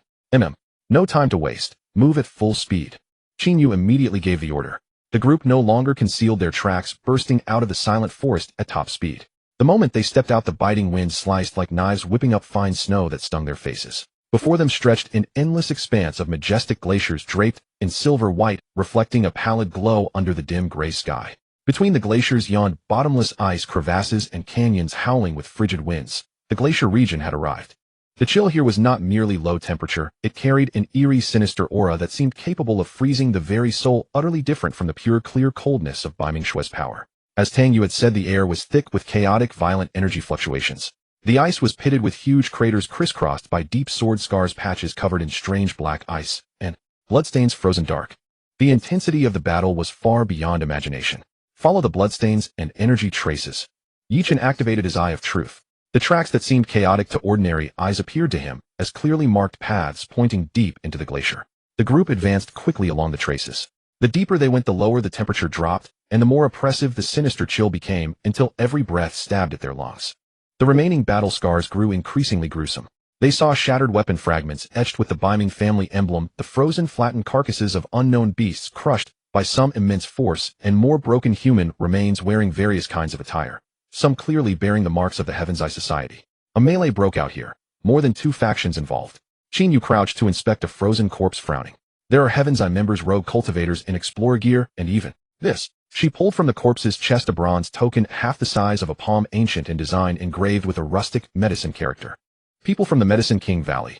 Su Qingyue recognized the token. How did they get dragged into this? The Medicine King Valley was a reclusive sect in Dragon Country renowned for alchemy and pill refinement, rarely involving itself in outside conflicts.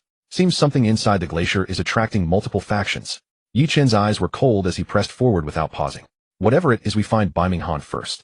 Suddenly, from beyond a massive ice cliff up ahead came the violent clash of energy intermingled with faint shouts of rage and screams. It's ahead. Their spirits rallied as they sped around the corner. The scene that met their eyes made everyone's pupils contract. It was a relatively open ice valley, but now it looked like a slaughterhouse. Dozens of corpses lay scattered across the ice, their blood long frozen into dark red crystals. At the center of the valley, a brutal siege was underway. Under siege were 7 or 8 men and women wearing uniform ice-blue robes with snowflake emblems embroidered on their cuffs, members of the Bai Ming family. Their backs against a sheer ice wall, they had formed a fractured defensive formation. All were wounded, their auras dim, yet their eyes burned with fierce defiance as they desperately fended off attacks from every direction. The attackers were a motley assortment. The largest group, about a dozen strong, wore identical black robes. Their auras were cold and sinister, their movements vicious and treacherous, clearly elite members of the Heaven's Eye Society. At their head was a one-eyed old man wielding a pitch-black serpent-shaped staff, each swing releasing a foul black wind. His cultivation had reached the peak of SS rank. Another group, smaller at only 5 or 6, wore mixed clothing, but eyed the scene with naked greed. Clearly rogue cultivators or members of minor factions drawn by word of mouth. 2 among them were not weak, having reached the peak of S rank. 3 more, robed in pale green with alchemical furnace patterns embroidered on their chests, should be from the Medicine King Valley. They did not directly join the assault, but prowled the edge of the battlefield, scattering various powders, some transforming into corrosive poison mist that ate away at the Bai Ming members' protective eyes, others enhancing the attack power of the Heaven's Eye Society and the rogue cultivators. Sinister in the extreme. At the core of the encirclement, the most severely wounded, yet still standing like an unyielding reef, desperately shielding several companions who were even worse off and nearly combat ineffective, was a tall young man with a resolute face bearing a 5 or 6-fold resemblance to Bai Mingxue in the brows and eyes. Bathed in blood, his left arm hung at an unnatural angle, and a deep bone-deep wound across his chest still oozed blood. Yet the broad ice sword gripped firmly in his right hand still swept in furious arcs, each fierce and domineering sword energy of glacial cold, forcing the attackers to keep their distance. It was Bai Mingxue's cousin Bai Minghan, but he was clearly at the end of his rope. His aura fluctuated unsteadily, the speed and strength of his sword strokes waning, and the protective ice around him was riddled with cracks. The attackers noticed this and grew even more frenzied. In particular, the one-eyed elder of the Heaven's Eye Society swung his serpent staff, sending streams of insidious black chi slithering like venomous snakes, constantly seeking openings to strike at Bai Minghan's wounds and weakened defenses. Hehehe, you little whelp of the Biming family. Stubborn bones you've got. Pity none of you will leave here alive today. Hand over the ice soul snow lotus. An old man here will grant you a quick death. The one-eyed elder cackled, his eyes brimming with cruelty and greed. Dream on. How dare filthy scum like you touch anything belonging to my Biming family?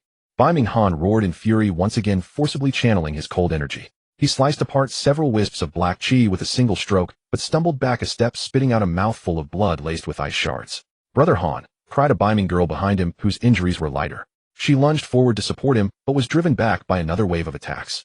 Stubborn fool. Then die. A vicious light flashed in the one-eyed elder's remaining eye. The dim green gem atop his serpent staff blazed to life, and a beam of concentrated dark green light, exuding an aura of decay and death, tore through the air straight toward Biming Han's brow. This strike was clearly his killing move, unleashed precisely as Biming Han's strength failed. A killing blow meant to end him in one shot. Cousin, watch out. From afar, Biming Xue's eyes nearly split with fury. Her ice soul sword flashed from its sheath, and a condensed azure sword aura shot out, traveling faster than the beam itself in a desperate attempt to intercept it. Nangong Yin also struck a compressed ball of 7 colored flames streaking through the air. But the distance was too great, and the one-eyed elder's assassination strike had been long in the making. Biming Xue and Nangong Yan's interception was a heartbeat too slow. Just as the deadly dark green beam was about to pierce Biming Han's skull, in the nick of time, a drab, unremarkable figure appeared before Biming Han, as if by teleportation. It was Ye Chen.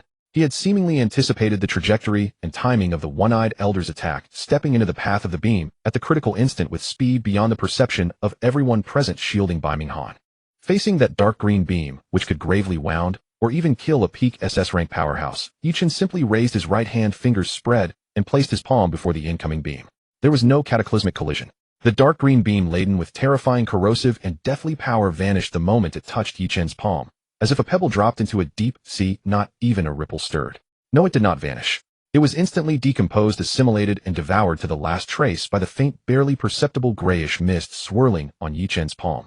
What a... The one-eyed elder's sneer froze, and his single eye exploded with unconcealable shock and horror. He knew better than anyone the power of his netherworld death ray. Even a same-rank expert would never dare be so arrogant as to catch it with a bare palm. Who the hell is this brat? Not just him. Everyone on the field, including Biming Han, who had just narrowly escaped death and was still shaken, and the Biming family members behind him, was stunned. All eyes converged on the black-robed youth who had appeared so abruptly and neutralized a killing blow in such an inconceivable manner. Ye Chen slowly lowered his hand, his gaze calm as it swept across the one-eyed elder, the elite members of the Heaven's Eye Society, the greedy rogue cultivators, and finally lingering on the 3 Medicine King Valley cultivators. His look was not ferocious, nor did it carry much killing intent. Only a bottomless indifference, as if he were regarding a cluster of insignificant ants. But it was precisely this indifference, combined with his earlier effortless nullification of a fatal strike, that sent an involuntary chill crawling down the spines of everyone his gaze touched. Yo, who are you? The one-eyed elder forced down the palpitation in his heart and barked, but a thread of bluster had already crept into his voice. Ye Chen did not answer. Instead, he turned slightly and looked at Biming Han, who was barely staying upright behind him, and his tone softened. A rare thing. Can you hold on? Biming Han looked at him, then at Biming Xue, who had just rushed to Ye Chen's side, her face full of anxiety and concern. Seeming to understand something, the resolute face twisted into a reluctant smile, and he rasped, still. Won't die? Thank you. For the aid. Swear you. Cousin, don't talk. Focus on healing. Biming Xue cut him off, quickly pressing a healing pill into his mouth. At the same time, she said to Ye Chen, I'm counting on you. Ye Chen nodded.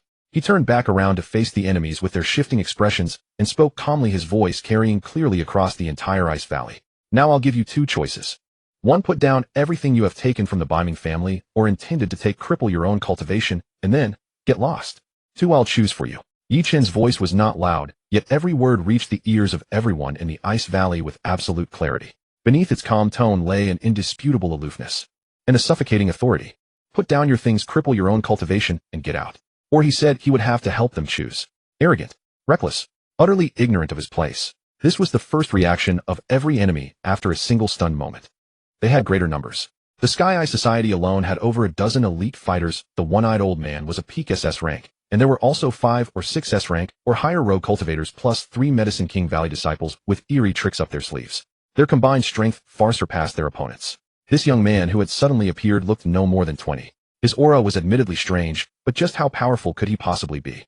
That he had blocked the one-eyed old man's strike just now was most likely thanks to some special protective treasure or some trick. The one-eyed old man laughed in sheer fury, a savage light blazing from his single eye. You snot-nosed whelp, what shameless boasting. With just you do you dare spout wild words before this old man? You must be tired of living. Attack together. Kill him, and leave none of the Biming family alive. Kill. You fool who knows not death. The ice soul snow lotus is mine. Goaded by the one-eyed old man's words, and with their craving for the ice soul snow lotus overriding their wariness of Ye Chen's earlier display, the Sky Eye Society members and the greed-stricken rogue cultivators roared in unison. They erupted with their strongest energy fluctuations, a storm of abilities, martial arts, and hidden weapons of every color sweeping down upon Ye Chen and the Biming family members behind him like a hurricane. For a moment the Ice Valley was churning with surging energy and murderous aura. The three Medicine King Valley disciples exchanged glances, but did not attack immediately. Instead, they quietly stepped back, a scheming light glittering in their eyes, clearly intent on reaping the benefits while others fought. Facing that overwhelming onslaught, the Biming family members behind Ye Chen, together with Qin, Yue Hao, and the others who had just arrived, instinctively tense, preparing to fight. Biming Shui raised her ice soul sword. Nangong Yan's glazed flames erupted around him, and Su Qingyue's formation flags flickered at her fingertips. Yet Ye Chen remained exactly where he was, without even lifting his eyelids. He merely raised his right hand, slowly spread 5 fingers toward the roaring tide of attacks, and closed them softly. Chaos. Return to void. It was still that calm, plain voice, utterly devoid of worldly fire. But this time, as his 5 fingers closed, in indescribable absolute darkness, one that seemed able to devour all light and heat, erupted from the center of his palm. No, it was not darkness.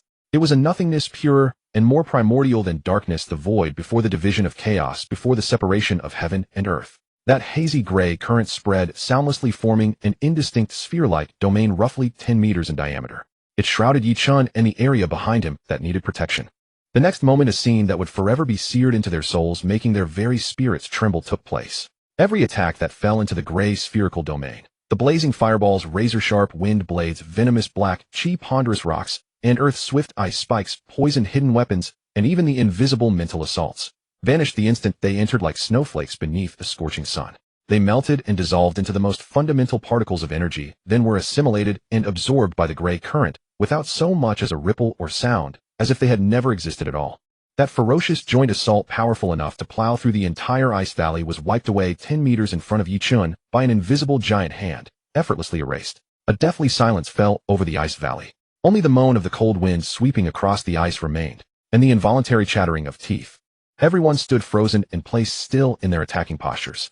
The ferocity, greed, and cruelty on their faces had transformed in an instant into boundless terror, dread, and bewilderment. Their eyes bulged as they stared at the empty space ahead, and at the youth in black still standing there, not even the hem of his robe disturbed. Their minds went utterly blank. What kind of ability was this? This was not a power that even SS rank, let alone SSS rank, could explain. That was law, a divine miracle. The one-eyed old man's ferocious smile had frozen completely. His single eye was filled with nothing but boundless dread, and the hand gripping his serpent staff trembled uncontrollably. He understood far more than the others. In that instant he had felt his netherworld death ray, which contained a trace of death law, vanish like a clay ox sinking into the sea. Every last shred of his connection to it was severed, as if some far higher force had devoured it and erased its very existence. This absolute crushing of power levels extinguished any thought of resistance. Only bone-deep cold remained. Monster. A rogue cultivator was the first to break. With a shriek he spun around and fled. The Ice Soul Snow Lotus heavenly treasures. None of it mattered more than his own life now. Where there is one, there are many. The other rogue cultivators, and a fair number of Sky Eye Society members, snapped back to their senses as well. Split by terror, they raised a shout, and scattered in every direction. Leaving so soon, Ye Chen's eyes turned slightly cold. He did not pursue the fleeing underlings, but the ringleaders had to be eliminated, especially the one-eyed old man of the Sky Eye Society, and the 3 Medicine King Valley disciples who had clearly abetted him. His left hand still maintained the indistinct chaos return to void domain, protecting everyone behind him. His right hand formed a sword seal with 2 fingers. He pointed it through the air at the one-eyed old man who was turning to flee, and at the 3 Medicine King Valley disciples whose faces had changed drastically as they prepared to slip away. Still, his words enacted the Tao. It was not genuine law in the strictest sense, but an ultimate control and freezing of local space simulated by his primordial chaos divine power. The space around the one-eyed old man and the 3 Medicine King Valley disciples instantly became as solid as amber. The air grew 1,000 times thicker and heavier. Their movements slowed to a crawl as if played back in slow motion, while the soul-shaking terror on their faces remained clearly visible. From Ye Chen's fingertip, 4 almost imperceptible threads of gray current shot out. They were as fine as silk, yet their speed outstripped the eye's ability to track them. for soft thuds like pebbles dropping into a deep pool. The one-eyed old man remained frozen in his posture of turning to flee. Tiny, almost invisible holes appeared at his brow, chest, and lower dantian. No blood flowed, yet the peak SS rank's vast energy along with his vitality dispersed in an instant like a punctured balloon. The last glimmer of life in his eye dimmed rapidly. With boundless fear and confusion frozen on his face, he toppled backward, utterly lifeless. The three Medicine King Valley disciples in the same breath clutched their lower abdomens where their dantians lay. Extreme agony and despair twisted their faces. They could clearly feel the source of the supernatural abilities they had painstakingly cultivated for years being invaded by that strange strand of gray chi wrapped around it, and then, like thin ice beneath a blazing sun, it rapidly dissolved and collapsed. Within 2 or 3 breaths, all three collapsed to the ground ashen-faced.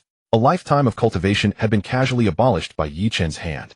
From the moment Ye Chen gave his 2 choices to the death of the one-eyed old man, the crippling of the Medicine King Valley disciples, and the rout of the remaining enemies, the entire process had taken no more than 10 breaths.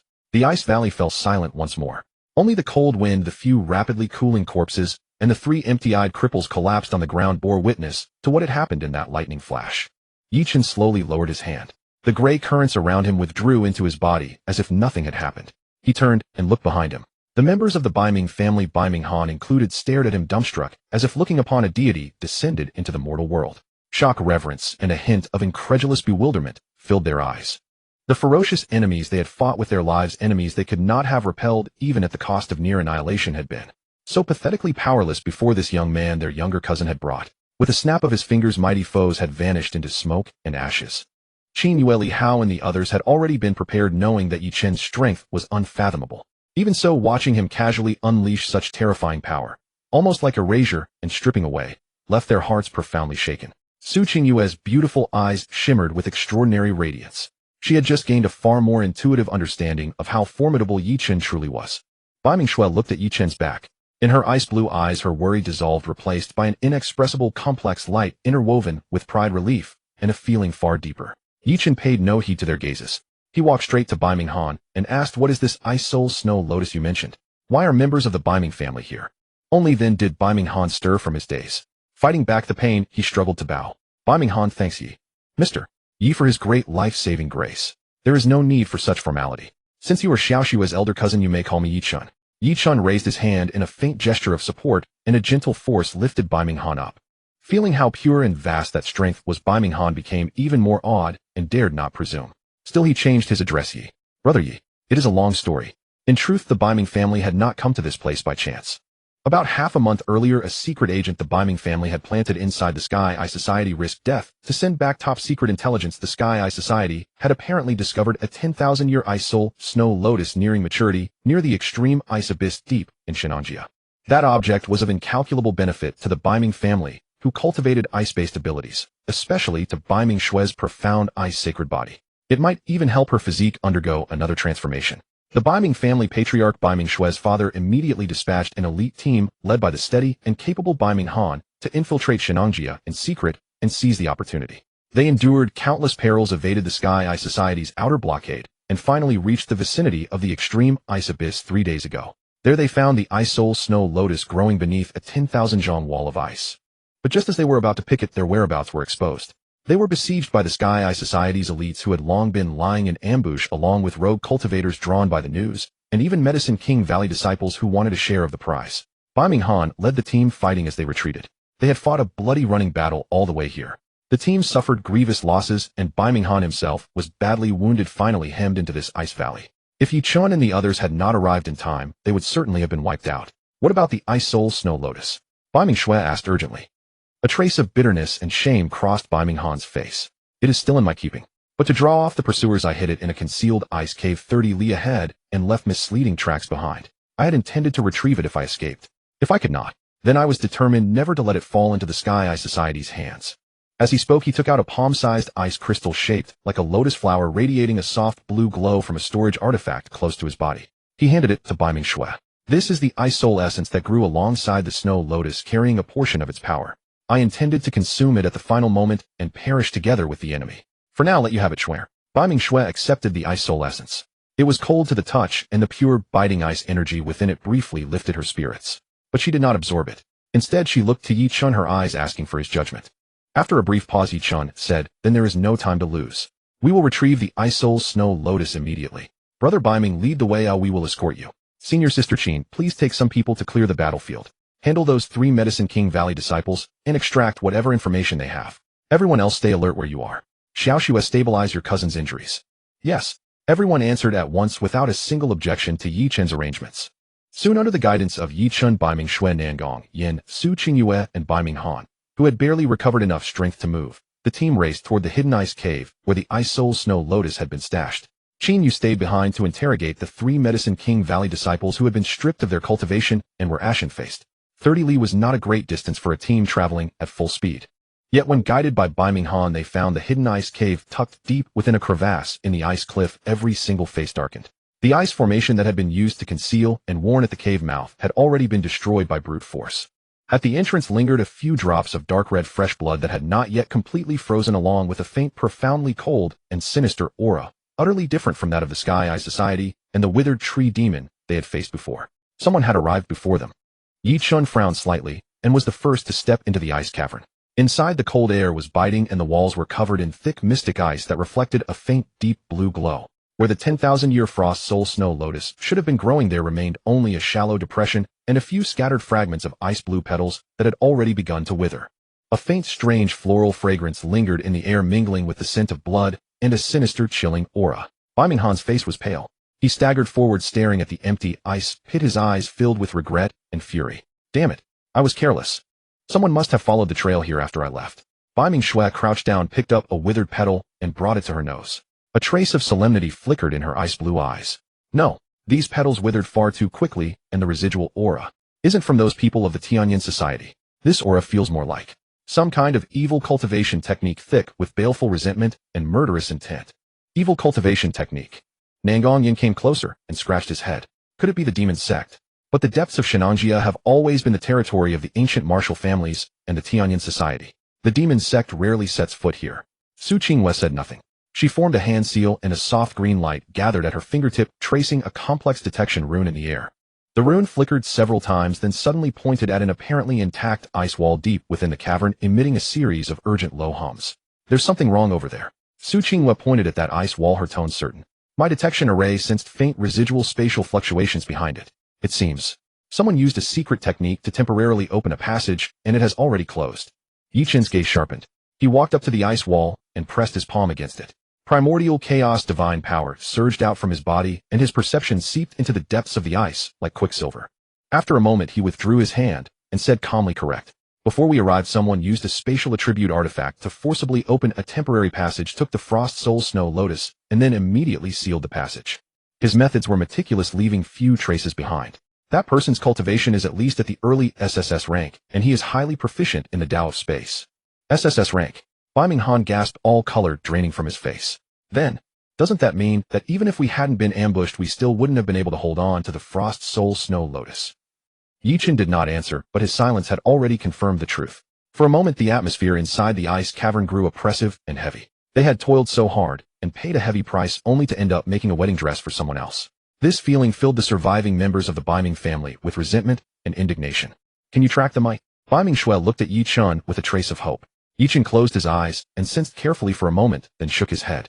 They were very cautious. After the spatial passage closed, the aura was completely severed. Unless I can grasp a higher level of spatial law, there's no way to track them. However, he paused, opened his eyes, and looked at the few withered petals. This Frost Soul Snow Lotus is no ordinary treasure.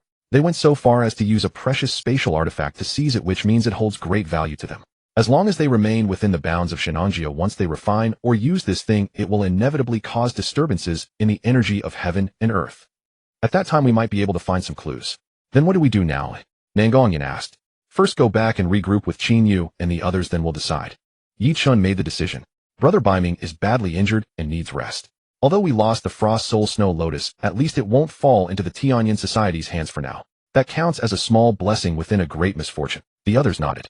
Though they felt unwilling, they knew this was the only option for now. When they returned to the Ice Valley, Qin Yu had already finished interrogating the 3 Yawang Valley disciples. Seeing Ye Chen and the others return, she quickly walked over. Noticing their gloomy expressions, she understood and said in a low voice, I got them to talk. They are from Baichao Hall of Yawang Valley. They were ordered to come to Shenanjia to collect several rare medicinal ingredients, and along the way search for information about the Frost Soul Snow Lotus. According to them, Yawang Valley has recently been refining an extremely important pill that requires a large amount of high-grade isotribute spiritual materials. As for exactly what pill it is, they are too low in status to know. In addition, they said that this operation of the Tianyin Society in Shenanjia seems to have another mastermind behind it. Their goal is not as simple as just the Frost Soul Snow Lotus. They appear to be searching for something else. What is it? Ye Chen pressed. Qin Yu shook her head. They don't know either. They only vaguely heard the higher-ups of the Tianyin Society mention a place called Dijon. Ye Chen raised an eyebrow. The name stirred something in his heart. Could it be that deep within Shenanjia lay the mausoleum of some ancient great emperor? If that was true, then the Tianyin Society's purpose was far from simple. He suppressed his doubts and gave orders. Take them somewhere secure and watch over them. Don't let them die. They may still be useful. Everyone rest here. Heal the wounded and recover your strength. We leave this area in 2 hours. The group acknowledged and busied themselves accordingly. Baiming Shui helped her injured cousin Baiming Han sit down nearby, took out the Baiming family's specially made healing pill and gave it to him, then channeled her energy to help dissolve the medicine's power. After finishing, she stood up and walked toward Ye Chen, who was standing alone on a block of ice rock, gazing into the distance. What are you thinking about? She asked softly, stepping to his side and standing shoulder to shoulder with him. The cold wind stirred her ice blue hair, and a few strands brushed against Ye Chen's arm, carrying a cool, delicate sensation. Ye Chen did not turn around. His gaze remained fixed on the misty mountains in the distance. I was thinking about that Dijon. If it really exists, I'm afraid it will draw the covetous attention of even more forces. Shenanjia will soon become a place of trouble. We need to leave as soon as possible. Are you worried about us? Baiming Shui tilted her head, gazing at his sharply defined profile, the corner of her mouth rising into a barely perceptible curve. Ye Chen nodded. The Baiming family has suffered heavy losses. It's not suitable for you to be drawn into a greater storm. I'll escort you safely out of Shenanjia. Baiming Shui was silent for a moment, then suddenly asked, what about you? Will you come with us? Ye Chen finally turned and looked into her clear ice-like eyes. Deep within them, he caught a rare, barely perceptible trace of nervousness and anticipation. He was momentarily startled, then said, I still have some personal matters to deal with. I may stay in Shenanjia for a few more days. Once I'm done, I'll come find you all. Personal matters. A flicker of light passed through Baiming Shui's eyes. What personal matters? Do you need my help? No need. Ye Chen shook his head. They are clues about my origins. I need to verify them personally. Origins. A subtle ripple moved in Baiming Shui's gaze. She knew that Ye Chen's background had always been a mystery, but seeing that he did not want to say more, she did not press further. She only said softly, then be careful. If you need help, contact me anytime. The Baiming family will always be your friend. All right. Ye Chen nodded. At that moment, a slightly envious voice sounded from behind them. Oh, what are you two chatting about so intimately? Am I interrupting something? Qin Yu walked over with a smile, holding a water flask, her gaze sweeping back and forth between Baiming Shui and Ye Chen with a mixture of teasing and scrutiny.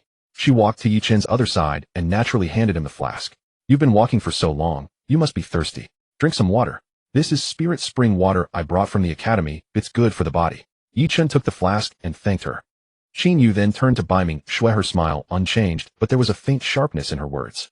Miss Baiming is indeed naturally beautiful. No wonder certain people care so much about you, escorting you all the way and even personally taking action for your family's affairs. TSK. This kind of treatment is something not even I as senior have ever enjoyed. Baiming Shui's expression remained calm, and she met Qin Yu's gaze without arrogance or humility. Senior Qin flatters me. Ye Chen helped me because we had an agreement beforehand. But Senior Qin, following Ye Chen all this way into the deep mountains, you two must be quite close as well, right? Naturally. Qin Yu smiled even more brightly and deliberately leaned closer to Ye Chen. I am Ye Chen's senior and his partner for this operation. Of course, our relationship is out of the ordinary. Don't you agree, Ye Chen? Sensing the delicate atmosphere, Ye Chen silently sidestepped half a step, putting more distance between himself and the two women. I'll go check on Nangong Yan. With that, he turned and left without the slightest hesitation. Hey. Qin Yu wanted to call him back, but Ye Chen was already far away. She curled her lip and muttered, he certainly ran off fast enough. Baiming Shui glanced at her, the corner of her mouth lifting almost imperceptibly. Then she turned and left to attend to the Baiming family's wounded. Qin Yu watched Baiming Shui's retreating figure, narrowed her eyes, and murmured to herself, that girl's feelings for Ye Chen are far from simple. Interesting. Meanwhile, Su Qingyue was sitting on a block of ice rock with her eyes closed, regulating her breathing. Though she had not joined the earlier conversation with her cultivation, not even the slightest movement within 100 meters could escape her perception. She had heard every word of the verbal sparring between Qin Yu and Baiming Shui with perfect clarity. She slowly opened her eyes, glanced at Ye Chen speaking with Nangong Yan in the distance, then looked at the two women. An inexplicable ripple faintly stirred in her heart. She shook her head, dispelling those stray thoughts, and closed her eyes again to focus on her cultivation. She knew very well that her goal was to pursue the pinnacle of the martial way, and romantic entanglements would only become a hindrance. But why did she still feel slightly uncomfortable when she saw Ye Chen being close to other women? She let out a soft sigh and chose not to dwell on it. 2 hours later, everyone had finished resting. Ye Chen gave the order to move out, and the group headed back along the same path, advancing toward the outer edge of Shenanjia. Along the way, Qin Yu constantly found opportunities, whether deliberately or casually, to talk to Ye Chen and ask about all sorts of things.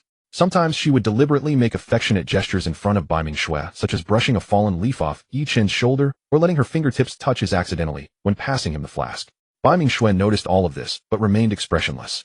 Yet whenever Qin Yu moved close to Ye Chen, she would always step forward subtly and slip between the two, using the pretext of discussing the route or other matters to draw Qin Yu's attention away. Nangong Yin watched all this with great delight. He secretly nudged Li Hao with his elbow. "Hey, did you notice? Senior Qin and Miss Bai Ming seemed to be fighting over him." Li Hao shot him a blank look. "Mind your own business. Focus on walking. Puffed, you wooden-headed blockhead. You don't know the first thing about romance." Nangong Yin rolled his eyes, then went back to observing with great interest. Su Qinghua walked at the very back of the group, listening to Qin Yu's crisp laughter and Bai Mingxue's cool replies from up ahead. She paused for a moment, then quickened her pace and moved to the very front, putting distance between herself and the others. Ye Chen walked in the middle of the group, feeling the occasional glances cast at him from both sides and the faint smell of gunpowder hanging in the air. He felt somewhat helpless.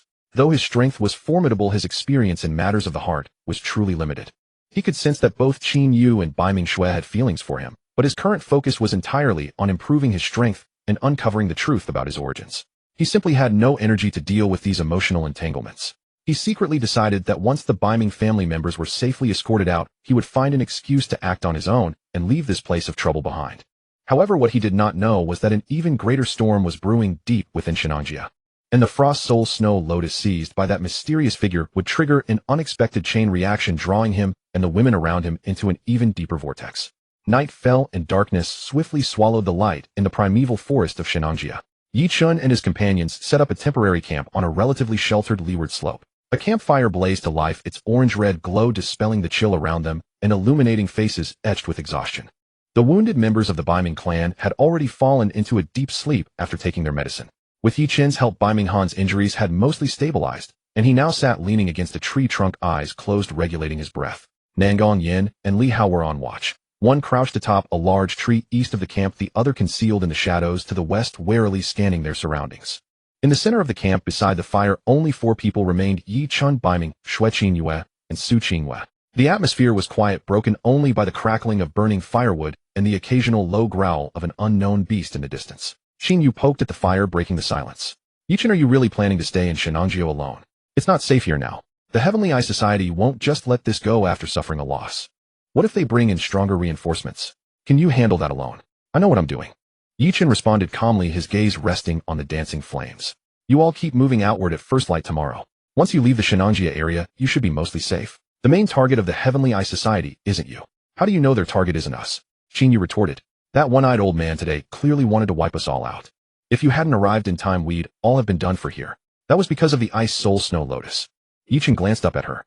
"Now that someone else has beaten us to the Lotus, it's not worth their while to keep hunting you. Besides, that mysterious figure's appearance will probably divert the Heavenly Eye Society's attention. You talk as if you know the Heavenly Eye Society very well." Qin Yu pursed her lips, but did not argue further. At that moment, Bai Mingxue, who had been silent all along, suddenly spoke up. "If you insist on staying, then I'm not leaving either." Ye Chen frowned slightly and turned to her. "Xiao Xue, your cousin, and the Bai Ming family need you to take care of them. If you stay, you'll only distract me. I don't need you to worry about me." Bai Mingxue's tone was calm and resolute. "My mystic ice sacred body has begun to awaken, and I'm no weaker than anyone else. Besides, the Ice Soul Snow Lotus that was taken was originally meant for me. I have a responsibility to get it back." "Nonsense." Ye Chen's tone grew heavier. "The depths of Shenanjia are fraught with danger. Even SSS rank experts might appear. This isn't the time for you to be reckless." "I'm not being reckless." Bai Mingxue looked straight into his eyes, her ice blue pupils showing not a trace of retreat.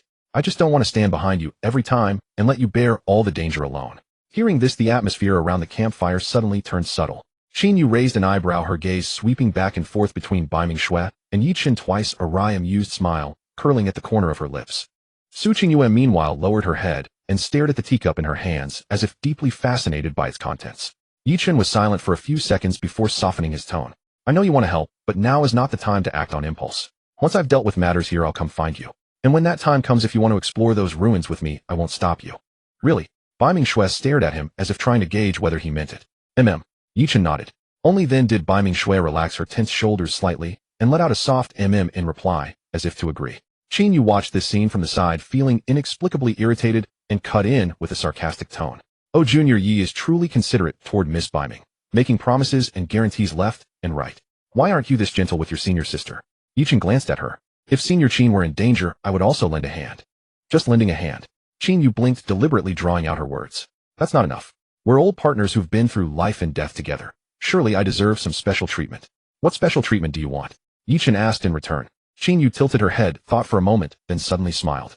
For example, if we run into danger next time, will you save me first? Fine. Ye Chen agreed without hesitation. Qin Yu was startled, not expecting him to agree so readily. Caught off guard, a faint, barely perceptible blush flashed across her face. She cleared her throat to cover it up. At least you know what's good for you. Su Qingwei raised her teacup and took a small sip. Her gaze swept across Qin Yu's and Bai Mingxue's faces, then landed on Ye Chen. A complicated, unreadable emotion flickered deep in her eyes, but she quickly suppressed it. The night deepened, and the campfire gradually shrank. Qin Yuyan stood up and stretched. I'm going to sleep now. You guys keep chatting. We still have a long trip tomorrow. I don't want to go back to the academy with dark circles under my eyes. She turned, and before ducking into her tent, cast a meaningful glance back at Ye Chen. Oh, and if anything stirs tonight, be sure to wake me up first thing. I'm really strong, you know. With that, she slipped into her tent, leaving Ye Chen, Bai Mingxue, and Su Qingwei seated around the campfire. After a little, while Su Qingwei also rose. I'm going to rest as well. You too, get some rest soon. Her words were brief and distant. Then she walked toward her own tent without lingering. By the campfire, only Ye Chen and Bai Mingxue remained. In the firelight, Bai Mingxue's profile softened, less of her usual cold aloofness and more of a girl's tenderness. She lowered her head, idly stirring the dying embers with a twig. After a long moment, she spoke. Ye Chen, thank you. For what? Thank you for saving my cousin and the people of the Bai Ming family. She raised her head and looked at him earnestly. If it weren't for you, I might have lost many of my loved ones today. Ye Chen shook his head. I told you, since you're my friend, your matters are my matters. There's no need to thank me. Friend. Bai Mingxue savored the word. A faint, elusive smile tugged at the corner of her lips, yet deep in her eyes flashed a trace of imperceptible disappointment. She quickly suppressed that feeling and put on a relaxed tone. Then, as a friend, can I ask you something? Go ahead. Why do you work so desperately to improve your strength? Is it just to uncover the mystery of your origins? Ye Chen fell silent for a moment, his gaze drifting toward the darkness in the distance. His voice was low and calm. My origins are part of the reason. More importantly, I never want to experience that feeling of being powerless to protect the people around me again. Bai Mingxue's heart trembled. She could sense the heavy determination in his words. She didn't ask what kind of experience he meant. She only said softly, you're already very strong now. The people today couldn't even withstand a single move from you. It's still not enough. There was no complacency in Ye Chen's tone. That mysterious person who took the Ice Soul Snow Lotus today is far stronger than me. If I had faced him head-on, I might not have been his match. This world is vast and experts are as numerous as clouds. I'm still far behind. Looking at his earnest profile, Bai Mingxue felt a strange flutter stir in her heart. This man had already gained the power to crush his peers, and yet he remained clear-headed and relentlessly driven. His steadiness and tenacity drew her to him irresistibly. Then I'll wait for you. The words slipped out before she could stop them. The moment she said it, even she was startled. Her cheeks flushed slightly as she hastily added, I mean, when you've grown strong, don't forget to take me along. I also want to see what the peak of this world really looks like. Ye Chen turned his head and saw her slightly flushed profile, looking especially radiant in the firelight. The corner of his mouth curved into a rare smile. All right, it's a deal. Bai Mingxue looked up and met his deep dark eyes. Her heart skipped a beat. She hastily averted her gaze and stood up. I'm going to rest too. You should sleep early. We still have a long way to go tomorrow. With that, she all but fled into her tent. Ye Chen watched her hurried retreat. The smile in his eyes faded, replaced by a pensive look. How could he fail to see Bai Mingxue's feelings for him? But now he carried the secret of the chaos divine art. His origins were shrouded in mystery, and the road ahead was fraught with unforeseeable danger. Under such circumstances, he dared not easily accept any affection, because doing so would not only be irresponsible to himself, but would also hurt the people who cared about him. He sighed, added a few pieces of firewood to the campfire, leaned back against the tree trunk, and closed his eyes. The night wind rustled through the treetops, bringing waves of cool air. The camp gradually quieted down, leaving only the crackling of the campfire and the occasional soft footsteps of the night watch. However, this peace did not last long. At around 3 in the morning, when sleep was deepest, Ye Chen suddenly snapped his eyes open. A bone-chilling, murderous intent, like a viper flicking its tongue, silently crept from the dense woods to the southeast of the camp. At the same moment, Li Hao, who was on watch, let out a short warning enemy attack. Before his voice faded, dozens of pitch-black arrows carrying a reeking green glimmer shot out from the darkness, like torrential rain hurtling straight for the tents at the center of the camp. A storm of arrows split the air. The pitch-black arrows were laced with a sickening green gleam that reeked of filth, clearly coated in virulent poison. The arrows were aimed with ruthless precision, blanketing nearly every tent and resting area around the campfires. A clear attempt to wipe out everyone in the camp in a single volley. Watch out! Ye Chen reacted first.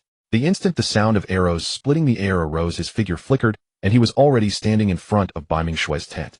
His right hand swept through the air, and chaos divine power condensed into a gray barrier, like an invisible shield spanning the direction from which the arrow storm came. Clang!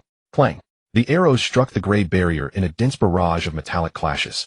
The green gleam clinging to them was devoured and dissolved by chaos divine power the instant it touched the barrier, vanishing into nothing. Yet the sheer force of the impact still made the ground tremble, leaving dozens of deep holes.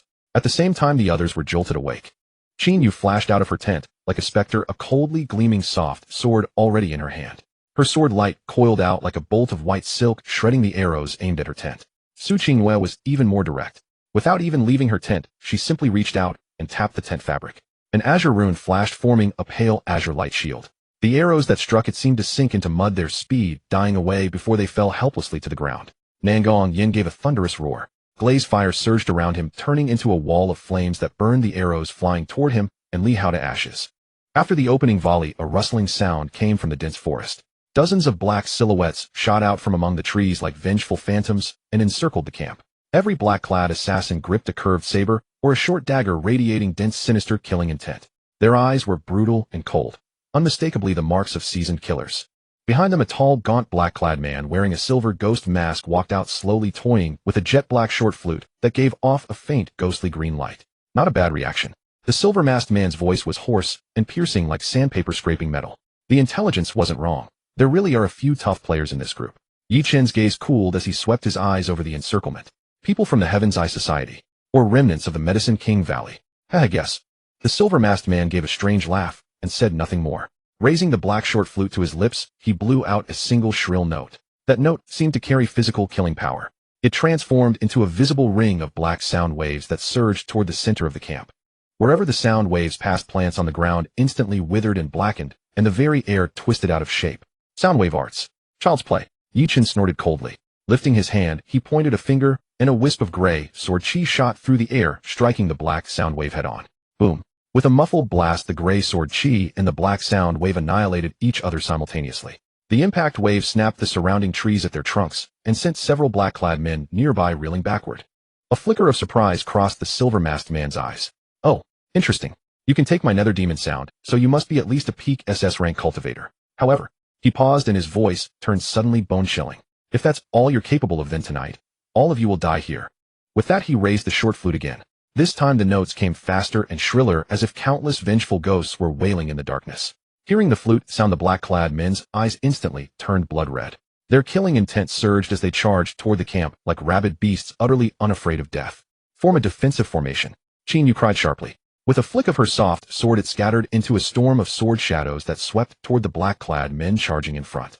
Nangong Yin struck out with both fists, and glaze fire turned into two fire dragons that howled into the enemy ranks, turning two black-clad men into blazing fireballs.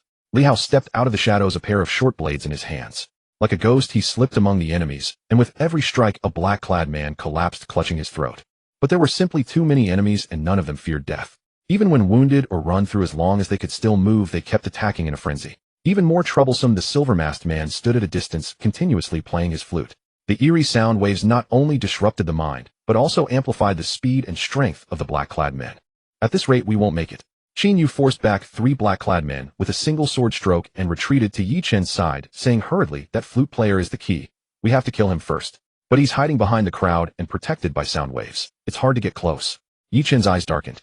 Before he could speak, Su Qingyue's voice rang out coldly. I'll stop him. You break out first.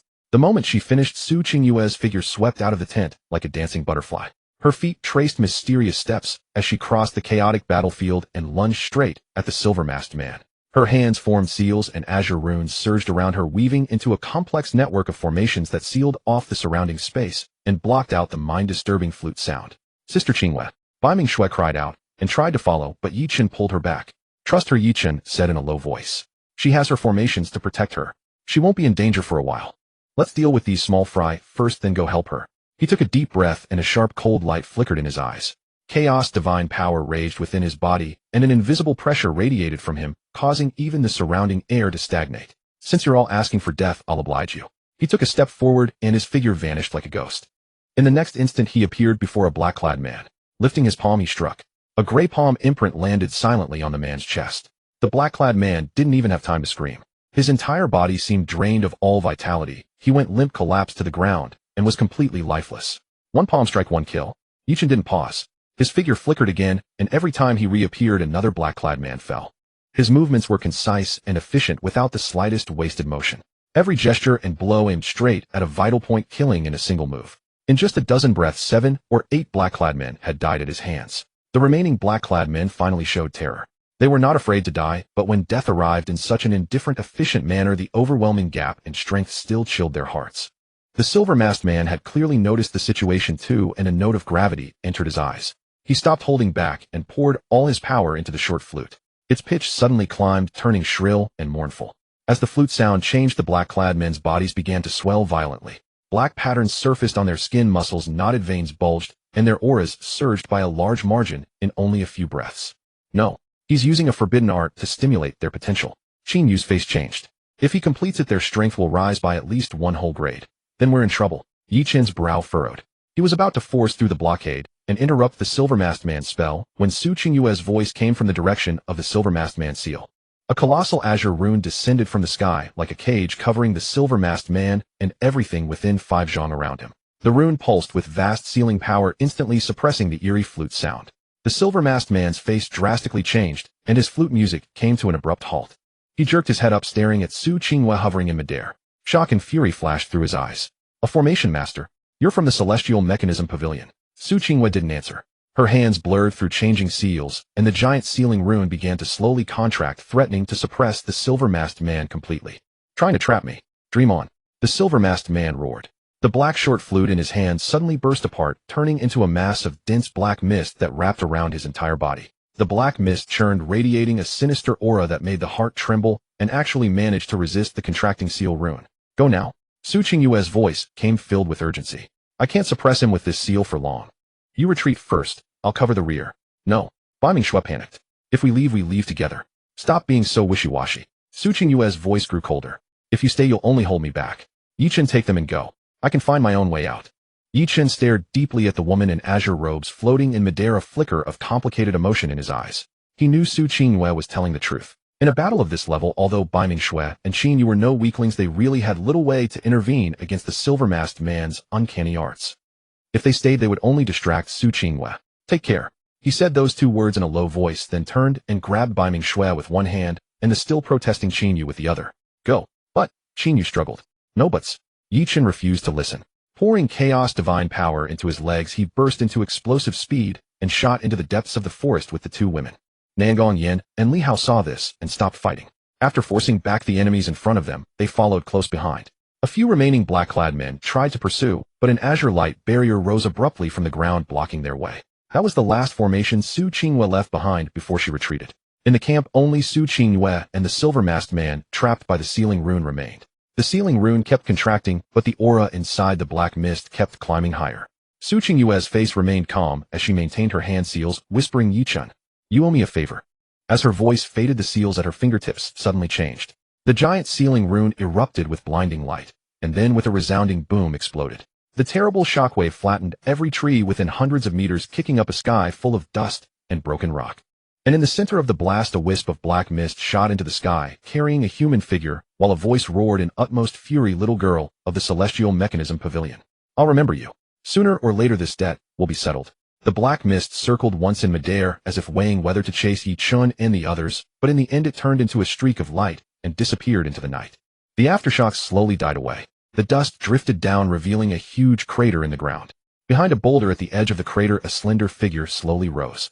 A trace of blood hung at the corner of her lips, and her face was pale as paper. Su Qingyue leaned against the rock, catching her breath, and looked in the direction Ye Chen and the others had disappeared. She murmured, I hope. You've already run far enough. With that, her figure flickered, and she too vanished into the night. The night was deep, and within the dense forest 3 figures darted swiftly through the undergrowth. Ye Chen gripped Bai Mingxue with one hand and dragged Chen Yu with the other, leaping and bounding through the trees with astonishing speed. It was not until they had put at least 10 li between themselves and the camp, and he could confirm no pursuer's breath lingered behind them, that he finally halted beside a secluded mountain stream. We should be safe now. Ye Chen released their hands and turned his gaze toward the camp, his brows furrowing slightly. I wonder how Su Qingyue is faring. Qingyue rubbed her wrists still sore from his grip and retorted with mild exasperation. So you do care about her. You were running faster than a rabbit just now. I thought you'd completely forgotten Sister Qingyue. She told us to go first. Ye Chen replied calmly, though a trace of worry lingered in his eyes. Her mastery of formations is formidable. If she dared to stay behind as rearguard, she likely has a reliable means of escape. I hope so, Qingyue huffed, but said no more.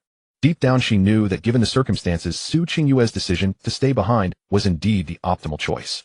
If everyone had remained, they would likely have been swept up by that silver-masked man in one fell swoop. Biming Shui stood to the side, breathing softly, her complexion a touch pale. Her cultivation base naturally lagged behind Ye Chen and Qingyue's, and the all-out flight had taken a considerable toll on her. She looked up and surveyed her surroundings, realizing they were in a secluded mountain gorge. Towering cliffs rose on either side, with a slender stream cascading from the peak into a crystal-clear pool below, its gentle murmur echoing through the quiet air. Moonlight filtered through the sparse canopy, shattering into a shimmering expanse of silver scales upon the water's surface. This is... Biming Shui paused slightly, a strange sense of familiarity washing over her. Let's rest for a bit first, Ye Chen said, walking to the pool's edge and crouching to splash cool water on his face. We'll figure out how to reunite with the others once dawn breaks. Qingyue also made her way to the pool, perched on a flat stone, and massaged her aching calves. I wonder where Nangong Yan and Li Hao have run off to. I hope they're unharmed. One excels at evasion techniques, the other at stealth, Ye Chen replied. Neither lacks the skill to preserve their lives. They should be able to break free. Ye Chen stood and shook the water from his fingers. As for you, Miss Biming Shui, your complexion isn't good. Did the frantic sprint aggravate an old injury? Biming Shui was slightly taken aback that he had noticed her condition. A wave of warmth touched her heart, and she shook her head. It's nothing. Just a bit of exhaustion. A short rest will suffice. Sit down. Let me take a look at you, Ye Chen said, pointing to a smooth blue stone by the pool. There's no need, I'm truly fine. Biming Shui had meant to refuse, but upon meeting Ye Chen's unwavering gaze, she swallowed her protest and obediently sat upon the stone. Ye Chen moved behind her, extending 2 fingers to press against the pulse point on her wrist. A thread of gentle, chaotic divine power coursed into her body, tracing a full circuit along her meridians. After a moment, he released her wrist, his brow furrowing slightly. The icy power within you is somewhat disordered. It is likely a lingering aftereffect from forcibly activating your profound ice sacred body earlier. If left unaddressed, it could damage your cultivation foundation. Biming Shui bit her lip and offered no rebuttal. She knew he spoke the truth. During the great battle in the Ice Valley, she had indeed overdrawn much of her strength to shield her clan. Extend your hand, Ye Chen instructed. Biming Shui hesitated for a moment before complying, offering her fair wrist. Ye Chen held her wrist, his palm resting firmly against her pulse. A steady stream of warm, chaotic divine power slowly seeped into her system, much like the gentle warmth of a spring sun, gradually melting the accumulated chill and dispersing the turbulent energy lodged within her meridians. Biming Shui felt a surge of warmth flow from her wrist, following her meridians outward to every limb and organ. Wherever it passed, her previously aching channels felt soothed, as if by gentle hands, the relief so profound she nearly stifled a soft sigh. She quickly bit her lower lip to suppress the embarrassing sound, though a pair of rosy blushes betrayed her composure. Watching the scene from the sidelines, Qingyue snapped a tree branch in her grip with a sharp crack. She forced a tight, humorless smile onto her face. While senior brother Yi is remarkably considerate, your technique for healing Miss Biming Shui is quite practiced. Do you often treat injuries this way? Ye Chen did not even turn his head. I've studied some medicine, but nothing worth calling proficiency. Is that so? Qingyue drew out the last syllable, her gaze drifting from Biming Shui's flushed cheeks to Ye Chen's hand still clasping her wrist, her expression loaded with implication. Then why not heal me as well? I sustained some internal injuries in the fight just now too. Ye Chen finally glanced back at her. Your breathing is steady and your qi and blood are robust. You show no signs of injury. That's just poor eyesight on your part. Qingyue shot back stubbornly, though even she found the excuse laughably thin. She huffed, turned her head away, and refused to look at him further. Biming Shui lowered her eyelids, acutely aware of the warm pressure on her wrist, and her heartbeat instinctively quickened. She could smell the faint woodsy fragrance that clung to him. The proximity was so close, she could even feel the steady rhythm of his breathing. This was the first time she had ever been so close to a man. From childhood onward, due to her profound ice sacred body, she had been regarded as a family treasure and kept under strict protection, rarely afforded the opportunity to interact with men from the outside world. Even the male peers within her clan tended to keep their distance out of reverence and caution.